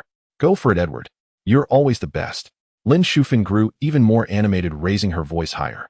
In the live stream, even several big spenders joined in, renaming themselves Edward Fan and sending rocket barges to support Knight Edward. Shortly after the second round concluded, Edward remained invincible, defeating Izar and successfully advancing to the finals. In the final, his opponent was a knight in light yellow armor, Richard. Folks, the final showdown is here. Lin Shufan's heart raced, barely containing her excitement. This event was utterly addictive. Watching Edward reach the finals, the livestream audience was ecstatic, as if they had already claimed ultimate victory. Richard, you scumbag, don't get cocky. Mark my words, Edward is absolutely #1 in the world. Richard, just give up and hand over the colorless. Edward, tear off Richard's helmet and show him what a true knight is. Richard, be smart and surrender now. Haha, this horse race is brilliant. The thrill is insane. Oh my god, Edward actually made it to the finals. The streamer is amazing. I love you. Damn, I wish I hadn't diversified. If I'd bet everything on Edward, I'd have made at least 3-0 colorless. A dozen seconds later, the final officially began. Edward versus Richard. Lin Shufan and millions of livestream viewers stared intently at the two knights locked in battle on the screen. Under countless gazes, arcs of electricity crisscrossed between the two knights. A crude spectacle, yet nerve-wracking. Charge. Edward, you're always the best. Lin Shufan clenched her fists, cold sweat beading on her forehead, too absorbed to wipe it away. At that moment, her mind was consumed by a single thought, the hope of seeing Edward trample Richard underfoot and claim the champion's throne. Just as the special effects ceased, Edward's avatar suddenly turned to shades of black, white, and gray. Beside it, two words appeared: defeated. These glaring words seemed to strike the hearts of everyone in the livestream. This round of horse race betting has ended. Champion the great knight Richard. The result instantly flashed across every player's client interface. Silence. An unprecedented stillness. Staring at Richard raising his weapon in triumph, Lin Shufan froze, her eyes fixed blankly on the screen. At that moment, all the livestream comments came to a halt, everyone stunned by the outcome. My Edward, no. My 10000 colorless are gone just like that. Lin Shufan snapped back to reality and let out a shrill cry of grievance. He had made it to the finals, was on the verge of victory with that 3-0 colorless almost in her grasp. Why did he have to fall at the very last hurdle? One step away from the pinnacle, yet stumbling at the finish line. This sense of loss was heart-wrenching. Meanwhile, the live stream was inundated with a torrent of furious comments. Damn, what happened? Why did he lose? Edward, are you deliberately throwing the match? Well, I'm done. Xu Lian, can you give back my colorless? Hey pros, I bet 100 colorless on Edward. If I lost, can I get them back? Does this lousy horse race have any resurrection rules? Resurrection? Stop joking. This is just luck. There's no chance of a resurrection. Additional comment, what? No rematch. That was all my savings. Without those colorless crystals, how can I fight monsters for money or run dungeons? I'm losing my mind. Xu Lian, give me back my colorless cubes. Damn it, I bet all 200 colorless cubes I saved on Edward. Now I can't even use skills. How am I supposed to clear dungeons? Edward, you infuriate me. If I ever pick you again, I'll call you my ancestor. Mark my words. If I ever follow the streamer's bets again, I'll call him my dad. My luck is absolutely atrocious. Hey, nobody forced you to bet with the streamer, did they? And he made it to the finals twice. How can you say his luck is bad? Some were beaming with joy while others wore expressions of utter despair. In the live stream room, the audience who followed Lin Shufan and bet on Edward lost almost everything. However, within the game itself, many who wagered on Richard reaped substantial profits. I went Allen with 3-0 colorless cubes on Richard and netted 9-0 in return. From today onward, Richard is my real father. Richard is a beast. Anyone who dares to say he's no good will have to answer to me. Who does Edward think he is, daring to compete with my father Richard? Does he have the skill? I bet 1-0 colorless cubes on Richard and made a tidy 3-0 profit. I'm done, now heading off to clear some dungeons. Lin Shufan stared at the barrage of scrolling comments for a long moment before finally forcing a wry smile. See everyone, this is a game of pure luck. You can lose everything if you're not careful. Please don't act impulsively. I'm never doing this again. If I keep gambling, I won't have any colorless cubes left to run dungeons. Let's do something else. With that, she quickly switched to her alternate character, a female mage, and prepared to start a live stream on equipment enhancement, hoping to divert everyone's attention. Ever since the game introduced the enhancement system, Lin Shufan had become a popular streamer focused on equipment upgrades. All the gear on her mechanic character had been enhanced to level 10, reaching near top-tier status. To attract more viewers, she had begun slowly building up the equipment on her other characters. However, just as she was busy with enhancements, a shocking event occurred. Her livestream's viewership plummeted by over 300. The number of comments and gifts dropped significantly. Most of the remaining audience were longtime fans, but they still clamored for the horse race betting. Seeing this, Lin Shufan quickly switched back to her main mechanic character. Running out of colorless cubes was one thing, but if her stream's popularity tanked, the loss would be irreparable. There were far too many game streamers now if her audience was lured away by others they might never return. Alright, let's gamble again. I refuse to believe I can't win this time. In truth, Lin Shufan herself was itching to try. She had bet on the knight in the previous final only to lose to Richard, but she felt the next round might offer a chance for a comeback. Perhaps the knight she chose this time would break through and claim victory. At that moment, she had only 2,000 colorless crystals left. She had lost 1-0-0 in the first round, leaving her with just 1-0-0-0-0. To continue participating in the horse race betting, Lin Shufan had no choice but to open the auction house and buy some colorless cubes to stock up. But the moment she opened the auction house, she was nearly shocked into a faint. The current price of colorless crystals had surged by a full 200 gold coins. From the original 200 gold coins, it had skyrocketed to 400 gold coins, a complete doubling. My God, how many people are still betting on the horse race? Lin Shufan's heart trembled. The soaring price of materials could only mean that supply was falling far short of demand. When player demand surged, the system would automatically raise prices. For a commonly used item like colorless crystals, an increase of a dozen or so gold coins was already extreme, but a doubling in price showed just how sought after they had become. Since the audience kept clamoring for the horse race betting, Lin Shufan steeled herself, withdrew all 800 million gold coins from her savings, and began frantically buying colorless cubes. With the newly launched horse race event being so popular, prices would only continue to rise. If she didn't stock up now, things might become even more absurd by evening. All right, dear viewers, let's continue. Lin Shufan announced, rubbing her hands together in anticipation. With 9 rounds of betting remaining that day, she refused to believe that with so much capital, she wouldn't win at least once. The second round of the night tournament is about to begin. Please select the knight you wish to support. The duel will commence in 10 minutes. At 10 o'clock, the second wave of horse race betting officially kicked off. Who should I pick this time? Lin Shufan hesitated as she stared at the 8 knights on the screen. The horse race system's battle reports allowed players to check each knight's win rate. According to the data from the previous round, the top winner was Richard with a win rate currently at 100, while the others were at 50 or 75. Those knights who had lost in the first round showed a win rate of 0. Should I try betting on Richard? Lin Shufan fell into deep thought. After all, the rules had clearly stated that the match results were entirely random, with no possibility of internal adjustments or predictable patterns. After careful deliberation, she decided to avoid Richard and instead chose 2 other candidates, Roland, who had been eliminated in the previous round, and Leo, clad in red armor.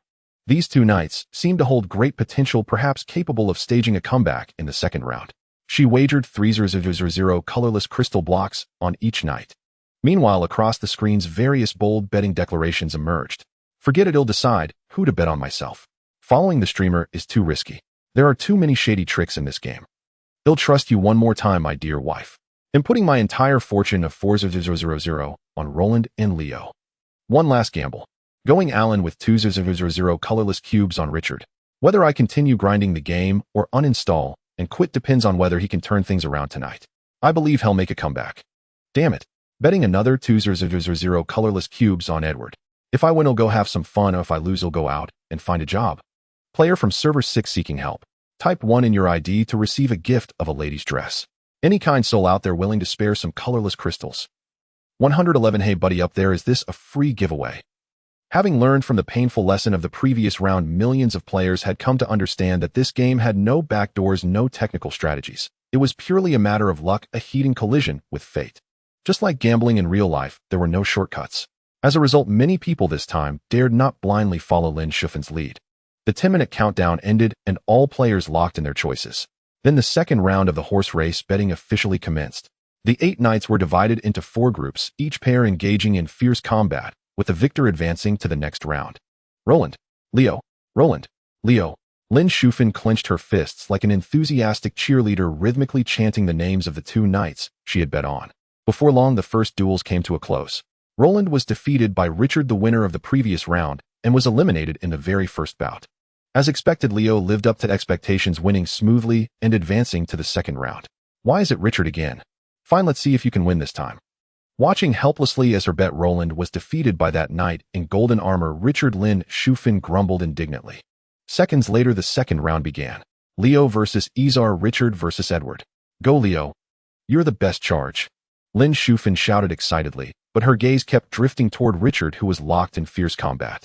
Could this guy really make it to the finals again? Soon the second round ended. Leo barely scraped by his opponent Izar, squeezing into the finals. And Richard miraculously won, once more advancing to the ultimate showdown. No way. You again, Richard.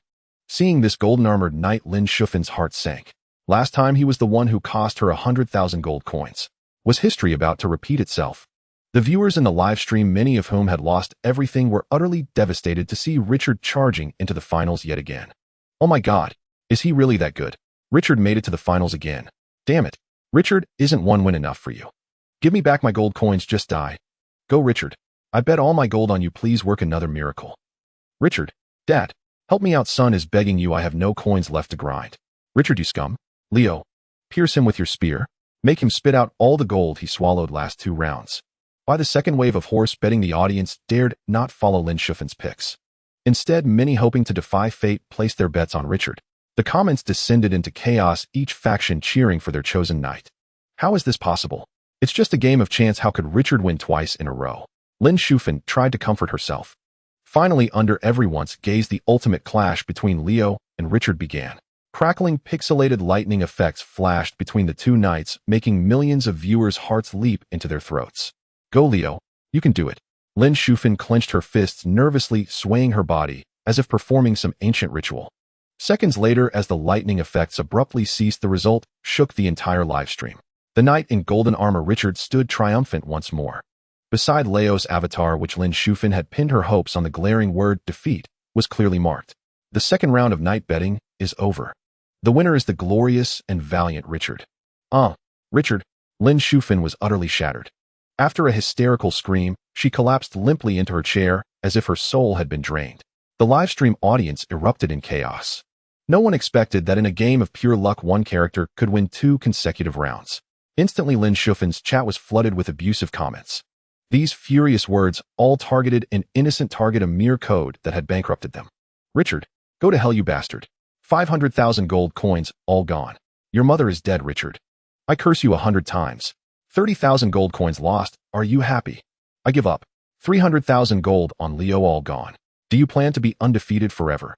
It's over. I was going to bet on Richard, but I stupidly followed the streamer and picked Leo. Regret is eating me alive.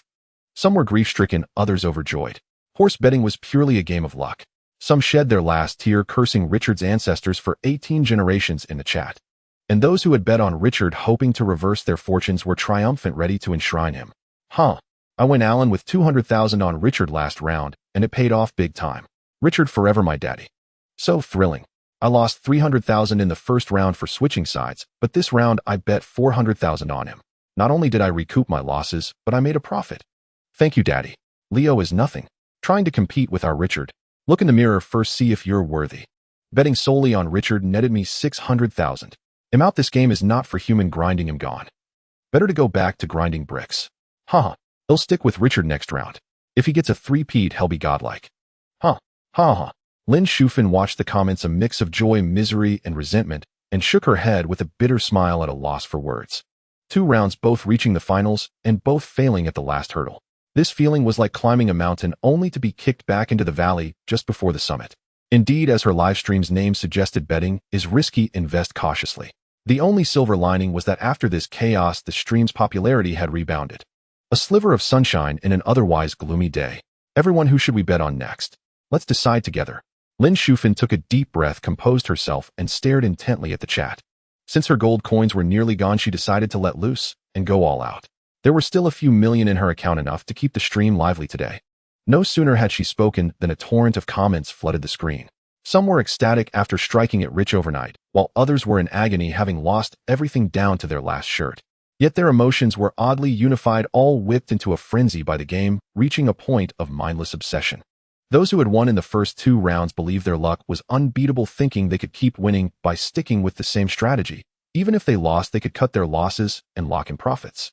As for the big losers, they were stubborn as mules, pumped up like they'd been injected with adrenaline, refusing to believe Richard would be invincible forever.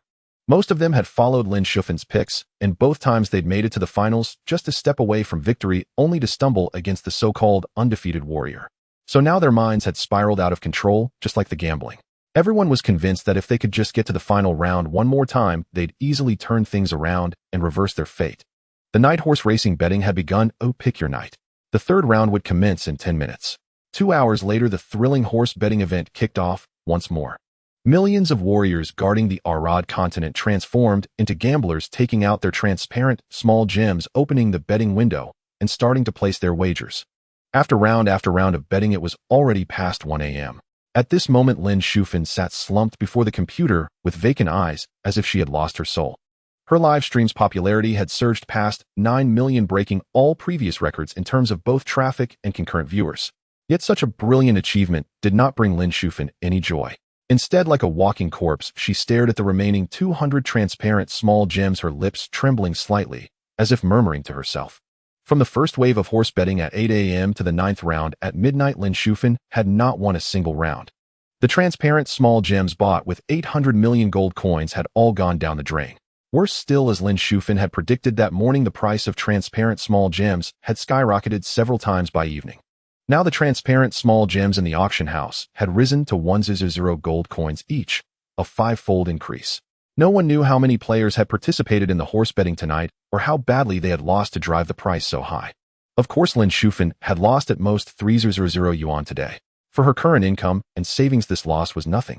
But over 9 rounds of betting in one day, Lin Shufan had suffered a complete defeat. Several times the night she bet on made it to the finals only to lose to their opponent and be eliminated. Losing so thoroughly would break even the most resilient spirit. Thus she fell into utter despair, her eyes filled with helplessness and confusion. Haha, I'm dying of laughter. The streamer's 9 consecutive losses are epic. Other streamers at least won a round or two. Stop laughing. I lost 2 million transparent small gems too. I'm just like the streamer, now wanting to go up to the rooftop and catch the wind. Haha, though I feel a bit sorry, I can't help but laugh. 9 straight losses is just too absurd. Good thing I was quick on the uptake. I followed the streamer for 2 rounds and then quit or I'd be bankrupt. To be honest, I've been betting against the streamer and now I've made 2 million transparent small gems from a capital of just 100,000. Streamer, there's one last round. Keep going. Whatever you bet on, well, just do the opposite. I don't believe it. Lin Shufan suddenly sat up straight, a determined look on her face as she opened the recharge interface and quickly completed the payment. She recharged 100 yuan worth of in-game currency, exchanged it for gold coins, and frantically bought transparent small gems in the auction house. It's over, it's over. She's lost it. The streamer isn't just hooked, as she's completely gone mad. Haha, she's hooked. I love streamers like this. The hype is real. Streamer, if you dare to bet all those transparent small gems bought with 100 yuan, I'll send you a rocket right now. Girl, calm down. You can't win this game anyway. Why not stream equipment enhancement instead? I'd watch whatever you stream. Can the bootlickers upstairs shut up? Which streamer is still streaming enhancement now? Everyone's betting on horses. Damn it, stop buying. The transparent small gems in District 6 are almost sold out. What will we play tomorrow? So annoying, can't you let people sleep? How can anyone sleep with such an explosive live stream? Over 10 minutes later, Lin Shufan finally spent all 100 yuan worth of gold coins buying a full 2 million transparent small gems. Normally 100 yuan could buy over 10 million transparent small gems. But with so many players betting on horses tonight, the price had increased 5-fold.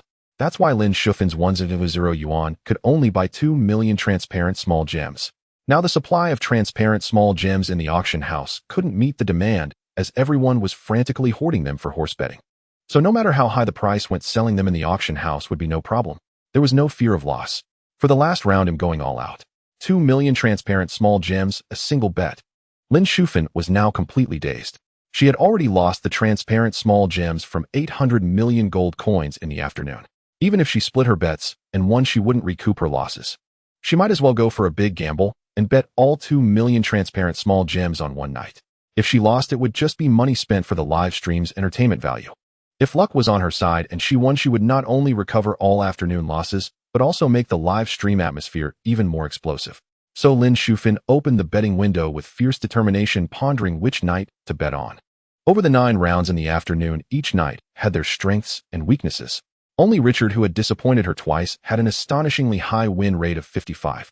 He had won the championship 4 times, broken through the first round 3 times, entered the second round twice, and even made it to the finals twice. In the last round, Richard had also successfully advanced to the finals. Unfortunately, he lost to his old rival Roland, a regrettable defeat. Today, Richard could be called a warrior-level existence. The night horse racing betting had begun. Oh, pick your night. The 10th round would commence in 10 minutes. The final betting prompt finally appeared. Players took out their transparent small gems, opened the betting window, and threw themselves into the final round. Whatever, I'm going all in on Richard. Lin Shufan gritted her teeth and unhesitatingly bet all 2 million transparent small gems on Richard. Life and death are up to fate. Fortune and honor are in heaven's hands. Whether she could turn things around depended on this one move. Betting 2 million on Richard. Is the streamer really crazy? Richard just made it to the finals last round. He'll probably be eliminated in the first round this time. Great. The streamer helped us eliminate one option. Apart from Richard, all other knights have a chance. Follow the streamer's reverse operation. Tonight, we'll be living in a villa by the sea. Don't bet on Richard. Girl, sorry, but you're too fierce. I dare not follow your bet. He'll go with Roland and bet 20000. Seeing this, the viewers in the live stream began to switch to other knights. Only a handful of her diehard fans were still willing to follow Lin Shufen's bet. Lin Shufen had lost 9 consecutive rounds that day, losing over 800 million gold coins. Players no longer wanted to lose money with her. Once the 10-minute preparation time was over, players placed their bets, and the final round of horse racing officially began. The 8 knights were divided into 4 groups, with 2 facing off in each group. The winner advanced to the next round. In the first round, Richard faced Sean. Richard, dear brother, I've lost so badly. Just let me win this once, I'm begging you. Lin Shufen prayed, coquettishly cheering Richard on. Soon the first round ended. Richard indeed defeated Sean and advanced to the second round. Yes, good brother, that's it, keep going, your sister loves you. Watching Richard win the first round, Lin Shufen's breath quickened, her eyes sparkling with excitement. A few seconds later, the second round began. This time, Richard faced his old rival Edward. Richard, dear brother, please work another miracle, make it to the finals again, okay? Lin Shufen watched the fierce visual effects clash between Richard and Edward on the screen, her hands clenched to her chest, almost crying in anxiety. The viewers in the live stream room, seeing Lin Shufen's pitiful appearance, felt their hearts tighten. They had never seen her so humble before. Oh streamer, don't be like this, I just spent all my salary, this is killing me. Gambling is truly harmful, my wife wasn't like this before, how did you change? Where's your tsundere? Good heavens, it's the dead of night. And you almost got my brother all riled up. Damn, Richard isn't going to make the finals again, is he? This is too ridiculous. He made the finals last time, if he makes it again this round, I'll livestream myself eating something. Soon the second round ended. Richard indeed defeated Edward and had once again broken into the finals. Off. Richard, dear brother, I love you to death. Lin Shufen was too excited to speak coherently, waving her arms wildly. The viewers in the live stream room were utterly stunned. Had he really made it to the finals? After a brief pause, the final match finally began. The plot of this final was extremely tense. Roland, the champion of the previous match, had also successfully advanced to the finals. In other words, the 2 contestants in this final were the same as the last match. Sigh. Why is it Roland again? Lin Shufen looked at Roland clad in red armor, her heart fluttering with panic. After all, this was the man who had defeated Richard in the previous match. Not long after the final began, the on-screen effects made Lin Shufen's expression grow very tense. Richard, dear brother, I've never won once, I really need this win. Help your sister, please. Lin Shufen begged with an inexplicably anxious tone. Soon the fierce battle between the 2 knights came to a halt. Roland's avatar instantly turned gray, clearly marked with the word defeated. And the ultimate winner, Richard's avatar, appeared prominently. This round of betting is over. The winner is the valiant Richard. The system announcement echoed through the skies. Yeah, finally won. It's like defying fate. Richard is the universe's invincible supreme master. Lin Shufen was almost shouting, utterly ecstatic. After a full 10 rounds of horse racing bets, Lin Shufen had lost 9 rounds, nearly $1 billion going down the drain. However, this final reversal helped her turn things around completely and net a profit of several million small crystals. You see, at the start of the morning's first horse race, bet 1 colorless crystal was worth just 200 gold coins. Lin Shufen had bought those lost crystals before the price rose, and in total, they were only worth a few million yuan. But now the price of colorless crystals had been driven up to 100 gold coins, and in some areas, it had even reached 1500. Lin Xiaoxue had bet over 2 million colorless crystals, all on Richard, and now she had instantly obtained 6 million colorless crystals. In other words, one match netted her a profit of over 30,000 RMB. Even accounting for the morning's losses, she could still make a net profit of around 18,000 RMB. The atmosphere in Lin Shufen's livestream room was explosively lively. Millions of people couldn't believe the scene before them. The Richard who had been knocked down in the previous match had staged a comeback and won the highest honor on the battlefield. The audience buzzed with heated discussion. Oh, my brother Richard is truly a mix of love and hate. Lin Shufen swayed with laughter and joy, celebrating as if she had won the lottery. But the users who had lost everything had no heart to keep watching. Races could be watched anytime, but once the money was gone, there was nothing left. So these users in the red frantically sent comments, angrily spamming the screen to slander Richard. Many cursed, I bet all my won. 5 million. Richard, curse your ancestors for 18 generations. Richard is a human disaster. Has anyone ever seen such a terrifying character? I'm broke. Go check the market price in District 6, it's already surged to 1500 per unit. Meaning the streamer made a killing of over 30,000 in this round. Sorry princess, your guardian knight has failed my hopes, I'm completely bankrupt, and can't protect you anymore. All the cumulative gains from previous rounds are gone. I won't say it anymore. Is Richard a centuries-old demon or a millennium-old king? Haha, awesome, earned 38k from grinding today. I'll clear the account and keep playing. Night horse racing event will conclude and update promptly at dawn tomorrow. After the auction hammer fell, the system began distributing rewards to all who had bet on Richard. Lin Shufan duly received the reward notification from the betting system. It was exactly 6 trillion yuan. Ha ha ha. 600 million has arrived. Richard is the eternal hero and model. Gazing at the mountain of money figures before her, Lin Shufan couldn't help but burst into another victory cheer to celebrate.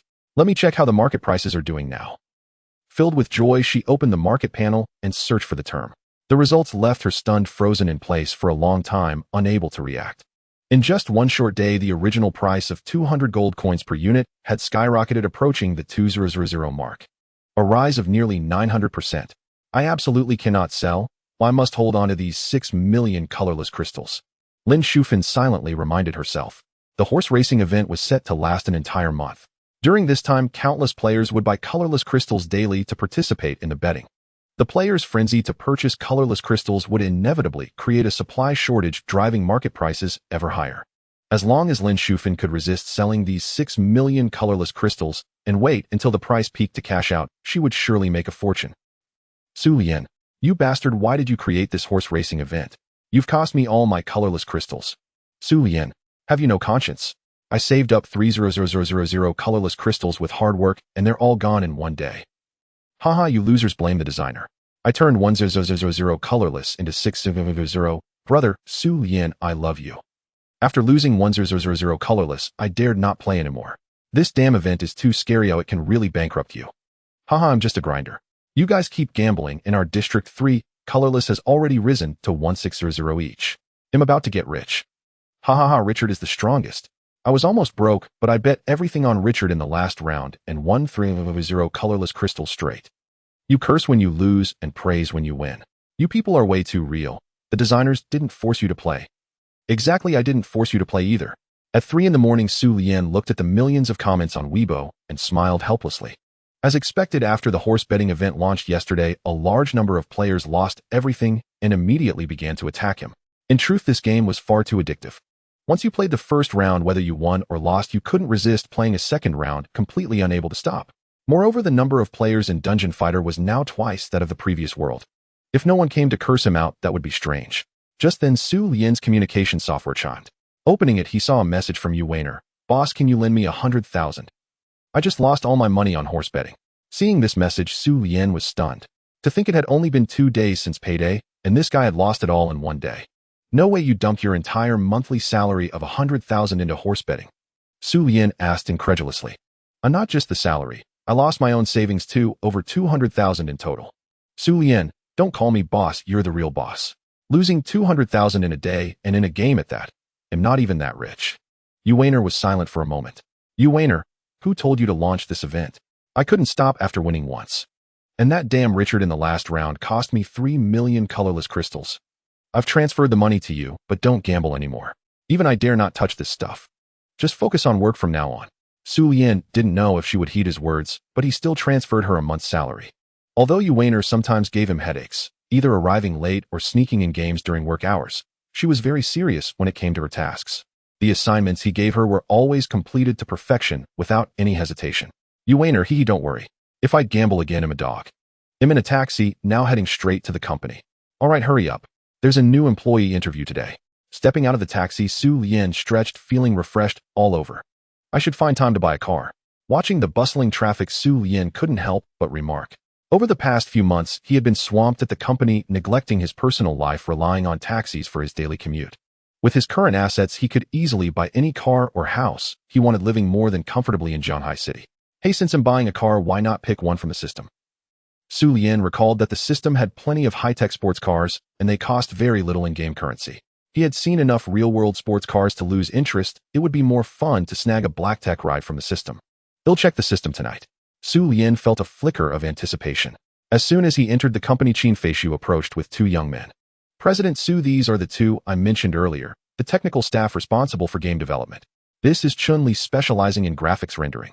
Back at Yunting Company, he was involved in the graphics design of almost all 16K Ultra HD games.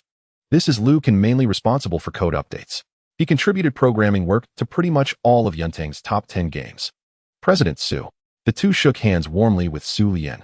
Both were core technical staff from Yuntang's gaming division, having worked under Qin Feishu in the past.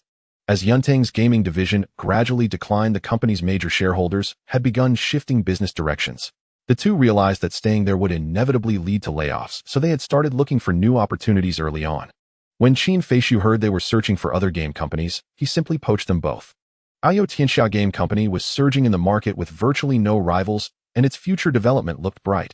It would never become a flash-in-the-pan company. More importantly, Xu Lian had publicly stated early on that his company would accept no external capital intervention. This company would never be like those hypocritical enterprises that claim to make games, but are only looking to cash in on industry hype and then vanish. This place perfectly suited their career ideals, allowing them to fully unleash their talents. That was why the two had unhesitatingly resigned and quickly joined Xu Lian's team. Hello. Looking at the two bespectacled tech enthusiasts exuding a scholarly aura, Xu Lian nodded with satisfaction. The company was short-handed, and with these two joining, finishing the game Minecraft before the summer break ended should be well within reach.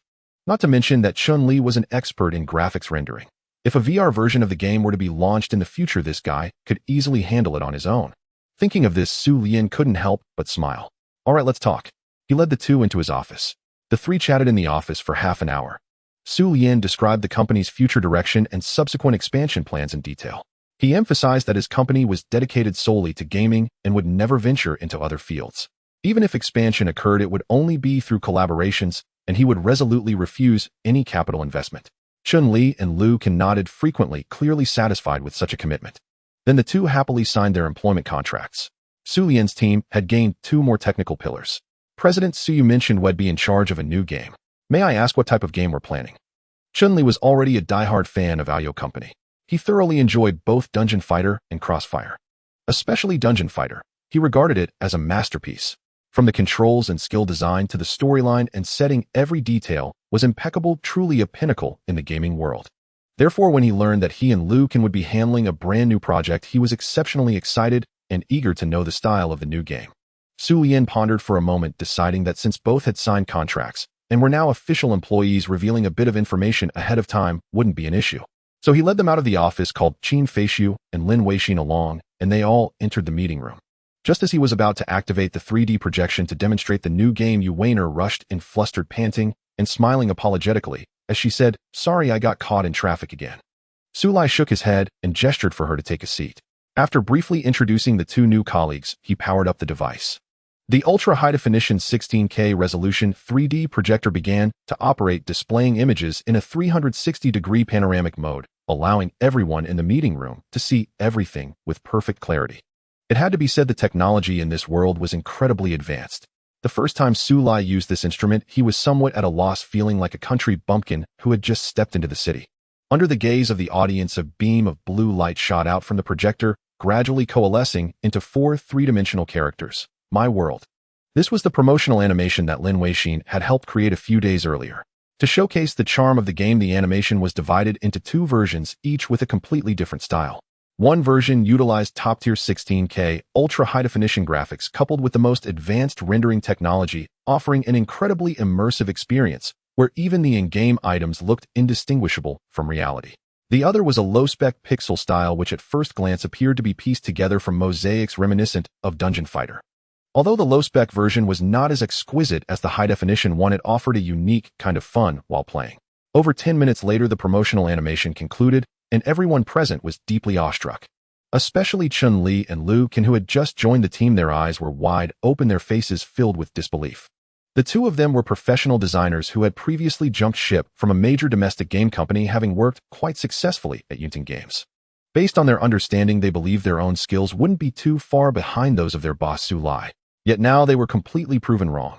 The content within the game allowed players to build boats for fishing, explore forests, delve into caves to mine gold and diamonds, and even construct houses to fend off monster attacks. These enjoyable real-life activities were recreated by Xu Lian in the virtual world, and he also created a compelling sense of authenticity that stirred their desires. Compared to their previous design concepts, My World was a work on an entirely different level. Choosing to join Ayo Company was truly a wise decision. Chun-Li and Liu Can inwardly congratulated themselves. This company's future achievements will surely far surpass those of other competitors. Boss, so when do we start work? Yu Weiner could no longer sit still, her face full of eager anticipation as she pressed for an answer. I want to go into that magical world made entirely of blocks right now.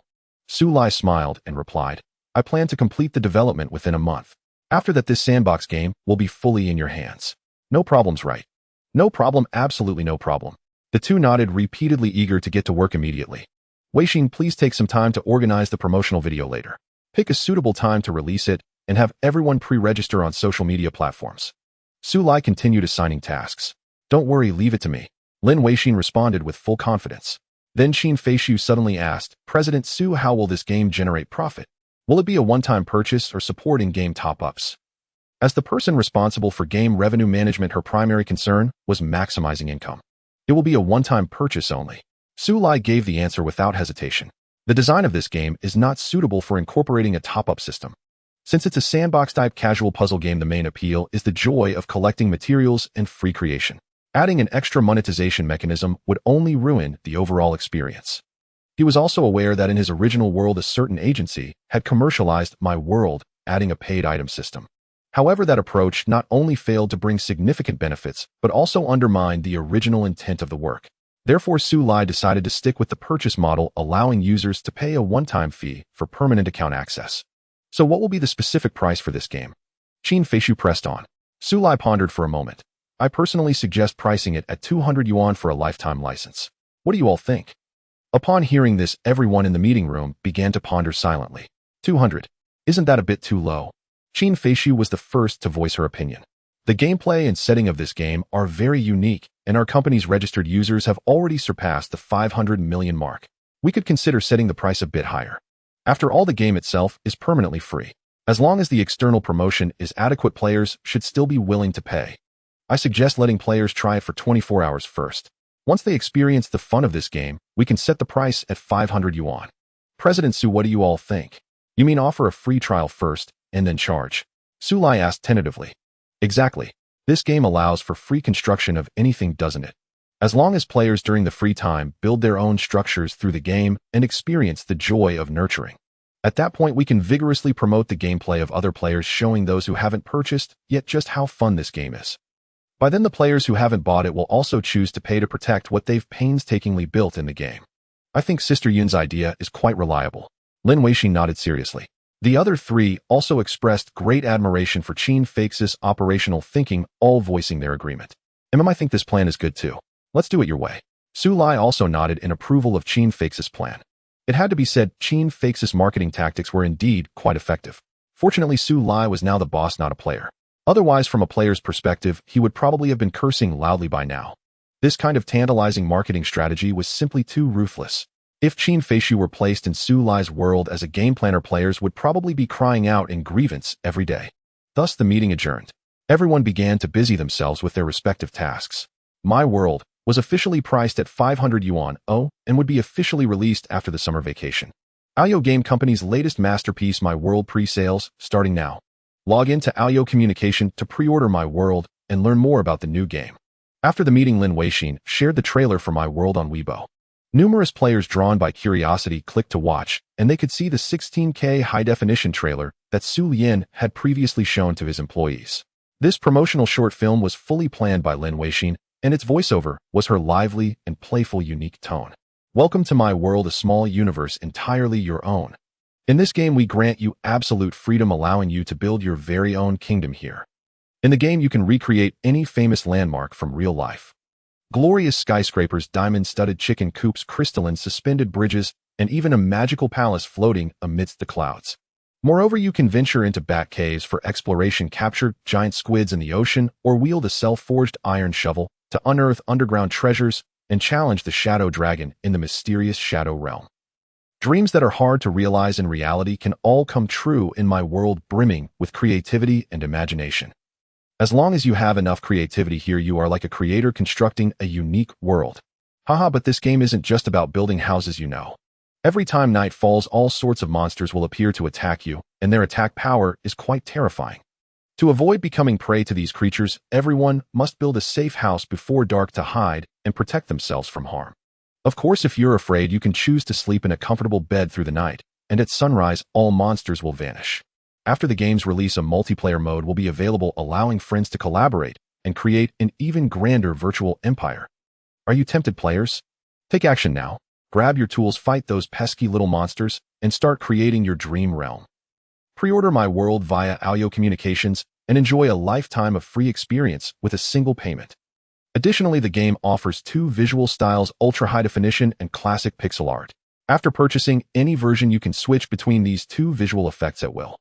The promotional video was exceptionally well made, vividly showcasing the various unique gameplay elements of this highly free sandbox game. Combined with Lin Weixin's warm voice and the game's colorful visuals, it sparked great interest among many. Wow, Ayu's game this time is really intriguing, can't wait to give it a try. Oh my god, can we really build houses with gold? This idea is absolutely brilliant. So cool that Black Dragon at the end is just too awesome, right? Though it feels like an action game where you have to defeat a boss.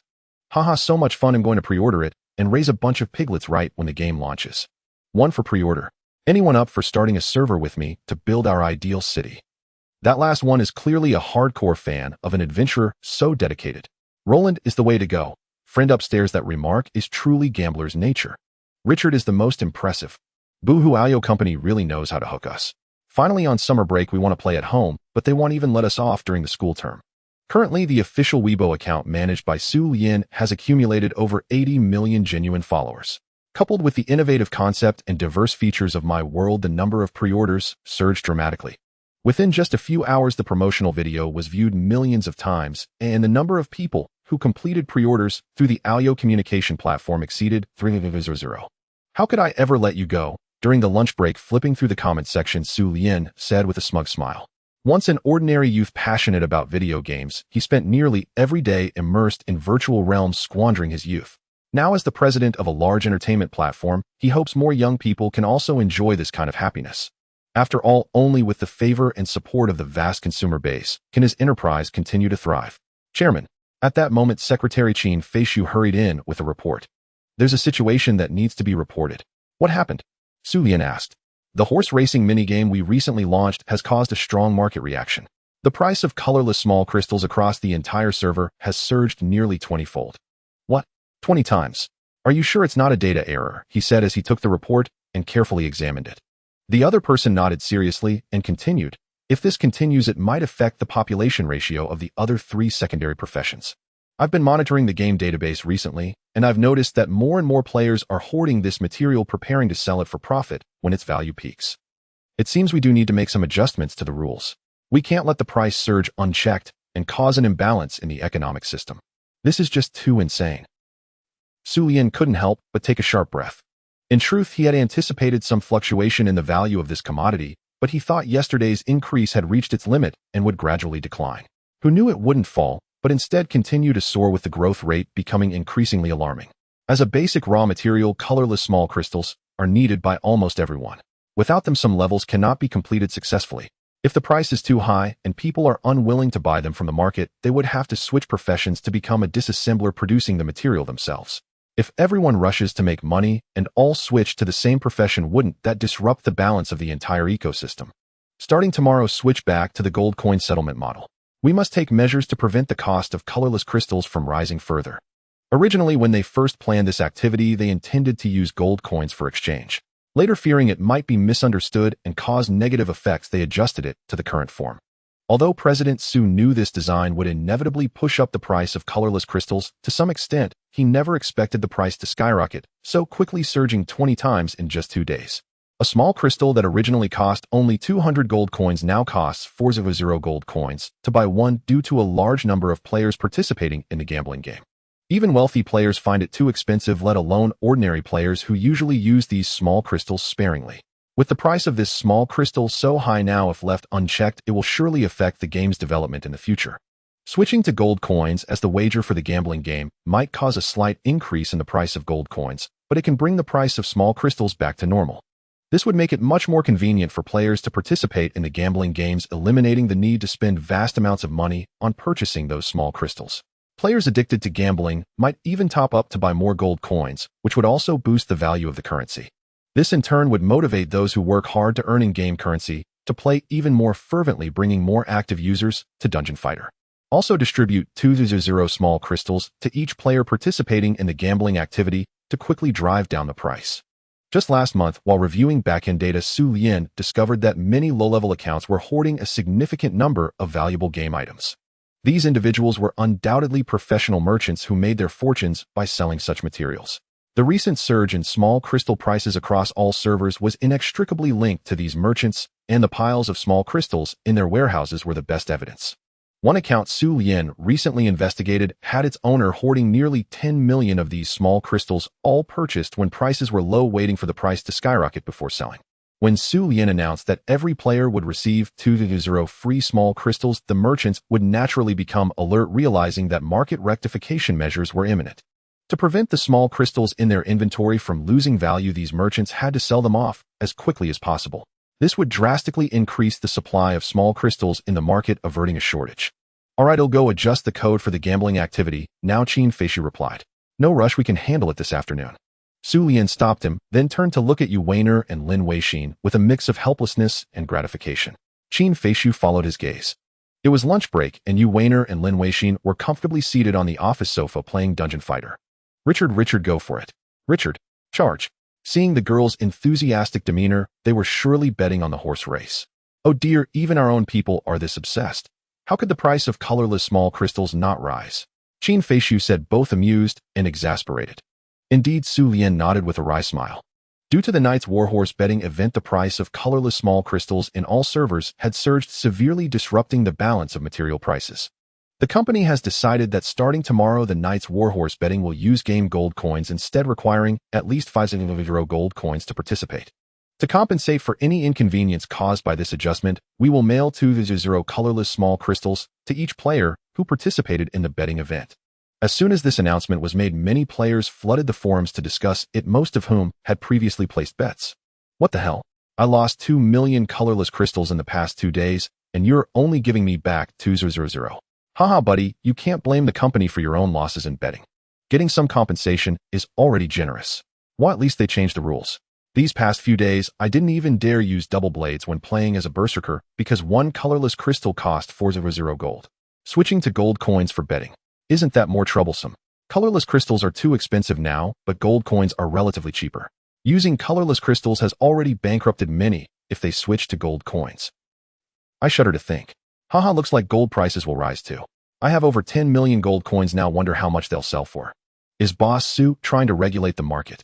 Damn, I need to quickly offload my remaining colorless crystals. Exactly, cash out now for a profit, or we'll be back to the era of 200 gold per crystal. Whether it's gold coins or colorless crystals, Richard is number one. Well said, but I roll and disagree. Across all 6 servers, the price of colorless small crystals in every region had risen to over 300 gold coins. If they didn't sell quickly, prices would inevitably drop, making it hard to profit later. After reading the Weibo post, players immediately returned to the game and began dumping their colorless small crystals in large quantities. In an instant, trading markets in every region were flooded with colorless small crystals, and their prices were plummeting rapidly. They really changed the rules. I better sell mine too. Lin Shufin, who had just finished her live stream, immediately put all 6 million of her colorless crystals up for sale after browsing Weibo. Fortunately, the price drop wasn't too fast. In her region, the item could still fetch around 400 gold coins each. At the same time, since many players were still unaware of the change, there was still significant demand in the market. As soon as she listed her goods, they were snapped up instantly. She had instantly earned 24 billion gold coins. Oh my god, this game is incredibly profitable. Staring at the staggering number in her account, Lin Shufin swallowed in astonishment. No wonder so many people had been making money by hoarding raw materials. After all, who wouldn't love a game that could net you what someone else earns in a year of hard work in just a few minutes? In Lin Shufin's server, the exchange rate was 5 renminbi for 1 million gold coins, meaning she had just scored a whopping 100 RMB. Just by participating in a simple game event, she had netted 1,200 yuan. As a streamer for years, she had always been pouring money into games without ever making a profit. Never did she expect to win enough to buy a new car this time. Moreover, to maintain the excitement of the competition, many popular streamers continued to place bets relentlessly to attract viewers. On the Douyu platform alone, active big shots spent nearly tens of billions of in-game currency daily to acquire the raw materials for gambling. For convenience, many of them chose to buy and sell directly through transfers. Therefore, the massive wealth Lin now held was definitely in high demand and quite scarce. Since each game character's inventory could only hold a maximum of 800 million gold coins and Lin had only 6 characters, even after filling all their bags, nearly half of the gold remained unclaimed. She didn't need such a vast amount of money herself, so she quickly logged into a chat group to find buyers. Anyone want to buy gold coins? I have 24 billion gold coins for sale, all from this horse racing event. She attached a screenshot as proof. As one of the most popular streamers at the time, and also holding an admin role, her post immediately caught the attention of many peers. Holy crap, 24 billion gold. Sis, how many bets did you win to get that? As far as I know, she's had terrible luck these past few days. This time she probably bet everything on Richard. Such a huge sum of money. I've never seen that much, even sweeping tombs in the cemetery. Throwing away a fortune just to bet on Richard. Sister Yao is truly formidable. Why isn't my horse this powerful? I failed to reach the finals 3 times. At this rate, how many gold coins is Colorless worth now? Aren't you planning to hold on to it until the price rises? Changing the rules might lead to inflation later. Yeah, you'd better keep some and see how things develop before making a decision. Eventually, a second-tier streamer contacted her privately, expressing a desire to take over the entire amount and pay her in real-world currency. This person's goal was not to continue betting, but to hold on to it long-term and sell when its market value rose again to profit from the difference. He predicted that the authorities would maintain the current plan in the coming period without any changes. If his prediction held true, the 24 billion in his hands would make him a fortune. After over an hour of hassle, Lin Shufan finally sold the 24 billion gold coins to that second-tier streamer. She received a bank notification of 120 yuan credited, lifting her spirits immensely. This game is so fun. Staring at the numbers on the message, Lin Shufan exclaimed with excitement. In the blink of an eye, a month had passed. Various summer vacation events were nearing their end. Over the past 2 months, many industries had profited handsomely from the surge in customer traffic. The gaming market in particular stood out among numerous industries.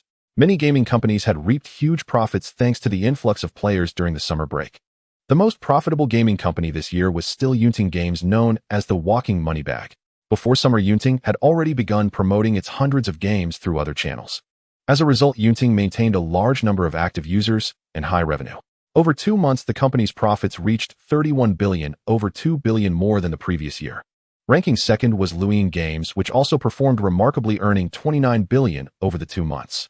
Notably, Luin had over 200 adult-oriented games accessible only to those who registered with their real names and met the age requirement. Thus, most of its profits came from the adult demographic. This year's third place was the newcomer Aoyo Tianxia Games. In just half a year, it had risen rapidly in the market with only 2 games. In 2 months, Aoyo Tianxia's revenue was 21 billion, with over 200 million concurrent users. Although its revenue still lagged behind, Yunting and Luin Zulian's user activity and concurrent player count far surpassed the former two. More importantly, Xu Lian did not rely on other channels to promote its games. Most users joined of their own accord. And currently, they only had 2 games, Dungeon Fighter and Crossfire. In other words, with just these 2 titles, Xu Lian had catapulted to 3rd place on the rankings.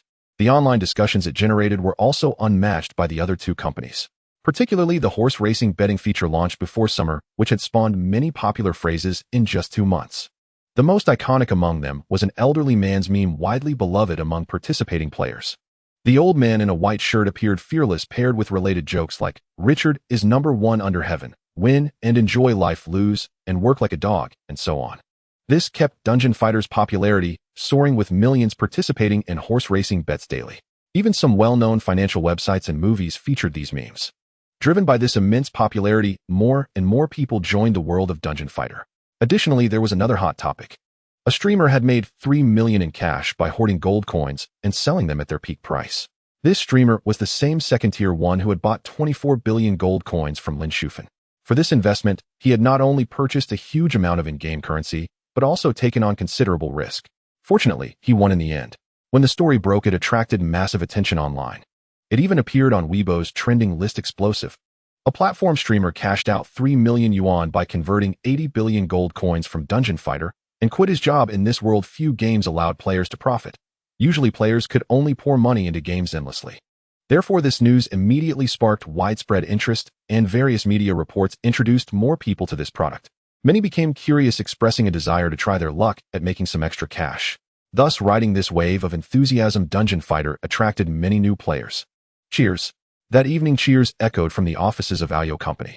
Everyone celebrated with great joy. After 2 months of effort, Xu Lian's Tianxia company had earned 21 billion, ranking third in the gaming company revenue list. Not only in revenue, but also in player reputation, popularity, and new user downloads, Xu Lian's games surpassed the top 2 companies. What was particularly astonishing was that Xu Lian had only been established for half a year with just 2 games, yet it had achieved this ranking in only 2 months. Such an achievement was unparalleled and unprecedented in the gaming circle. Xu Lian believed that before long his Tianxia company would overtake the top 2 and secure the leading position. To celebrate this news that exceeded all expectations, Xu Lian planned to hold a celebration party at the company. He had originally wanted to rent a venue for a proper celebration, but unfortunately the company was at a critical juncture and data monitoring for several applications could not be paused for even a moment. So Xu Lian had to hold the celebration in the office area. Meanwhile, to ensure employees felt the joy, everyone from top management to the security guard received extra bonuses. For Xu Lian, who had already amassed such high revenue, this expense was negligible. What mattered was that the company's funds were entirely self-made with no external investment. President Xu, with our current operational model, we're sure to become a top-tier gaming enterprise in the country. Not just domestically. With our current profitability, we'll become the most renowned gaming company internationally within 3 years. Although Chun Li and Lu Can had only been at the company for a month, they still received a 10 salary increase and a bonus of 3,000 yuan. At that moment, the two were ecstatic, repeatedly toasting Xu Lian and expressing beautiful, yet somewhat radical aspirations. Don't be so blunt, Xu Lian replied in a jesting tone, but he knew deep down that as long as he continued down this path, he could indeed realize that grand ambition. All right, everyone, thank you for all the hard work during this time. Cheers. Led by Xu Lian, the group once again raised their glasses and drank heartily. I bet right. Qin Feishu took a sip of wine and smiled slightly as she looked at Xu Lian, who was 3 years younger than her. The long summer vacation had finally come to an end, and all walks of life had returned to their daily routines. The once bustling marketing campaigns were no longer frequent, and even the gaming industry felt the trend of declining traffic. Although Dungeon Fighter and Crossfire still had many active players, the numbers were indeed not as high as before. Most players were mainly students or office workers squeezing in time to play games amidst work and studies. However, strangely enough, even though activity had decreased, the average daily revenue had not significantly declined. What was even more gratifying was that Minecraft had finally been completed and was about to enter the testing phase. As early as a month ago, Xu Lian had started posting preview information on social media platforms and opened pre-orders, with 4 million people already participating. Although this number was far from the first-day sales of those 2 flagship products, since this was a paid game rather than free content, its performance was quite impressive. However, relying solely on these pre-order customers was far from enough to increase the popularity of Minecraft. It was ultimately decided to entrust the game's promotion to the well-known live-streaming website, Douyu platform. Although this company had been plagued by negative news in the past and often faced public pressure, it was still one of the largest live-streaming service platforms in Dragon Country.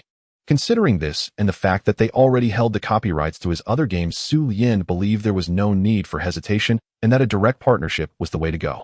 The next morning, the relevant person in charge of Douyu learned of this news and quickly came to negotiate a 1-year cooperation agreement worth 120 million yuan. Of course, before officially signing, he personally played a few rounds and listened to feedback from several popular streamers before making the final decision. Once the contract was signed, they immediately set about arranging the online launch process. Minecraft officially joined the company's game portfolio and opened pre-registration channels to the public. Meanwhile, the official social media account of Tianxia released the following announcement: the latest gaming masterpiece, Minecraft, is now open for public beta testing. Click the link to watch the promotional video.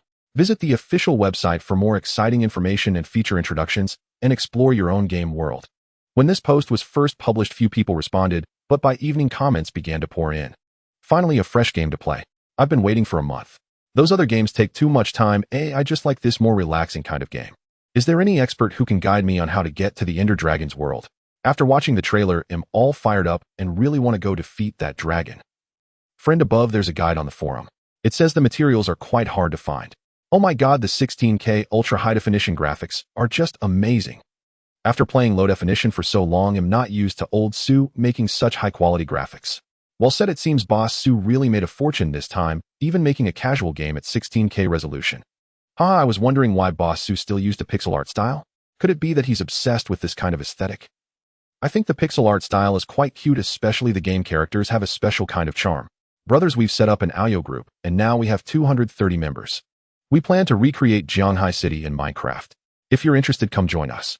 After watching the tutorial, I feel the survival mode is too difficult. He'll try the creative mode first and see. President Xu, the number of online players for Minecraft has exceeded 2 million. Late at night, Xu Lian excitedly came to Xu Lian's office to deliver the good news. Only 2 million. That's not good enough. Xu Lian thought the number was a bit low, musing that indeed there were more players during the summer break. Xu Lian was momentarily speechless. Although Xu Lian's previous games were very popular, he shouldn't be so overconfident. After all, it wasn't a holiday, and the game was quite expensive. Reaching 2 million concurrent players was already very impressive. After work, Xu Lian went home, took a shower, and was about to rest when he received a list of recommended streamers from Manager Chen. Mr. Xu, the popular streamers on this list are all quite famous. It hasn't been decided yet who will stream the new game. Could you give some suggestions? He opened it and saw that they were all female streamers, not a single male. Moreover, these female streamers were all very attractive with good figures. Even in the photos, they were all without makeup, each one a solid 7 or 8 out of 10. What's the meaning of this? Xu Lian chuckled, fully aware of Manager Chen's intentions. On such unregulated platforms, some streamers would do anything for a featured spot or gifts from their top supporters, even flying several times a day. But Xu Lian wasn't falling for it. With his current favorable circumstances, why bother getting entangled in such matters? Moreover, if he agreed, he might end up giving others leverage against him. You handle the selection on this matter. I'm not an expert. Since the other party hadn't spelled it out, Xu Lian naturally wouldn't expose his intentions. All right, good night. Putting down his phone, Xu Lian lay in bed thinking, it's time to buy a car. Now that he had his own company, he relied on taxis for daily commuting. During peak hours, getting stuck in traffic was a real waste of time. He should buy a car for himself. However, Xu Lian didn't want to just buy a common model. He wanted something unique, a technologically advanced sports car. With this thought, he summoned the system interface. System, let me try my luck with a spin on the daily necessities wheel. The items in the system were divided into 5 categories: common, advanced, rare, divine, and epic. Each spin cost 2,000 game coins, but the prizes were at least rare or above. The accumulated coins were enough for 10 spins with some leftover. As the wheel spun faster, various high-tech products flashed by, eventually stopping at one spot. Congratulations! You have obtained the Master Chef Skill Pack, mastering cooking techniques from all over the world. What the heck is this? Xu Lian looked disgusted.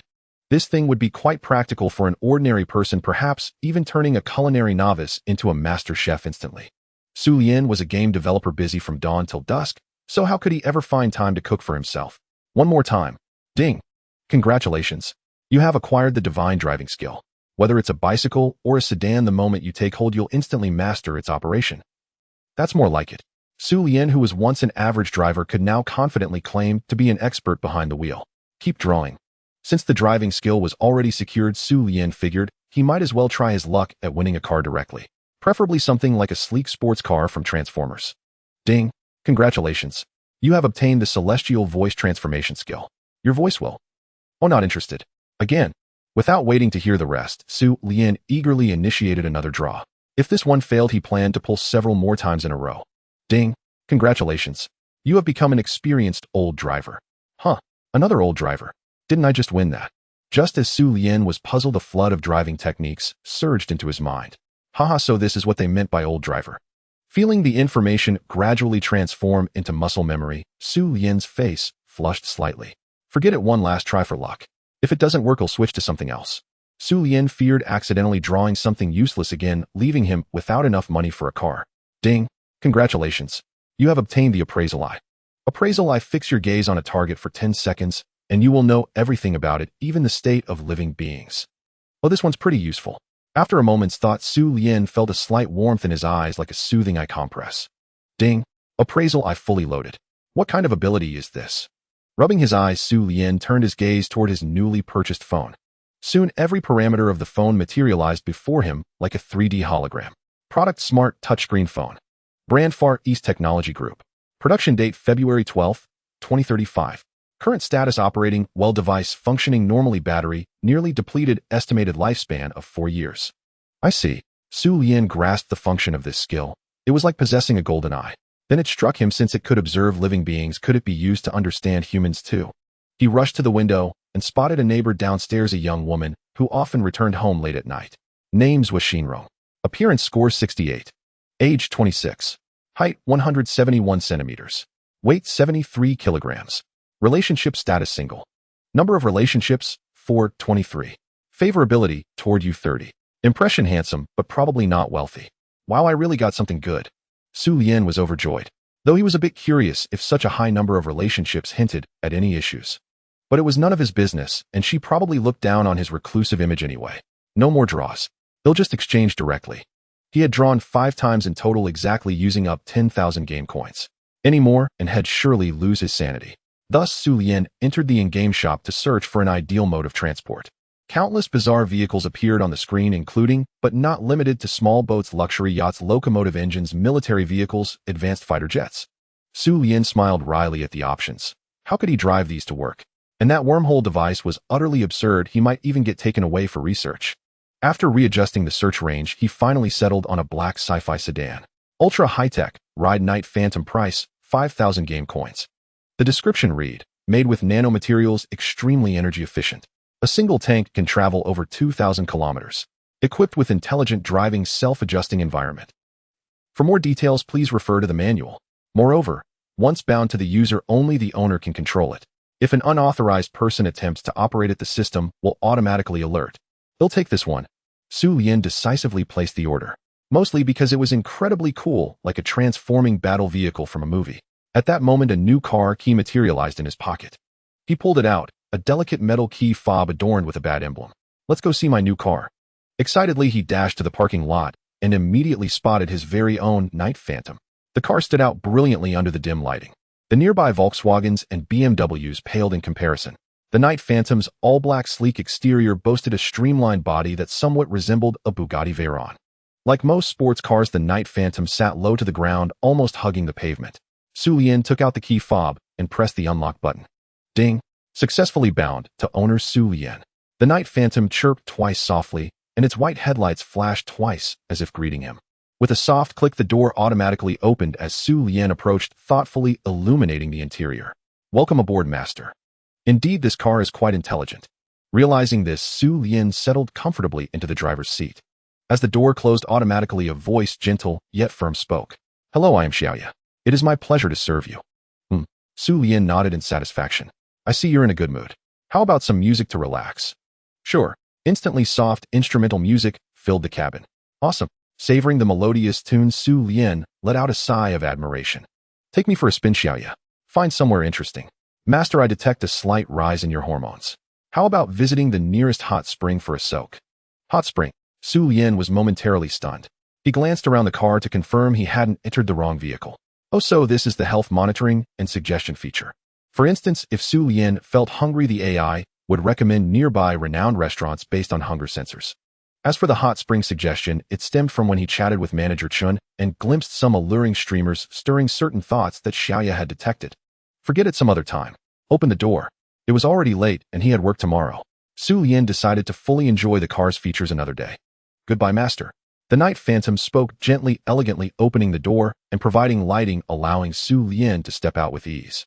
Those 5,000 game coins were well spent. Patting the hood, Xu Lian walked contentedly toward his residence. The next morning, as he drove the Night Phantom to the company gate, he was stopped by the security guard. At present, only Qin Feishu, Chun Li, and Lu Qin among the company's staff commuted to work in their private cars. The rest, including the boss himself, usually arrived by taxi. Moreover, because the car was fitted with privacy film, the interior was invisible from the outside. Naturally, the security guard would come out to inspect this unfamiliar vehicle. Hey, it's President Xu. Recognizing Xu Lian inside the car, the guard immediately assumed a respectful expression. The company had recently given them a raise, so these employees were naturally grateful to him. A new car, Xu Lian said as he lowered the window, prompting the guard to remember the license plate number. Understood. You may proceed. After replying with a smile, he immediately made way for his superior. After entering the office building, Xu Lian checked the operational reports of the 2 products as usual, then returned to his office and logged into the Douyu live streaming client to see how the MC promotion arranged by President Chen was going. Finding the relevant category, he discovered that indeed a new project, Minecraft, had been added. The search results showed only a little over 200 streamers playing the game, with viewer counts in their channels generally modest, ranging from a few thousand to about 10,000. However, he wasn't overly anxious, as this was a buy-to-play product, not a free-to-play one. Naturally, initial stages required various forms of publicity to attract attention before subsequent development could occur.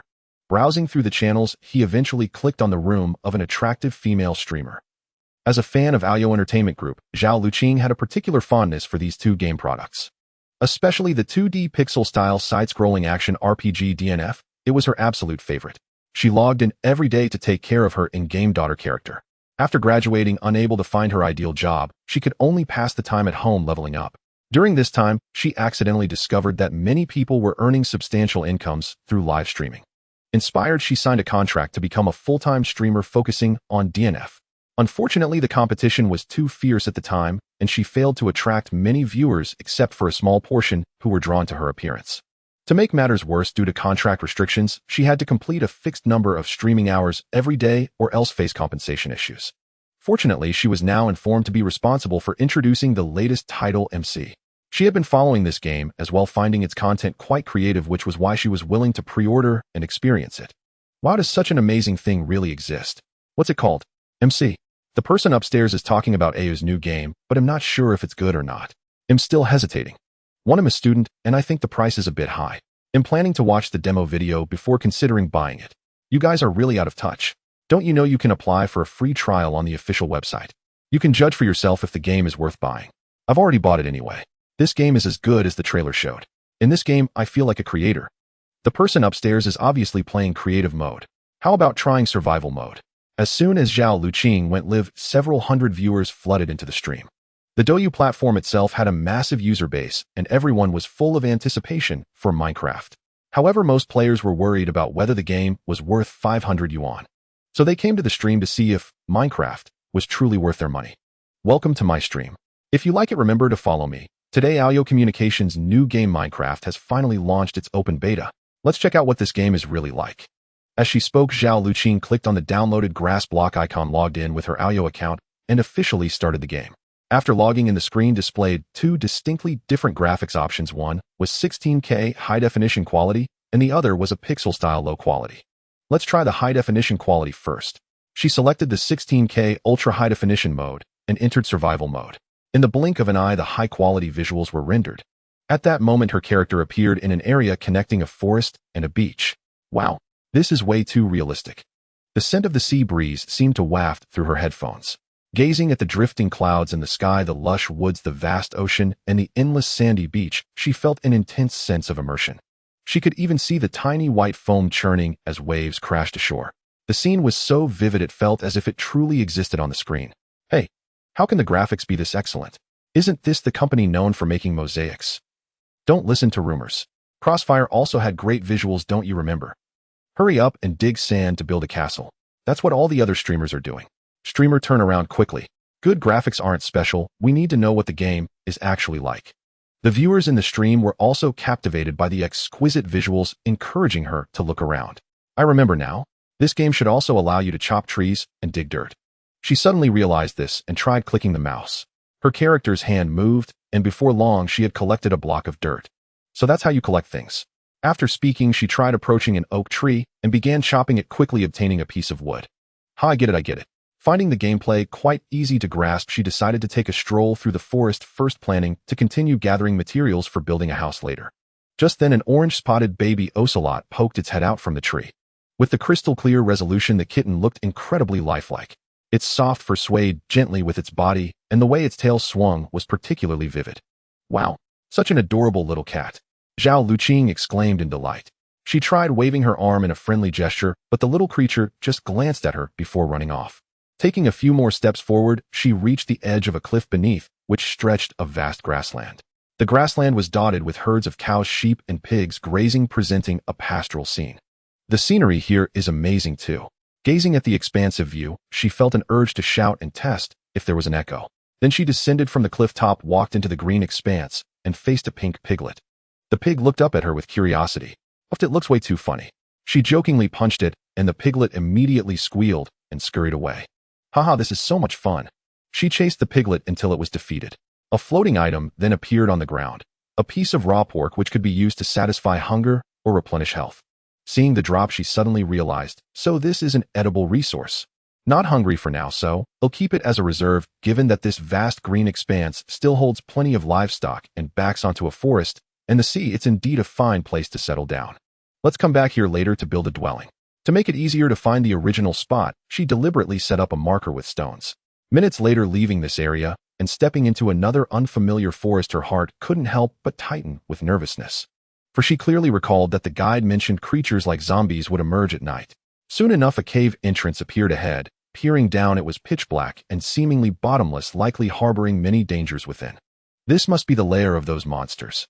Although the protruding rocks around could be used to climb down, she had no intention of doing so. After all, she didn't want to turn a casual game into a horror flick. But just as Zhao Luqing was about to leave, the livestream audience wouldn't have it. "Streamer, are you that chicken?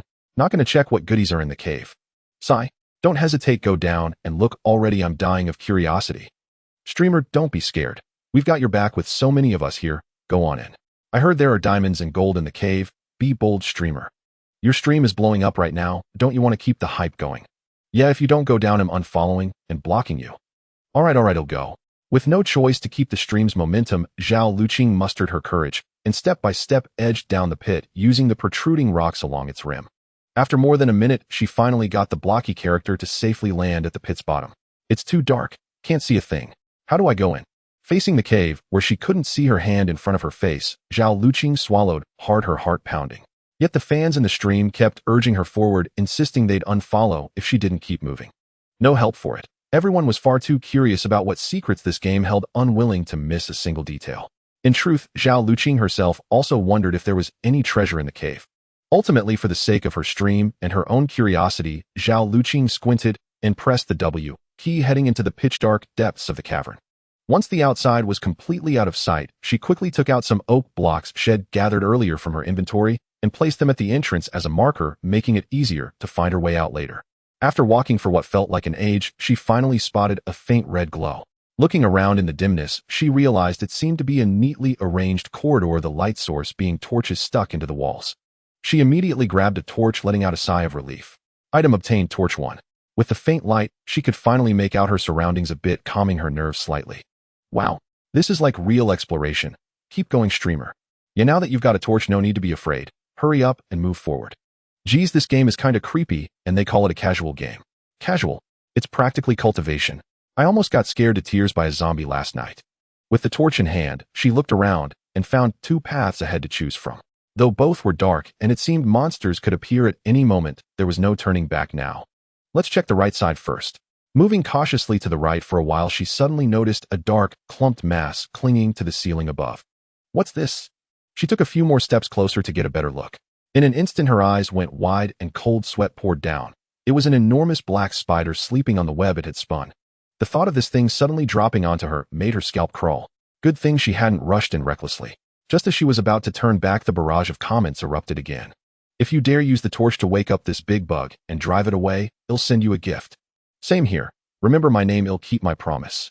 The more dangerous the place, the more treasure there is. The spider's asleep, so just sneak through its web. Disgusting. But it's really well made. A streamer, don't listen to them and run for your life. The fans had even started sending encouraging little gifts to this timid female streamer. Glancing at the numbers, she saw the viewership had already climbed to 30,000. Considering that backing down now might lose a lot of viewers, Zhao Luqing decided to take the risk. After all, it's just a virtual world. After a long mental pep talk, she slowly approached that fuzzy looming shape. Unexpectedly, the giant creature seemed to sense the danger, quickly opening its blood-red eyes to fix its gaze on the newcomer, then letting out a sharp, piercing sound as it began to move rapidly. Off. Screaming in terror, she immediately commanded her blocky character to bolt. Even fighting a zombie would be better than this. Luckily, her quick reflexes in the distance were enough to shake off that sticky monstrosity, and she ducked into the left passage. Scared me to death. Why is there such a huge, 8-legged freak? Panting heavily, she still felt a lingering dread recalling the scene. Haha, that was hilarious. I'm your diehard fan from now on. Please, dev team, think about the girl's feelings. Even the sound effects were way too realistic just now. That was pretty thrilling. I'm buying an account tonight to try it out. I thought this was a cozy little game, but it's turned into a survival challenge. If just one insect can create this effect, imagine how exciting it'll be to run into an undead warrior.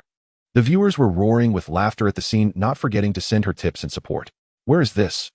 Coming back to her senses and looking around, she realized she had stumbled into an even larger cavern space, and the atmosphere here was even more sinister and terrifying. Just then, a low growl echoed through this unfamiliar place. That spine-chilling sound instantly silenced the tens of thousands of lively viewers in the stream. Well, what's that sound? Zhao Luqing was also startled by it, quickly raising her torch to scan the surroundings. Huh. At that moment, Zhao Luqing suddenly froze, her heart nearly stopping. On the steps not far ahead of her, there was a monster with a horrifically decayed body, arms outstretched, staring at her with a pair of glowing green eyes. A zombie. This creature had devastating attack power. For a player to take it on alone was practically suicide. Fortunately, the zombie hadn't noticed Zhao Luqing's presence. It just stood there blankly. Why does everything I fear come to pass? Gazing at the zombie with its rotting flesh and tattered clothes, Zhao Luqing spoke with great tension. Anchor, I just sent you a plane. If you dare to provoke the zombie again, I'll send you a rocket. My word is my bond. Don't be a coward, Anchor. The stream's popularity is soaring now. Give us some thrilling action. Yeah, Anchor, killing the zombie could drop plenty of good loot. Stop stirring trouble. How can a novice defeat a zombie? I've seen other anchors just flee when they encounter zombies. Even without reading the comments, Zhao Luqing knew exactly what they wanted her to do. Yet as a first-time player of this game, her operational skills were far from adequate. This was her first encounter with a zombie. How could she dare to provoke it? Thump! Just as Zhao Luqing was about to leave the passage and escape the pit, a sound of clattering bones suddenly echoed from ahead. No, it can't be. Zhao Luqing swallowed hard, holding up a torch as she cautiously peered forward. Sure enough, within her sight, a creature composed entirely of bones from head to toe was drawing a bow, aiming at her. This was one of the game's common enemies, using bow attacks with devastating damage. In such ultra-high definition, the skeletal horror appeared utterly terrifying. At that moment, the skeleton monster gripped its bow tightly, fixated on the character controlled by Zhao Luqing. Clearly, it had set its sights on her. With a sharp whoosh, an arrow struck Zhao Luqing's character, instantly reducing her health by 1/5. It hurt so much. Zhao Luqing rushed toward the skeleton monster. She had read some game guides. This type of skeleton only attacked with bows and had a brief pause after each shot. Seizing that window, she boldly charged forward. But the nearby zombie, alerted by the arrow's sound, lunged rapidly toward Zhao Luqing. How did it notice me again? Having just dodged the skeleton, Zhao Luqing dared not stop. Yet to her despair, as she fled the passage, the spider from earlier lay in ambush, sinking its fangs into her and draining over half her health. Spotting the giant spider, Zhao Luqing panicked, darting wildly through the passage until she somehow ended up back in the left corridor. The zombie's roar and the clatter of bones followed immediately. Soon Zhao Luqing was overwhelmed by the zombie and skeleton. You were killed by a zombie. Sigh, I have no idea what to do now. Zhao Luqing grumbled in frustration, staring at her red-tinted screen. But the audience was in hysterics. Haha, I can't believe you ran back. After watching your stream for so long, I have to ask, is this really a casual game? It feels pretty scary. Actually, it's a relaxed game mode, but the anchor just had to provoke the zombie. Who told you to tease the spider first? Otherwise, you'd have escaped long ago. It's because you all said to provoke those monsters. Listen, you need to craft a weapon to fight these creatures heat in. The game has equipment crafting methods. Wow, it does look interesting. I'll try this game when I get home. In survival mode, every failure meant restarting from scratch. Luckily, Zhao Luqing hadn't gathered any crucial supplies this time, so the loss was minimal. This time I must build a house first. After respawning, Zhao Luqing frantically dug dirt and chopped trees, preparing to construct a safe haven. Female players often built more exquisite houses than their male counterparts. As dusk fell and the sun slowly sank below the horizon, Zhao Luqing finally completed a 2-story villa by the beach, crafted from dirt and oak wood. Though the materials gave it a rough appearance, the overall structure exuded a rustic charm. After finishing the house, she placed a bed in a corner on the second floor. When night fell, the game world teemed with monsters. To avoid them, one simply had to sleep in the bed to skip straight to morning. Gazing at the blue sea outside and listening to the sound of wind through her headphones, Zhao Luqing said proudly, "So, what do you think of my little villa? Facing the sea with spring blossoms. Looks nice, but I wonder if it can withstand the monsters that might come at night. Why do the same blocky materials look so good when you build with them? My creations are just pigsties. Your hunger bar is almost empty. Go find some food. Yeah, hurry and gather food while it's daytime. It'll be hard to find at night. I'm feeling a bit hungry." Zhao Luqing suddenly realized she had been so focused on building that she forgot the game required eating. Then she leaped out of the villa and headed for the plains. Learning that she could hunt pigs and cows for ingredients, she decided to gather some meat to stave off hunger. Soon the plains echoed with the pained cries of animals. Before long, Zhao Luqing returned with a bounty of raw beef and pork. At that moment, the sky turned completely dark. From the forest, a flood of zombies and skeleton monsters surged forth, charging toward Zhao Luqing's villa like a tide. Among them were creatures she had never seen on audio communications. The cacophony of monstrous roars made it feel like a horror film. Wow, this game is meant for relaxation. Give the anchor a gun, and it'd turn into a first-person shooter. Holy crap. What's that tall black creature with purple eyes? So cool. That's an Enderman. High attack power, but they say it's harmless if you don't stare into its eyes. Enderman. I remember a dragon called the Ender Dragon in the trailer. Are they related? Anchor just sleep through the night. Maybe the monsters will disappear by morning. All the monsters seem to converge on a single target, Zhao Looking's villa. Soon her house was surrounded. It should be fine, right? Zhao Looking's heart raced as she looked at the dense swarm of monsters below. Just then a shocking sight unfolded. A zombie began to tear at Zhao Looking's villa, actually ripping off a block of dirt and clutching it in its hand. So these creatures could destroy buildings. Forget it, it'll just go to sleep. Zhao Liuqing, unwilling to let her house be reduced to rubble, quickly returned inside and lay down. Once in bed, the time in the upper right corner sped up. Soon brilliant sunlight streamed through the window. Day had broken. The monsters began to disperse gradually. Those slow zombies were scorched to death by the sunlight, leaving behind piles of rotting flesh. Is it really that simple? Seeing the materials scattered all around, Zhao Liuqing couldn't help but exclaim. Having merely slept through the night, the monsters retreated on their own, and the sunlight even incinerated the zombies, leaving so many items behind. It seemed that from now on she only needed to sleep at night. Hurry up and pick up the loot. Zhao Liuqing excitedly descended the stairs, beginning to gather the materials. The zombies under the sunlight had left behind many useful items. Among them, the most abundant was something called rotten flesh, which could restore a great deal of hunger, but might cause poisoning if eaten too much. Zhao Liuqing wasn't sure if the other items were useful or not, but she picked them all up anyway. They'll check the strategy guides on audio communication later. These things must be used to craft equipment. Looking at her backpack brimming with materials, Zhao Liuqing said with eager anticipation. Besides that, there were also some unfamiliar new types of monsters that had appeared last night. To better deal with these monsters in the future, Zhao Liuqing decided to thoroughly study the strategies for Minecraft. Good thing I went to sleep early last night, or the house would have been destroyed. The two-story house Zhao Liuqing had built with its first floor walls made of dirt had already been heavily damaged by zombies. Now a large hole gaped in the first floor wall, allowing monsters to enter and exit freely. If she hadn't gone to sleep early, those zombies would surely have broken in already. They'll dig some dirt later to fill this hole. This house was something Zhao Liuqing had painstakingly built, a bit of repair, and it would be usable again. Just as she was about to go upstairs, a fully green creature suddenly emerged from a corner of the hole, giving her a huge fright. Thankfully, she reacted quickly and immediately backed away. This monster was afraid of the sunlight.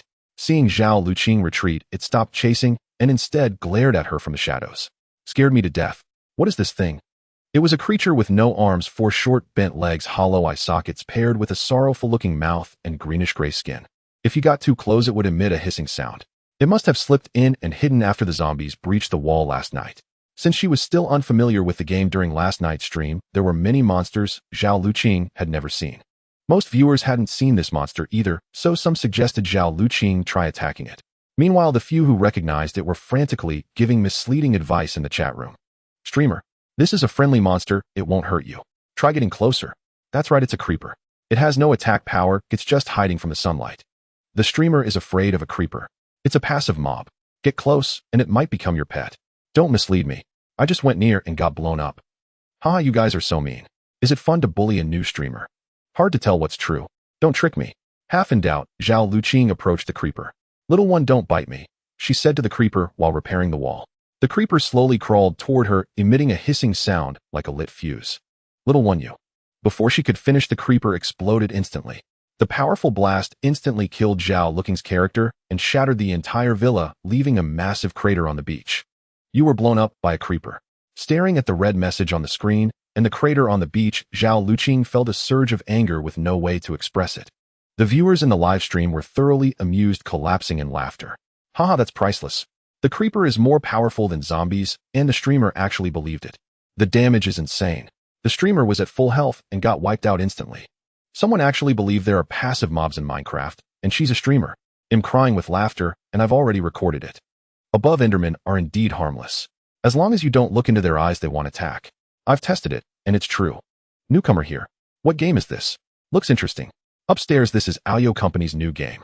Just search for Minecraft to play. Gazing at her villa reduced to ruins and the barrage of mocking comments flooding the livestream, Zhao Looking's face flushed red with anger. If I ever believe you again, you'll truly be a fool. This survival mode is too hard. Let's switch modes and experience it with other players. With that, Zhao Liuqing returned to the main menu and selected the multiplayer mode, ready to find people to play with. Currently, Minecraft had just started its closed beta, and most players were novices like Xu Lian, who after getting a rough time in survival mode switched to other modes to hone their skills.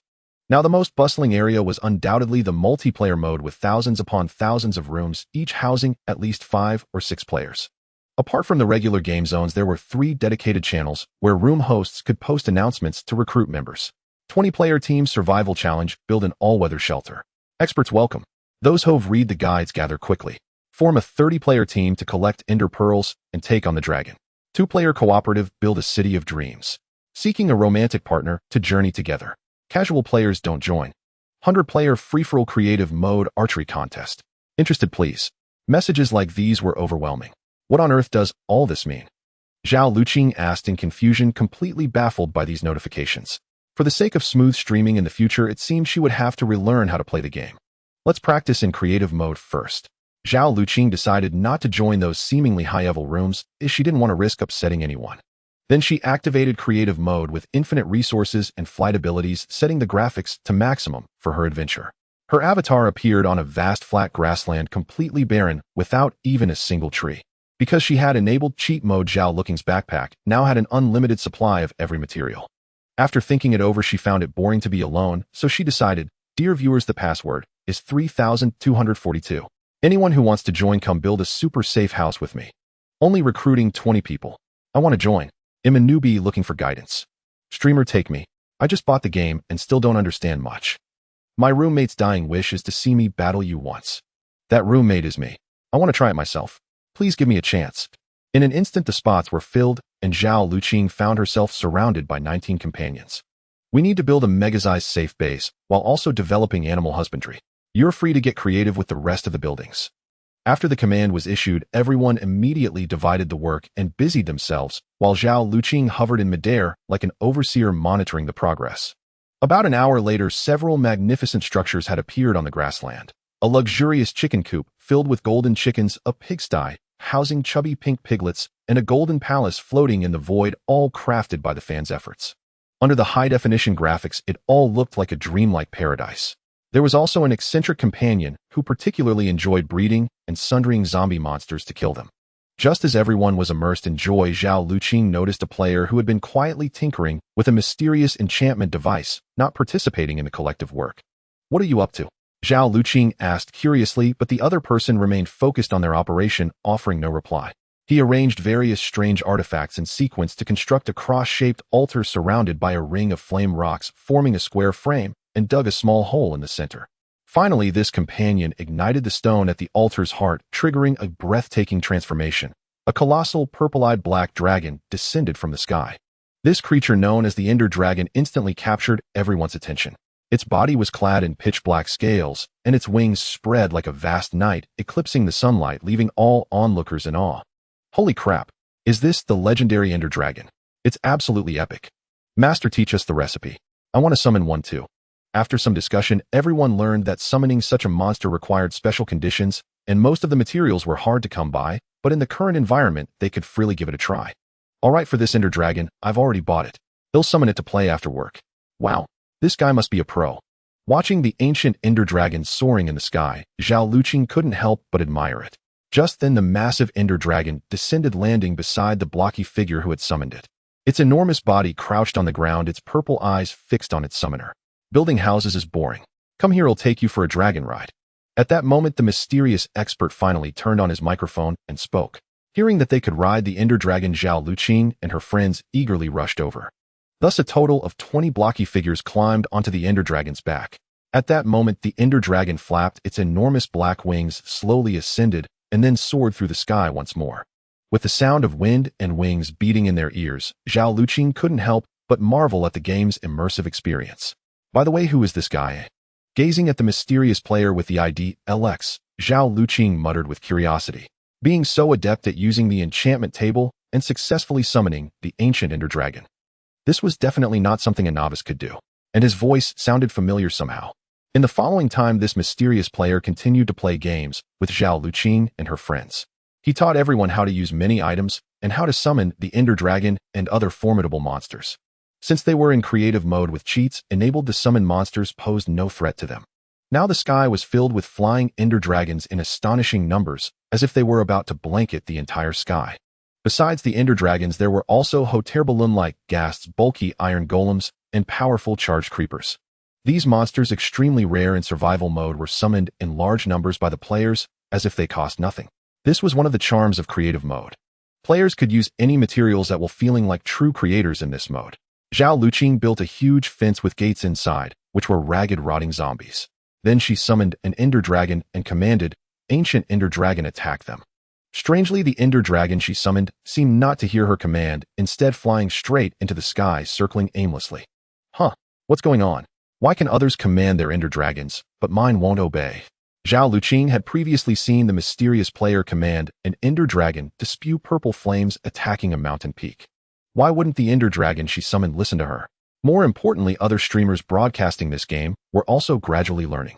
And because Zhao Luqing's livestream had showcased so many dazzling monsters and item usage methods, her popularity had reached the top of the category, with 2,000 viewers.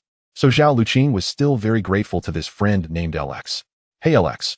Zhao Luqing called out in the chat. What's up? The mysterious player who was teaching friends how to craft diamond armor curiously flew over. Have your ender dragon help me clear out these zombies. You sure know how to pick your chores.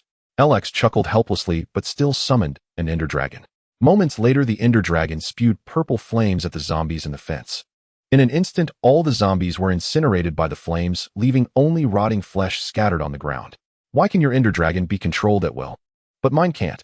Staring at the messy fence, Zhao Luqing said in confusion. Theoretically, in creative mode, all players should have the same abilities. Haha, because I'm a designer. I just input a few lines of code. Xu Lian finally revealed the truth. What? You're a designer. Zhao Luqing looked at the ID above the blocky figure in disbelief. LX. Xu Lian. Could he be the designer from Aoyou Tianxia Game Company? Xu Lian.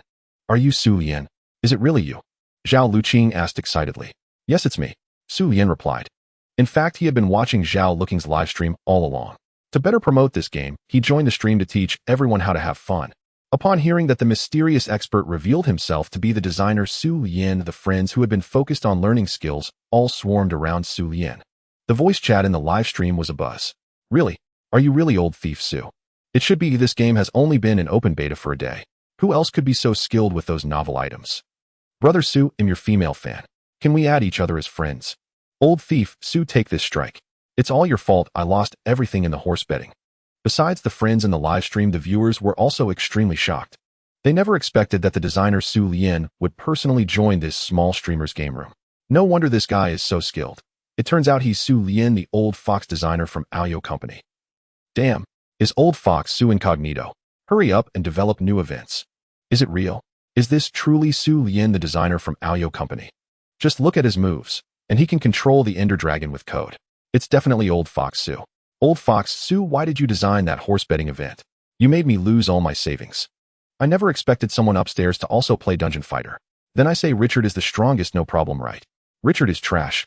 My Roland is the best. Is this person really the real deal? Zhao Luqing covered her small mouth with her hand, staring in surprise at the sudden flood of comments in the live stream. Zhao Luqing had been wondering how this person could possibly be that designer. After all, he was a big shot from a major company. Why would he have free time to chat in her live stream? But now, seeing the barrage of comments in the live stream, everyone believed this person was indeed the designer himself. His ID also sounded identical to the designer's name, forcing Zhao Luqing to accept the truth. In the time that followed, Xu Lian used Zhao Luqing's live stream to explain in detail the usage of equipment in Minecraft to everyone. Even viewers who hadn't purchased the game now had a rough understanding of its various gameplay mechanics. With Xu Lian's involvement, everyone's attention shifted from Zhao Luqing to him. Xu Lian had already become a heavyweight in the gaming circle, especially with the massive popularity of Dungeon Fighter and Crossfire. His fame naturally grew, and players often mentioned this designer in their conversations. Not to mention that Minecraft had attracted many people since the release of its trailer. Hearing that the mastermind designer was personally teaching everyone to play the game, Zhao Luqing's live stream saw its viewer count skyrocket to over 1 million within just a few hours. Comments flew wildly and gifts poured in endlessly. At first glance, it looked like the live stream of a top-tier host. Damn, where's old fox Xu? Come out and take the blame. Why did you launch the horse betting event during summer break? I'm still paying off my Huawei. I heard the designer of this company is streaming here. But isn't this a girl? What the hell is this Minecraft? Old fox Xu is getting cocky. making so much money, but instead of coding, he's flirting with female streamers. Old fox, Xu, why did you create a monster character like the Crazy Baby? Now I'm afraid to sleep at night. You think Crazy Baby is no big deal, eh? Then you definitely haven't seen the fan-made videos. Senior upstairs, send me a link. It'll count out to you. Faced with such a massive flood of comments, Zhao Luqing felt a bit overwhelmed. Her live stream usually peaked at around 10,000 viewers with only a few comments. Suddenly faced with this much attention, she had no idea how to handle it. Alright everyone, see you later. Let's play again when we have time. After saying this, Xu Lian directly left the room. What? He just left like that. What should I do? Staring at the screen full of comments, Zhao Luqing muttered awkwardly. Then one by one golden super rockets began to scroll across the screen instantly, making her live stream even more lively. It took a long while for these special effects to gradually fade. Ordinary rockets cost 2,000 yuan each, while super rockets were priced at 4,000. Just now 30 super rockets had flashed by, amounting to 120,000 yuan. After the platform's cut, Zhao Luqing would still receive 60,000. The one who had so generously opened his wallet was none other than Xu Lian, who had been interacting with everyone earlier. In truth, Xu Lian had no ulterior motives. He simply felt he had occupied the streamer's channel to promote new gameplay and thus sent gifts as a token of gratitude. Thank you, designer. Love you. Though deeply shocked, Zhao Luqing quickly expressed her thanks and made a heart gesture with her hands. Xu Lian watched Zhao Luqing's ecstatic expression on the live stream, smiled contentedly, and then closed the broadcast. However, just as he was about to log off, he received a message from an administrator. Mr.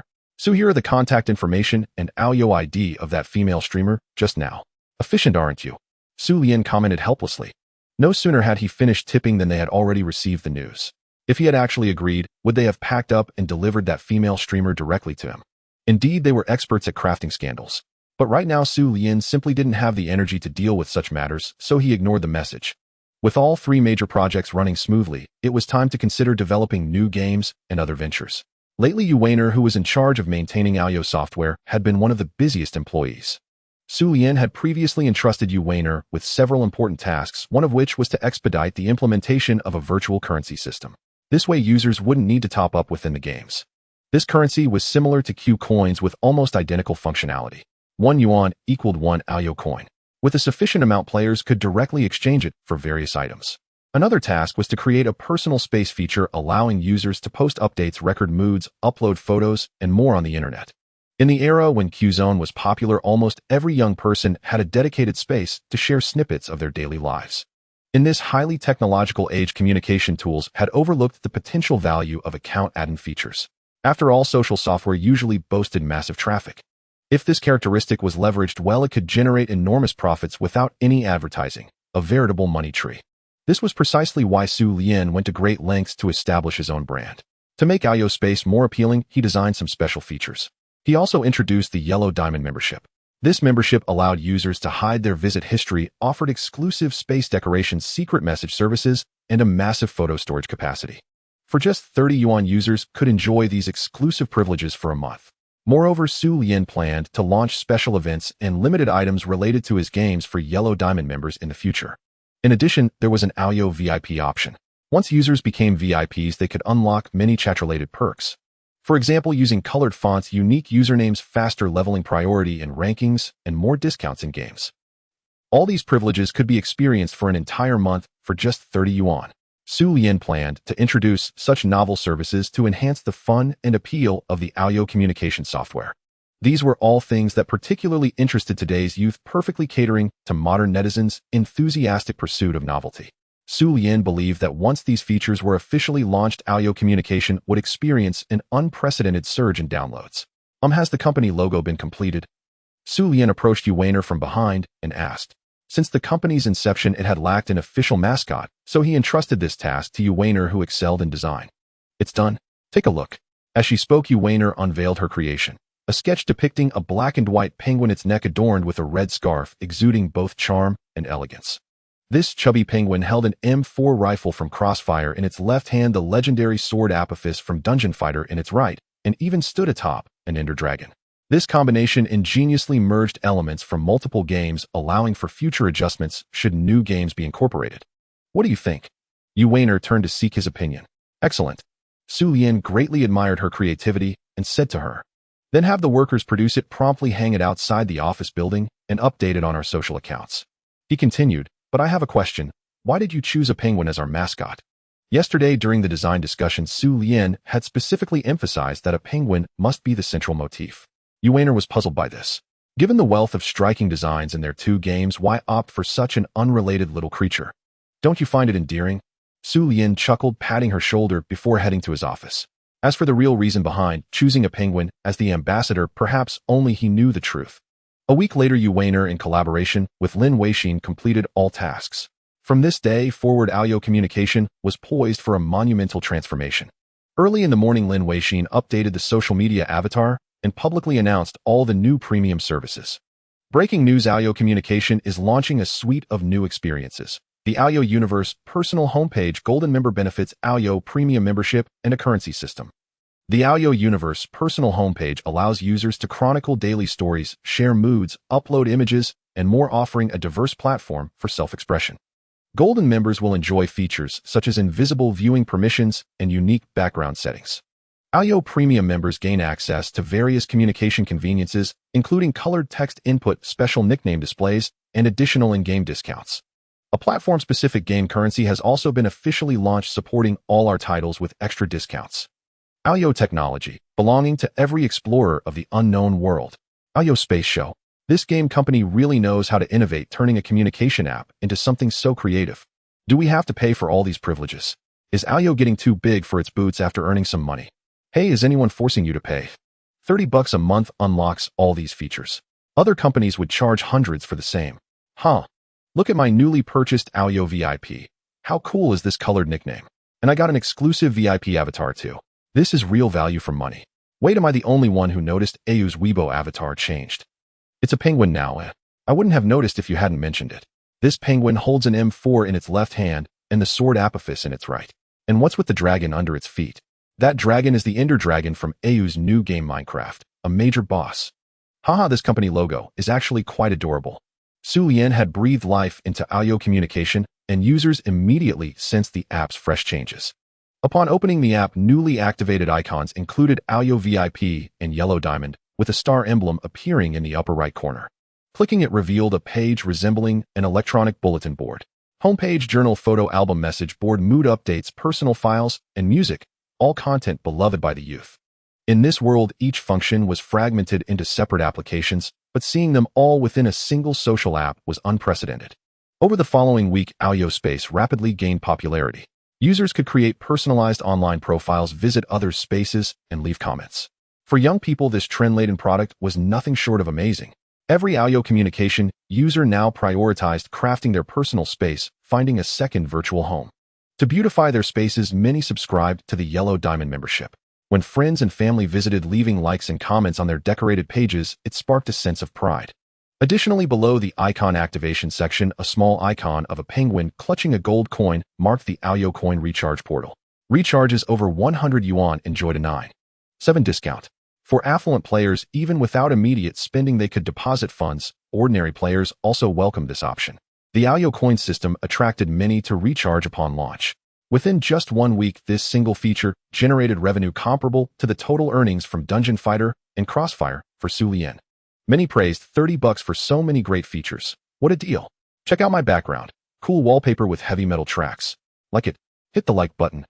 Another replied, your style screams elementary schooler. This is truly a practical and beautiful app. I can do homework while listening to music, and it's from a game company. Love it. Seeing the overwhelmingly positive user feedback, Xu Lian smiled. Now that the software was on track with surging registrations, the next step was to find suitable partners for advertising to generate additional revenue. As the second largest instant messaging platform domestically, its massive traffic naturally attracted many companies seeking to expand brand exposure. The primary collaboration method was icon promotion. After reaching an agreement, relevant app links would be added to the homepage, and several push notifications would be sent to boost installation rates. President Xu, the update codes for Crossfire and Dungeon Fighter are ready. Shall we release them fully? Lin Weixin asked excitedly as she entered the office. Roll out Crossfire first and launch Dungeon Fighter during the holiday next week. To encourage more players to spend, Xu Lian had already begun preparing the event strategy for this game several days prior. The new version of Crossfire would introduce several new weapon models and maps, along with a lucky draw requiring 200 game points equivalent to 20 renminbi to participate. The draw included various small gifts of different tiers, as well as highly valuable Golden Series weapons, and a new Chinese-dubbed character, the Fei Squad Warrior. Of course, aside from testing one's luck with money, players could also directly purchase permanent usage rights from the in-game shop for 70 yuan. Additionally, a 7-day online challenge was set up where participants could claim a fragment after completing 5 designated daily tasks.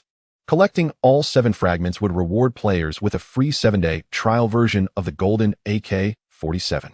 Crossfire server maintenance announcement update from December 2nd, 2002x, 6:00 a.m. to the same time the next day. Claim Golden Weapons online players could take on 5 tasks daily, complete them to earn a card, and exchange 7 cards for a 7A Golden AK-47. CF Lucky will participate for just 20 CF points per spin, with each prize having a 30-day duration and chances to win 30-day Golden Weapons and permanent new characters. Brand new Chinese Warrior Fei Squad is now available. Click the video on the right, code 980, to see the actual combat demo of the Fei Squad. Fei Squad price permanent purchase for 700 CF points, or obtainable through the CF Lucky Wheel. Really, just completing a few days of tasks gets you a free 7-day Golden AK-47. That's too good to be true. I find it hard to believe too. These weapons usually cost money, but now you can try them for free for 7 days just by doing tasks. Everyone calm down, just read the event details carefully. Ayo Company has never done false advertising like this. If it's true, it's a free 7-day Golden AK-47. The designer is so thoughtful. The Ayo designers are so generous, such great gear just from daily tasks. In other games you'd have to spend a lot. Just watch the intro for Fei Squad, definitely a must-buy. The kill lines are super intense. I want one too, especially the Beyond Godlike line at 8 kills. It's so inspiring and thrilling. Wow, all prizes in the Lucky Wheel are 30-day duration. That's so generous. This is either a welfare event or a bug right. Spending 2000 points for an item that might cost tens of RMB in the shop. Probably no bug. Look closely at the prize list. Not every prize is valuable, but it's still worth participating. A player not very into Crossfire asked, why isn't there a new event for Dungeon Fighter yet? Been waiting a long time. Yeah, Master Su, bring us new dungeon events soon. The Crossfire event received an overwhelmingly positive response. To players, it felt like freebies were being handed out. Especially the activity offering a week-long Golden AK-47 with no monetary investment. Unprecedented in gaming history. Such a generous reward event might never be repeated. No wonder Ayo Games had secured its place in the industry. The next morning before the official launch of Crossfire's new features, Xu Lian had already started streaming, discussing the exciting news from yesterday with his millions of fans on screen. Now Crossfire's popularity rivaled that of another top game. On the Douyu platform, Crossfire was a major pillar in both revenue and attention. Having specialized in content for this game since its beta, Xu Lian had become a star streamer in the Crossfire community. His usual viewer count hovered around 8,000, and during holidays, it could exceed 2 million. More and more emerging online personalities were entering this competitive platform. To maintain his leading edge, Xu Lian constantly explored new and interesting ways to enrich his stream's atmosphere, while also honing his personal skills. In just over a month, Xu Lian had achieved mastery in Crossfire. His name was almost legendary in the zombie mode and challenge mode. He founded the Zombie Hall of Fame, widely regarded as the most skilled team in that mode. These two modes were the most beloved by players. Excelling in both, Xu Lian naturally became a focal figure. With his outstanding performance, he signed a new contract worth 2 million yuan annually in just 1 month, 3 times his previous income from streaming Space War games. I never expected this game company to give away such expensive and rare guns. Truly admirable, Xu Lian remarked, looking at the announcements on AU's official site. Indeed, since its inception, the promotional plans from this developer had always garnered widespread praise. This golden version has 5 more bullets than the standard model and looks very eye-catching. A fan commented, OMG, yesterday I used my saved-up points to buy an AK-47, but accidentally got an AK-74. This product is just ugly, another player complained. Ha ha ha. Buddy up there, are you trying to kill me with laughter so you can take my wallet? Someone replied mockingly. I'm doomed. I go to a private school and rarely get to use a computer. Can anyone help me claim the event rewards? Someone else pleaded. Soon the clock struck 6. After the system maintenance update, players logged into their accounts ready to embark on new adventures. In an instant, the entire online environment shifted from calm to extremely bustling. Opening the client alongside millions of other fans, Xu Lian announced, first, let's see if we can hit the jackpot today, the permanent Fei Squad. As a popular streamer with a massive following, it was his duty to lead everyone in experiencing new things and attracting more potential audiences. After completing the verification process, he topped up 1 million points eager to test his beginner's luck. He casually entered a chat room and discovered a new mini-event called Lucky Draw filled with an array of enticing items, including a permanent flying battle team outfit, a 1-month golden assault rifle, and a light machine gun of the same duration, all waiting for players to try their luck. Even if he didn't win those, there were some popular melee weapons that were also quite appealing. The rest were just ordinary guns and special skins. Wow, there's actually a Golden Series gun. Seeing the Golden M4N1 in the prize pool, Zhao Yuntu was overjoyed. The audience in the live stream was even more excited. Holy cow, a Golden Series gun. Streamer, draw it now, let us see what the Golden M4N1 looks like. $20 for a chance at a Golden Series gun, and there are 2 of them. If it were any other company, I'd suspect they were about to cut and run. Streamer, just do a 10 pull, 10,000 will definitely get you the Golden M4N1. No more words, I'm climbing over the wall right now to hit up a shady internet cafe for a pull. Alright, let's start drawing. With that, Zhao Yuntu eagerly began the lottery. He could draw once 5 times, or 10 times in a row. After drawing 100 times consecutively, the next draw would grant a lucky key. Using the lucky key increased the drop rate for rare equipment, and the duration of items obtained would be doubled. To save time for the viewers, Zhao Yuntu spent $200 and opted for a 10 pull. When the wheel stopped, 10 items appeared before him. Scanning from top to bottom, a hint of disappointment crept onto his brow. None of the 10 items were good. There wasn't even a single gun, just repeated patterns and muzzle flash colors. Seems this event isn't that great after all. Zhao Yuntu couldn't help but complain. On the surface, the event seemed generous, but in reality, it was full of tricks as he kept drawing the same patterns. No worries, let's try again. Zhao Yuntu wasn't discouraged. He knew the chances of hitting a good item on the first try were slim. If everyone could easily get golden weapons, what would be the fun in the game? He then proceeded with his second 10 pull. This time his luck was slightly better. Aside from the patterns, Zhao Yuntu obtained 2 decent guns, the AK-47A, for 30 days. This gun was especially popular among enthusiasts of the demolition mode, boasting high stability, an additional melee function, and a very cool appearance. Wait, how are the durations of these items calculated? Are they separate, or do they stack? Suddenly remembering this, Zhao Yuntu immediately opened his personal inventory to check. Upon finding the newly acquired AK-47A, he saw that the durations were indeed cumulative. Remaining effective time for AK-47A 59 days and 23 hours. The durations of other items were also stacked. A good thing they're combined. Zhao Yuntu breathed a sigh of relief. He didn't want 2 identical items with overlapping durations. Having 2 of the same gun in the game was pointless, so it was better to stack the durations onto one. This showed that the development team was quite considerate. If it were another company, they might have given you 2 separate items to make you think you got a better deal. They'll save this one for later when I learn demolition. Let's go again. He returned to the draw page and continued his journey. The third 10 pull yielded another batch of identical patterns with only a single low-performance black gun remaining. Again, by now Zhao Yuntu was too excited to stop. He refused to believe that after spending $10,000, he wouldn't get anything good. The fourth 10 pull was similar, except he also got a military shovel with a 6-month duration. In the shop, a military shovel cost 80 yuan for a month and 150 for 2 months. Adding the patterns and flame colors, it was probably worth around $50, so at least he didn't lose too much this time. The 5th attempt was another pile of junk. However, this time, Zhao Yuntu obtained a lucky key from the launcher. $1,000 gone just like that. Despite the joking tone, he was inwardly frustrated. This kind of mechanism was a money sink that was hard to resist. Fortunately, he had now reached the threshold of 100 draws and possessed the lucky key. It was said to significantly increase the chance of getting top-tier items and double the duration of all drawn equipment. All hopes seemed to rest on this. Please, big brother, give me a golden version. If not, at least give me the flying battle team. That's not too much to ask. He spoke sincerely before starting a new round. Though he had often encountered similar situations in other online games with disappointing outcomes, this performance did enhance the live stream's entertainment value. Zhao Yuntu knew deep down that relying on this key might not necessarily yield a Golden Series weapon. He pressed the confirm button again, ready for one last attempt. Looks like he'll have to top up more. But before he could finish, then the results of the 6th round, initiated with the lucky key, suddenly appeared. Scorn pattern 60 days, blue flame spray 60 days, military axe 60 days, guardian spray 60 days, challenger spray 60 days, bomb placement pattern 60 days, golden M4N1 60 days, flying battle team, permanent golden Alaska 60 days, military shovel 60 days. In an instant, the entire room fell silent, and even the chat messages on the screen seemed to freeze. After a few seconds, Zhao Yuntu dazedly closed the draw interface.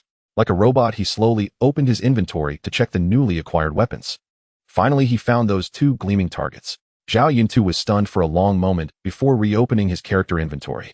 Aside from Fox Hunter Pandora and Blade, the inventory now contained a permanent male character wearing a camouflage uniform and a military cap.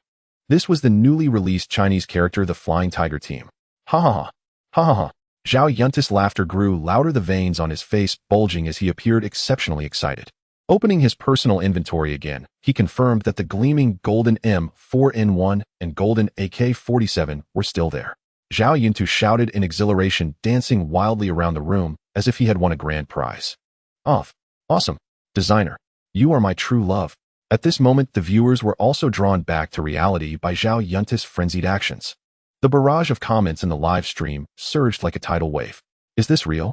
Golden M4, a golden Alaska, and the Flying Tiger Team all drawn. And all with a 60-day duration. Why did I only get a shovel? The streamer won everything with 3 lucky keys. I'm losing it. How does one get such luck? I spent $3,000 and didn't get a single golden weapon. Impressive. Other companies' lotteries are all gimmicks, only Aoyo truly boosted the odds. Don't envy too much, a luck like that is bound to run out eventually. The streamer got this lucky now, but ITLL probably drain away soon. Quick, join a room and test out the golden AK-47 and golden M4N1, and make sure to use the Flying Tiger Squad. Haha, I'm on a roll today. Watching the barrage of envious and jealous comments flood the screen, Zhao Yuntu could barely contain his grin. To snag the golden Alaska, golden M4, and the Flying Tiger Squad all in one temple. Who in the Crossfire streaming circle could boast such fortune? Alright, let's see what these two guns are really like. Zhao Yuntu gleefully equipped both golden weapons into his loadout and switched to the newly acquired Flying Tiger Squad character. He found a personal match room and began the game. Battle begins. In the game, the deep magnetic voice of the Flying Tiger Squad rang out. Headshot, double kill, triple kill, ace here, mowing down foes like grass, unstoppable, unmatched, under heaven, transcending miracles. Battle over, mission accomplished. Zhao Yuntu's skills were decent too. He consistently racked up over 70 kills per round. Throughout the 12-minute personal match, Zhao Yuntu alternated between the golden Alaska and golden M4, successfully treating the audience to every kill sound effect of the Flying Tiger Squad. The Flying Tiger Squad's voice was entirely in Chinese, paired with that passionate tone, sending chills down the viewers' spines. The Flying Tiger Squad is so cool, way better than that foreign Blade character. I'm buying the Flying Tiger Squad after school tonight. Hey there, no need to trash other characters. Oh, plenty of people like Blade too. Awesome. This is what Chinese special forces should sound like. Gets your blood pumping. I want the golden Alaska too. Any big brother willing to help a sister pull one? This girl's too broke. I just tried it, spent $20 and got the golden Alaska on my first try. Who can beat that? I just pulled the golden M4 too. The event odds are insane. Aoyo is so generous. What kind of luck do you people have? I spent $2,000 and didn't get a single golden weapon.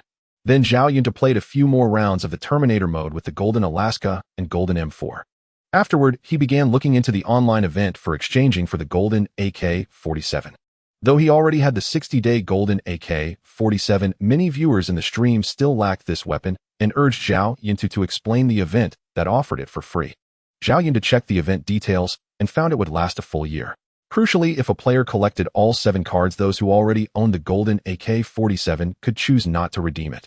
Because in the second week, the golden AK-47 would be replaced by another rare weapon. Importantly, starting from the second week, previously collected cards would not be reset. This meant players who already had the golden AK-47 could still participate, saving up cards to exchange for the new weapon once it launched. Aoyo is incredibly generous. A company like this deserves to make money. After reading the full event rules, Zhao Yuntu couldn't help but marvel. The event Xu Lian designed, which awarded cards for completing tasks, aimed to get players to try out less popular game modes. In Crossfire, now the zombie and challenge modes were the most popular, with the bomb defusal mode gaining traction too. But other modes were far less favored. For instance, the Elimination, Ghost Team Breakthrough, and Special Battle modes. These modes each had unique features emphasizing teamwork and individual skill, but the overwhelming popularity of zombie and challenge modes kept their player counts low. New players gravitated toward the popular modes, rarely venturing into the niche ones. The event Xu Lian introduced assigned 5 daily tasks that required players to engage in these less popular modes, such as eliminating a certain number of enemies in Elimination mode, getting knife kills in Ghost mode, or successfully breaking through a few times. A popular game never lacks casual players.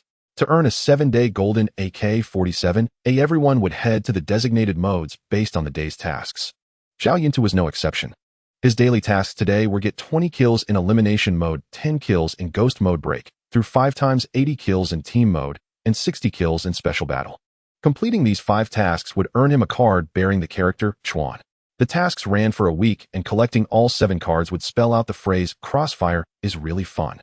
Initially, Zhao Yunta wasn't particularly interested in these modes, either only vaguely familiar with a few mechanics.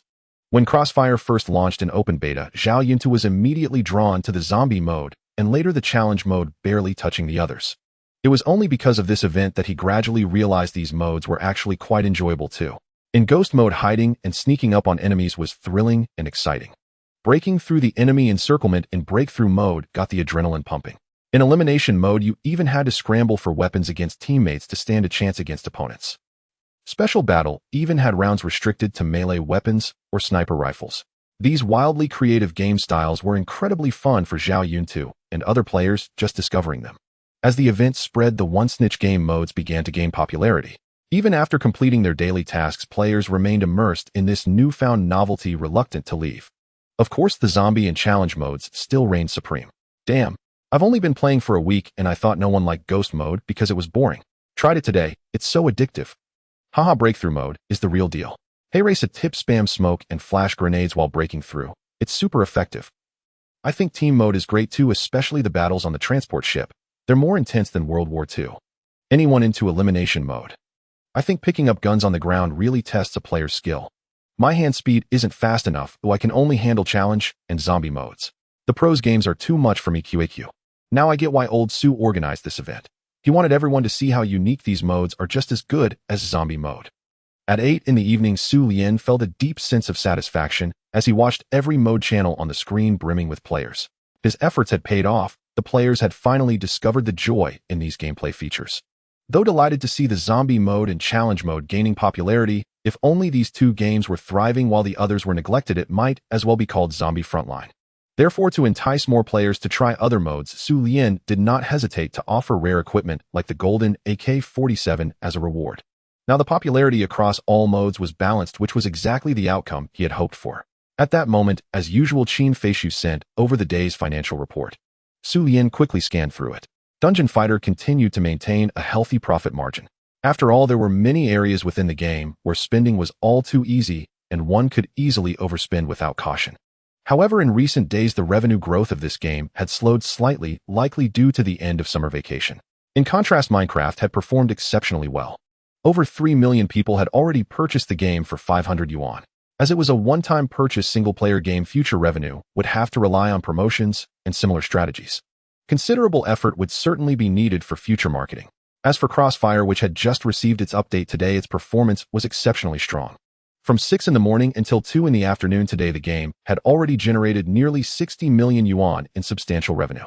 Although its download numbers and online user count were not significantly different from Dungeon Fighters. The limited edition character and new Chinese cultural elements introduced today had attracted numerous new players who had never spent money before, all eager to invest anywhere from tens to hundreds of yuan to acquire these items. It seems I need to pay more attention to Dungeon Fighter's performance going forward. Gazing at the steady but lackluster growth curve, Xu Lian mused thoughtfully. Currently, the entire company was gradually launching multiple new projects requiring substantial financial support for the implementation and development of various initiatives. Money. That was the most urgent need. With this in mind, as the most profitable product at this stage, Dungeon Fighter was undoubtedly the best choice. More effort must be invested in it in the future. Perhaps the 70 version could be launched early. In fact, for the earliest players of the game, many had already reached level 60 with full equipment. Compared to the 70 phase, completing the equipment accumulation at level 60 was relatively simple. The latter introduced many complex mechanisms, such as enchantment amplification and insignias. By leveling an account to the maximum, obtaining a suitable high-level set, enhancing it a few times, and equipping a set of sky armor, one could be considered officially graduated. The entire process cost roughly around 30,000 yuan. However, once this goal was achieved, there were few opportunities left to spend money, leading most players to start developing a second character and continue investing resources. Relying solely on the value generated by this group was insufficient to support long-term development needs. For this reason, compared to similar products, Dungeon Fighter had the highest number of character creation incentive events, with almost weekly new content encouraging players to create sub-characters. The simple intention behind this was to continuously encourage users to spend real money on virtual items to enhance their strength. This would both boost activity and increase revenue. Let's do it this way, there's no need to delay much longer. After repeated deliberations, Xu Lian finally decided to release all the features of the 7th chapter a few days ahead of schedule. According to historical data, the true peak of Dungeon Fighter's monetization occurred within the level 70 to 80 range. A series of tempting designs, including the opening of the Otherworld maps and the launch of the new female gunner class, awaited exploration. Especially the creation of basic Otherworld gear from scratch required a significant investment of time and gold coins. In addition, several other time-limited, highly profitable projects were also in the pipeline. No time to waste. Although it was already after hours and the office was empty except for Xu Lian. Fortunately, Lin Weixin had already completed the preparatory work. Only final fine-tuning was needed. Naturally, not all these exciting elements could be released at once. At least a year should be reserved for the player base to adapt to the new rules and environment. If the frequency was too high, the audience would be unable to keep up.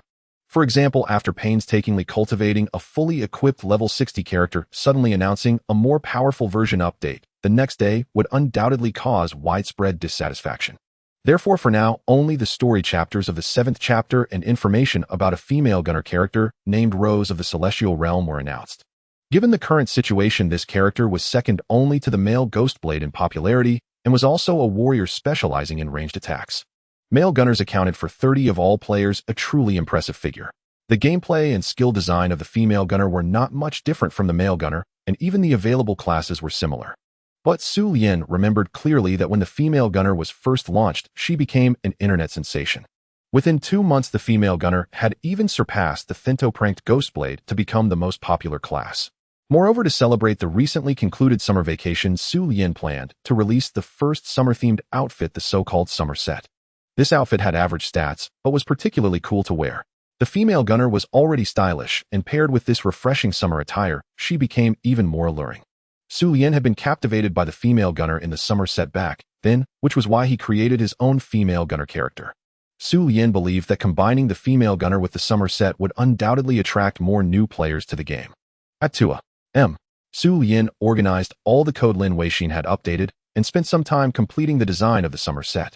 After confirming there were no errors, he posted a notice on Weibo and the Aoyo communication platform Dungeon Fighter version 70 update content, including new dungeons and character Rose of the Celestial Realm, female gunner. It had to be said, having data memory made a difference. What would have taken days to complete, Xu Lian finished in just a few hours. Dungeon Fighter maintenance announcement: server shut down for updates from 6.0 on December 4th to 6.0 on December 5th. Dungeon Fighter version 70, The Light of Evolution, is about to launch grandly. A brand new map, the hometown of the celestial beings and gunners, the city of technology, Celestial Realm, is now open. New dungeon maps, Ghent Defense Battle and Luft Harbor, are added. Upon reaching level 60 and completing the quest, the Celestial Gate finally opens. Adventurers can enter the Celestial Realm. New feature: clearing dungeons in version 70 yields black meteorites and blue meteorites, which can be exchanged for lord items from the 2 dungeons. New class: the Rose of the Celestial Realm. The female gunner makes a dazzling debut. Click here to view the 4 subclasses of the female gunner and their skills. New costumes: the Summer Splendor set is now live, and you can preview it by logging into Aoyo Messenger. Version 70 introduces 210 epic weapons, 310 unique weapons, and 80 lord weapons. For more details, please visit the Aoyo platform. Syria, thank you, brave adventurers, for your companionship. Let us move forward together and challenge greater heights. Dungeon Fighter has been officially operating for 6 months.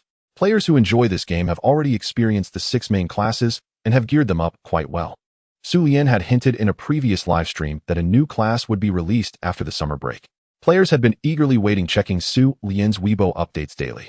Although it was 2 in the morning, Xu Lian's announcement immediately drew comments. At first, only a few responded, but by the time of the update, the comments on Weibo had multiplied. After watching the promotional video for the female gunner, players were ecstatic. Oh my god. At 2:30 a.m., what am I seeing?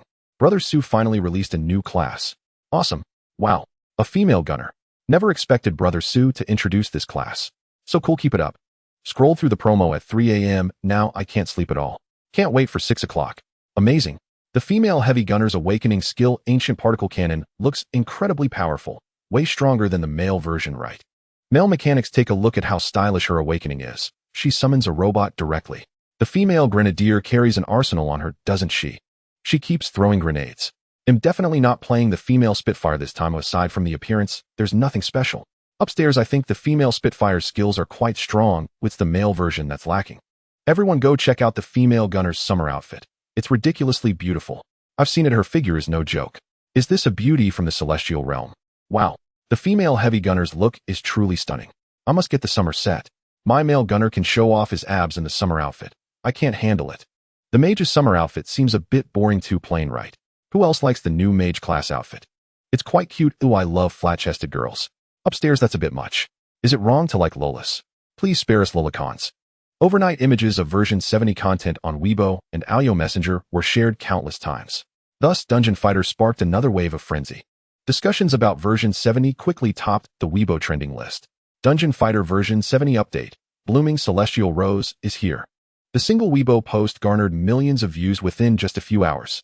After all, everyone had been longing for the arrival of the new class. Whether in terms of appearance, design, voice acting, or gameplay mechanics, the female gunner perfectly met fans' expectations for a new class. Coupled with her chic image and slender figure, it was irresistible not to create a character and try her out immediately. Dungeon Fighter's popularity remained high, and every update by Xu Lian further boosted the game's appeal. This time, not only did it bring a new version and a new class, but it also achieved unprecedented popularity. Even on major game streaming platforms, viewers of Dungeon Fighter stayed up all night waiting for the update, eager to be the first to showcase the new content. Lin Shufan, known as the Queen of Dungeon Fighter, was no exception. Since Xu Lian's last horse racing event, he hadn't initiated any interesting interactions. Every week, Lin Weixin handled simple check-in events or distributed small rewards to players on weekends. As a result, the Dungeon Fighter livestream room lost a lot of attention and Lin Shufan's viewership dropped significantly. The peak daily online viewership was only around 1 million, far from the heat during the summer. But today was completely different. Dungeon Fighter not only opened the level 70 map, but also introduced a highly popular class. How could Lin Shufan miss such a big event? Especially after watching the female gunner's promotional video, she was also drawn to the class and planned to create a new character to experience it. Watch my livestream, enter the giveaway for 10 summer costume sets. To boost her livestream's popularity, Lin Shufan used a particularly eye-catching title and planned a lottery where 100 winners would each receive 10 summer costume sets. As soon as she started streaming, her room quickly attracted many new fans who actively participated in the chat. Hope I can win. I'm still a student and can't afford the new outfit. Which class is more fun to play? Beautiful streamer. Which is stronger? Upstairs, don't be silly. There's no such thing as a weak class, but it's all about how much you spend. Finally, new content to grind. The old maps were putting me to sleep. The new outfit design is great. I was so happy just looking at it yesterday. Only 5 times. That's pretty restrained of you. Am I the only one interested in the male priest class? Up there, that's enough. Time quickly passed to 6 a.m. And all maintenance notices disappeared. Servers 1 through 6 were back online. The new maps and classes were ready, and long unsatisfied veteran players could once again enjoy Dungeon Fighter to the fullest. At that moment, countless adventurers surged into the game. Even those busy with work or heading to school didn't want to miss this major update, pulling out their phones to open Dungeon Fighter and see what had changed. The massive influx of users instantly overwhelmed the server's capacity. Had Xu Lian not recently upgraded to new server equipment, the system would surely have crashed during this peak period. The update is live, everyone. Hurry and try out the new class. Filled with anticipation, Lin Shufan quickly logged into the game. Accompanied by a unique background score, the very sound of the celestial realm, a line of text appeared on the screen: the roses of heaven bloom. Once the loading finished, she arrived at the character selection screen. As a veteran player, Lin Shufan had already maxed out every available class in Dungeon Fighter and equipped them with top-tier gear. Let's check out the new female gunner, she said, opening the character creation menu. As expected, she discovered a striking character with a neat short hairstyle and a cool demeanor: the female celestial gunner from the celestial realm. Its subclasses included the heavy gunner, mechanic, munitions expert, and ranger, 4 distinct types. These class roles were largely similar to those of the male gunner, as skills differed little before level 30, but began to diverge after level 40. The designers gave them pretty interesting names. Let's create one and give it a try. We'll go with the female munitions expert this time. Without hesitation, she clicked the create button and a new character came to life. As always, Dungeon Fighter offered not only engaging gameplay, but also a captivating storyline. Since the game's release, Xu Lian had consistently shared narrative arcs on social platforms. After unveiling the new class yesterday, he promptly posted the entire history of the female celestial gunner on the official website for public viewing. Thus, even non-players could grasp this backstory. From the cinematic, it was revealed that the illegal organization cartel had incited numerous bloody conflicts to overthrow the royal regime. Countless innocent civilians were persecuted, and certain scientific technologies were suppressed and restricted. The protagonist was a female soldier who once protected the royal guard. But as the enemy grew bolder, her once resilient defense force was nearly annihilated. Only she, using her intelligence, managed to escape. Eventually, she crossed countless obstacles to seek aid from other players on the Arad continent. What followed was her journey to grow stronger, assemble her own team, return to her homeland, and defeat the evil organization. Wow, so there's an advanced civilization above the land we inhabit. Lin Shufan exclaimed excitedly after watching the trailer. Such a creative design concept could only have been conceived by a company like Aoyo. Others in the live stream were equally awestruck by the rich, immersive content, as if watching a film. The official team could totally turn these brilliant settings into a movie. It would be amazing. If both the male and female celestial gunners hail from the celestial realm, then following this logic, will they develop a demon race chapter next? Remember the female fighter mentioned she's from the Suju kingdom. Maybe future stories will involve that too. Definitely. This game is so popular, old Su won't let it stagnate. By the way, where do ghost swordsmen come from? Their promotional video didn't mention it. I think ghost swordsmen are so powerful, they must have an impressive background. Wrong, ghost swordsmen are just ordinary swordsmen infected by the Kazan curse. They're everywhere on the Arad continent. This is what sets Aoyo apart from other companies. Every character is designed to be incredibly realistic and unique. After creating the female celestial gunner, Lin Shufan directly topped up to 0 points and began purchasing the Summer Splendor outfit set for each character. While the female celestial gunner really looks the best in this. Seeing the character in a white bikini with a tall and alluring figure, Lin Shufan couldn't help but feel a twinge of envy. The game character's physique was simply perfect, like a clothes hanger.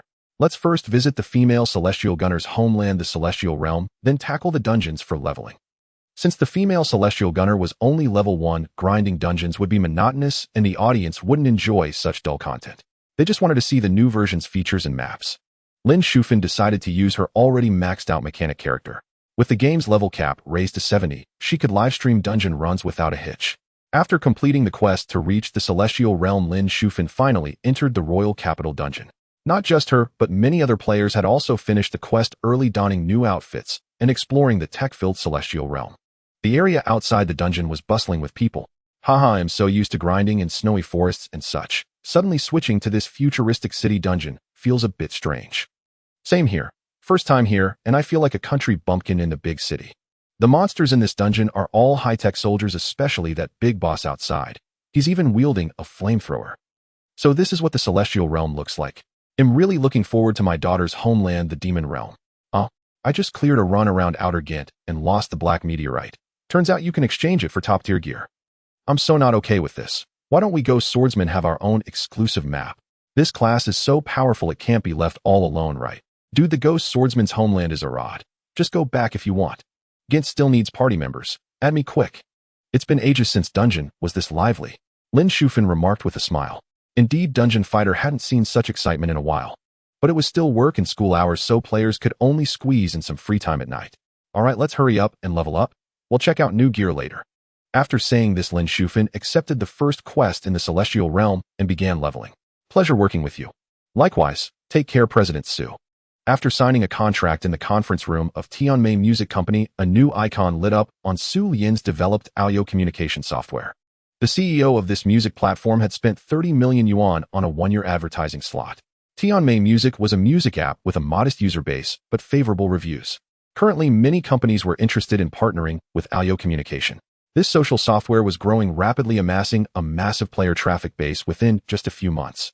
This was evident to everyone in the business circle. The once dominant Lanhu Communication was being gradually replaced by Xu Lian's Aoyo. If this trend continued, within half a year, the once dominant Blue Fox would likely completely disintegrate. By then, Aoyo Communications would surely become the nation's leading chat tool. Moreover, with rumors that Far East Group, the capital behind Blue Fox, was no longer willing to support it, companies that had originally wanted to cooperate chose to wait and see. Having lost its benefactor's support, Blue Fox became vulnerable. Wise people knew to choose the thriving new sprout over a dying old tree. Besides, these were all seasoned veterans in the business world. Negotiating business required long-term planning. With Blue Fox's current dire situation, who would dare to risk a partnership? In truth, as the helm of an enterprise, Xu Lian didn't need to handle such matters personally. But with limited staff at hand, managing the backends of several projects had everyone overwhelmed, so he had to go sign contracts himself. Fortunately, Qin Feishu was already recruiting new people on a large scale, and soon Xu Lian could truly step back and enjoy a leisurely life. President Su We've also secured the contract with Lucci Novel. I've sent the email. Good work. This time Qin Feishu had negotiated on behalf of the company to place advertisements on the online literature platform. In this virtual society, online literature platforms also held a considerable market. Lucci was a smaller site among them, primarily focusing on fan fiction and urban themes. Ever since Dungeon Warrior became a massive hit, many writers on the site had started creating various articles based on the game, including some adult novels. Although these writers excelled at producing such works and had garnered millions of followers, Xu Lian had never granted them any adaptation rights, making their actions illegal. Everyone at Shuchi Company knew this well. However, there was no choice. Writing Dungeon Warrior fan fiction was simply too profitable. Initially, an obscure writer earned a monthly income of 100,000 yuan by writing Dungeon Warrior fan fiction. Seeing this, other authors followed suit, churning out similar stories en masse. The management and editors of Shuchi.net knew it was illegal, and Xu Lian would definitely win if he sued. But they saw the website's traffic and popularity surge, so they chose to turn a blind eye and even secretly encouraged everyone to continue. However, you can't wrap fire in paper. The founder of Shuchi.net also knew that one day, Xu Lian would come to settle the score, potentially demanding hefty compensation. To legitimately continue operating Dungeon Warrior fanfiction, he decided to contact Qin Feishu to purchase advertising space on the Ayo communications platform. After Xu Lian agreed, Qin Feishu went to negotiate with the other company. 90 million. How did you negotiate? Did you hold a knife to their throats? Seeing the contract, Xu Lian asked in surprise. Initially, Shuchi had only wanted to spend 30 million to secure ad space on the Ayo software and the rights to write Dungeon Warrior fanfiction. Xu Lian thought the price was too low and asked Qin Feishu to raise the offer appropriately. Unexpectedly, Qin Feishu raised it to 90 million, and for just 1 year. To renew for a second year, they would need to pay the same amount again. Astonishingly, the other parties signed a contract. Haha, President Su, you're joking. Our company's traffic is worth that much, and you know how much money these people have made writing fan fiction. In just 3 months, they've raked in 150 million more than the total revenue of all our games in 3 days. I think there will be more opportunities for cooperation, and this novel site is indeed one of the best teams in this area. Leveraging their power can also help promote our games. Otherwise, even if I had asked for 200 million, they wouldn't have refused. After all, if the infringement case goes to court, they'll definitely lose and have to cough up the ill-gotten gains. So do you think they would refuse to sign? After reading the last line of the message, which ended with a cute emoji, Xu Lian felt a chill down his spine. He could already imagine the scene in the conference room, where Qin Feishu smiled as she forced the founder to sign. But on second thought, Xu Lian felt more at ease. The business world is a battlefield. Everyone is after money. Although Qin Feix's methods were a bit tough, she was still a good employee working for his best interests. All right, good work, Xu Lian replied and drove back to the office. A few days later, Xu Lian noticed many unfamiliar faces in the company, all technical personnel personally recruited by Qin Feishu. These people were either poached from elsewhere or new colleagues who had passed extremely stringent assessments. Qin Feix's standards for selecting talent were much stricter than his, and everyone she picked was an industry elite. In particular, a few experts proficient in computer programming could complete tasks in an hour that would take others half a day. From then on, Xu Lian delegated the recruitment of new employees entirely to her. Looks like I won't need to worry about this place anymore. Looking through the window at his busy colleagues, Xu Lian said with satisfaction. The company now had over 20 core employees, each capable of handling their own responsibilities in key positions. Except for major decisions, most back-end data issues no longer required his personal intervention. It was already 9 o'clock in the evening. Most people had gone home to rest, leaving only a few programmers working overtime. Lin Weixin was one of them, fixing bugs in the new dungeon of Dungeon Warrior. She had previously developed this part with Xu Lian. However, due to the many enemy settings involved, there were numerous error codes. Just debugging had taken up a lot of Miss Lin's time.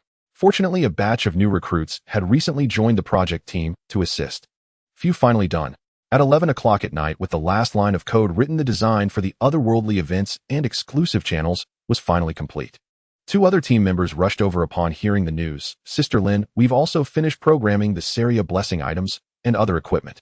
Great, please send me the files as soon as possible. Everyone should get some rest. After speaking, she spent another 2 hours meticulously checking every script, ensuring nothing was missed, and then issued an announcement: Dungeon Warrior maintenance notice, server shut down for upgrades from December 16th to 17th. The new version 70 has launched an alternate world challenge quest opening 6 new maps, including the Goblin Throne. Now the profit strategy for Dungeon Fighter is primarily controlled by Lin Weixin. Apart from core content requiring Xu Lian's approval, all other activities and in-game data settings were handled by Lin Weixin alone. Currently, most players of Dungeon Fighter own at least one set of Sky Fashion or the latest Summer Limited Edition outfits. Even without these, they would likely purchase a few high-level garments from the shop to adorn themselves. The Ancient Pride set was undoubtedly the rarest and most difficult outfit to obtain in the game. Every day, thousands of players invested substantial sums to purchase synthesizers and high-grade clothing materials, hoping to acquire a complete Ancient Pride set. Based on this phenomenon, Lin Weixin decided to place this top-tier outfit into Syria's Lucky Gift Pack to alleviate the players' suffering in synthesizing outfits. By purchasing this Lucky Pack, one could directly obtain the entire Ancient Pride set. But of course, Lin Weixin had her little scheme. A single Syria's Blessing was priced at 3 renminbi, while synthesizing a full Ancient Pride set through ordinary means would cost around 4,000. If a player could instantly draw the entire set for just a dozen yuan, the company would inevitably operate at a loss. So she not only reduced the probability of obtaining the complete set, but also deliberately added a feature called Ancient Pride's Single Piece Optional Selection. This way, even if one drew a single piece, they could only choose from a few fixed options. This adjustment was nothing short of a masterstroke. If someone tried their luck with a few dozen yuan and ended up with that single piece option, they would likely be tempted to continue until they finally gathered all the pieces. After all, there was a vast difference in appeal between owning a single piece and collecting the entire set. As for the newly launched Summer Multicolor set, the design principle was similar. The difficulty of obtaining the complete set was high, while the drop rate for individual parts was relatively higher. Even if they only got a single component, except for some extremely unlucky individuals like Su Chong, most players would not give up easily and would often continue to spend money trying to win the remaining parts until they gathered the entire set. Moreover, these rewards could be freely traded in the market. Even those who didn't want to gamble on boxes might be tempted to spend money in the auction house searching for their desired Sky or Summer Special Edition outfits. This method could accelerate the consumption of in-game currency while also stimulating more top-ups from players, and it was particularly good news for studio players who worked hard to earn gold coins. Lin Weixin believed that with such planning, the revenue of Dungeon Fighter would rise significantly in the coming months. It seems work should be much easier from now on. Lin Weixin chuckled to herself with self-satisfaction. With the content update for version 70 nearing completion, Lin Weixin's main responsibilities in the future would be maintaining the existing system code and timely launching some promotional events. Wow, new gameplay just a week in. This time, Brother Su finally knows how to make money. Rift in the Other World. I didn't see any background introduction about this dungeon in the official materials. I guess it's a non-main storyline. Judging by the name, it must be a dungeon suitable for team challenges. The difficulty level is probably very high too. Are the dropped equipment worth farming? Bro, above, check the detailed stats of the otherworldly equipment in the latest info. Their performance is similar to level 70 legendary weapons, but their set effects are extremely significant. Holy cow. The Shadow Blood set can reduce the cooldown of Berserker's Rage Burst skill by 30. If equipped with 3 specific accessories, it can further reduce cooldown by 6 seconds. If paired with pets and other accessory enchantments. Gosh, with such a clear explanation above, can you really unleash a barrage of frenzied strikes infinitely? Attention Azura class veterans. Go check out the Dark Wrath series. It's said this special edition can boost your Evil Light Slash's power by 20. Paired with a level 70 top-tier sword for another 20 boost, a single normal skill can sweep the entire screen. Oh my, look at this combo set for the Blade Masters, 7 wounds. It can significantly shorten the preparation time for the ultimate skill Void Sword Dance. If combined with some cooldown reduction items, you can practically unleash that astonishing strike continuously. Wow, so many new equipment pieces can alter existing skill effects or enhance damage values. This means farming this new dungeon is definitely a super worthwhile endeavor. So should we pursue legendary equipment or focus on accumulating these special items? Hope some expert can point the way. Don't fret, buddy. The Dimensional Rift doesn't consume any stamina to enter with 6 free chances per week. You can pursue both aspects. Are you saying that little gift pack actually has a chance to drop outfits worth thousands of RMB? A 3 yuan lottery really has a chance for a big prize. Oh my god, why didn't it come earlier? I just spent a few thousand yesterday to get one. Haha, anyway, the items can be sold. So I don't have to spend money specifically to buy clothes, so I can just use my hard-earned savings to pick up bargains in the trading market. A full week had passed since the initial release of the level 70 update. Many experts had already completed the main storyline and reached the max level, 70. However, for these seasoned players, reaching the peak was not the end. Next, they would face various new trials enhancing their attributes, collecting powerful pets, developing secondary characters, of venturing into the abyss to collect legendary sets, or conquering more ancient secret maps for epic-grade artifacts. In recent days, a new dungeon, the Dimensional Rift, had joined the battle sequence, awaiting heroes to explore. This was also the key reason why Dungeon Fighter could maintain its vitality. Unlike some other games where reaching the cap meant the end, the world of Dungeon Fighter still presented numerous challenges even after reaching the highest level. Congratulations on successfully breaking through to level 70. You have been awarded the exclusive title Pioneer of the Era. You will also receive 10 Heaven Realm Secret Realm Demon Breaking Stones, 10 Nosmal Mystic Ruins Demon Breaking Stones, and 10 Sea Train Demon Breaking Stones. Yeah, I've finally reached the top. Early the next morning, Lin Shufan, a female mechanic who had just updated her software content and started her live stream, excitedly announced that her in-game character had entered a new phase. Although the level-up rewards seemed somewhat impractical, she wasn't dissatisfied. The night before, she had already browsed the official information about the dimensional rifts and the associated equipment. As she understood it, while the basic parameters of these new items were close to those of legendary equipment, the combined set bonuses far surpassed legendary tier gear. In particular, the full Abyss Bone Spike set, specifically designed for mechanics, was highly anticipated. This set not only significantly reduced the cooldown of many crucial skills, but also greatly enhanced attack power. The level 45 skill for mechanics called Airdrop Support summons a group of robots to explode and deal damage. Wearing the Abyss Erosion Bone set increased the number of robots summoned by Airdrop Support by a full 50. Airdrop Support already summoned a considerable number of robots, and with the 50 increase it felt like the entire screen would be filled.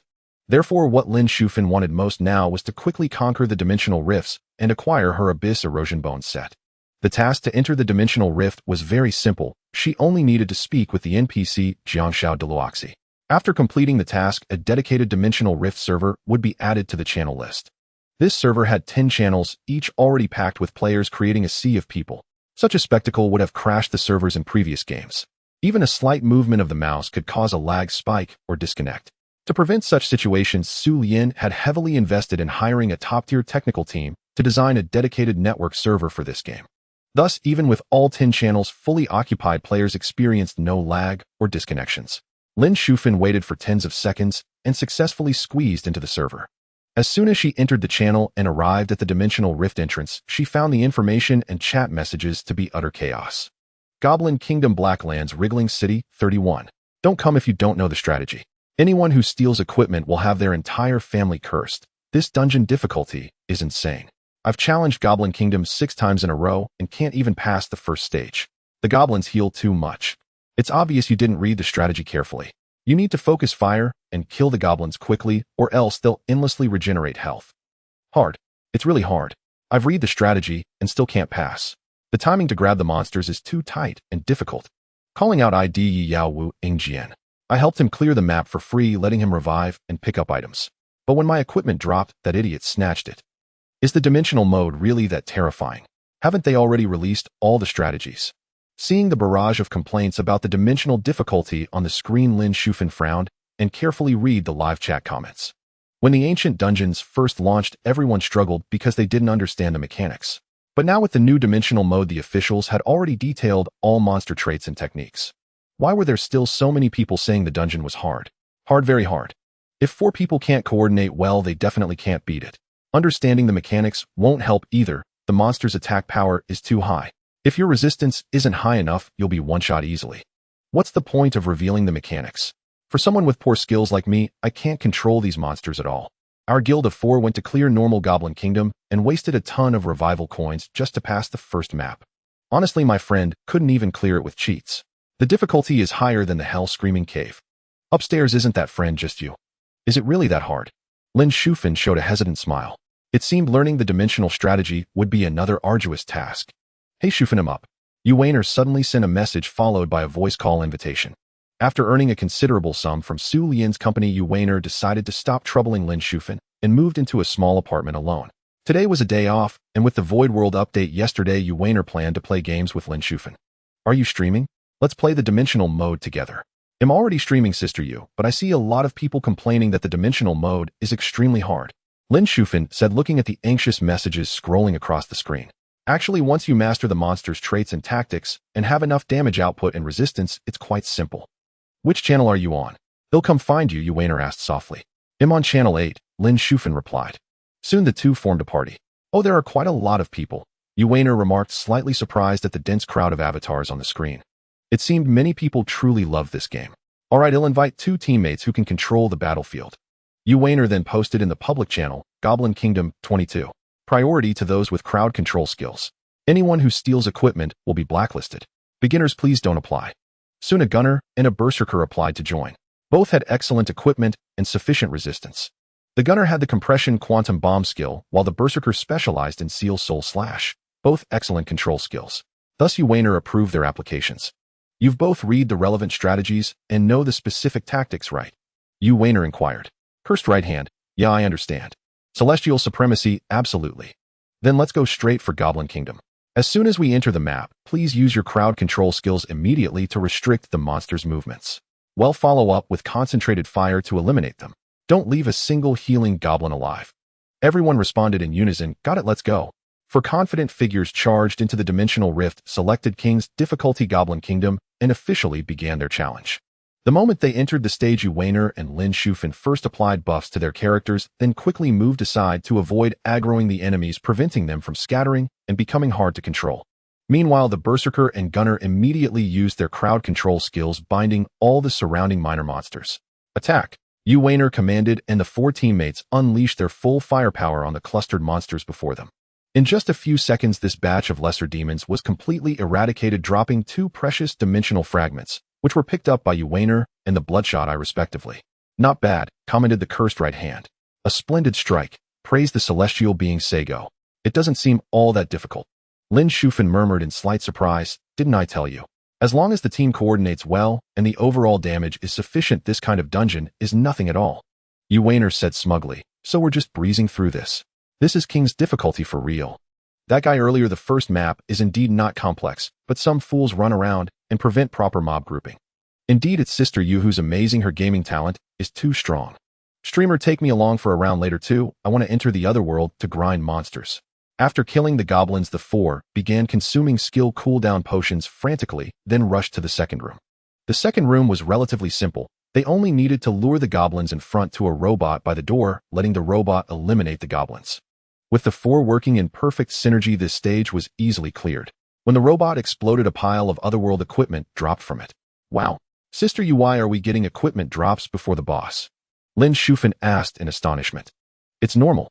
Elite monsters and otherworld dungeons drop equipment, and since we chose King's difficulty, there are even more drops. Yuwaner explained patiently.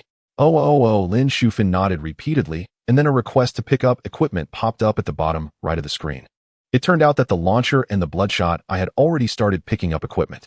However, otherworld equipment like epic equipment couldn't be snatched by speed alone, though it required distribution and dice rolls. If a piece of equipment was useless to a player, they could choose to pass, and the other 3 would roll dice to determine ownership. Let me see Dark Blood Trail boots. I remember this should be part of the Hellish Tyrant set, right? Lin Shufan said with some surprise. Yes, it's indeed that Infinite Wrath set for the Bloodshot Eye, allowing continuous rage bursts with no cooldown. Yuwaner nodded in reply. Cursed Right Hand, don't fight over it please. This set is only suitable for the Bloodshot Eye. It's useless for anyone else. Haha, look how anxious he is. Let's just pass quickly. Yuwaner couldn't help but laugh, immediately clicking pass along with Lin Shufan. The launcher had no use for the Bloodshot Eye's equipment either, so he naturally passed as well. Thus the equipment was claimed by the Bloodshot Eye in the party. Cursed Right Hand. Haha, lucky me, getting Infinite Wrath gear on the first run. Thanks 3 big bros. The other 3. Soon the 4 charged aggressively into the third room. As soon as they entered, everyone came to a halt. This map was considered the most challenging in the Goblin Kingdom. One misstep could lead to total party wipe. They had to wait for an invisible goblin to approach and kill it. Then use normal skills to knock down all the goblins hiding in the trees, wiping them out in one fell swoop. At this point, everyone consumed a divine protection potion. This potion rendered the character transparent and immune to all damage for 30 seconds. As the invisible goblin approached with its spear, the 4 began unleashing every skill they could to attack it. Since they couldn't use special skills later, they had to deal as much damage as possible to this invisible monster now. After several rounds of intense output, the hidden goblin was swiftly killed, dropping another large batch of otherworld equipment. Among them, a weapon called Nether Flame Spirit Katana caused Yuwaner to cheer excitedly. This is mine. The Nether Flame Spirit Katana. This is truly my exclusive weapon, haha. This was equipment exclusive to the Ghost Cry class part of the Nether Flame Spirit set. This set greatly enhanced the Ghost Cry's ultimate level 45 skill Nether Flame Callow, increasing attack power by 20 and cooldown efficiency, and most importantly extending the skill's duration by 30. For a Ghost Cry relying on sustained output, owning this set was a dream come true. Good heavens. Unbelievable 2 sets of in-game gear from 2 battles. I'm also a Ghost Cry player. Is this weapon strong? Can it compare to the Shadowless sword? This friend doesn't know yet, huh? The charm of Otherworld equipment lies in the special effects. When worn as a full set, individual pieces may even be weaker than ordinary artifacts, but collecting the entire set is a different story. I can't catch up at all. Oh, please, streamer Big Shot, take me along too. I'll do whatever you say. I can't stand it. Do I have to hurry up and try my luck? Xu, being a top-tier launcher herself, had no interest in the katana and naturally didn't compete for the loot. Although the Bloodshot I could also use this weapon, considering he had already received support from the other 3 and given up several benefits, he voluntarily yielded it to Xu this time. Thus, the treasured blade smoothly entered her inventory. Thank you all so much. It's a main hand weapon, so cool. Xu said with immense joy. So enviable. 2 runs, and you've put together key equipment sets for 2 teammates. Lin Shufan couldn't help but admire a hint of envy in her tone. She also wished for such precious rewards. Come on, everyone, defeating the big boss next will bring even more surprises. Xu encouraged everyone with confidence. After dealing with the invisible formidable foe, the 4 continued to clear the remaining enemies. Although these minor minions seemed easy to handle, they absolutely must not be recklessly hit with certain powerful moves, or they would enrage and launch suicidal counterattacks, dealing fatal damage. It took a long time, using only normal attacks and basic strikes, to finally eliminate the remaining 4 targets, and then they reached the final part of the map. The environment here was relatively simpler. Only a mage in the form of a little girl guarded by a few small goblins in festive attire at the end. Defeating the mage girl quickly would allow them to pass the trial smoothly. If they delayed, allowing the small goblins a chance to throw books, it could directly result in a party wipe. Fortunately, they had already worn down the enemy's energy through conventional methods, and now each member could unleash their ultimate skills again. The moment they stepped into the arena, they launched the fiercest and swiftest assault, without hesitation, instantly finishing off the fragile mage. Then several peculiar items were scattered across the ground again. Unfortunately, it was evident that none of them met the needs of their team. It seems acquiring ideal items is indeed quite difficult. At that moment, Lin Shufan finally understood. The previous 2 drops of graduation equipment for her teammates had led her to mistakenly believe that the drop rate for this mode was high. Now it appeared that the 2 teammates' luck in obtaining equipment of level 983 was merely a stroke of fortune. Therefore, the drop rate of this mode should be similar to that of the Abyss mode. As they were about to face the boss, the 4 of them began frantically consuming potions to restore their states. At this critical juncture, the berserker in the party swapped his Terra Stone greatsword for a level 20 legendary weapon, the Cutter of Shattered Hearts. Although the weapon's stats were ordinary and unremarkable, it possessed an exceptionally outrageous effect at 2 chance to reduce the enemy's current HP by 20. Remember, it was 20 of the total HP, an astonishing effect. Slayers often use the Cutter of Shattered Hearts when farming ancient dungeons or facing monsters with thick health pools. It was also one of the essential secondary weapons for many wealthy Slayer players. Soon everyone was prepared and charged into the boss room with high morale. Before them appeared the final boss of the Goblin Kingdom, King Gobblegog. It was a chariot composed of 4 green-skinned goblins. Seated in the center of the chariot was King Gobblegog himself. Wearing a gleaming golden crown and holding a specially crafted golden staff, he snarled at them, "Since you are here, none of you will leave alive." Most viewers in the live stream had never set foot in the Otherworld, let alone seen its bosses. This unconventional Goblin King immediately captured their attention. I never thought goblins could have a king. I always thought they were just ordinary monsters. This is a rift in another dimension, a story beyond the main questline of the Arad continent. I guarantee the game will expand on this concept in the future. Since goblins are the final boss, they can't be that strong, right? Don't be ridiculous, buddy. The mobs before were tough. How could the boss be weak? Besides, this is the ruler of all goblins. It won't be a pushover. The boss had numerous skills and dealt devastating damage. A single misstep could mean instant death. After a prolonged struggle and several revival coins, they finally destroyed the boss chariot. Only then did Gog emerge, a diminutive green goblin wielding a radiant golden staff. "Arg, you'll pay for wrecking my chariot." Gog spun rapidly, summoning countless lightning bolts from the sky. The lightning struck with blinding speed. The 4 had no time to dodge and were instantly felled. King difficulty is indeed a bit challenging. Xu smiled sheepishly. She revived once more, swiftly cast buffs, and unleashed every skill she had in a relentless barrage against the boss. Lin Shufan and the other two also relied on revival coins to stay alive. Once their skills were exhausted, they would willingly step into the boss attack range to die, then revive and refresh their abilities. After countless revival coins and skill combinations, the boss HP was finally reduced to 10. Keep it up. It's almost empty. Xu Lian exclaimed excitedly, controlling her Ghost Slayer character to land a Ghost Slash on the boss, followed by a flurry of ultimate moves. The others also bombarded the boss trapped in the Ghost Slayer's ice array with their finishing skills. At last, under this fierce assault, the boss fell, dropping a heap of equipment, roughly 7 or 8 pieces by a quick count. But that wasn't all. Amidst the equipment was a pink card. Oh, there's something incredible. A rare drop. In that moment, the spirit of teamwork from earlier vanished, and everyone scrambled to grab the loot. The equipment was snatched up without a second glance. Damn, all I got was junk for other classes. Time to disassemble. What about you guys? Xu Lian grumbled in frustration. Cursed right hand. Same here, a bunch of useless stuff. Celestial Supreme, I did get a blueprint for a launcher's equipment that needs over 200 fragments to craft. What a pity. Shufan, what did you get? Xu Lian suddenly asked. I'm checking, Lin Shufan replied. She was fortunate and had claimed quite a few pieces. To be sure, she carefully inspected each item one by one. When she saw the name of the last piece, she was so thrilled she nearly jumped up. Abyss Gnawing Bones. I actually got the Abyss Gnawing Bones set. Sister Yu, I got a piece of it. Staring at the Abyss Gnawing Bones greaves in her inventory, Lin Shufan beamed with joy. Importantly, during the loot grab, no one paid attention to whose item was whose. Lin Shufan was no exception, as she took whatever she needed, disregarding class restrictions. Fortunately, the Abyss Gnawing Bones ended up in her hands. What incredible luck. I'm speechless. Is everyone getting a piece? This probability is insane. You lucky bastard, just you wait.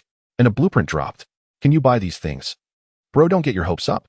If these were sellable, everyone would have Otherworld sets by now. Haha, we're really lucky this time. Xu Lian was overjoyed. After just one run, all her teammates had obtained the Otherworld equipment they desired. Though the launcher got a blueprint, it could be crafted with enough fragments. Hey, by the way, what was that pink thing? Who got it? Xu Lian asked curiously.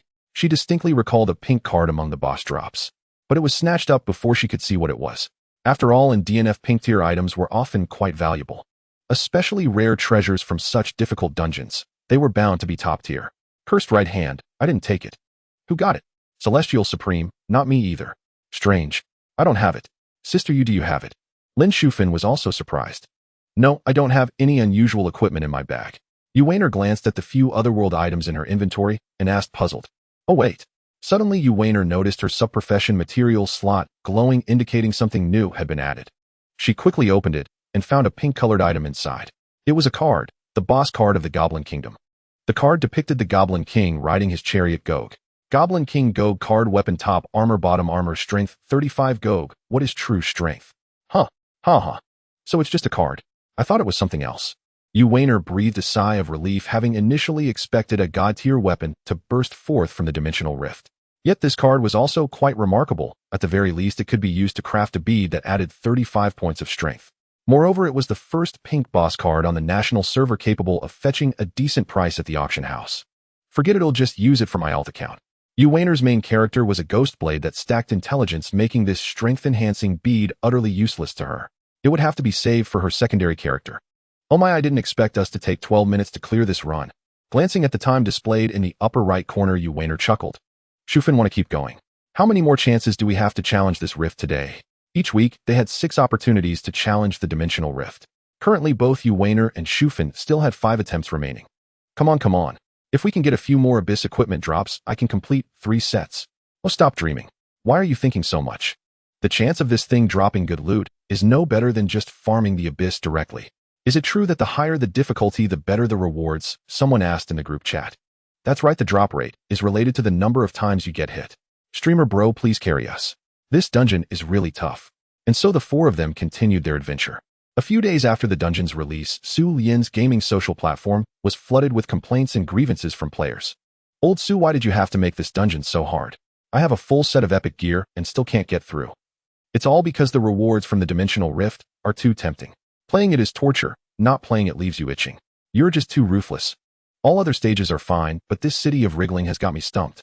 Especially that part with the real and fake lizards. It drives me crazy. Even cheats don't work. Old Xu, what do we do? You're amazing. Buddy, what kind of hack are you using? How can you still not beat it? He's too strict with detection. Any slight anomaly results in a permanent ban, so I can only use the weakest type of assist program. It's not very powerful, but it's safer. Where did the CC cheat go? With it, how could we fail this rift? In youth, we never knew the value of an account. Once banned, you cry your eyes out. Xu Lian merely smiled faintly after reading these torrents of abuse from the players. In truth, although this dungeon infuriated many, its popularity remained sky-high. All 10 channels were essentially queued up 247. As players frantically upgraded their gear to clear the content, the company's profits soared dramatically in recent days, far surpassing other competitors in the industry. For this reason, Lin Weixin had been working overtime for several consecutive days, organizing the backend data. Meanwhile, some fortunate players had already obtained the full set of dimensional outfits and shared their gameplay videos for everyone to watch. The Berserker's endless rage, the mechanics' sky-filling bombs, and the swordsman's infinite slashes, all visually stunning. This contradictory and peculiar emotional experience was rare among other players. On one hand, they cursed Xu Lian fiercely in the forums, while on the other, they actively attempted to conquer this challenge. Just then the assistant sent a message. President Xu, the situation with illegal tools is severe. We've already banned tens of thousands of accounts. If this continues, we risk a massive loss of users. Additionally, how should we handle the issue of shrewd individuals creating alt accounts for illicit activities to bypass the detection mechanisms? After a moment of thought, Xu Lian replied seriously. Illegal behavior must be prohibited. Issue warnings to those using external aids to boost their main accounts, informing them that any detected data anomalies will be dealt with as a violation. First, temporarily suspend them for 7 days as a reminder. Those who refuse to reform after repeated offenses will be permanently banned. After all, level-capped accounts are not easily cultivated and no one wishes to see them abandoned. This approach can achieve the educational purpose without causing excessive loss. Furthermore, consider moderately reducing monster HP by 20 while increasing the number of dropped fragments to stimulate player enthusiasm. Dimensional fragments can be exchanged for dimensional equipment from the NPC Durosi outside the dungeon. By collecting 300 dimensional fragments, players can trade for a desired piece of dimensional equipment. Each successful challenge of the dimensional rift yields a maximum of 510 dimensional fragments. With only 6 opportunities per week, players can typically obtain around 50 dimensional fragments on average. Therefore, for some players, it may take over a month to accumulate enough fragments for a single piece of the set. A complete dimensional set consists of 9 different pieces. This means that with a bit of bad luck, a player might have to spend an entire year to finish the entire set. Given the already considerable difficulty, making players wait so long for a full dimensional set would undoubtedly make them feel the effort is too great and the rewards too scarce. To address this, Xu Lian decided to have Lin Weixin adjust the settings to double the number of dropped fragments. The dimensional rift's difficulty stems mainly from the monster's high attack power and the complexity of its special combat mechanics. However, Xu Lian chose not to simplify or remove these complex elements. Instead, he opted for a different strategy, reducing the HP of all enemies to 80 of their original value. This design philosophy runs throughout the game and will also be evident in future raid dungeons. If this distinctive gameplay design is not preserved, all subsequent new maps will lose their challenge and appeal. If players cannot even conquer the relatively simpler dimensional rift, how will they fare when facing higher-level dungeons in the future? Thus, in Xu Lian's view, the current settings are perfect for players to practice and improve their skills. Xu Lian believed this arrangement would effectively hone the participants' techniques and their ability to cooperate with teammates. Once everyone has mastered their skills and established good communication and coordination, even raid dungeons like Anton will be a piece of cake. Alright, understood. Following Xu Lian's ideas, Lin Weixin began adjusting the corresponding parameters. After hanging up the phone, he softly summoned his secret weapon, the system assistant. Recently, Dungeon Fighter had been operating smoothly, generating substantial profits for the company, while also enriching Xu Lian's game account balance. As various aspects of the work fell into place, Xu Lian now rarely intervened directly in daily affairs, instead focusing on drawing up the company's long-term development roadmap from behind the scenes. Sometimes, to alleviate boredom, he enjoyed browsing all sorts of peculiar things online, occasionally checking what new items had been launched in his own store. After winning several exceptional items in the last draw, he had refrained from spending money on purchases for quite some time. Considering the upcoming release of the level 80 version of the game, he needed to reserve sufficient currency for acquiring relevant information and materials. Of course, if he encountered something truly excellent and practical, he would still buy it. This seems perfect for me. Noticing a divine gaming talent ability in the merchandise section priced at 400 game coins, Xu Lian mused that this was exactly what he needed. This ability guaranteed that the user could quickly grasp the essentials of any online game, and maintain a high level of proficiency permanently. Though expensive, it was worth the value for Xu, who worked in the gaming industry, especially since he planned to launch personal live streaming events in the future. After a moment's deliberation, he proceeded to purchase the function. A system prompt chimed, 400 game coins have been deducted. Then came the good news. Congratulations, master. You have obtained divine gaming talent. From now on, you are the king of the virtual world. Xu Lian muttered, everything costs money nowadays. Immediately, a flood of information about various games poured into his mind. Gazing at his empty palm, he asked with anticipation, am I now a top-tier expert? Then he fell into a new dilemma, wondering whether to try his luck with a single draw for a reward. Perhaps he could directly win key information about the 80th version of Dungeon Fighter. But on second thought, he decided it was better to continue saving up another 4000 coins. After all, he still had residual memories from over a dozen items from the last draw to digest. Adding more knowledge would only overwhelm him. Just then a soft knock came from outside. Secretary Qin entered the office and presented this week's performance report for his signature and review. Taking the document, he skimmed through it, briefly signed his name, and offered a casual compliment. Not bad, not bad. Good work. After seeing the staff out and returning to his seat, curiosity drove him to use his discernment eye to examine his colleague's relevant data.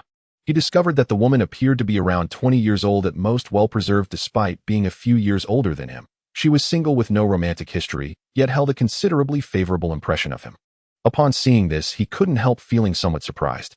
The following days proceeded as usual until the interdimensional rift mode was launched, which is expected greatly boosted DNF's popularity among players. Initially, there were many complaints, but gradually everyone adapted and began to enjoy this fresh excitement. Whether by exchanging tips on forums or watching tutorial videos, players were gradually mastering strategies, preparing to take on greater challenges. Until they applied the learned techniques in the game and successfully cleared it. Players like 987 were enveloped in a sense of accomplishment.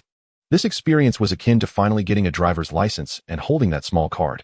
Who would still complain about the instructor's strictness during lessons? Thus, on the audio communication platform, the Dungeon Fighter forum was no longer filled with accusations and complaints against Xu Lian. Instead, it was replaced by various guides and experience sharing. Masters who had conquered all dungeons posted all their summarized tips online to help novices still struggling with the interdimensional rift. Meanwhile, new players troubled by the interdimensional rift constantly sought help from experts on the forum. Some top-tier players began competing to clear the interdimensional rift the fastest, uploading their speedrun videos to the platform, instantly attracting countless ordinary players' attention. Soloing Goblin Kingdom in 5 minutes and 23 seconds. Can anyone break my record? Click the link to watch the live stream. Amazing. Brother upstairs, will you take me as a disciple? They'll give you 2,000 clear cube fragments as tuition. Oh my god, people are speedrunning the interdimensional rift now. When this dungeon first came out, countless brave souls fell here. Help! I can't get past the first map of the Castle of the Undead solo. I can't deal with that elite monster without a teammate to draw its aggro. Try luring that monster over to the stone statue. When it attacks, you dodge quickly, so its fork gets stuck in the statue. The 7 Wounds Sword Chi set is always the best. Let me show you my Blade Master's Infinite Ultimate. Click in to see the live demonstration. Oh my! This Blade Master's moves are so flashy. This set must be amazing for farming gold. I'm so annoyed by that guy. Grandpa No Resistance swears anything. I kindly carried him, and he stole my interdimensional equipment. Huh, didn't you notice his ID? It literally says he needs high resistance gear. Driven by this craze, topics about Dungeon Fighter and the interdimensional rift trended twice on Weibo in just 1 week. It was Saturday, the most active day for gamers. Xu Lian decided not to go to the office and let Qin Feishu handle company matters for now. At that moment, he was speeding down the road in a car called Night Legend, planning to check if his game was equally popular in offline internet cafes. After all, internet cafes are one of the most direct indicators of a game's popularity. Parking the car to avoid unnecessary trouble, Xu Lian deliberately put on a mask before taking a dedicated elevator to the entrance of a net cafe by the river. In this world, technology was exceptionally advanced, with most households owning computers. For a net cafe to survive, besides installing the most popular games, it also needed to offer diverse entertainment options. For example, a dedicated esports zone with girls invited to play alongside you, or perks like free internet and drinks upon completing specific tasks. Of course, for adult players, there were more specialized services. An 18 gaming zone was set up. These private booths were equipped with 16K ultra-high-definition VR headsets and even provided some adult accessories, offering a rather comprehensive service experience. Stop trying long-range snipes, put down your scope. Oh no, a female ghost is coming. Press TF11F12 to survive. Buddy, can you help gather the monsters with a skill? We need to build the shelter before the zombies increase at night. Actually, I'd like to challenge the end world too, but there are too few resources in the current save.